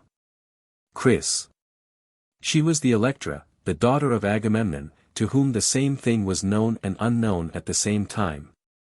She knew that Orestes was her brother, yet when he stood before her she did not know, until he revealed himself, that her brother was Orestes. As to the man in the hood, he will surprise you considerably. Answer me now, do you know your own father? 7th D. Yes. Chris. Well now, if I present to you a man in a hood, shall you know him? 7th D. Of course not. Chris. Well, but the man in the hood is your father. You don't know the man in the hood. Therefore you don't know your own father. 7th D. Why, no. But if I take his hood off, I shall get at the facts. Now tell me, what is the end of your philosophy? What happens when you reach the goal of virtue? Chris. In regard to things external, health, wealth, and the like, I am then all that nature intended me to be. But there is much previous toil to be undergone. You will first sharpen your eyes on minute manuscripts, amass commentaries, and get your belly full of outlandish terms. Last but not least, it is forbidden to be wise without repeated doses of hellebore. 7th D. All this is exalted and magnanimous to a degree. But what am I to think when I find that you are also the creed of cent per cent, the creed of the usurer? Has he swallowed his hellebore? Is he made perfect in virtue? Chris. Assuredly. On none but the wise man does usury sit well. Consider. His is the art of putting two and two together, and usury is the art of putting interest together. The two are evidently connected, and one as much as the other is the prerogative of the true believer, who, not content, like common men, with simple interest, will also take interest upon interest. For interest, as you are probably aware, is of two kinds. There is simple interest, and there is its offspring, compound interest. Here's syllogism on the subject. If I take simple interest, I shall also take compound. But I shall take simple interest, therefore I shall take compound. 7th D. And the same applies to the fees you take from your youthful pupils. None but the true believer sells virtue for a fee. Chris. Quite right. I take the fee in my pupil's interest, not because I want it. The world is made up of diffusion and accumulation. I accordingly practice my pupil in the former, and myself in the latter. 7th D. But it ought to be the other way. The pupil ought to accumulate, and you, sole millionaire, ought to diffuse. Chris. Ha! You jest with me. Beware of the shaft of insoluble syllogism. 7th D. What harm can that do? Chris. It cripples, it ties the tongue, and turns the brain. Nay, I have but to will it, and you are stone this instant. 7th D. Stone. You are no Perseus, friend. Chris. See here. A stone is a body. 7th D. Yes. Chris. Well, and an animal is a body. 7th D. Yes. Chris. And you are an animal. 7th D. I suppose I am. Chris. Therefore you are a body. Therefore a stone. 7th D. Mercy, in heaven's name. Unstone me, and let me be flesh as heretofore. Chris. That is soon done. Back with you into flesh. Thus, is every body animate? 7th D. No. Chris. Is a stone animate? 7th D. No. Chris. Now, you are a body. 7th D. Yes. Chris. And an animate body? 7th D. Yes. Chris. Then being animate, you cannot be a stone. 7th D. Ah. Thank you, thank you. I was beginning to feel my limbs growing numb and solidifying like Niobes. Oh, I must have you. What's to pay? Her. £50. 7th D. Here it is. Her. Are you sole purchaser? 7th D. Not I. All these gentlemen here are going shares. Her. A fine strapping lot of fellows, and will do the reaper credit. Zeus. Don't waste time. Next lot, the peripatetic. Her. Now, my beauty, now, affluence. Gentlemen, if you want wisdom for your money, here is a creed that comprises all knowledge. 8th D. What is he like? Her. He is temperate, good-natured, easy to get on with, and his strong point is, that he is twins. 8th D. How can that be? Her. Why, he is one creed outside, and another inside. So remember, if you buy him, one of him is called esoteric, and the other exoteric. 8th D. And what has he to say for himself? Her. He has to say that there are three kinds of good: spiritual, corporeal, circumstantial. 8th D. There's something a man can understand. How much is he? Her. £80. 8th D. £80 is a long price. Her. Not at all, my dear sir, not at all. You see, there is some money with him, to all appearance. Snap him up before it is too late. Why, from him you will find out in no time how long a gnat lives, to how many fathoms depth the sunlight penetrates the sea, and what an oyster's soul is like. 8th D. Heracles. Nothing escapes him. Her. Ah, these are trifles. You should hear some of his more abstruse speculations, concerning generation and birth and the development of the embryo. And his distinction between man, the laughing creature, and the ass, which is neither a laughing nor a carpentering nor a shipping creature. 8th D. Such knowledge is as useful as it is ornamental. £80 be it, then. Her. He is yours. Zeus. What have we left? Her. There is skepticism. Come along, Piraeus, and be put up. Quick's the word. The attendance is dwindling, there will be small competition. Well, who buys lot 9? 9th D. Tell me first, though, what do you know? SC nothing. 9th D. But how's that? SC. There does not appear to me to be anything. 9th D. Are not we something? SC. How do I know that? 9th D. And you yourself? SC. Of that I am still more doubtful. 9th D. Well, you are in a fix. And what have you got those scales for? SC. I use them to weigh arguments in, and get them evenly balanced. They must be absolutely equal, not a featherweight to choose between them. Then, and not till then, can I make uncertain which is right. 9th D. What else can you turn your hand to?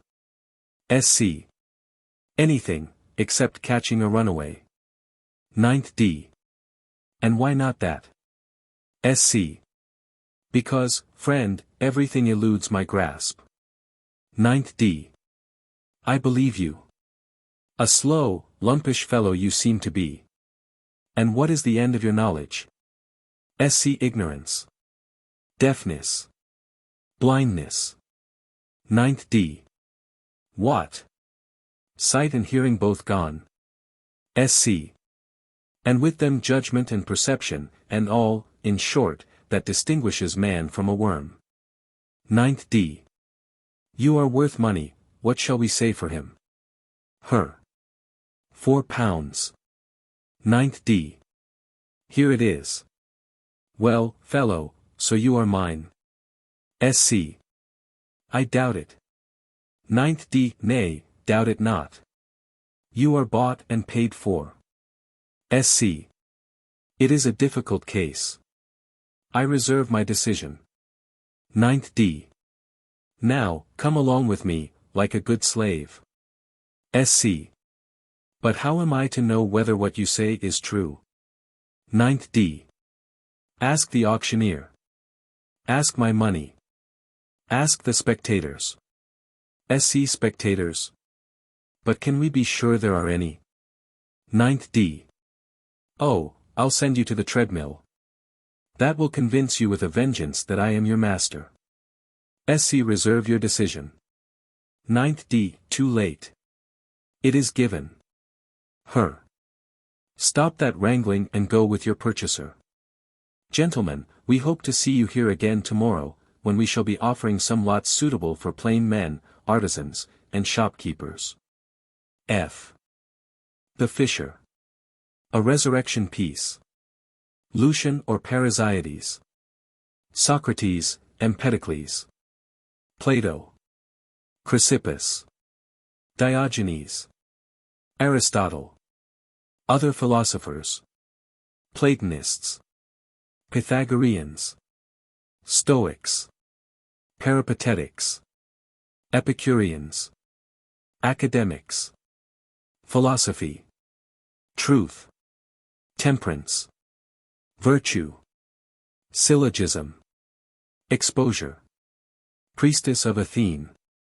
SOC. Stone the miscreant, stone him with many stones, clod him with clods, pot him with pots, let the culprit feel your sticks, leave him no way out. At him, Plato. Come, Chrysippus, let him have it. Shoulder to shoulder, close the ranks, let wallet succor wallet, staff aid staff. We are all parties in this war, not one of us but he has assailed. You, Diogenes, now if ever is the time for that stick of yours. Stand firm, all of you. Let him reap the fruits of his reveling. What? Epicurus, Aristippus, tired already? 'Tis too soon, ye sages, be men, relum that erstwhile furious wrath. Aristotle, one more sprint. There. The brood is caught. We have you, villain. You shall soon know a little more about the characters you have assailed. Now, what shall we do with him? It must be rather an elaborate execution, to meet all our claims upon him, he owes a separate death to every one of us. First Phil. Impale him, say I. Second Phil. Yes, but scourge him first. Third Phil. Tear out his eyes. Fourth Phil. Ah, but first out with the offending tongue. SOC. What say you, Empedocles? EMP. Oh, fling him into a crater. That will teach him to vilify his betters. PL. 'Twere best for him, Orpheus or Pentheus-like, to find death, dashed all to pieces on the rock, so each might have taken a piece home with him. Lou. Forbear, spare me. I appeal to the God of suppliants. SOC. Too late, no loophole is left you now. And you know your Homer. Twixt men and lions, covenants are null. Lou. Why, it is in Homer's name that I ask my boon. You will perhaps pay reverence to his lines, and listen to a selection from him. Slay not, no churl is he, a ransom take. Of bronze and gold, whereof wise hearts are fain. PL. Why, two can play at that game. Exempli gratia. Reviler, babble not of gold, nor nurse hope of escape from these our hands that hold thee. Lou. Ah me, ah me. My best hopes dashed, with Homer. Let me fly to Euripides, it may be he will protect me. Leave him his life. The suppliant's life is sacred. PL. Does this happen to be Euripides too? Evil men evil treated is no evil. Lou. And will you slay me now for naught but words? PL. Most certainly. Our author has something on that point too. Unbridled lips. And folly's slips. Invite fate's whips. Lou. Oh, very well. As you are all set on murdering me, and escape is impossible, do at least tell me who you are, and what harm I have done you. It must be something irreparable, to judge by your relentless murderous pursuit. PL. What harm you have done us, vile fellow? Your own conscience and your fine dialogues will tell you. You have called philosophy herself bad names, and as for us, you have subjected us to the indignity of a public auction, and put up wise men, and free men, which is more, for sale.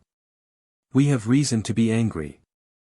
We have got a short leave of absence from Hades, and come up against you, Chrysippus here, Epicurus and myself, Aristotle yonder, the taciturn Pythagoras, Diogenes and all of us that your dialogues have made so free with. Lou. Ah, I breathe again. Once hear the truth about my conduct to you, and you will never put me to death. You can throw away those stones. Or, no, keep them, you shall have a better mark for them presently. PL. This is trifling. This day thou deest. Nay, even now. A suit of stones shalt don, thy livery do. Lou.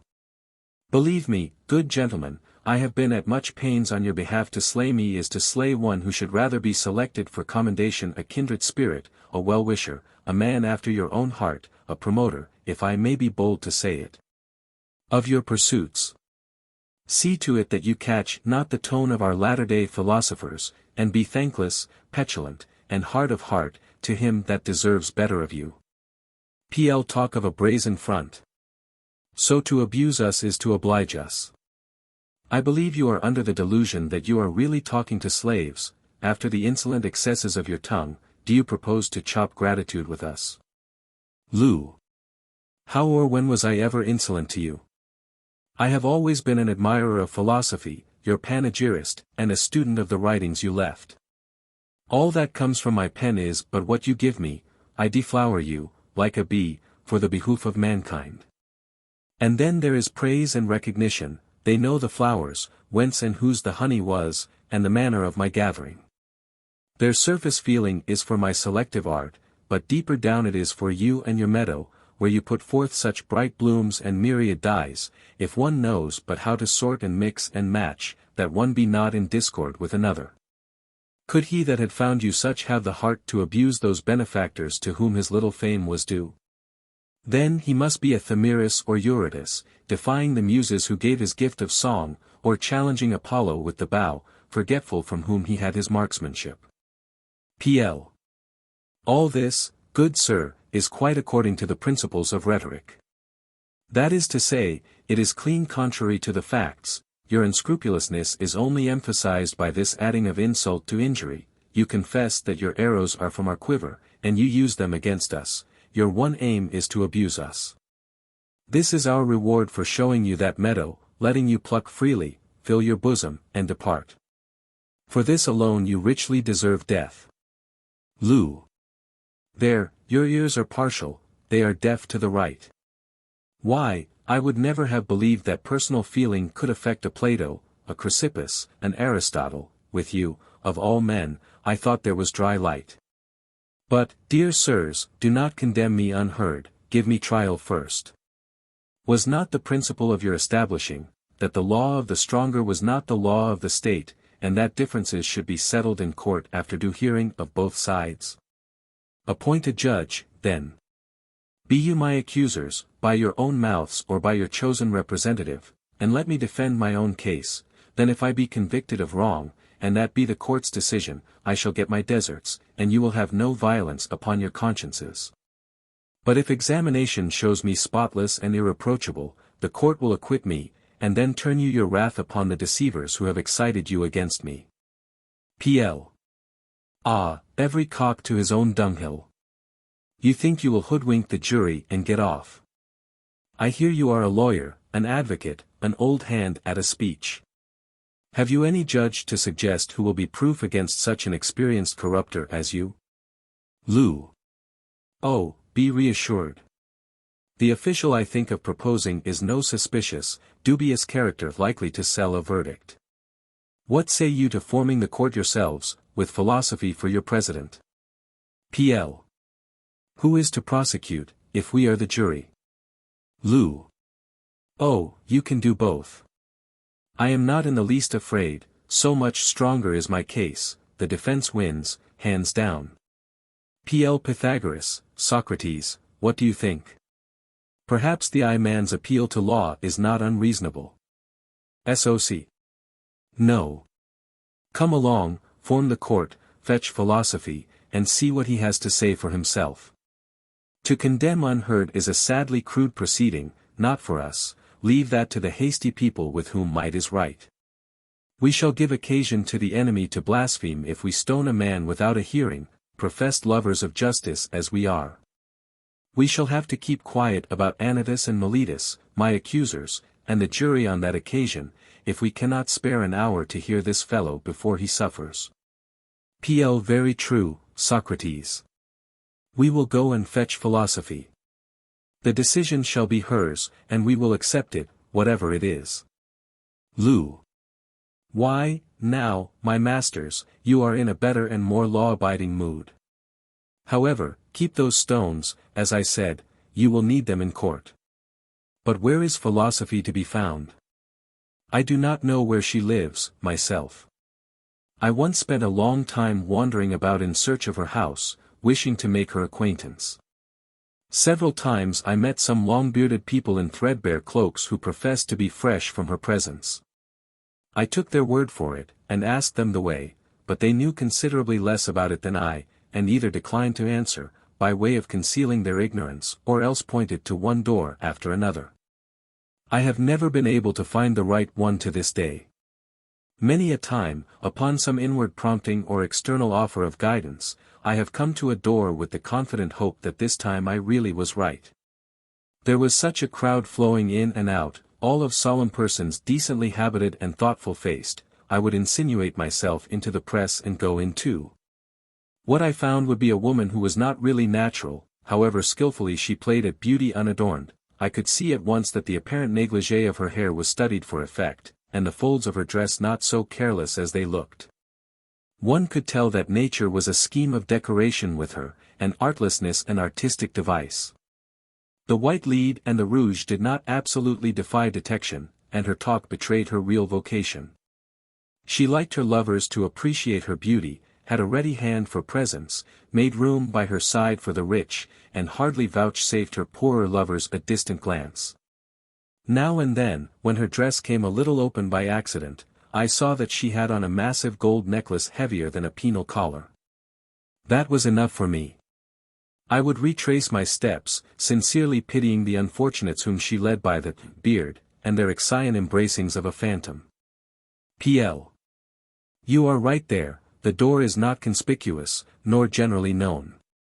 However, we need not go to her house. We will wait for her here in the Ceramicus. I should think it is near her hour for coming back from the academy, and taking her walk in the Poesil. She is very regular, to be sure. Here she comes. Do you see the orderly, rather prim lady there, with the kindly look in her eyes, and the slow meditative walk? Lou. I see several answering the description so far as looks and walk and clothes go. Yet among them all the real lady philosophy can be but one. P.L. True, but as soon as she opens her lips you will know. Philos. Dear me, what are Plato and Chrysippus and Aristotle doing up here, and the rest of them, a living dictionary of my teachings? Alive again?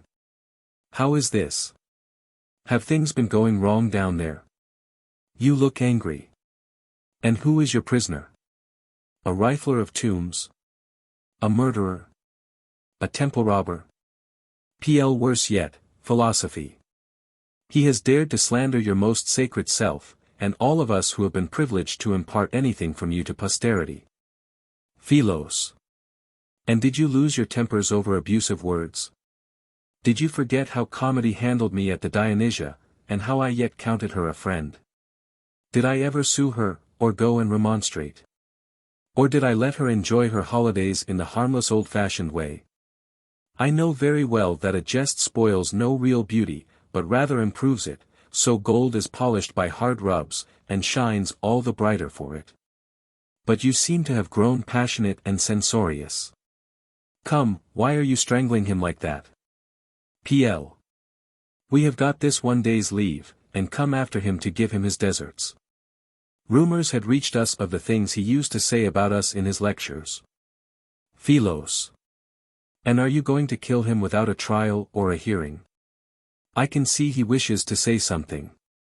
P.L. No, we decided to refer it all to you. If you will accept the task, the decision shall be yours. Philos. Sir, what is your wish? Lou. The same, dear mistress, for none but you can find the truth. It cost me much entreaty to get the case reserved for you. P.L. You call her mistress now, scoundrel. The other day you were making out philosophy the meanest of things, when before that great audience you let her several doctrines go for a pitiful threepence apiece. Philos. It may be that it was not ourself he then reviled, but some impostors who practiced vile arts in our name. P.L. The truth will soon come to light, if you will hear his defense. Philos. Come we to the Areopagus, or better, to the Acropolis, where the panorama of Athens will be before us. Ladies, will you stroll in the Poesil meanwhile? I will join you when I have given judgment. Lou. Who are these, philosophy? Methinks their appearance is seemly as your own. Philos. This with the masculine features is virtue, then there is temperance, and justice by her side. In front is culture, and this shadowy creature with the indefinite complexion is truth. Lou. I do not see what you mean. Philos. Not see her? Over there, all naked and unadorned, shrinking from observation, and always slipping out of sight. Lou. Now I just discern her. But why not bring them all with you? There would be a fullness and completeness about that commission. Ah yes, and I should like to brief truth on my behalf. Philos. Well thought of. Come, all of you. You will not mind sitting through a single case, in which we have a personal interest, too? Truth. Go on, the rest of you, it is superfluous for me to hear what I know all about before. Philos. But, truth dear, your presence will be useful to us. You will show us what to think. Truth. May I bring my 2 favorite maids, then?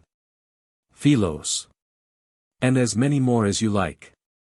Truth.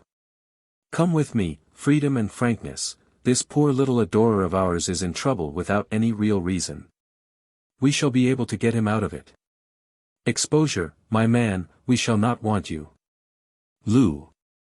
Ah yes, mistress, let us have him, of all others, my opponents are no ordinary ruffians, they are people who make a fine show and are hard to expose. They have always some back way out of a difficulty, we must have exposure. Philos. Yes, we must, indeed, and you had better bring demonstration too. Truth. Come all of you, as you are such important legal persons. They are. What is this? Philosophy, he is employing truth against us. Philos. And are Plato and Chrysippus and Aristotle afraid of her lying on his behalf, being who she is? Pl. Oh, well, no, only he is a sad plausible rogue, he will take her in. Philos. Never fear. No wrong will be done, with Madam Justice on the bench by us. Let us go up. Prisoner, your name? Lu. Parasiades, son of Alethion, son of Elanxicles. 22. Philos. And your country? Lu. I am a Syrian from the Euphrates, my lady. But is the question relevant? Some of my accusers I know to be as much barbarians by blood as myself, but character and culture do not vary as a man comes from Soli or Cyprus, Babylon or Stagira. However, even one who could not talk Greek would be none the worse in your eyes, so long as his sentiments were right and just.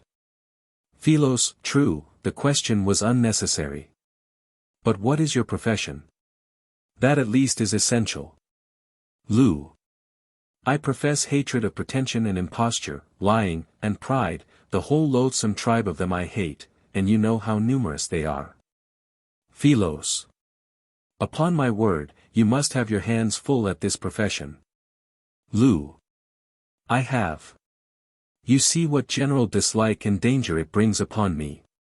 However, I do not neglect the complementary branch, in which love takes the place of hate. It includes love of truth and beauty and simplicity and all that is akin to love. But the subjects for this branch of the profession are sadly few, those of the other, for whom hatred is the right treatment, are reckoned by the thousand. Indeed there is some danger of the one feeling being atrophied, while the other is overdeveloped. Philos. That should not be, they run in couples, you know. Do not separate your 2 branches, they should have unity in diversity. Lu. You know better than I, philosophy. My way is just to hate a villain, and love and praise the good. Philos. Well, well. Here we are at the appointed place. We will hold the trial in the forecourt of Athene Polias. Priestess, arrange our seats, while we salute the goddess. Lu. Polias, come to my aid against these pretenders, mindful of the daily perjuries thou hearest from them. Their deeds too are revealed to thee alone, in virtue of thy charge. Thou hast now thine hour of vengeance. If thou see me in evil case, if blacks be more than whites, then cast thou thy vote and save me. Philos, so. Now we are seated, ready to hear your words. Choose one of your number, the best accuser you may, make your charge, and bring your proofs. Were all to speak, there would be no end. And you, Parasiades, shall afterwards make your defense. Ch.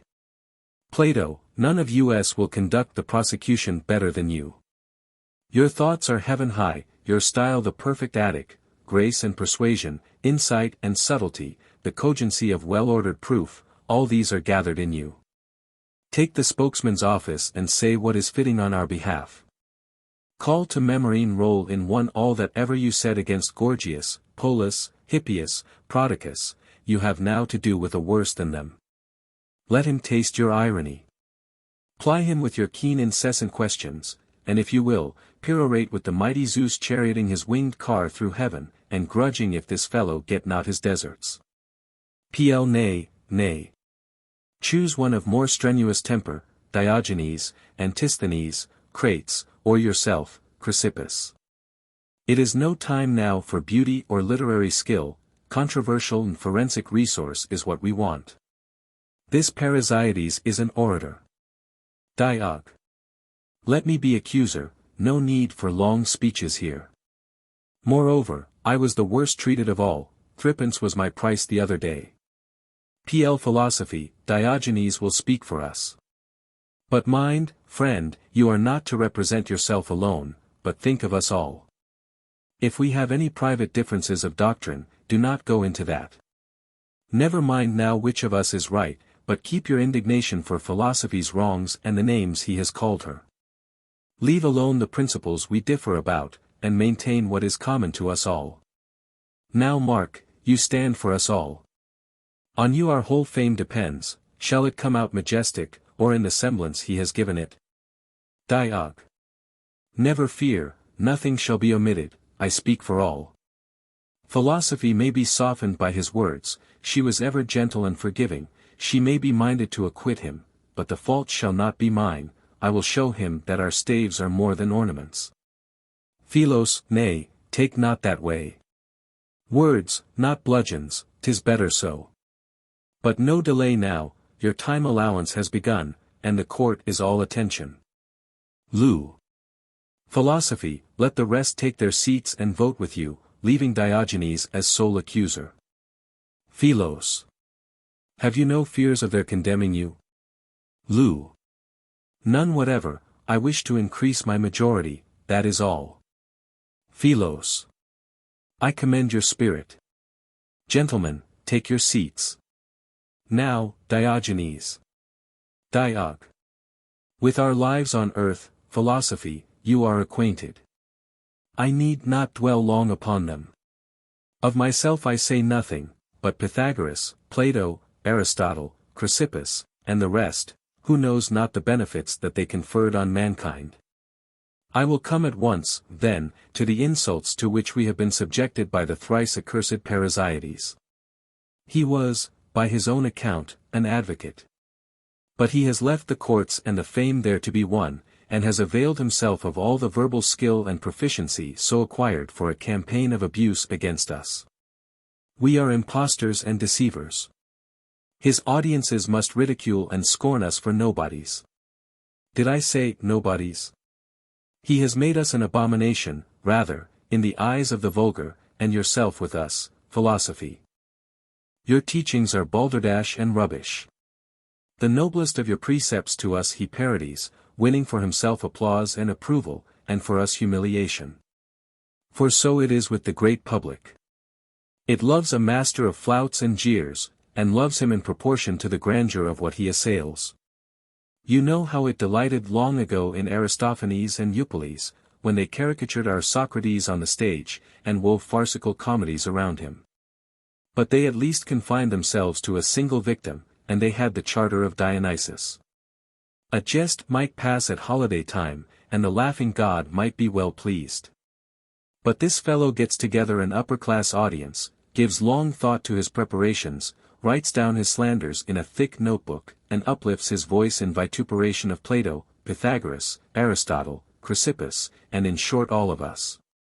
He cannot plead holiday time, nor yet any private grievance. He might perhaps be forgiven if he had done it in self-defense, but it was he that opened hostilities. Worst of all, philosophy, he shelters himself under your name, entices dialogue from our company to be his ally and mouthpiece, and induces our good comrade Menippus to collaborate constantly with him. Menippus, more by token, is the one deserter and absentee on this occasion. Does he not then abundantly deserve his fate? What conceivable defense is open to him, after his public defamation of all that is noblest? On the public which listened to him, too, the spectacle of his condign punishment will have a healthy effect, we shall see no more ridicule of philosophy. Tame submission to insult would naturally enough be taken, not for moderation, but for insensibility in want of spirit. Who could be expected to put up with his last performance? He brought us to market like a gang of slaves, and handed us over to the auctioneer. Some, I believe, fetched high prices, but others went for 4 or 5 pounds, and as for me, confound his impudence, 3d. And fine fun the audience had out of it. We did well to be angry, we have come from Hades, and we ask you to give us satisfaction for this abominable outrage. Resurgence. Hear, hear. Well spoken, Diogenes, well and loyally. Philos. Silence in court. Time the defense. Parasites, it is now your turn, they are timing you, so proceed. Par. Philosophy, Diogenes has been far indeed from exhausting his material. The greater part of it, and the more strongly expressed, he has passed by, for reasons best known to himself. I refer to statements of mine which I am as far from denying that I made as from having provided myself with any elaborate defense of them. Any of these that have been omitted by him, and not previously emphasized by myself, I propose now to quote. This will be the best way to show you who were the persons that I sold by auction and inveighed against as pretenders and impostors. Please to concentrate your vigilance on the truth or falsehood of my descriptions.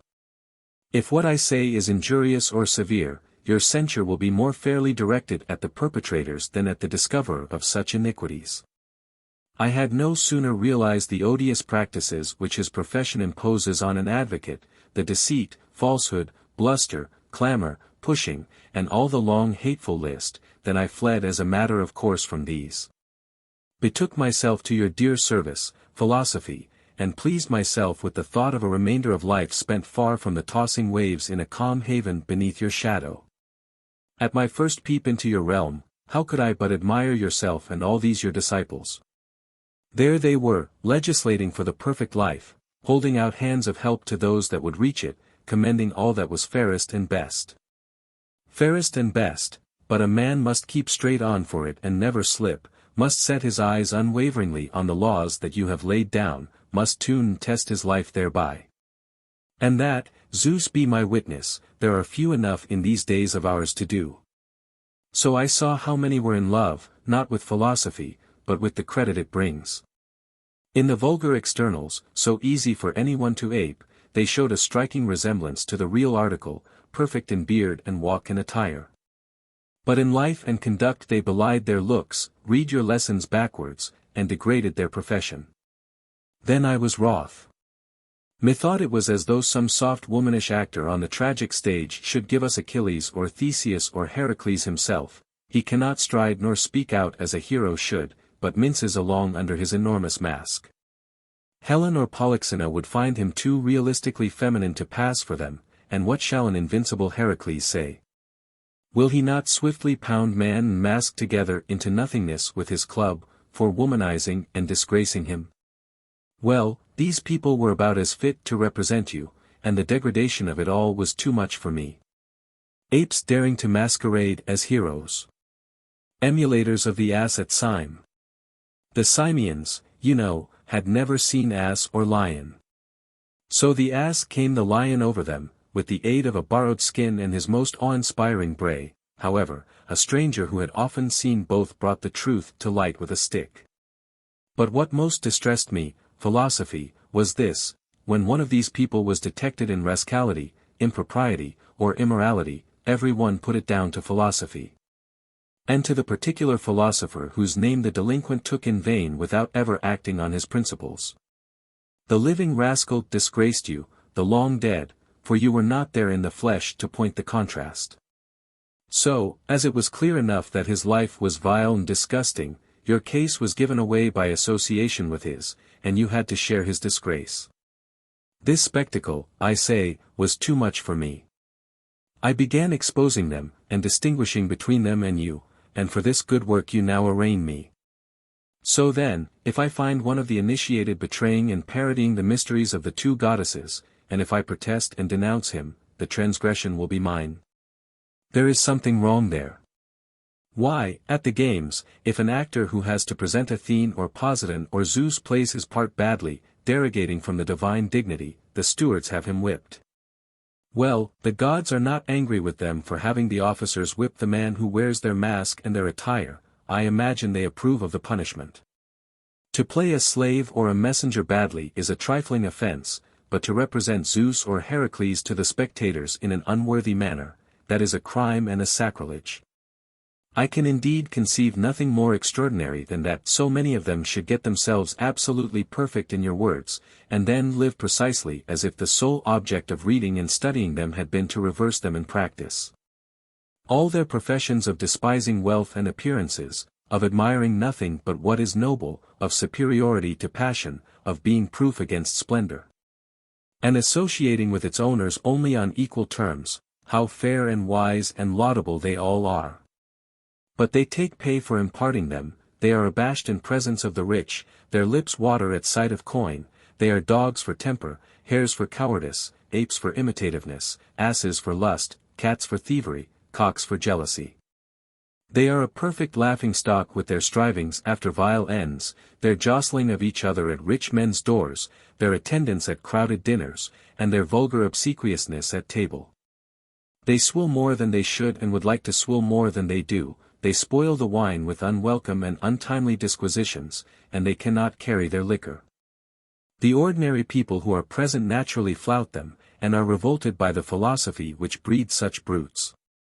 What is so monstrous is that every man of them says he has no needs, proclaims aloud that wisdom is the only wealth, and directly afterwards comes begging and makes a fuss if he is refused.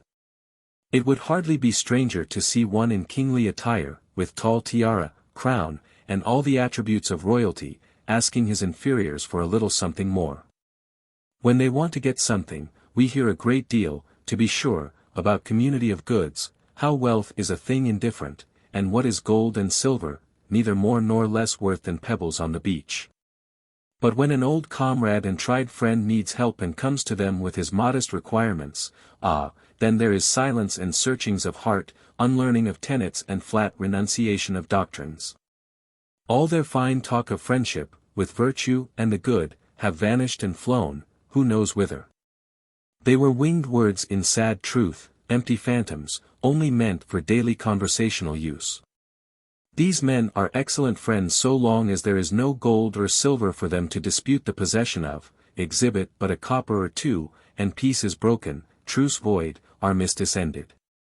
Their books are blank, their virtue fled, and they so many dogs, someone has flung a bone into the pack, and up they spring to bite each other and snarl at the one which has pounced successfully.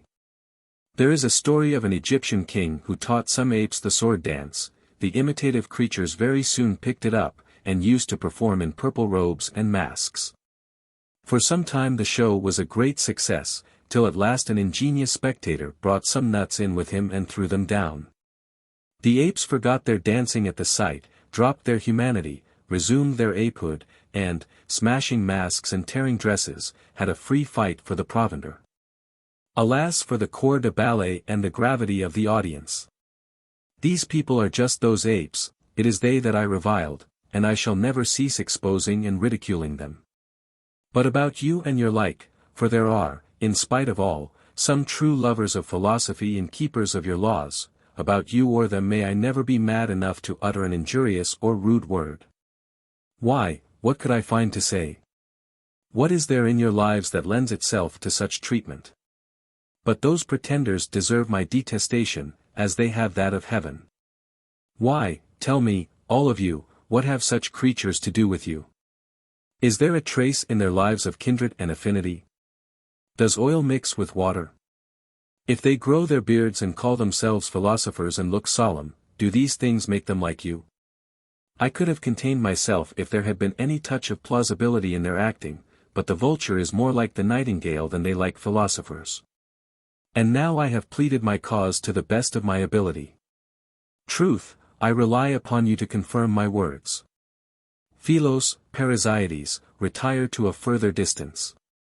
Well, and our verdict? How think you the man has spoken? Truth. Philosophy, while he was speaking I was ready to sink through the ground. It was all so true. As I listened, I could identify every offender, and I was fitting caps all the time, this is so and so, that is the other man, all over. I tell you they were all as plain as in a picture, speaking likenesses not of their bodies only, but of their very souls. Yes, truth, I could not help blushing at it. Philos. What say you, gentlemen? Res. Why, of course, that he is acquitted of the charge, and stands recorded as our friend and benefactor. Our case is just that of the Trojans, who entertained the tragic actor only to find him reciting their own calamities. Well, recite away, our tragedian, with these pests of ours for dramatis personae. Diog. I too, philosophy, give him my need of praise, I withdraw my charges, and count him a worthy friend. Philos.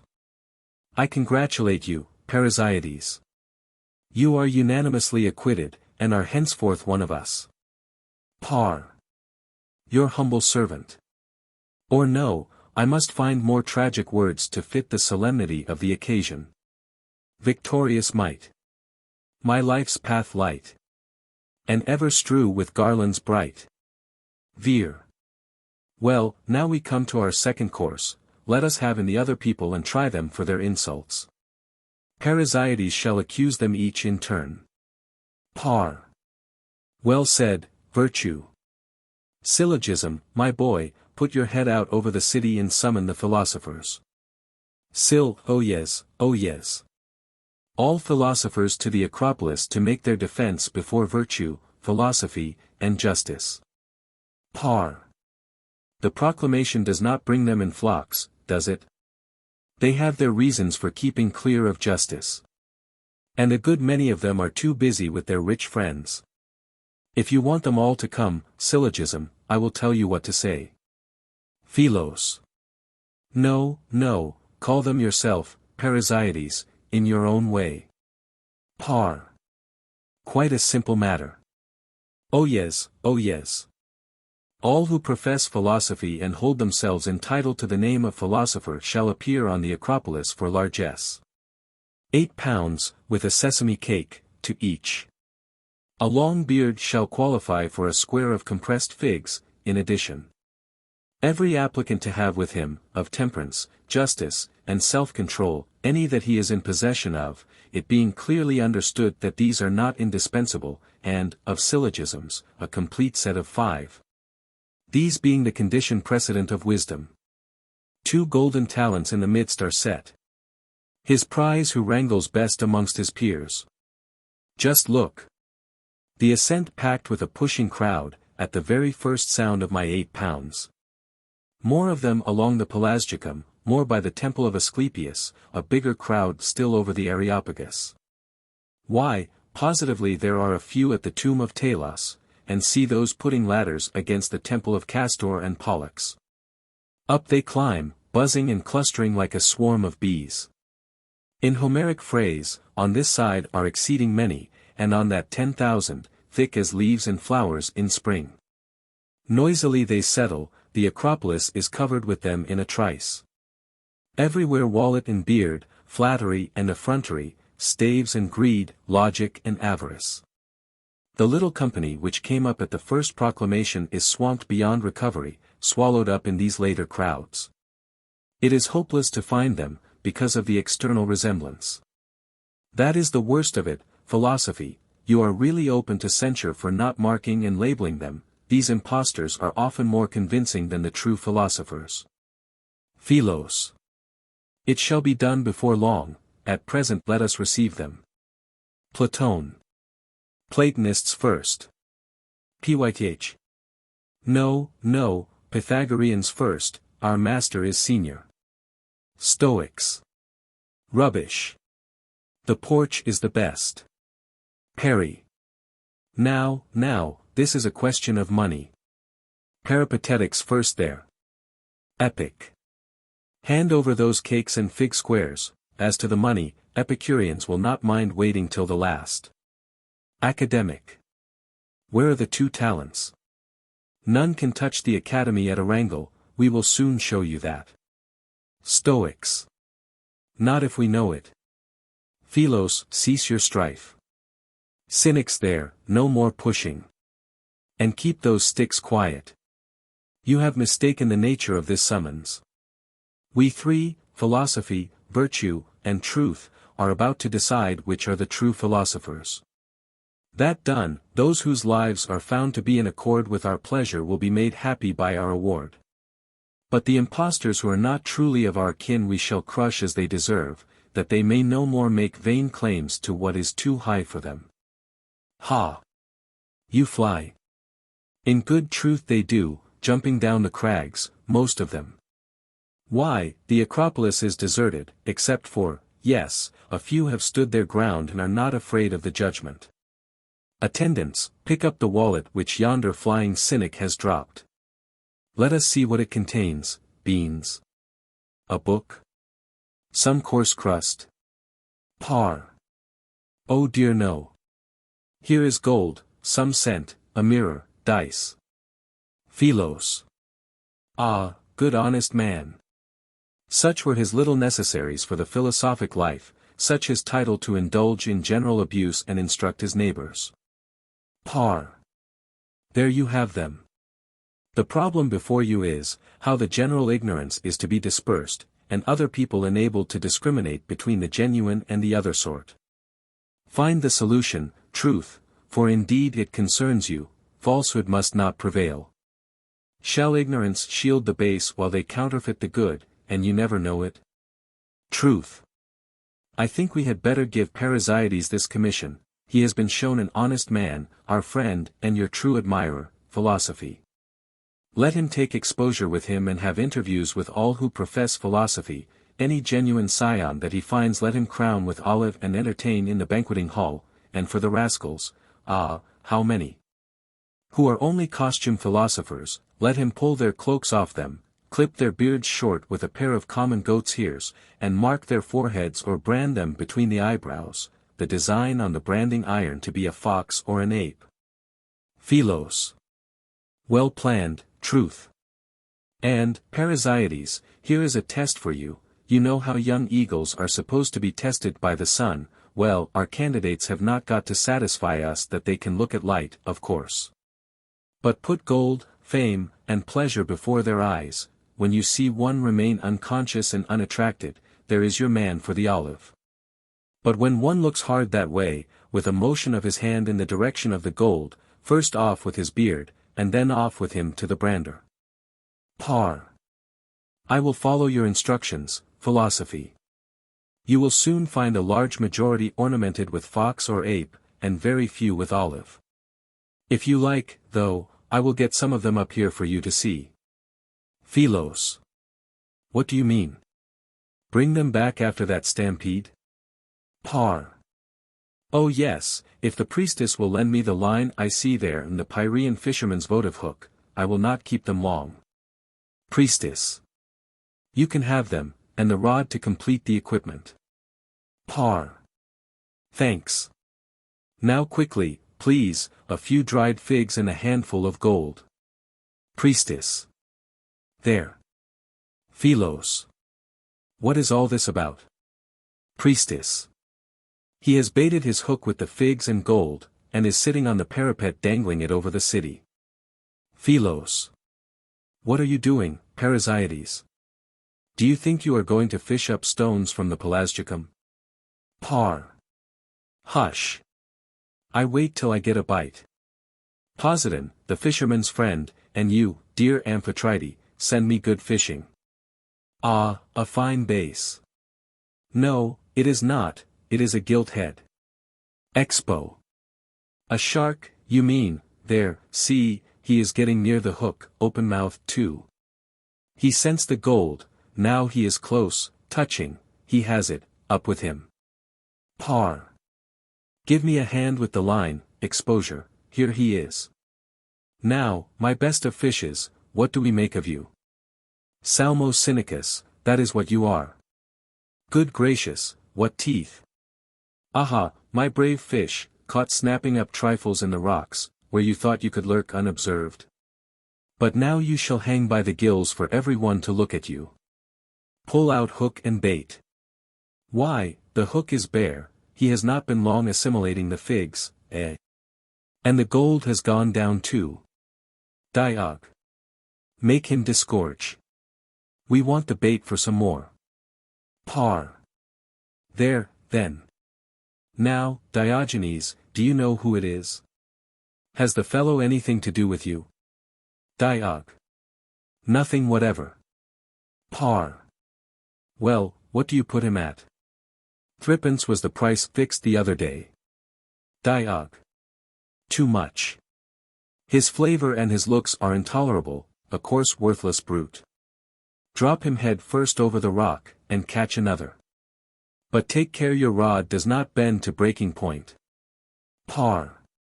No fear. They are quite light, about the weight of a gudgeon. Diog.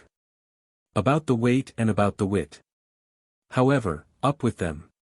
Par. Look, what is this one? A sole.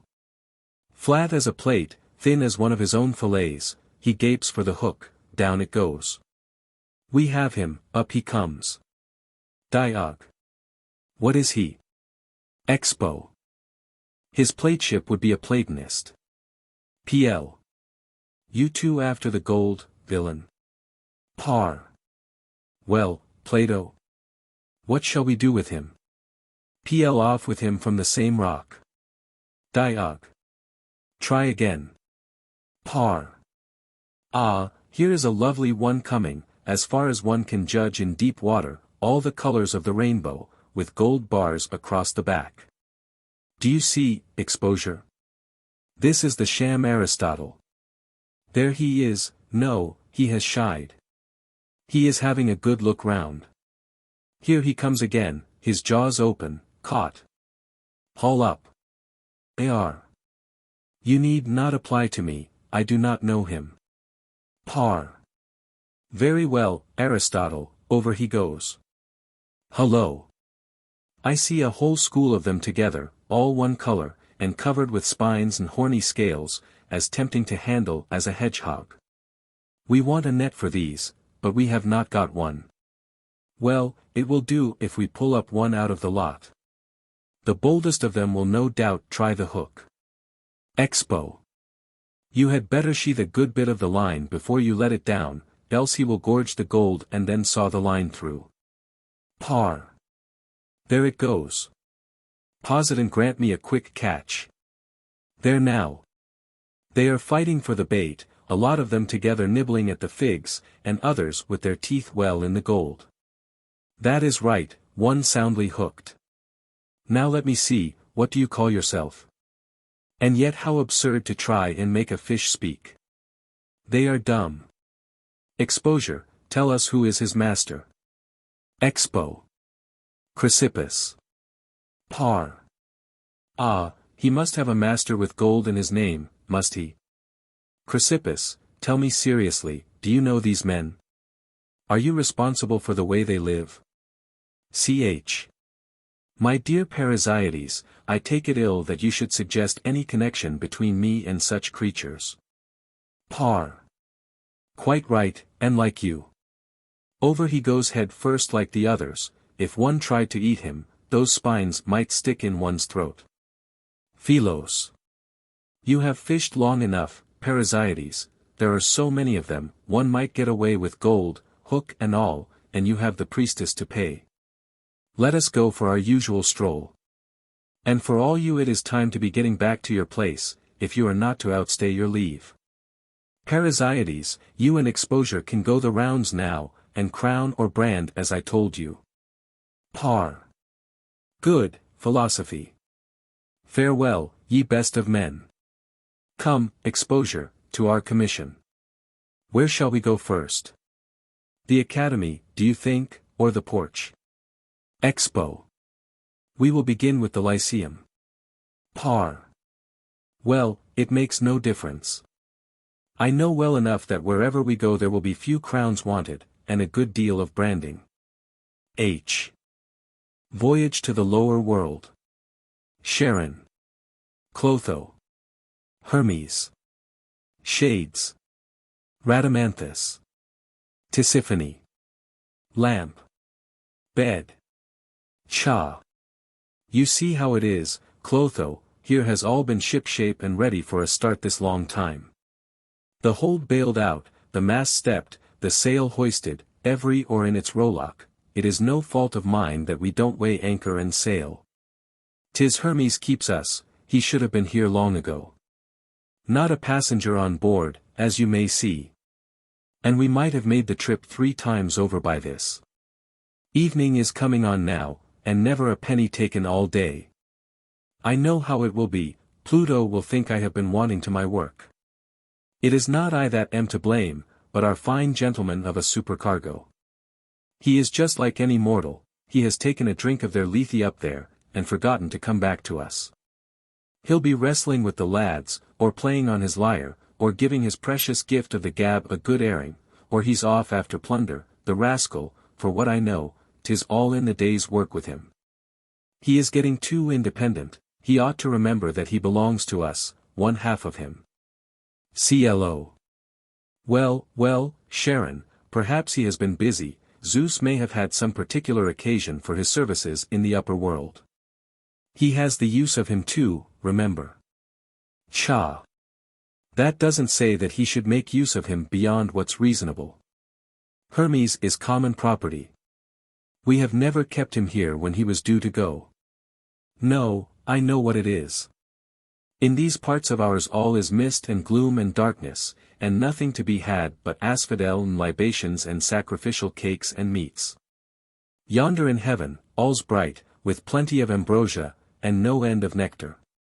Small wonder that he likes to loiter there. When he leaves us, 'tis on wings, it is as though he escaped from prison. But when the time comes for return, he tramps it on foot, and has much ado to get here at all.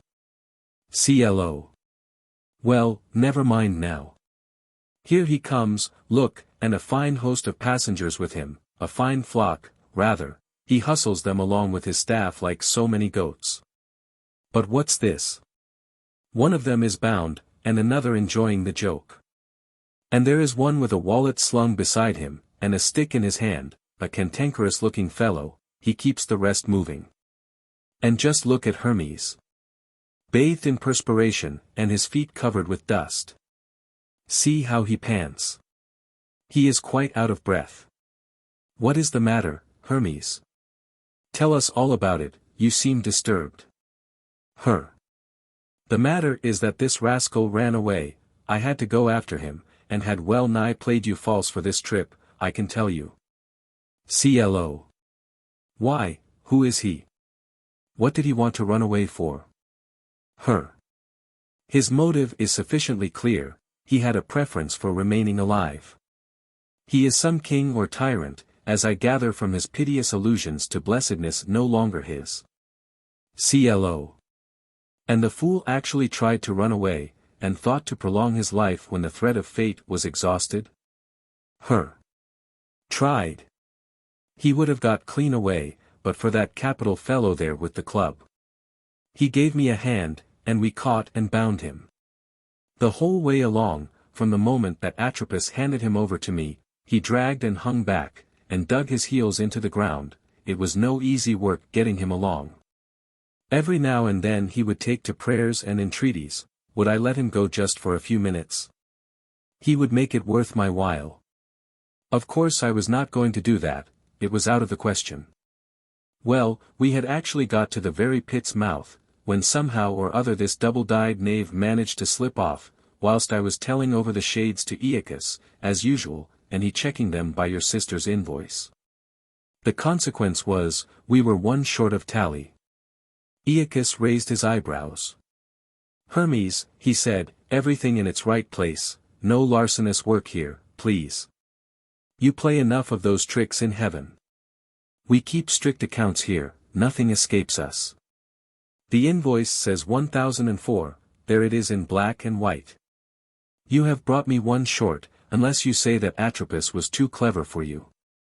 I colored up at that. And then all at once I remembered what had happened on the way, and when I looked round and this fellow was nowhere to be seen, I knew that he must have made off, and I set off after him along the road to the upper world, as fast as I could go. My worthy friend here volunteered for the service, so we made a race of it, and caught the runaway just as he got to Taenarum. It was a near thing. CLO. There now, Sharon. And we were beginning to accuse Hermes of neglect. Cha. Well, and why are we waiting here, as if there had not been enough delay already? CLO. True. Let them come aboard. I'll to my post by the gangway, with my notebook, and take their names and countries as they come up, and details of their deaths. And you can stow them away as you get them. Hermes, let us have those babies in first, I shall get nothing out of them. Here, skipper. 300 of them, including those that were exposed. Cha. A precious haul, on my word. These are but green grapes, Hermes. Who next, Clotho? The unwept? CLO. Ah. I take you. Yes, up with the old fellows. I have no time today for prehistoric research. All over 60, pass on. What's the matter with them? They don't hear me. They are deaf with age. I think you will have to pick them up, like the babies, and get them along that way. Here they are, fine well-matured fruit, gathered in due season, 398 of them. Cha. Nay, nay. These are no better than raisins. CLO. Bring up the wounded next, Hermes. Now I can get to work. Tell me how you were killed. Or no, I had better look at my notes, and call you over. 84 due to be killed in battle yesterday, in Mysia, these to include Gobars, son of Oxyartes. At Sunt. CLO. The 7 who killed themselves for love. Also Diogenes, the philosopher, for love of the Megarian courtesan. Here they are, look. CLO. And the rival claimants to thrones, who slew one another. Here. CLO. And the one murdered by his wife and her paramour. Straight in front of you. CLO. Now the victims of the law, the cudgeled and the crucified. And where are those 16 who were killed by robbers? Here, you may know them by their wounds. Am I to bring the women too? CLO. Yes, certainly, and all who were shipwrecked. It is the same kind of death. And those who died of fever, bring them too, the Dr. Agathocles and all. Then there was a Cynic philosopher, who was to have succumbed to a dinner with Dame Hecate, eked out with sacrificial eggs and a raw cuttlefish. Where is he? Sigh. Here I stand this long time, my good Clotho. Now what had I done to deserve such a weary spell of life? You gave me pretty nearly a spindleful of it. I often tried to cut the thread and away, but somehow it never would give. CLO. I left you as a censor and physician of human frailties. Pass on, and good luck to you. Sigh. No, by Zeus. First let us see our captive safe on board. Your judgment might be perverted by his entreaties. CLO. Let me see, who is he? Megapenthes, son of Laceda, tyrant. CLO. Come up, Megapenthes. Me. Nay, nay, my lady Clotho, suffer me to return for a little while, and I will come of my own accord, without waiting to be summoned. CLO. What do you want to go for? Me. I crave permission to complete my palace. I left the building half finished. CLO. Pooh. Come along. Me. O fate, I ask no long reprieve. Vouchsafe me this one day, that I may inform my wife where my great treasure lies buried. CLO. Impossible. 'Tis fate's decree. Me. And all that money is to be thrown away. CLO. Not thrown away. Be under no uneasiness. Your cousin Megacles will take charge of it. Me. Oh, monstrous. My enemy, whom from sheer good nature I omitted to put to death. CLO. The same. He will survive you for rather more than 40 years, in the full enjoyment of your harem, your wardrobe, and your treasure. Me. It is too bad of you, Clotho, to hand over my property to my worst enemy. CLO. My dear sir, it was Sidimachus's property first, surely. You only succeeded to it by murdering him, and butchering his children before his eyes. Me. Yes, but it was mine after that. CLO. Well, and now your term of possession expires. Me.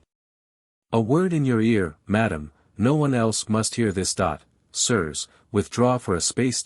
Clotho, if you will let me escape, I pledge myself to give you 250,000 sterling this very day. CLO. Ha, ha. So your millions are still running in your head? Me.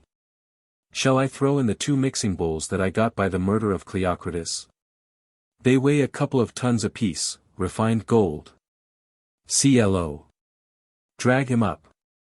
We shall never get him to come on board by himself. Me. I call you all to witness.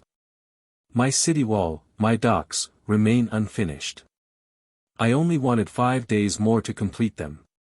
CLO. Never mind. It will be another's work now. Me. Stay. One request I can make with a clear conscience. CLO. Well. Me. Suffer me only to complete the conquest of Persia, and to impose tribute on Lydia. And erect a colossal monument to myself, and inscribe thereon the military achievements of my life. Then let me die. CLO. Creature, this is no single day's reprieve, you would want something like 20 years. Me. Oh, but I am quite prepared to give security for my expeditious return. Nay, I could provide a substitute, if preferred, my well-beloved. CLO. Wretch. How often have you prayed that he might survive you? Me. That was a long time ago. Now, I see a better use for him. CLO. But he is due to be here, shortly, let me tell you. He is to be put to death by the new sovereign. Me. Well, Clotho, I hope you will not refuse my last request. CLO. Which is? Me. I should like to know how things will be, now that I am gone. CLO. Certainly, you shall have that mortification. Your wife will pass into the hands of Midas, your slave, he has been her gallant for some time past. Me.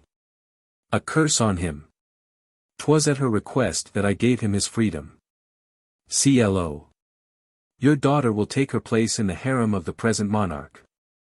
Then all the old statues and portraits which the city set up in your honor will be overturned, to the entertainment, no doubt, of the spectators. Me. And will no friend resent these doings? CLO. Who was your friend? Who had any reason to be? Need I explain that the cringing courtiers who lauded your every word and deed were actuated either by hope or by fear, time servers every man of them, with a keen eye to the main chance? Me. And these are they whose feasts rang with my name. Who, as they poured their libations, invoked every blessing on my head. Not one but would have died before me, could he have had his will, nay, they swore by no other name. CLO. Yes. And you dined with one of them yesterday, and it cost you your life. It was that last cup you drank that brought you here. Me. Ah, I noticed a bitter taste. But what was his object? CLO. Oh, you want to know too much. It is high time you came on board. Me. Clotho, I had a particular reason for desiring one more glimpse of daylight. I have a burning grievance. CLO.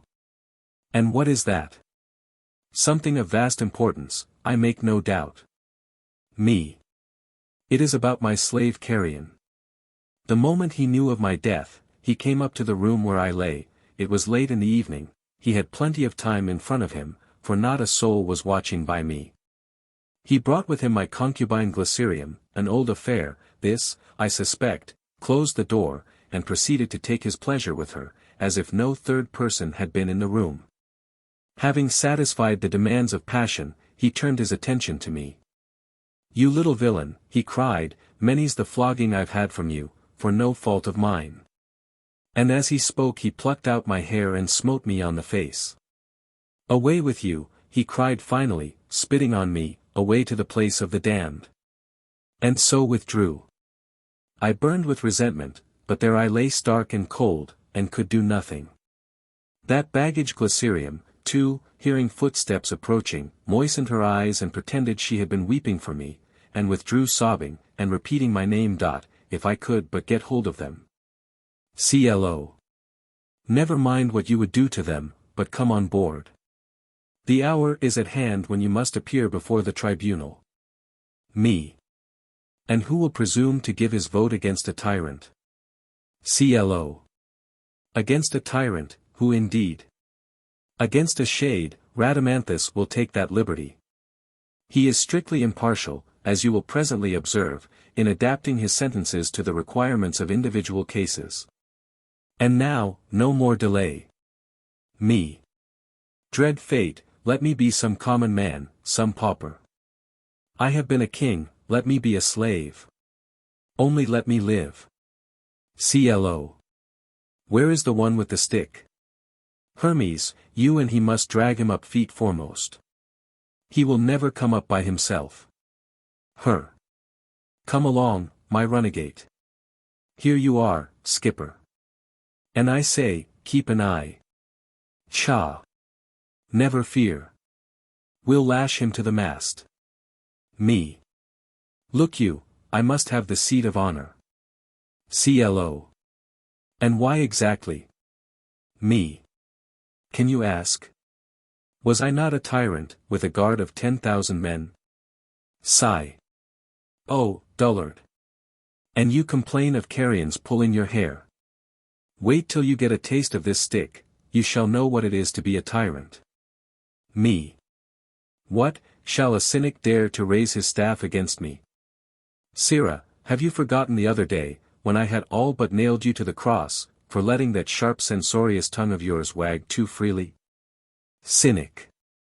Well, and now it is your turn to be nailed, to the mast. Me. And what of me, mistress? Am I to be left out of the reckoning?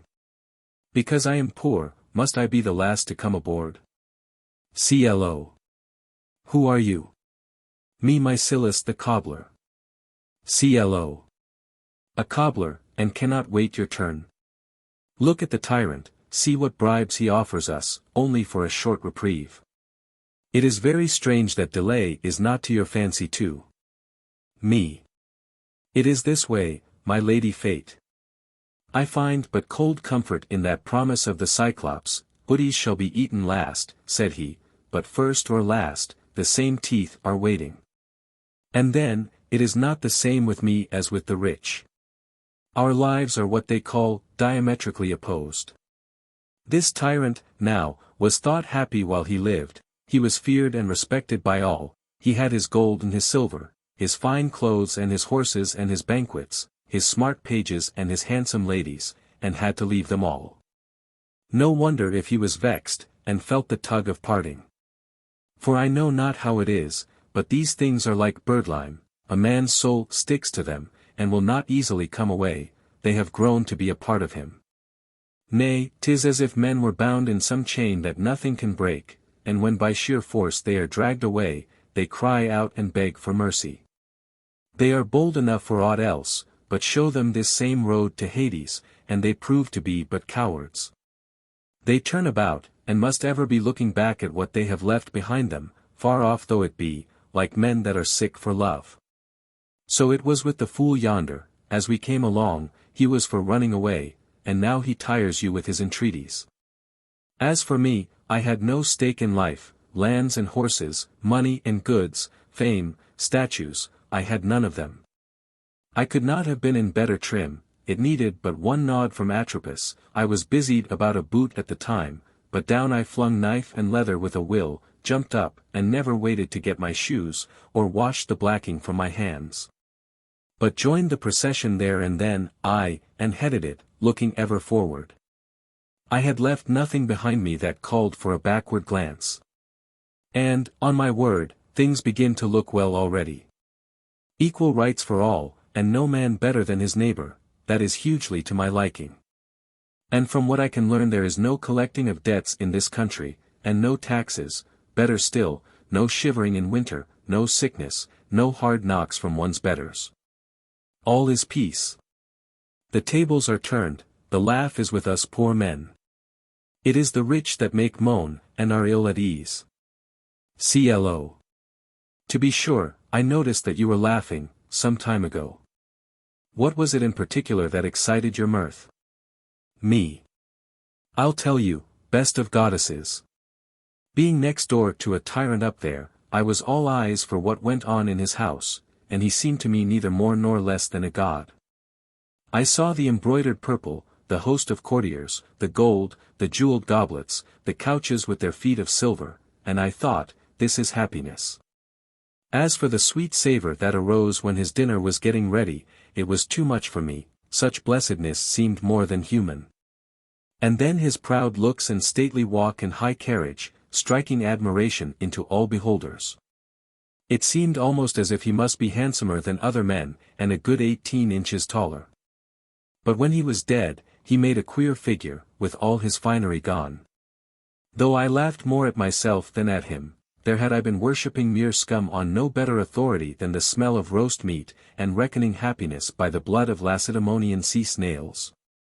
There was Niphon the usurer, too, bitterly reproaching himself for having died without ever knowing the taste of wealth, leaving all his money to his nearest relation and heir at law, the spendthrift Rhodocares.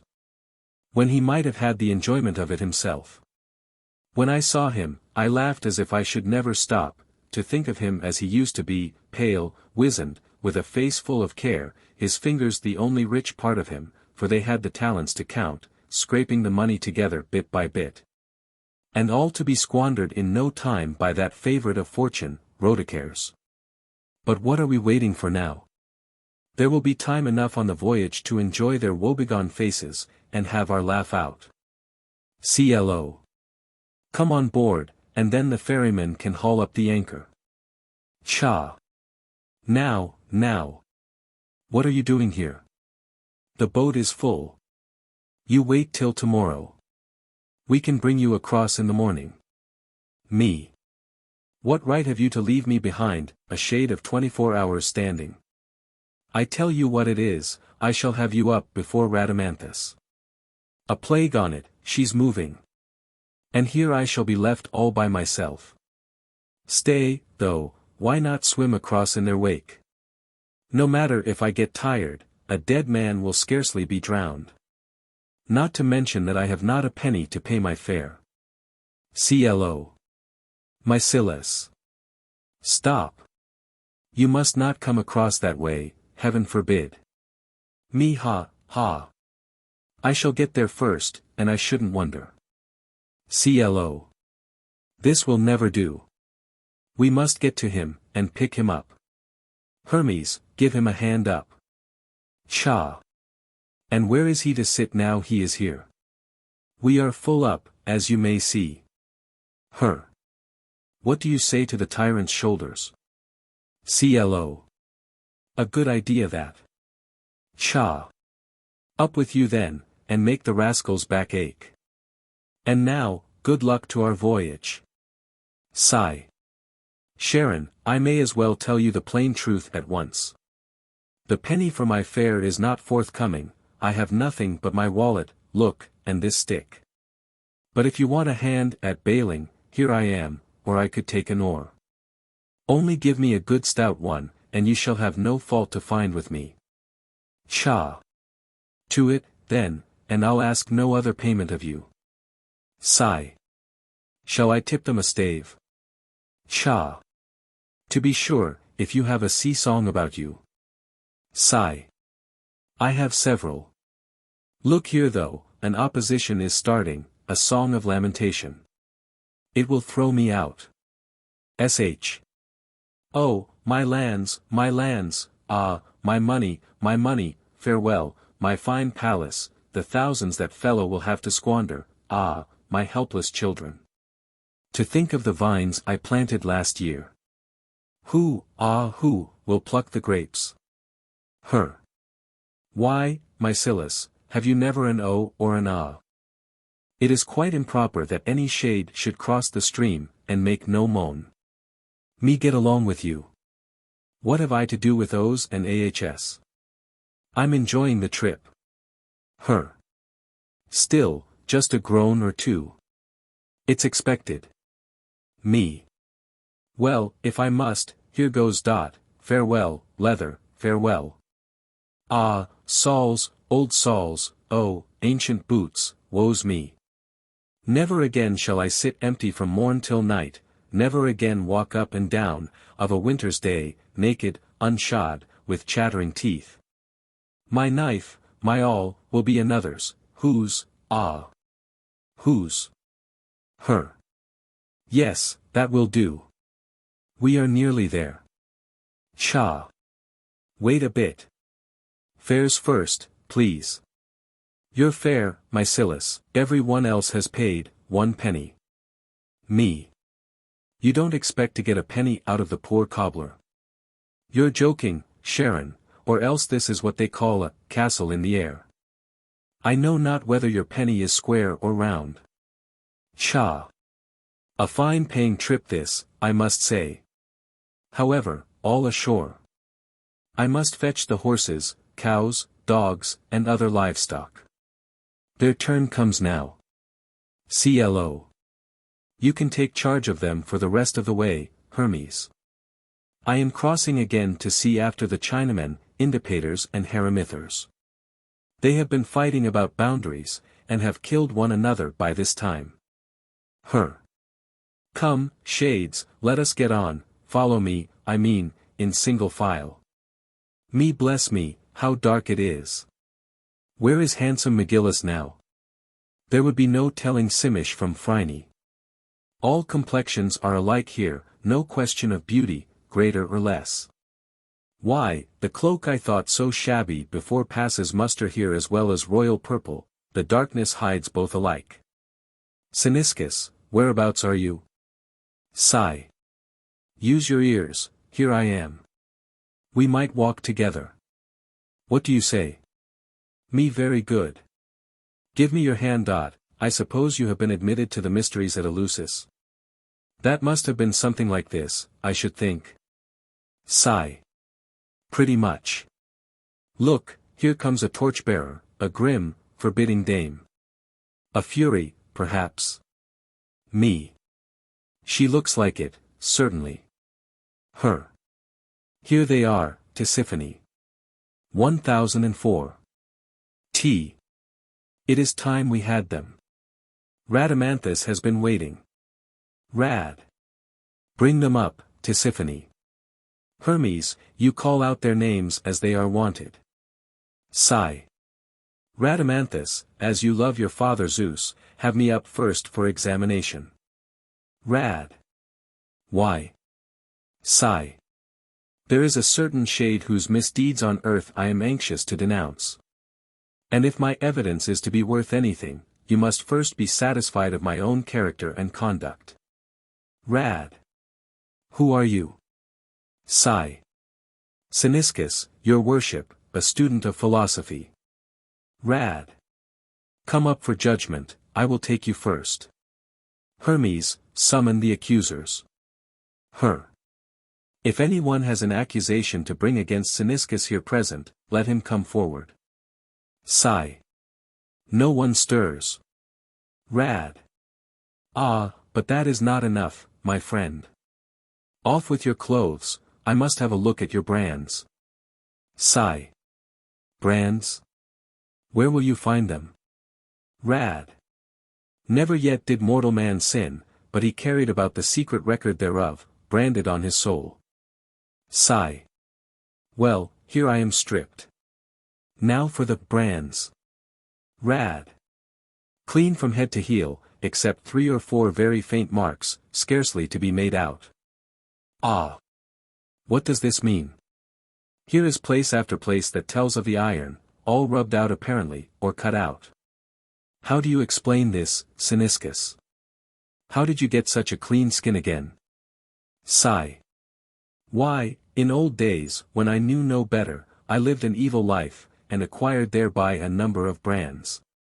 But from the day that I began to practice philosophy, little by little I washed out all the scars from my soul, thanks to the efficiency of that admirable lotion. Rad.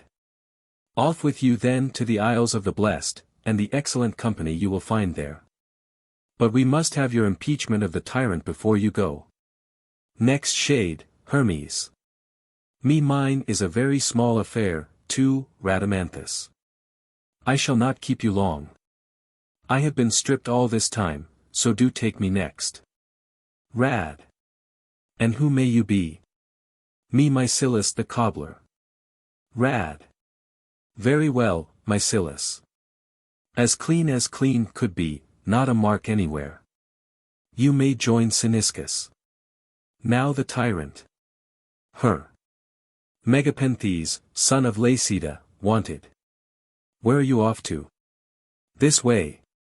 You there, the tyrant. Up with him, Tisiphone, neck and crop. Rad. Now, Cyniscus, your accusation and your proofs. Here is the party. Sigh. There is in fact no need of an accusation. You will very soon know the man by the marks upon him. My words however may serve to unveil him, and to show his character in a clearer light. With the conduct of this monster as a private citizen, I need not detain you. Surrounded with a bodyguard, and aided by unscrupulous accomplices, he rose against his native city, and established a lawless rule. The persons put to death by him without trial are to be counted by thousands, and it was the confiscation of their property that gave him his enormous wealth. Since then, there is no conceivable iniquity which he has not perpetrated. His hapless fellow citizens have been subjected to every form of cruelty and insult. Virgins have been seduced, boys corrupted, the feelings of his subjects outraged in every possible way. His overweening pride, his insolent bearing towards all who had to do with him, were such as no doom of yours can adequately requite. A man might with more security have fixed his gaze upon the blazing sun, than upon yonder tyrant.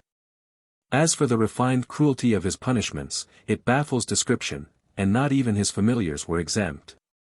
That this accusation has not been brought without sufficient grounds, you may easily satisfy yourself, by summoning the murderer's victims.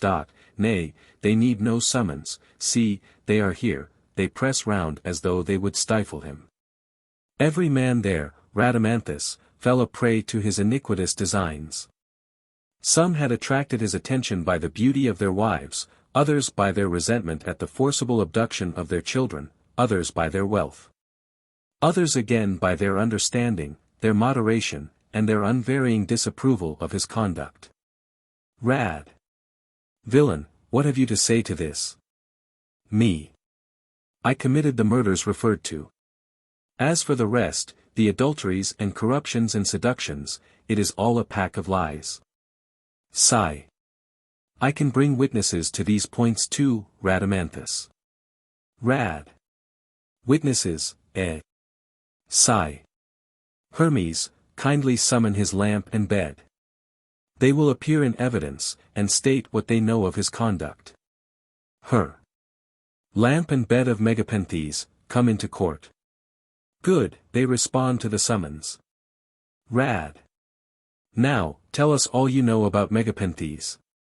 Bed, you speak first. Bed. All that Cyniscus said is true. But really, Mr. Rhadamanthus, I don't quite like to speak about it, such strange things used to happen overhead. Rad. Why, your unwillingness to speak is the most telling evidence of all. Lamp, now let us have yours. Lamp. What went on in the daytime I never saw, not being there. As for his doings at night, the less said the better. I saw some very queer things, though, monstrous queer. Many is the time I have stopped taking oil on purpose, and tried to go out. But then he used to bring me close up. It was enough to give any lamp a bad character.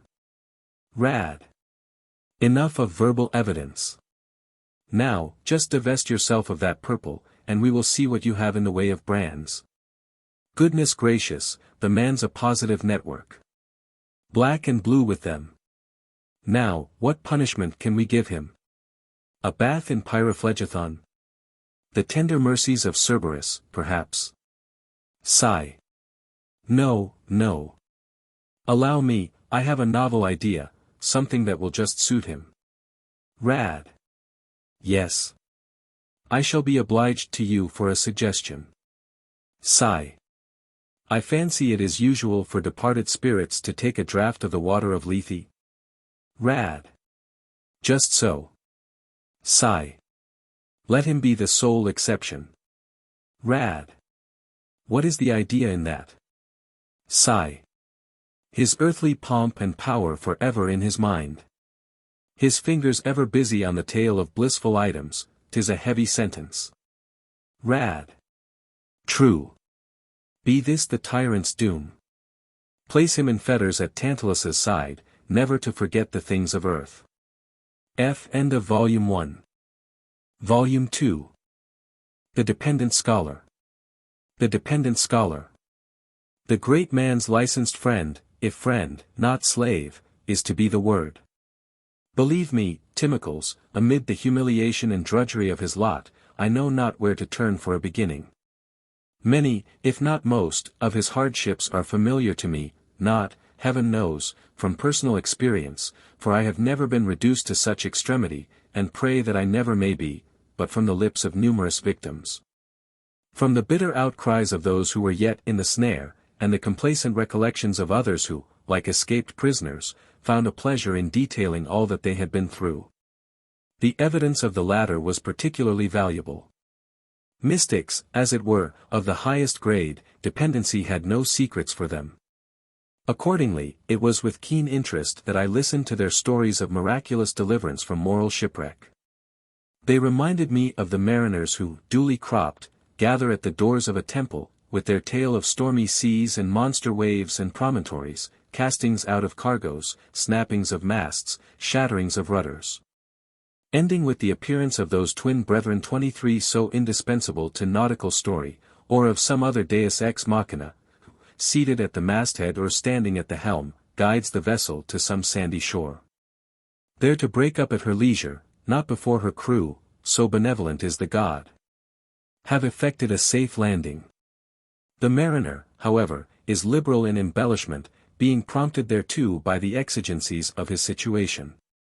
For by his appearance as a favorite of heaven, not merely a victim of fortune, the number of the charitable is increased. It is otherwise with those whose narrative is of domestic storms, of billows rising mountain high, if so I may phrase it, within four walls. They tell us of the seductive calm that first lured them on to those waters, of the sufferings they endured throughout the voyage, the thirst, the seasickness, the briny drenchings. And how at last their luckless craft went to pieces upon some hidden reef or at the foot of some steep crag, leaving them to swim for it, and to land naked and utterly destitute. All this they tell us, but I have ever suspected them of having convenient lapses of memory, and omitting the worst part for very shame. For myself, I shall have no such scruple. All that I have heard, or can reasonably infer, of the evils of dependence, I shall place before you. For either, friend, my penetration is at fault, or you have long had a hankering for this profession. Yes, I have seen it from the first, whenever the conversation has fallen on this subject of salaried intellects. Happy men, some enthusiast has cried. The elite of Rome are their friends. They dine sumptuously, and call for no reckoning.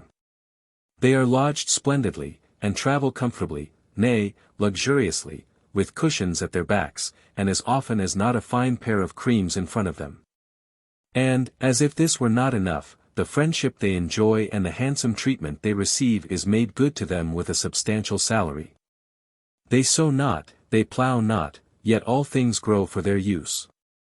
How I have seen you prick up your ears at such words as these. How wide your mouth has opened to the bait.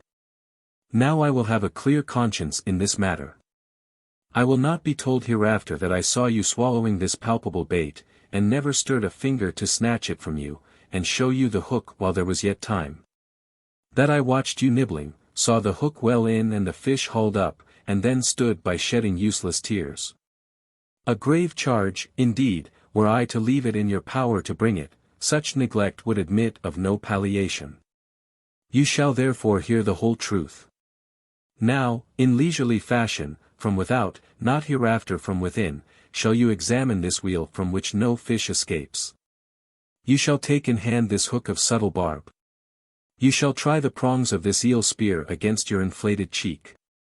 And if you decide that they are not sharp, that they would be easily evaded, that a wound from them would be no great matter, that they are deficient in power and grasp, then write me among those who have cowardice to thank for their empty bellies.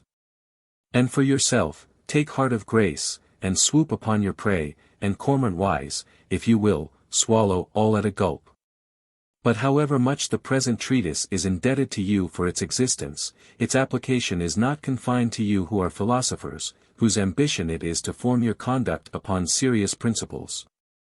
It extends to the teachers of literature, of rhetoric, of music, to all, in short, whose intellectual attainments can command a maintenance and a wage. And where the life, from beginning to end, is one and the same for all, the philosopher, I need not say, so far from being a privileged person, has but the additional ignominy of being levelled with the rest, and treated by his paymaster with as scant ceremony as the rest. In conclusion, whatever disclosures I may be led to make, the blame must fall in the first instance on the aggressors, and in the second instance on those who suffer the aggression. For me, unless truth and candour be crimes, I am blameless.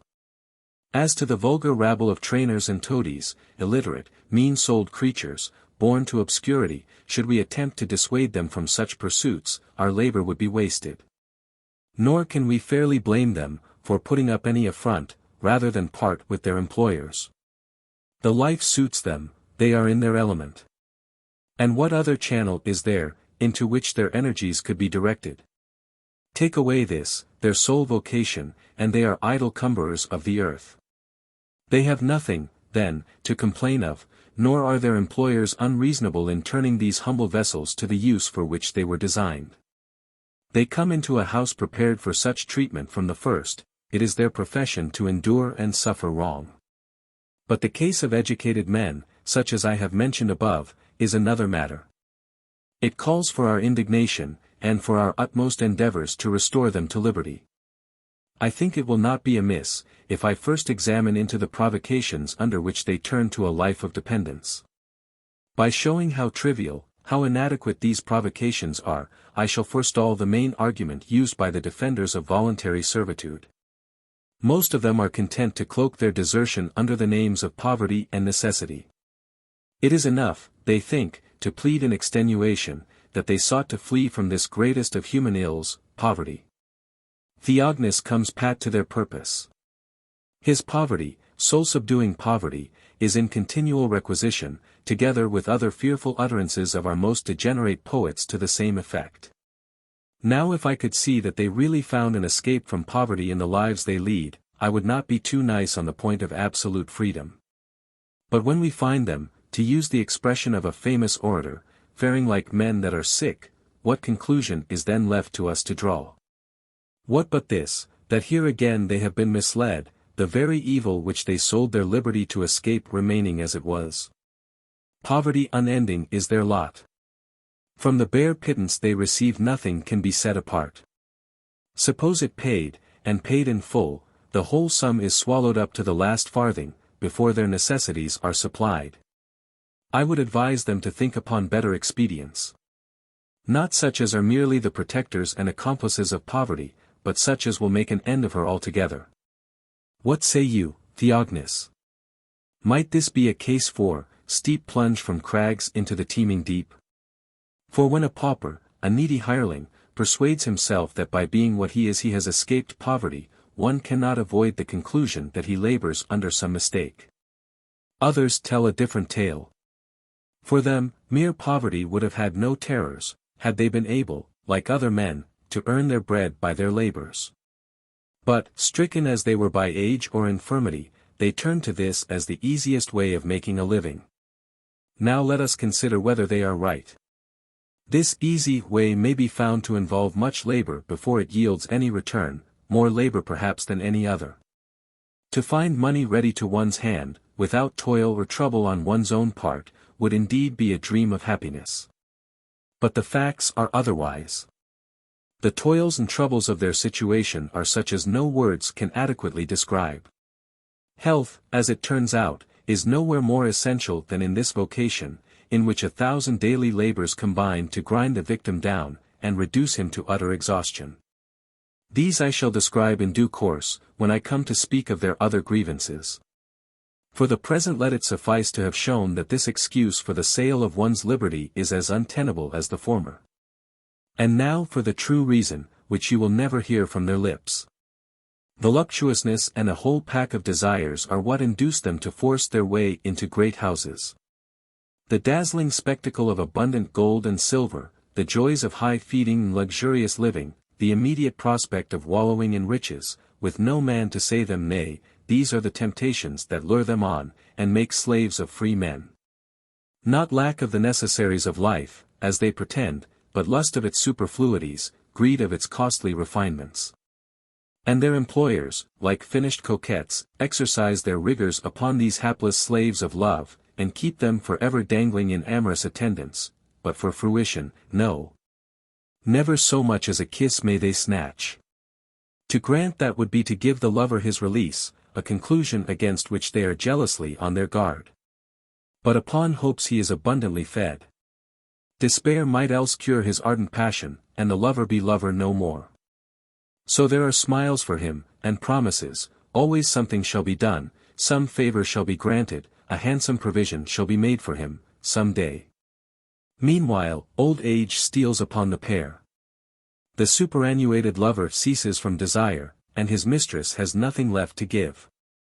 Life has gone by, and all they have to show for it is hope. Well now, that a man for the sake of pleasure should put up with every hardship is perhaps no great matter. Devoted to this one object, he can think of nothing, but how to procure it. Let that pass. Though it seems but a scurvy bargain, a bargain for a slave, to sell one's liberty for pleasures far less pleasant than liberty itself. Still, as I say, let that pass, provided the price is paid. But to endure unlimited pain, merely in the hope that pleasure may come of it, this surely is carrying folly to the height of absurdity. And men do it with their eyes open. The hardships, they know, are certain, unmistakable, inevitable. As to the pleasure, that vague, hypothetic pleasure, they have never had it in all these years, and in all reasonable probability they never will. The comrades of Odysseus forgot all else in the lotus, but it was while they were tasting its sweets.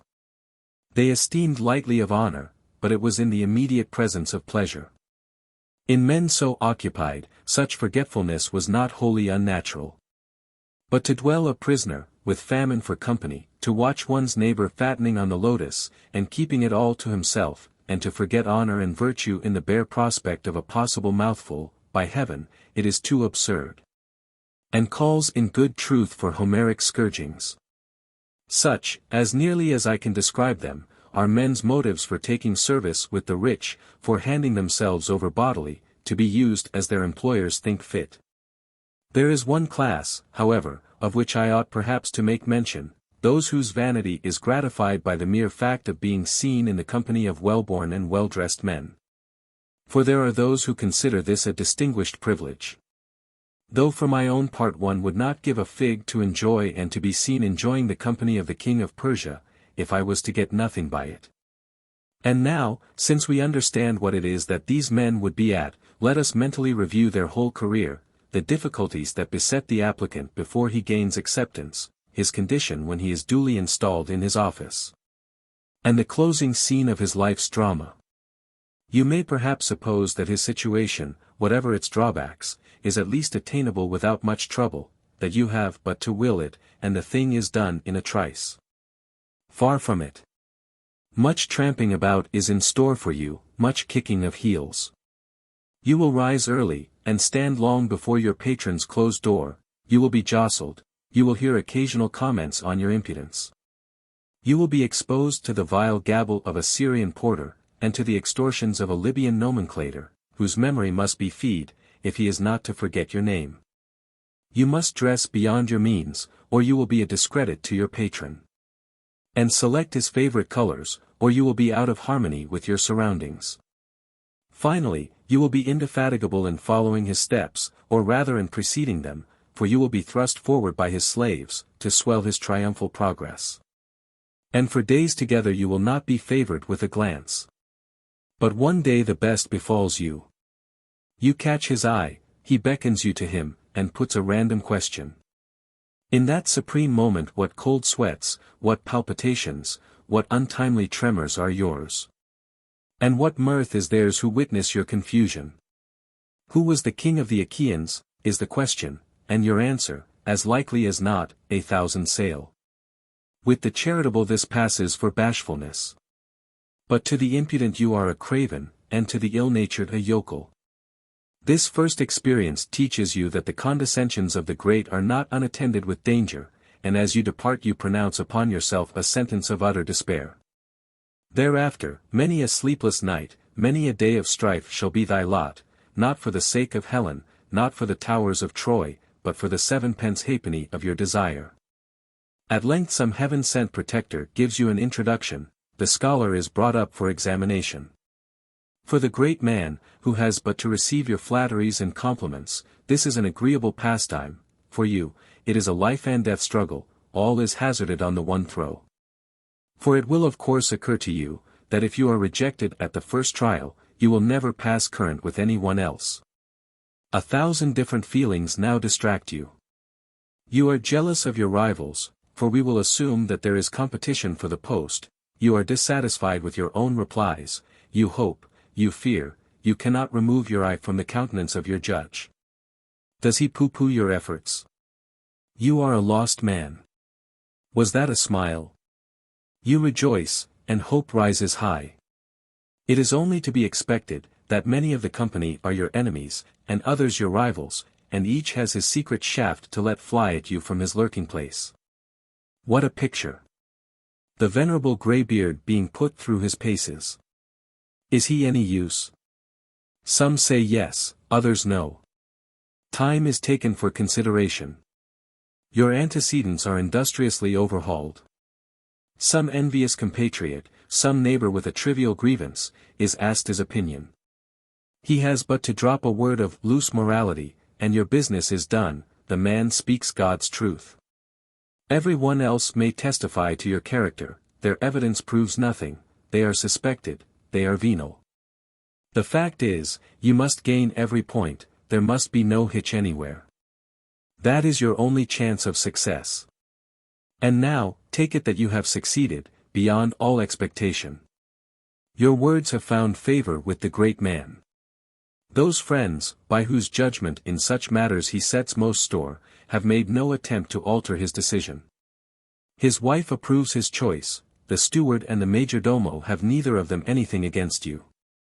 No aspersions have been cast on your character, all is propitious, every omen is in your favor. Hail, mighty conqueror, wreathed in the Olympian garland. Babylon is yours, Sardis falls before you. The horn of plenty is within your grasp. Pigeons shall yield you milk. Now, if your crown is to be of anything better than leaves, there must be some solid benefits to compensate you for the labors you have undergone. A considerable salary will be placed at your disposal, and you will draw upon it without ceremony, whenever you have occasion. You will be a privileged person in every respect. As for toils, and muddy tramps, and wakeful nights, the time for those have gone by. Your prayers have been heard, you will take your ease, and sleep your fill. You will do the work you were engaged to do, and not a stroke besides. This, indeed, is what you have a right to expect. There would be no great hardship in bowing one's neck to a yoke so light, so easy, and so superbly gilded. But alas, Timocles, many, nay all of these requirements are unsatisfied. Your office, now that you have got it, is attended with 1,000 details insufferable to all but slaves. Let me rehearse them to you, you shall judge for yourself whether any man with the slightest pretense to culture would endure such treatment. Let me begin with your first invitation to dinner, which may reasonably be expected to follow, as an earnest of the patronage to come. It is brought to you by a most communicative slave, whose goodwill it must be your first care to secure. 5 shillings is the least you can slip into his palm, if you would do the thing properly. He has scruples. Really, sir, couldn't think of it, no, indeed, sir. But he is prevailed upon at last, and goes off, grinning from ear to ear.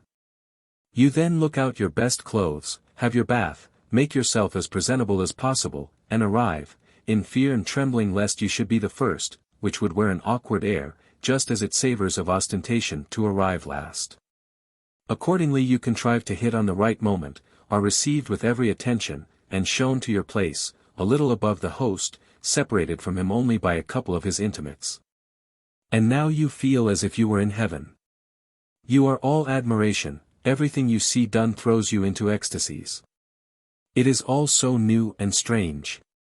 The waiters stare at you, the company watch your movements. Nor is the host without curiosity. Some of his servants have instructions to observe you narrowly, lest your glance should fall too often on his wife or children. The other guests' men perceive your amazement at the novel scene, and exchange jesting asides. From the fact that you do not know what to make of your napkin, they conclude that this is your first experience of dining out. You perspire with embarrassment, not unnaturally. You are thirsty, but you dare not ask for wine, lest you should be thought a tippler. The due connection between the various dishes which make their appearance is beyond you, which ought you to take first? Which next? There is nothing for it but to snatch a side glance at your neighbor, do as he does, and learn to dine in sequence. On the whole, your feelings are mingled, your spirit perturbed, and stricken with awe. One moment you are envying your host his gold, his ivory, and all his magnificence, the next, you are pitying yourself, that miserable nonentity which calls its existence life. And then at intervals comes the thought, how happy shall I be, sharing in these splendors, enjoying them as if they were my own. For you conceive of your future life as one continual feast. And the smiling attendance of gracious Ganymedes gives a charming finish to the picture. That line of Homer keeps coming to your lips, small blame to Trojan or to grieve the Chian, if such happiness as this was to be the reward of their toils and sufferings. Presently healths are drunk. The host calls for a large beaker, and drinks to the professor, or whatever your title is to be. You, in your innocence, do not know that you ought to say something in reply, you receive the cup in silence, and are set down as a boor. Apart from this, your host's pledge has secured you the enmity of many of his old friends, with some of whom it was already a grievance. That an acquaintance of a few hours' standing should sit above men who have been drinking the cup of slavery for years. Tongues are busy with you at once. Listen to some of them. So, we are to give place to newcomers. It wanted but this. The gates of Rome are open to none but these Greeks. Now what is their claim to be set over our heads? I suppose they think they are conferring a favor on us with their wordy stuff. How he did drink, to be sure, says another. And did you see how he shoveled his food down, hand over hand? Mannerless starveling. He has never so much as dreamt of white bread before. 'Twas the same with the capon and pheasant, much if he left us the bones to pick. My dear sirs, cries number 3, I give him 5 days at the outside. After which you will see him at our end of the table, making like moan with ourselves.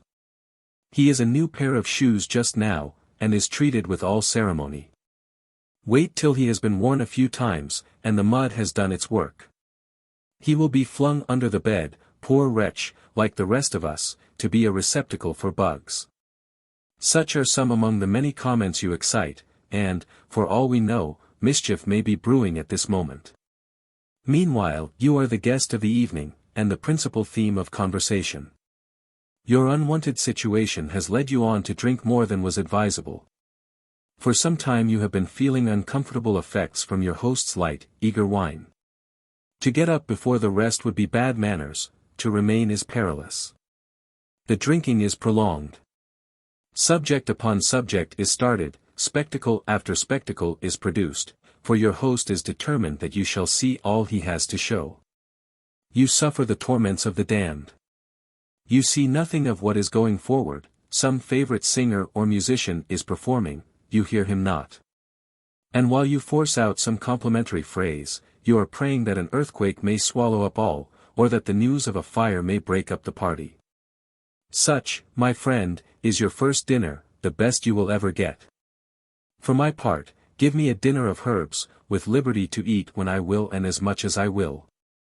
I shall spare you the recital of the nocturnal woes that follow your excess. The next morning, you have to come to terms as to the amount of your salary, and the times of payment. Appearing in answer to his summons, you find 2 or 3 friends with him. He bids you be seated, and begins to speak. You have now seen the sort of way in which we live, no ostentation, no fuss, everything quite plain and ordinary. Now you will consider everything here as your own.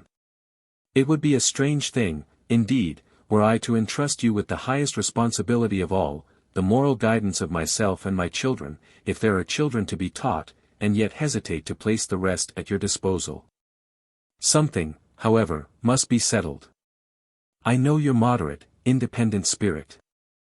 I quite realize that you come to us from no mercenary motive, that you are influenced only by the regard and uniform respect which will be assured to you in this house. Still, as I say, something must be settled. Now, my dear sir, tell me yourself, what you think right, remembering that there is something to be expected at the great festivals. For you will not find me remiss in that respect, though I say nothing definite at present, and these occasions, as you know, come pretty frequently in the course of the year. This consideration will no doubt influence you in settling the amount of your salary, and apart from that, it sits well on men of culture like yourself, to be above the thought of money. Your hopes are blasted at the words, and your proud spirit is tamed. The dream of the millionaire and landed proprietor fades away, as you gradually catch his parsimonious drift. Yet you smirk appreciation of the promise. You are to consider everything as your own, there, surely, is something solid. 'Tis a draught, did you but know it. That wets the lips, but leaves the palate dry. After an interval of embarrassment, you leave the matter to his decision. He declines the responsibility, and calls for the intervention of one of the company. Let him name a sum, at once worthy of your acceptance, and not burdensome to his purse, which has so many more urgent calls upon it. Sir, says this officious old gentleman, who has been a toady from his youth, sir, you are the luckiest man in Rome. Deny it if you can. You have gained a privilege which many a man has longed for, and is not like to obtain at fortune's hands.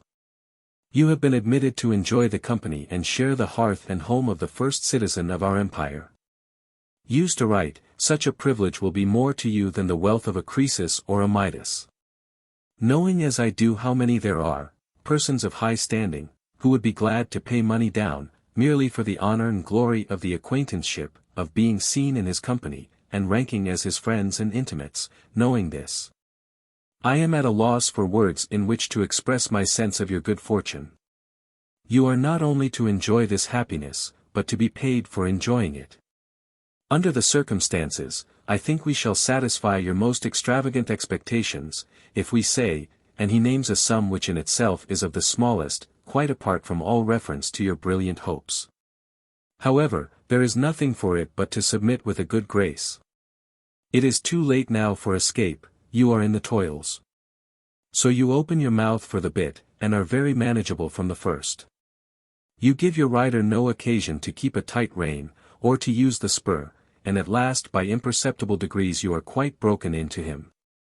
The outside world from that time watches you with envy. You dwell within his courts. You have free access, you are become a person of consequence. Yet it is now incomprehensible to you how they can suppose you to be happy. At the same time, you are not without a certain exultation, you cheat yourself from day to day with the thought that there are better things to come. Quite the contrary turns out to be the case. Your prospects, like the proverbial sacrifice of Mandrobulus, dwindle and contract from day to day. Gradually you get some faint glimmerings of the truth. It begins to dawn upon you at last, that those golden hopes were neither more nor less than gilded bubbles. The vexations, on the other hand, are realities, solid, abiding, uncompromising realities. And what are these vexations? You will perhaps exclaim, I see nothing so vexatious about the matter, I know not what are the hardships and the drudgery alluded to. Then listen. And do not confine yourself to the article of drudgery, but keep a sharp lookout for ignominy, for degradation, for everything, in short, that is unworthy of a free man. Let me remind you then, to begin with, that you are no longer free-born, no longer a man of family. Birth, freedom, ancestry, all these you will leave on the other side of the door, when you enter upon the fulfillment of your servile contract. For freedom will never bear you company in that ignoble station.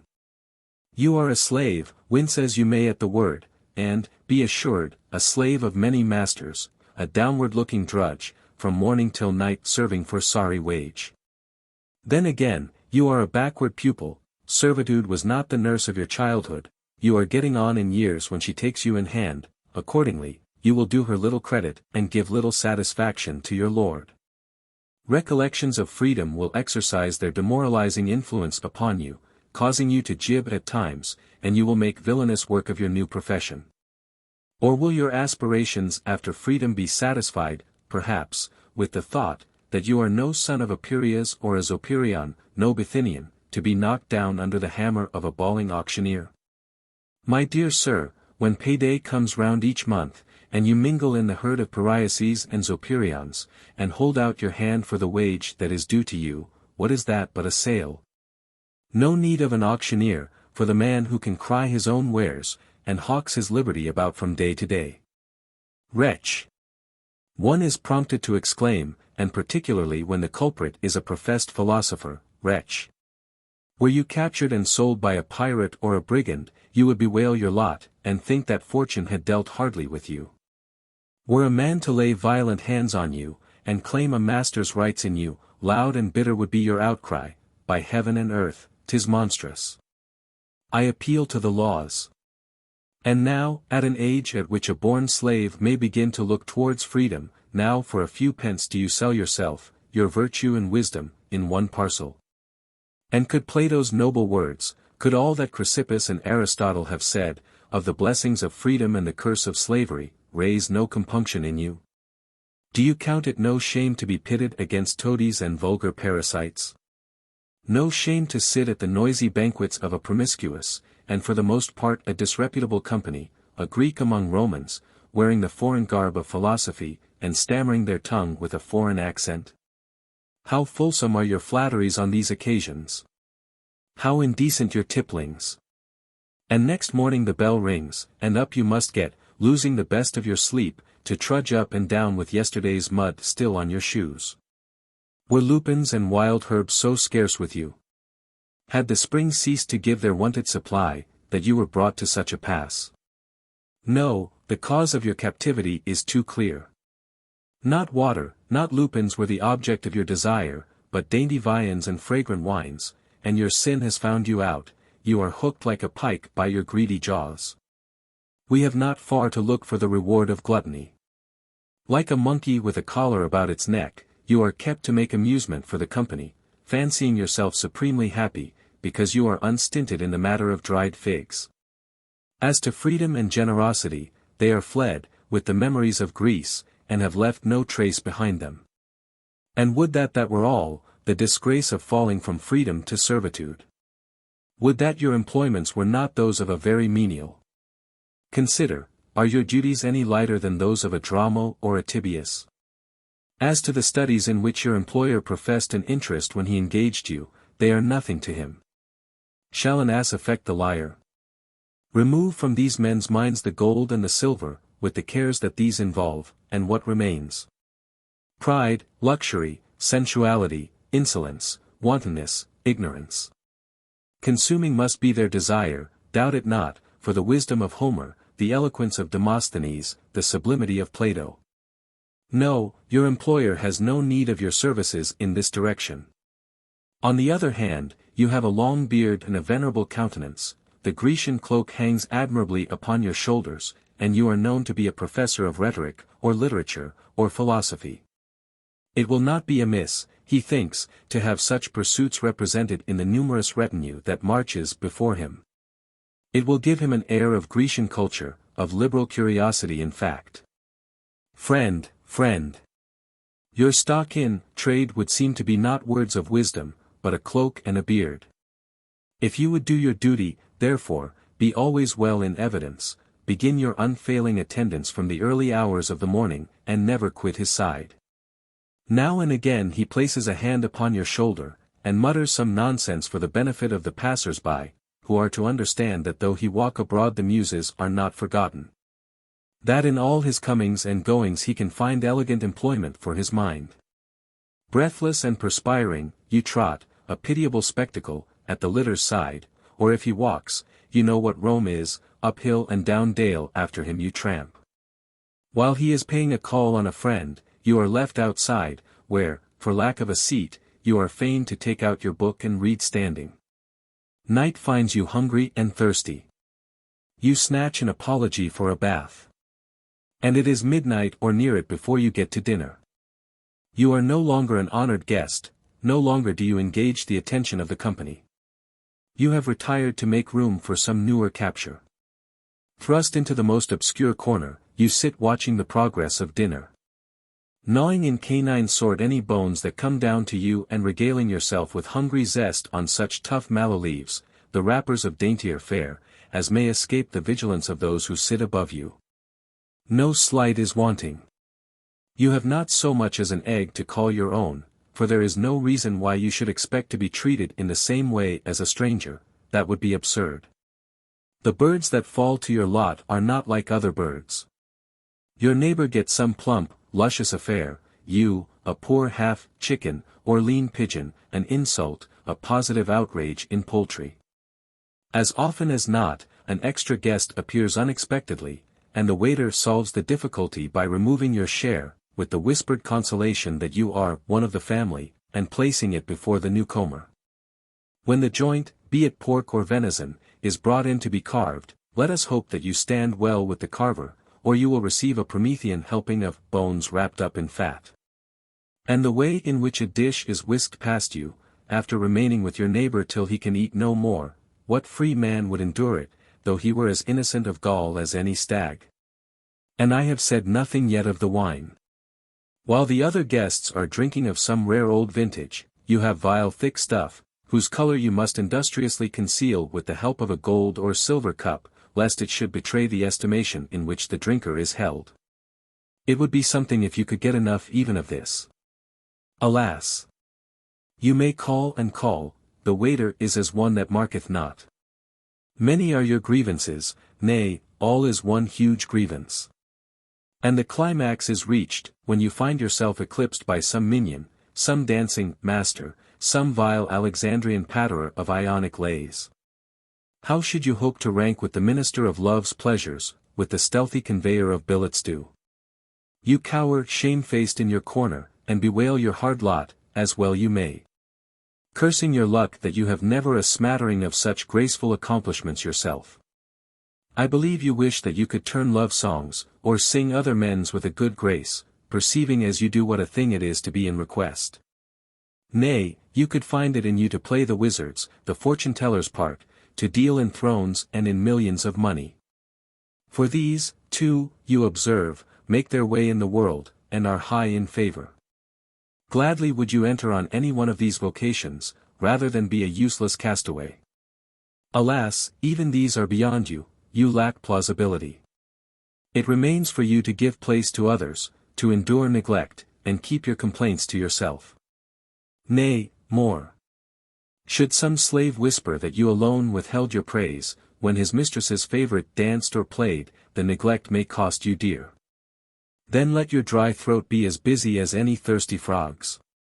See to it, that your voice is heard leading the chorus of applause, and time after time, when all else are silent, throw in some studied servile compliment. The situation is not without humor. Hungry as you are, aye, and thirsty into the bargain, you must anoint yourself with oil of gladness, and crown your head with garlands. It reminds one of the offerings made by recent mourners at a tomb. The tomb gets the ointment and the garlands, while the mourners drink and enjoy the feast. If your patron is of a jealous disposition, and has a young wife or handsome children, and you are not wholly without personal attractions, then beware. You are on dangerous ground. Many are the ears of a king, and many the eyes, that see not the truth only, but ever something over and above the truth, lest they should seem to fail of their office. Imagine yourself, therefore, at a Persian banquet. Keep your eyes downwards, lest a eunuch should catch them resting on one of the concubines. For see, there stands another with his bow ever on the stretch, one glance at the forbidden object as you raise your cup, and his arrow is through your jaw before you can put it down. And now dinner is over, you retire, and snatch a little sleep. But at cock-crow you are aroused. Wretch! Worm that I am, you exclaim. To sacrifice the pursuits, the society of former days, the placid life wherein sleep was measured by inclination, and my comings and goings were unfettered, and all to precipitate myself bodily into this hideous gulf. And why? What, in God's name, is my glorious recompense? Was there no other way? Could I not have provided for myself better than this, and preserved liberty and free will into the bargain? Alas! The lion is fast bound in the net. I am haled hither and thither. Pitiable is my lot, where no honor is to be won, no favor to be hoped for. Untaught, unpracticed in the arts of flattery, I am pitted against professionals. I am no choice spirit, no jolly companion. To raise a laugh is beyond me. My presence, well do I know it, is a vexation to my patron, and then most when he is in his most gracious mood. He finds me sullen, and how to attune myself to him I know not. If I wear a grim face, I am a sour fellow, scarcely to be endured. If I assume my most cheerful expression, my smiles arouse his contempt and disgust. As well attempt to act a comic part in the mask of tragedy. And what is the end of it all? My present life has been another's, do I look to have a new life which shall be my own? Your soliloquy is interrupted by the bell. The old routine awaits you, you must trudge, and you must stand. And first anoint your limbs, if you would hold out to the end. Dinner will be the same as ever, and go on as late as ever.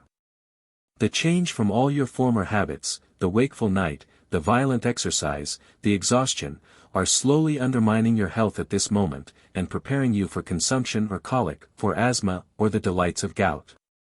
However, you hold out in spite of all, though many a time your right place would be in bed. But that would never do, that looks like shamming, like shirking your work. The result is that you grow as pallid as a man at the point of death. So much for your city life. And now for an excursion into the country. I will content myself with a single detail. As likely as not it is a wet day. Your turn for the carriage, as might be expected, comes last. You wait and wait, till at last its return is out of the question, and you are squeezed into some vehicle with the cook, or with my lady's friseur, without even a proper allowance of straw.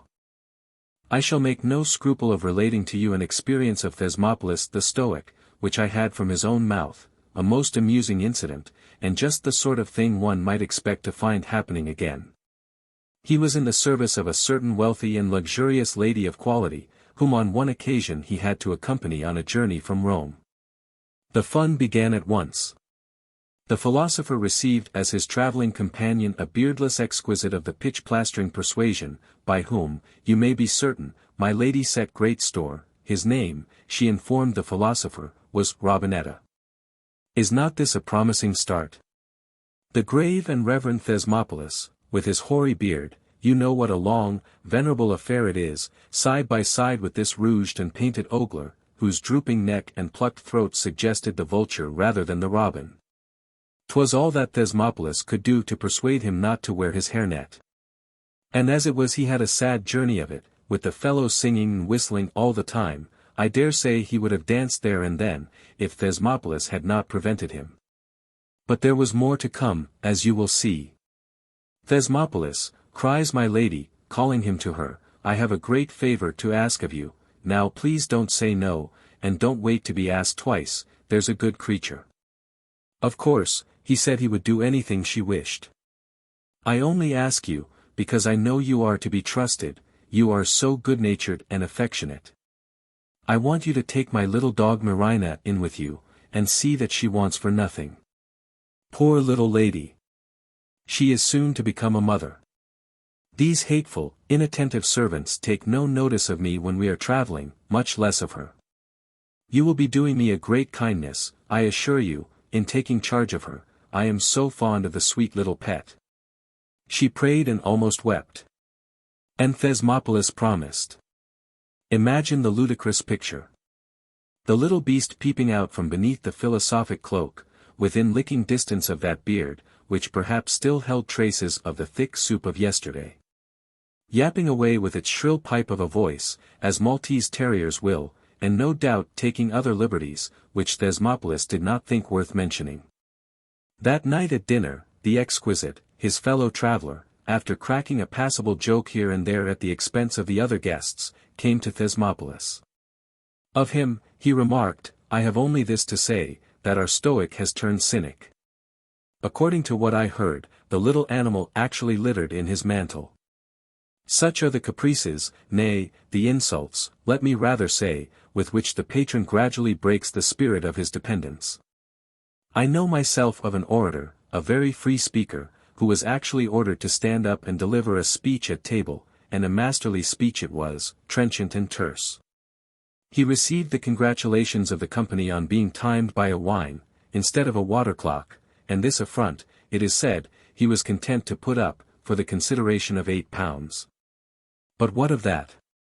Wait till you get a patron who has poetical or historical tendencies, and spouts passages of his own works all through dinner. You must praise, you must flatter, you must devise original compliments for him, or die in the attempt.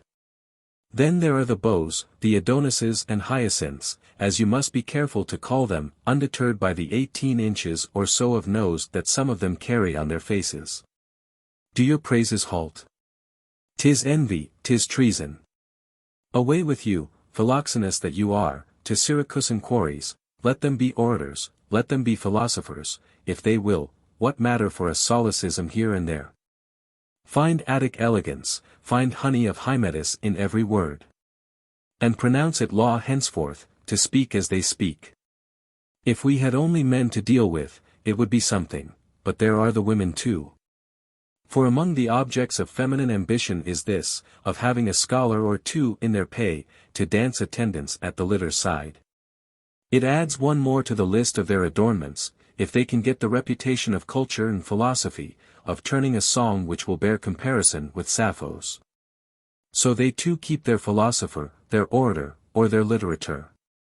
And give him audience, when, think you? Why, at the toilet, by all that is ridiculous, among the rouge-pots and hair-brushes, or else at the dinner-table. They have no leisure at other times. As it is, the philosopher is often interrupted by the entrance of a maid with a billet doux.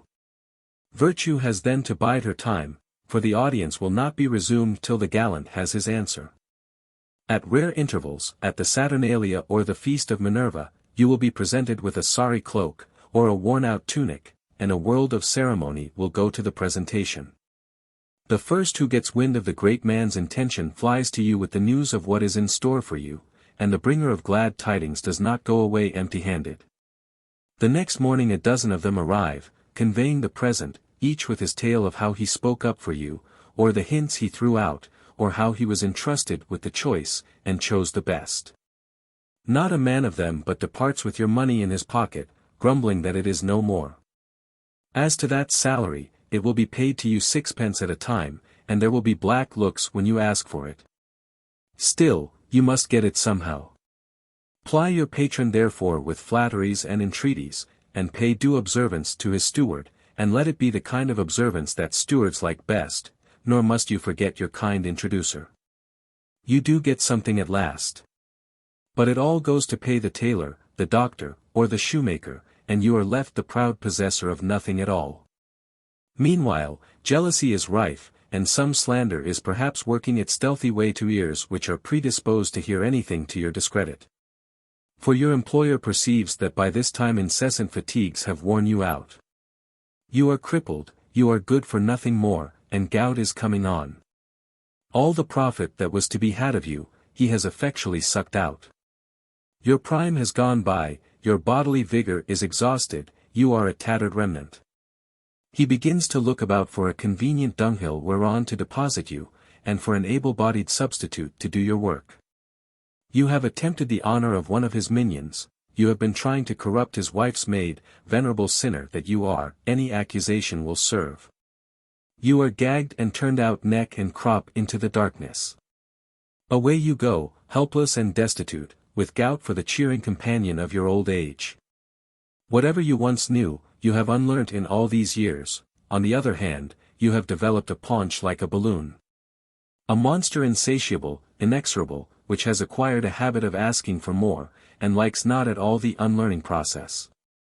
It is not to be supposed that any one else will give you employment, at your age. You are like an old horse, whose very hide has deteriorated in value. Not to mention that the worst interpretation will be put upon your late dismissal, you will be credited with adultery, or poisoning, or something of that kind. Your accuser, you see, is convincing even in silence, whereas you are a loose, principled, and scrupulous Greek. That is the character we Greeks bear, and it serves us right. I see excellent grounds for the opinion they have of us. Greek after Greek who enters their service sets up, in default of any other practical knowledge, for wizard or poisoner, and deals in love charms and evil spells, and these are they who talk of culture, who wear grey beards and philosophic cloaks. When these, who are accounted the best of us, stand thus exposed, when men observe their interested servility, their gross flatteries at table and elsewhere, it is not to be wondered at that we have all fallen under suspicion. Those whom they have cast off, they hate, and seek to make an end of them altogether, arguing, naturally enough, that men who know their secrets, and have seen them in all their nakedness, may divulge many a foible which will not bear the light. And the thought is torment to them. The fact is, that these great men are for all the world like handsomely bound books. Outside are the gilt edges and the purple cover, and within? A Thyestes feasts upon his own children. An Oedipus commits incest with his mother, a Tyrrhus woos two sisters at once. Such are these human books, their brilliancy attracts all eyes, but between the purple covers lurks many a horrid tale. Turn over the pages of any one of them, and you find a drama worthy the pen of Sophocles or Euripides. Close the volume, all is gilt edge and exquisite tooling. Well may they hate the confidants of such crimes, and plot their destruction. What if the outcast should take to rehearsing in public the tragedy that he has got by heart?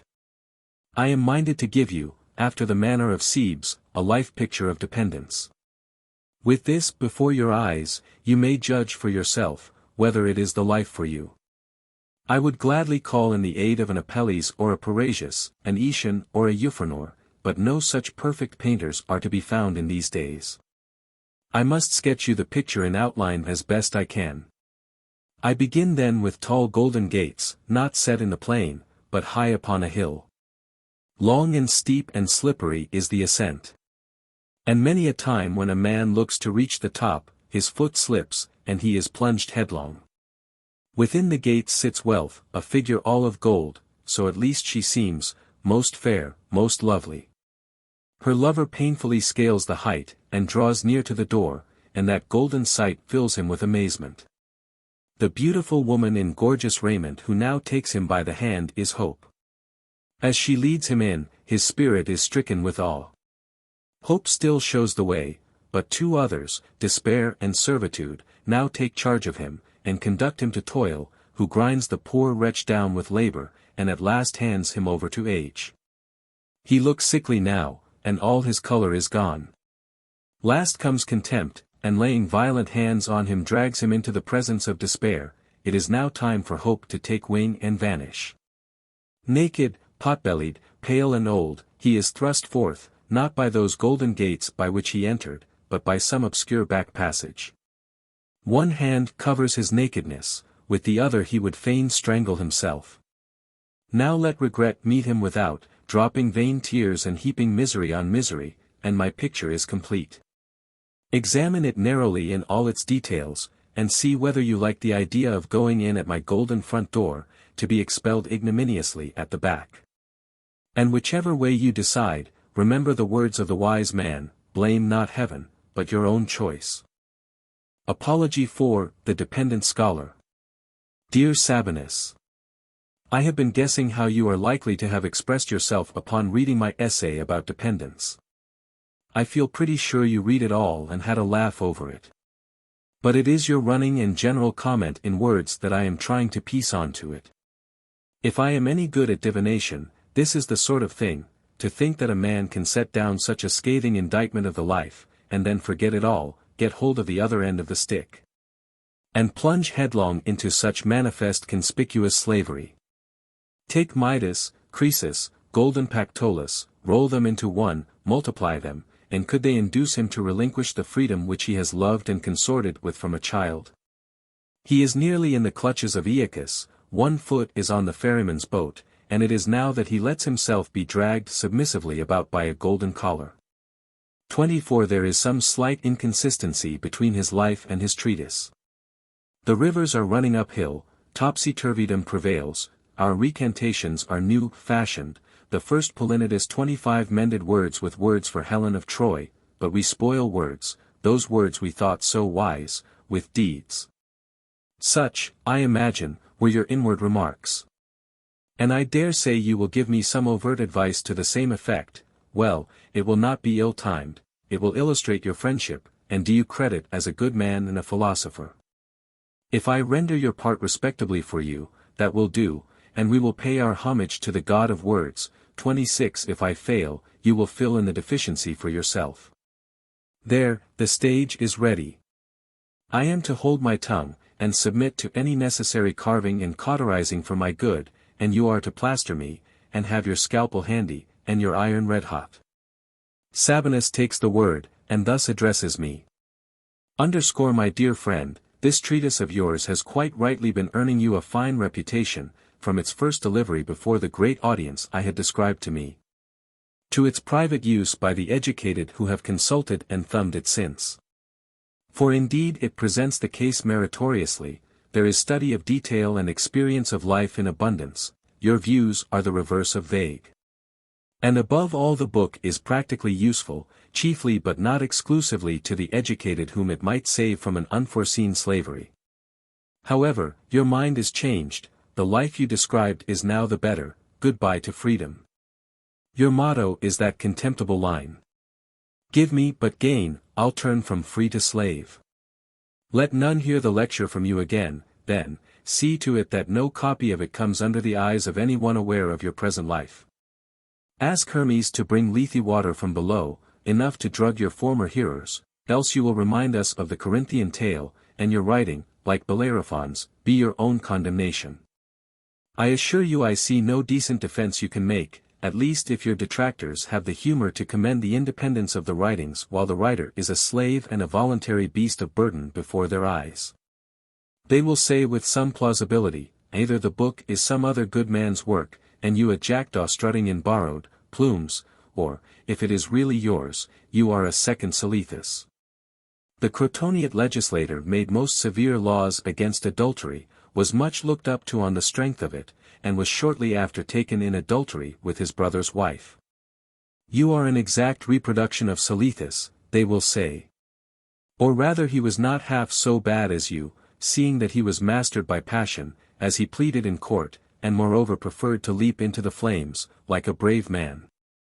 When the Crotoniates were moved to compassion and gave him the alternative of exile. The difference between your precept and practice is infinitely more ridiculous, you draw a realistic word picture of that servile life. You pour contempt on the man who runs into the trap of a rich man's house, where 1,000 degradations, half of them self-inflicted, await him. And then in extreme old age, when you are on the border between life and death, you take this miserable servitude upon you and make a sort of circus exhibition of your chains. The conspicuousness of your position will only make the more ridiculous that contrast between your book and your life. But I need not beat my brains for phrases of reprobation, there is one good enough in a noble tragedy. Wisdom begins at home. No wisdom, else. And your censors will find no lack of illustrations against you. Some will compare you to the tragic actor, on the stage he is Agamemnon or Creon or great Heracles. But off it, stripped of his mask, he is just Polus or Aristodemus, a hireling liable to be hissed off, or even whipped on occasion, at the pleasure of the audience. Others will say you have had the experience of Queen Cleopatra's monkey, the docile creature used to dance in perfect form and time, and was much admired for the regularity and decorum of its movements. Adapted to the voices and instruments of a bridal chorus. Alas, one day it spied a fig or almond a little way off on the ground, flutes and measures and steps were all forgotten, the mask was far off in several pieces, and there was he chewing his find. You, they will say, are the author, for actor would understate the case, who has laid down the laws of noble conduct, and no sooner is the lump of figs presented than the monkey is revealed. Your lips are the lips of a philosopher, and your heart is quite other. It is no injustice to say that those sentiments for which you claim admiration have wetted your lips, and left your palate dry. You have not had to wait long for retribution. You spoke unadvisedly in scorn of human needs, and, this little while after, behold you making public renunciation of your freedom. Surely Nemesis was standing behind your back as you drank in the flattering tributes to your superiority. Did she not smile in her divine foreknowledge of the impending change, and mark how you forgot to propitiate her before you assailed the victims whom fortune's mutability had reduced to such courses? Now I want you to imagine a rhetorician writing on the theme that Aeschines, after his indictment of Timarchus, was himself proved guilty by eyewitnesses of similar iniquity. Would, or would not, the amusement of the audience be heightened by the fact that he had got Timarchus punished for offences excused by youth, whereas he was himself an old man at the time of his own guilt? Why, you are like the quack who offered a cough mixture which was to cure instantaneously, and could hardly get the promise out for coughing, _. Yes, Sabinus, and there is plenty more of the same sort for an accuser like you to urge. The subject is all handles, you can take hold of it anywhere. I have been looking about for my best line of defense. Had I better turn craven, face right about, confess my sin, and have recourse to the regular plea of chance, fate, necessity? Shall I humbly beseech my critics to pardon me, remembering that nothing is in a man's own choice, we are led by some stronger power, one of the three I mentioned, probably, and are not true agents but guiltless altogether, whatever we say or do? Or will you tell me this might do well enough for one of the common herd, but you cannot have me sheltering myself so? I must not brief Homer, it will not serve me to plead. No mortal man e'er yet escaped his fate. Nor again. His thread was spun, then when his mother bare him. On the other hand, I might avoid that plea as wanting in plausibility, and say that I did not accept this association under the temptation of money or any prospects of that kind, but in pure admiration of the wisdom, strength, and magnanimity of my patron's character, which inspired the wish to partake his activity. But I fear I should only have brought on myself the additional imputation of flattery. It would be a case of one nail drives out one nail, and this time the one left in would be the bigger. For flattery is the most servile, and consequently reckoned the worst, of all vices. Both these pleas, then, being excluded, what is left me but to confess that I have no sound defence to make? I have indeed one anchor yet aboard, I may whine over age and ill health, and their attendant poverty, from which a man will purchase escape at any cost. The situation tempts me to send an invitation to Euripides's Medea. Will she come and recite certain lines of hers on my behalf, kindly making the slight changes needed? Too well I know how monstrous is the deed. My poverty, but not my will, consents. And every one knows the place in Theognis, whether I quote it or not, where he approves of people's flinging themselves to the unplumbed deep from sky-pointing crags, if one may be quit of poverty that way. That about exhausts the obvious lines of defense, and none of them is very promising. But never fear, my friend, I am not going to try any of them. May never Argos be so hard put to it that Silurabes must be sown. Nor ever I be in such straits for a tolerable defense as to be driven upon these evasions. No, I only ask you to consider the vast difference between being a hireling in a rich man's house, where one is a slave, and must put up with all that is described in my book, between that and entering the public service. Doing one's best as an administrator, and taking the emperor's pay for it. Go fully into the matter, take the two things separately and have a good look at them, you will find that they are 2 octaves apart, as the musical people say. The 2 lives are about as like each other as lead is to silver, bronze to gold, an anemone to a rose, a monkey to a man. There is pay, and there is subordination, in each case, but the essence of the 2 things is utterly different. In one we have manifest slavery, the newcomers who accept the terms are barely distinguishable from the human chattels a man has bought or bred. But persons who have the management of public business, and give their services to states and nations, are not to have insinuations aimed at them just because they are paid. That single point of resemblance is not to level them down to the others. If that is to be the principle, we had better do away with all such offices at once. Governors of whole provinces, prefects of cities, commanders of legions and armies, will all fall under the same condemnation, for they are paid. But of course everything is not to be upset to suit a single case, all who receive pay are not to be lumped together. It is all a mistake. I never said that all drawers of salaries lived a degraded life. I only pitied those domestic slaves who have been caught by compliments on their culture. My position, you see, is entirely different. My private relations are as they were before, though in a public capacity I am now an active part of the great imperial machine. If you care to inquire, you will find that my charge is not the least important in the government of Egypt. I control the cause list, see that trials are properly conducted, keep a record of all proceedings and pleas, exercise censorship over forensic oratory, and edit the emperor's rescripts with a view to their official and permanent preservation in the most lucid, accurate, and genuine form.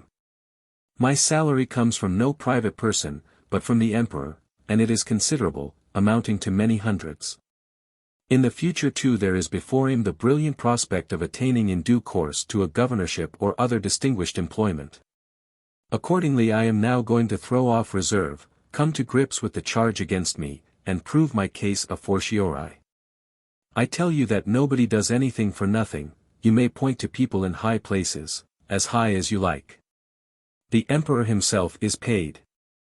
I am not referring to the taxes and tribute which flow in annually from subjects. The chief item in the emperor's pay is panegyrics, worldwide fame, and grateful devotion. The statues, temples, and consecrated ground which their subjects bestow upon them, what are these but pay for the care and forethought which they apply to public policy and improvements? To compare small things with great, if you will begin at the top of the heap and work down through the grains of which it is composed, you will find that we inferior ones differ from the superior in point of size, but all are wage earners together. If the law I laid down had been that no one should do anything, I might fairly have been accused of transgressing it.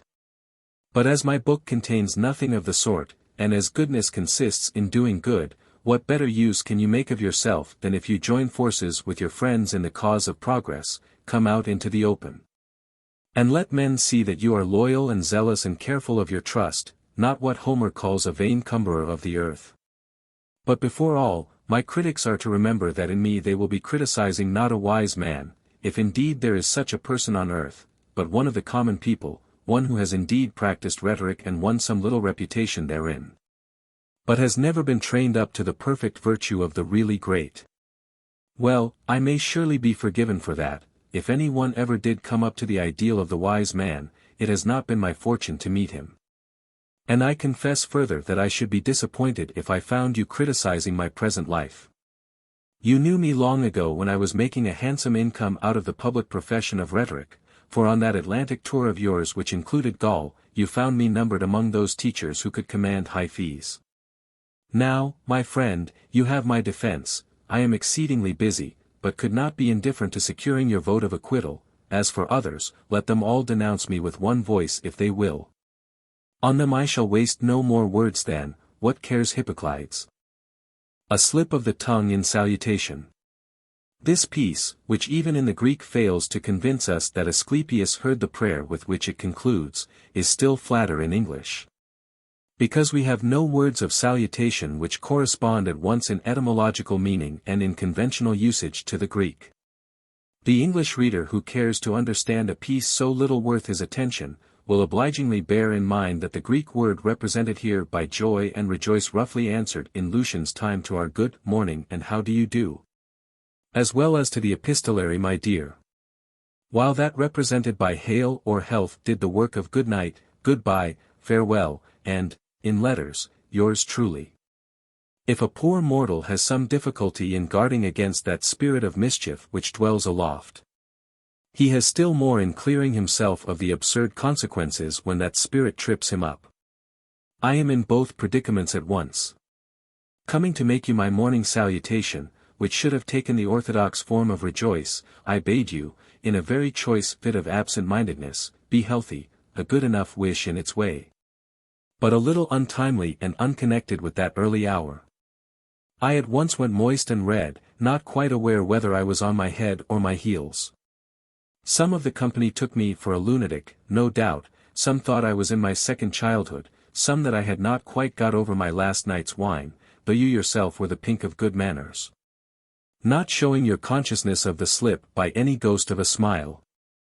It occurred to me to write to myself a little something in the way of comfort, and so modify the distress my blunder gave me, prove to myself that it was not absolutely unpardonable for an old man to transgress etiquette so flagrantly before so many witnesses. As to apology, there could be no occasion for that, when one slip had resulted in so well-omened a wish. I began to write expecting my task to be very difficult, but found plenty of material as I went on. I will defer it, however, till I have cleared the way with a few necessary remarks on the three forms, rejoice or joy, prosper or prosperity, hail or health. Joy is a very ancient greeting. But it was not confined to the morning, or the first meeting. They did use it when they first saw one another. Joy to thee, Lord of this Tyrinthian land. But again at the moment when the wine succeeded to the meal. Achilles, joy. We lack not fair repast. So says Odysseus discharging his embassy. And even at parting. Joy be with you. And henceforth know me God. No longer mortal man. In fact the apostrophe was not limited to any particular season, as now to the morning alone, indeed they used it on gloomy, nay, on the most lamentable occasions. In Euripides, Polynices ends his life with the words, joy with you. For the darkness closes on me. Nor was it necessarily significative of friendliness, it could express hatred and the determination to see no more of another. To wish much joy to, was a regular form for ceasing to care about. The modern use of the word dates back to Philippides the dispatch runner. Bringing the news of Marathon, he found the Archon seated, in suspense regarding the issue of the battle. Joy, we win, he said, and died upon his message, breathing his last in the word joy.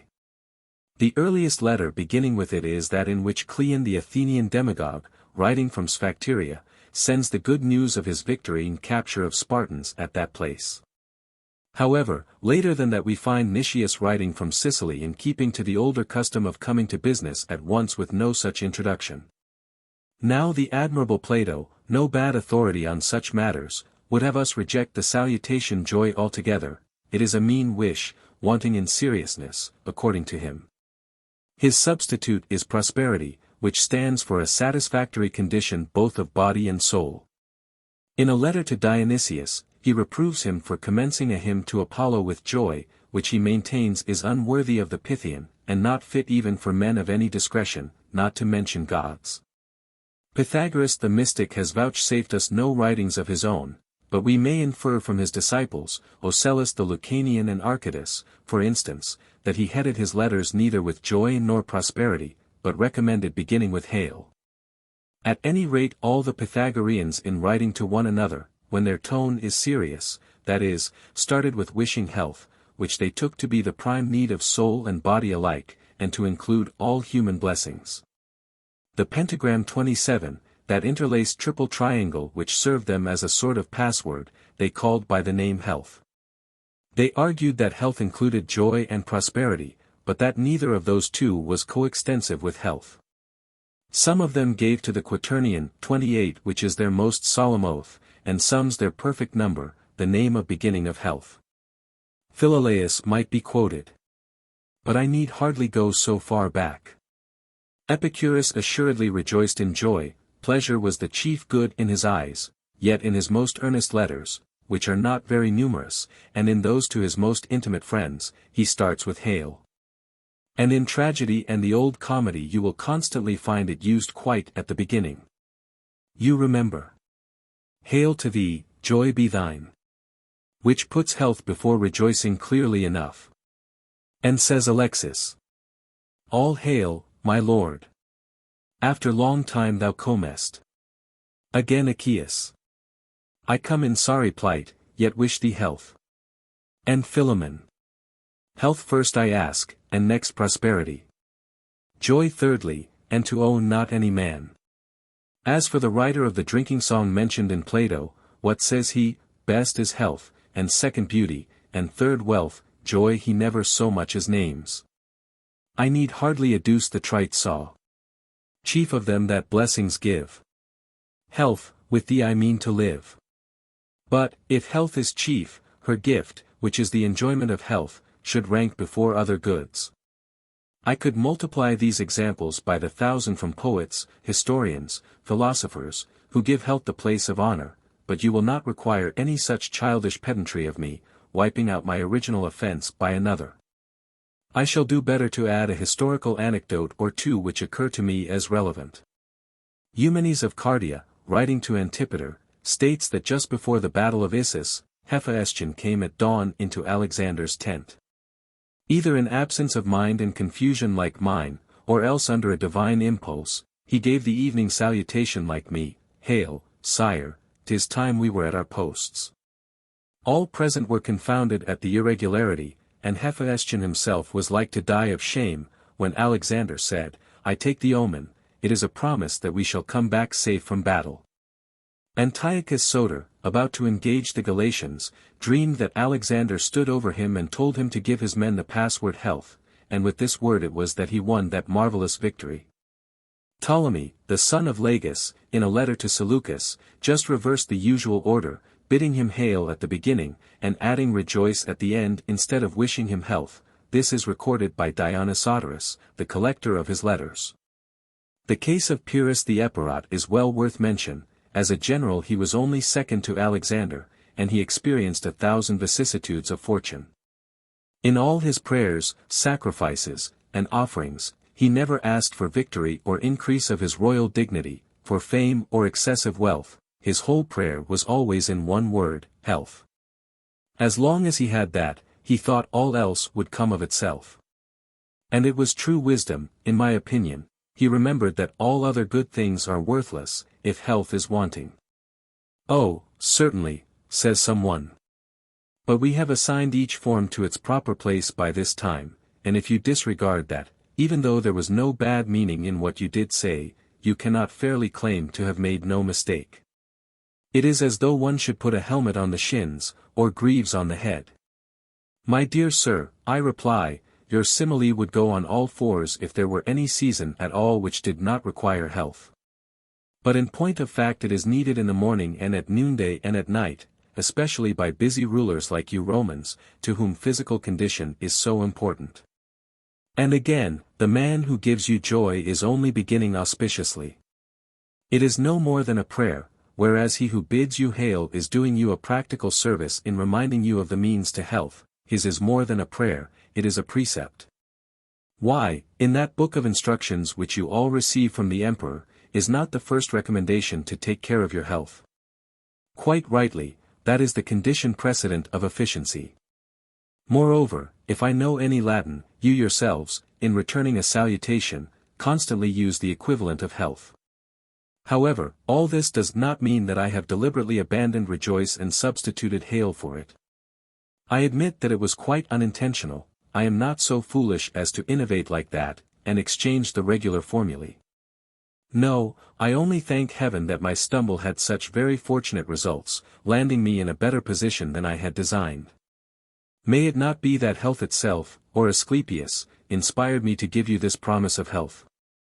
How else should it have befallen me? In the course of a long life I have never been guilty of such a confusion before.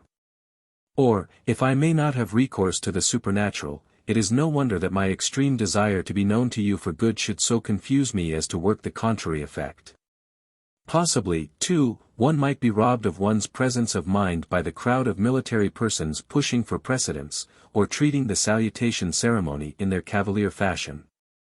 As to yourself, I feel sure that, however others may have referred it to stupidity, ignorance, or lunacy, you took it as the sign of a modest, simple, unspoiled, unsophisticated soul. Absolute confidence in such matters comes dangerously near audacity and impudence. My first wish would be to make no such blunder, my second that, if I did, the resulting omen should be good. There is a story told of the first Augustus. He had given a correct legal decision, which acquitted a maligned person of a most serious charge. The latter expressed his gratitude in a loud voice, thus, "I thank your majesty for this bad and inequitable verdict." Augustus's attendants raged, and were ready to tear the man to pieces. But the emperor restrained them. "Never mind what he said, it is what he meant that matters." That was Augustus's view. Well, take my meaning, and it was good. Or take my word, and it was auspicious.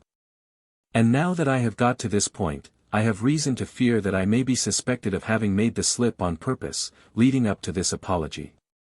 O God of health, only grant me that the quality of my peace may justify the notion that I wanted no more than a peg whereon to hang an essay.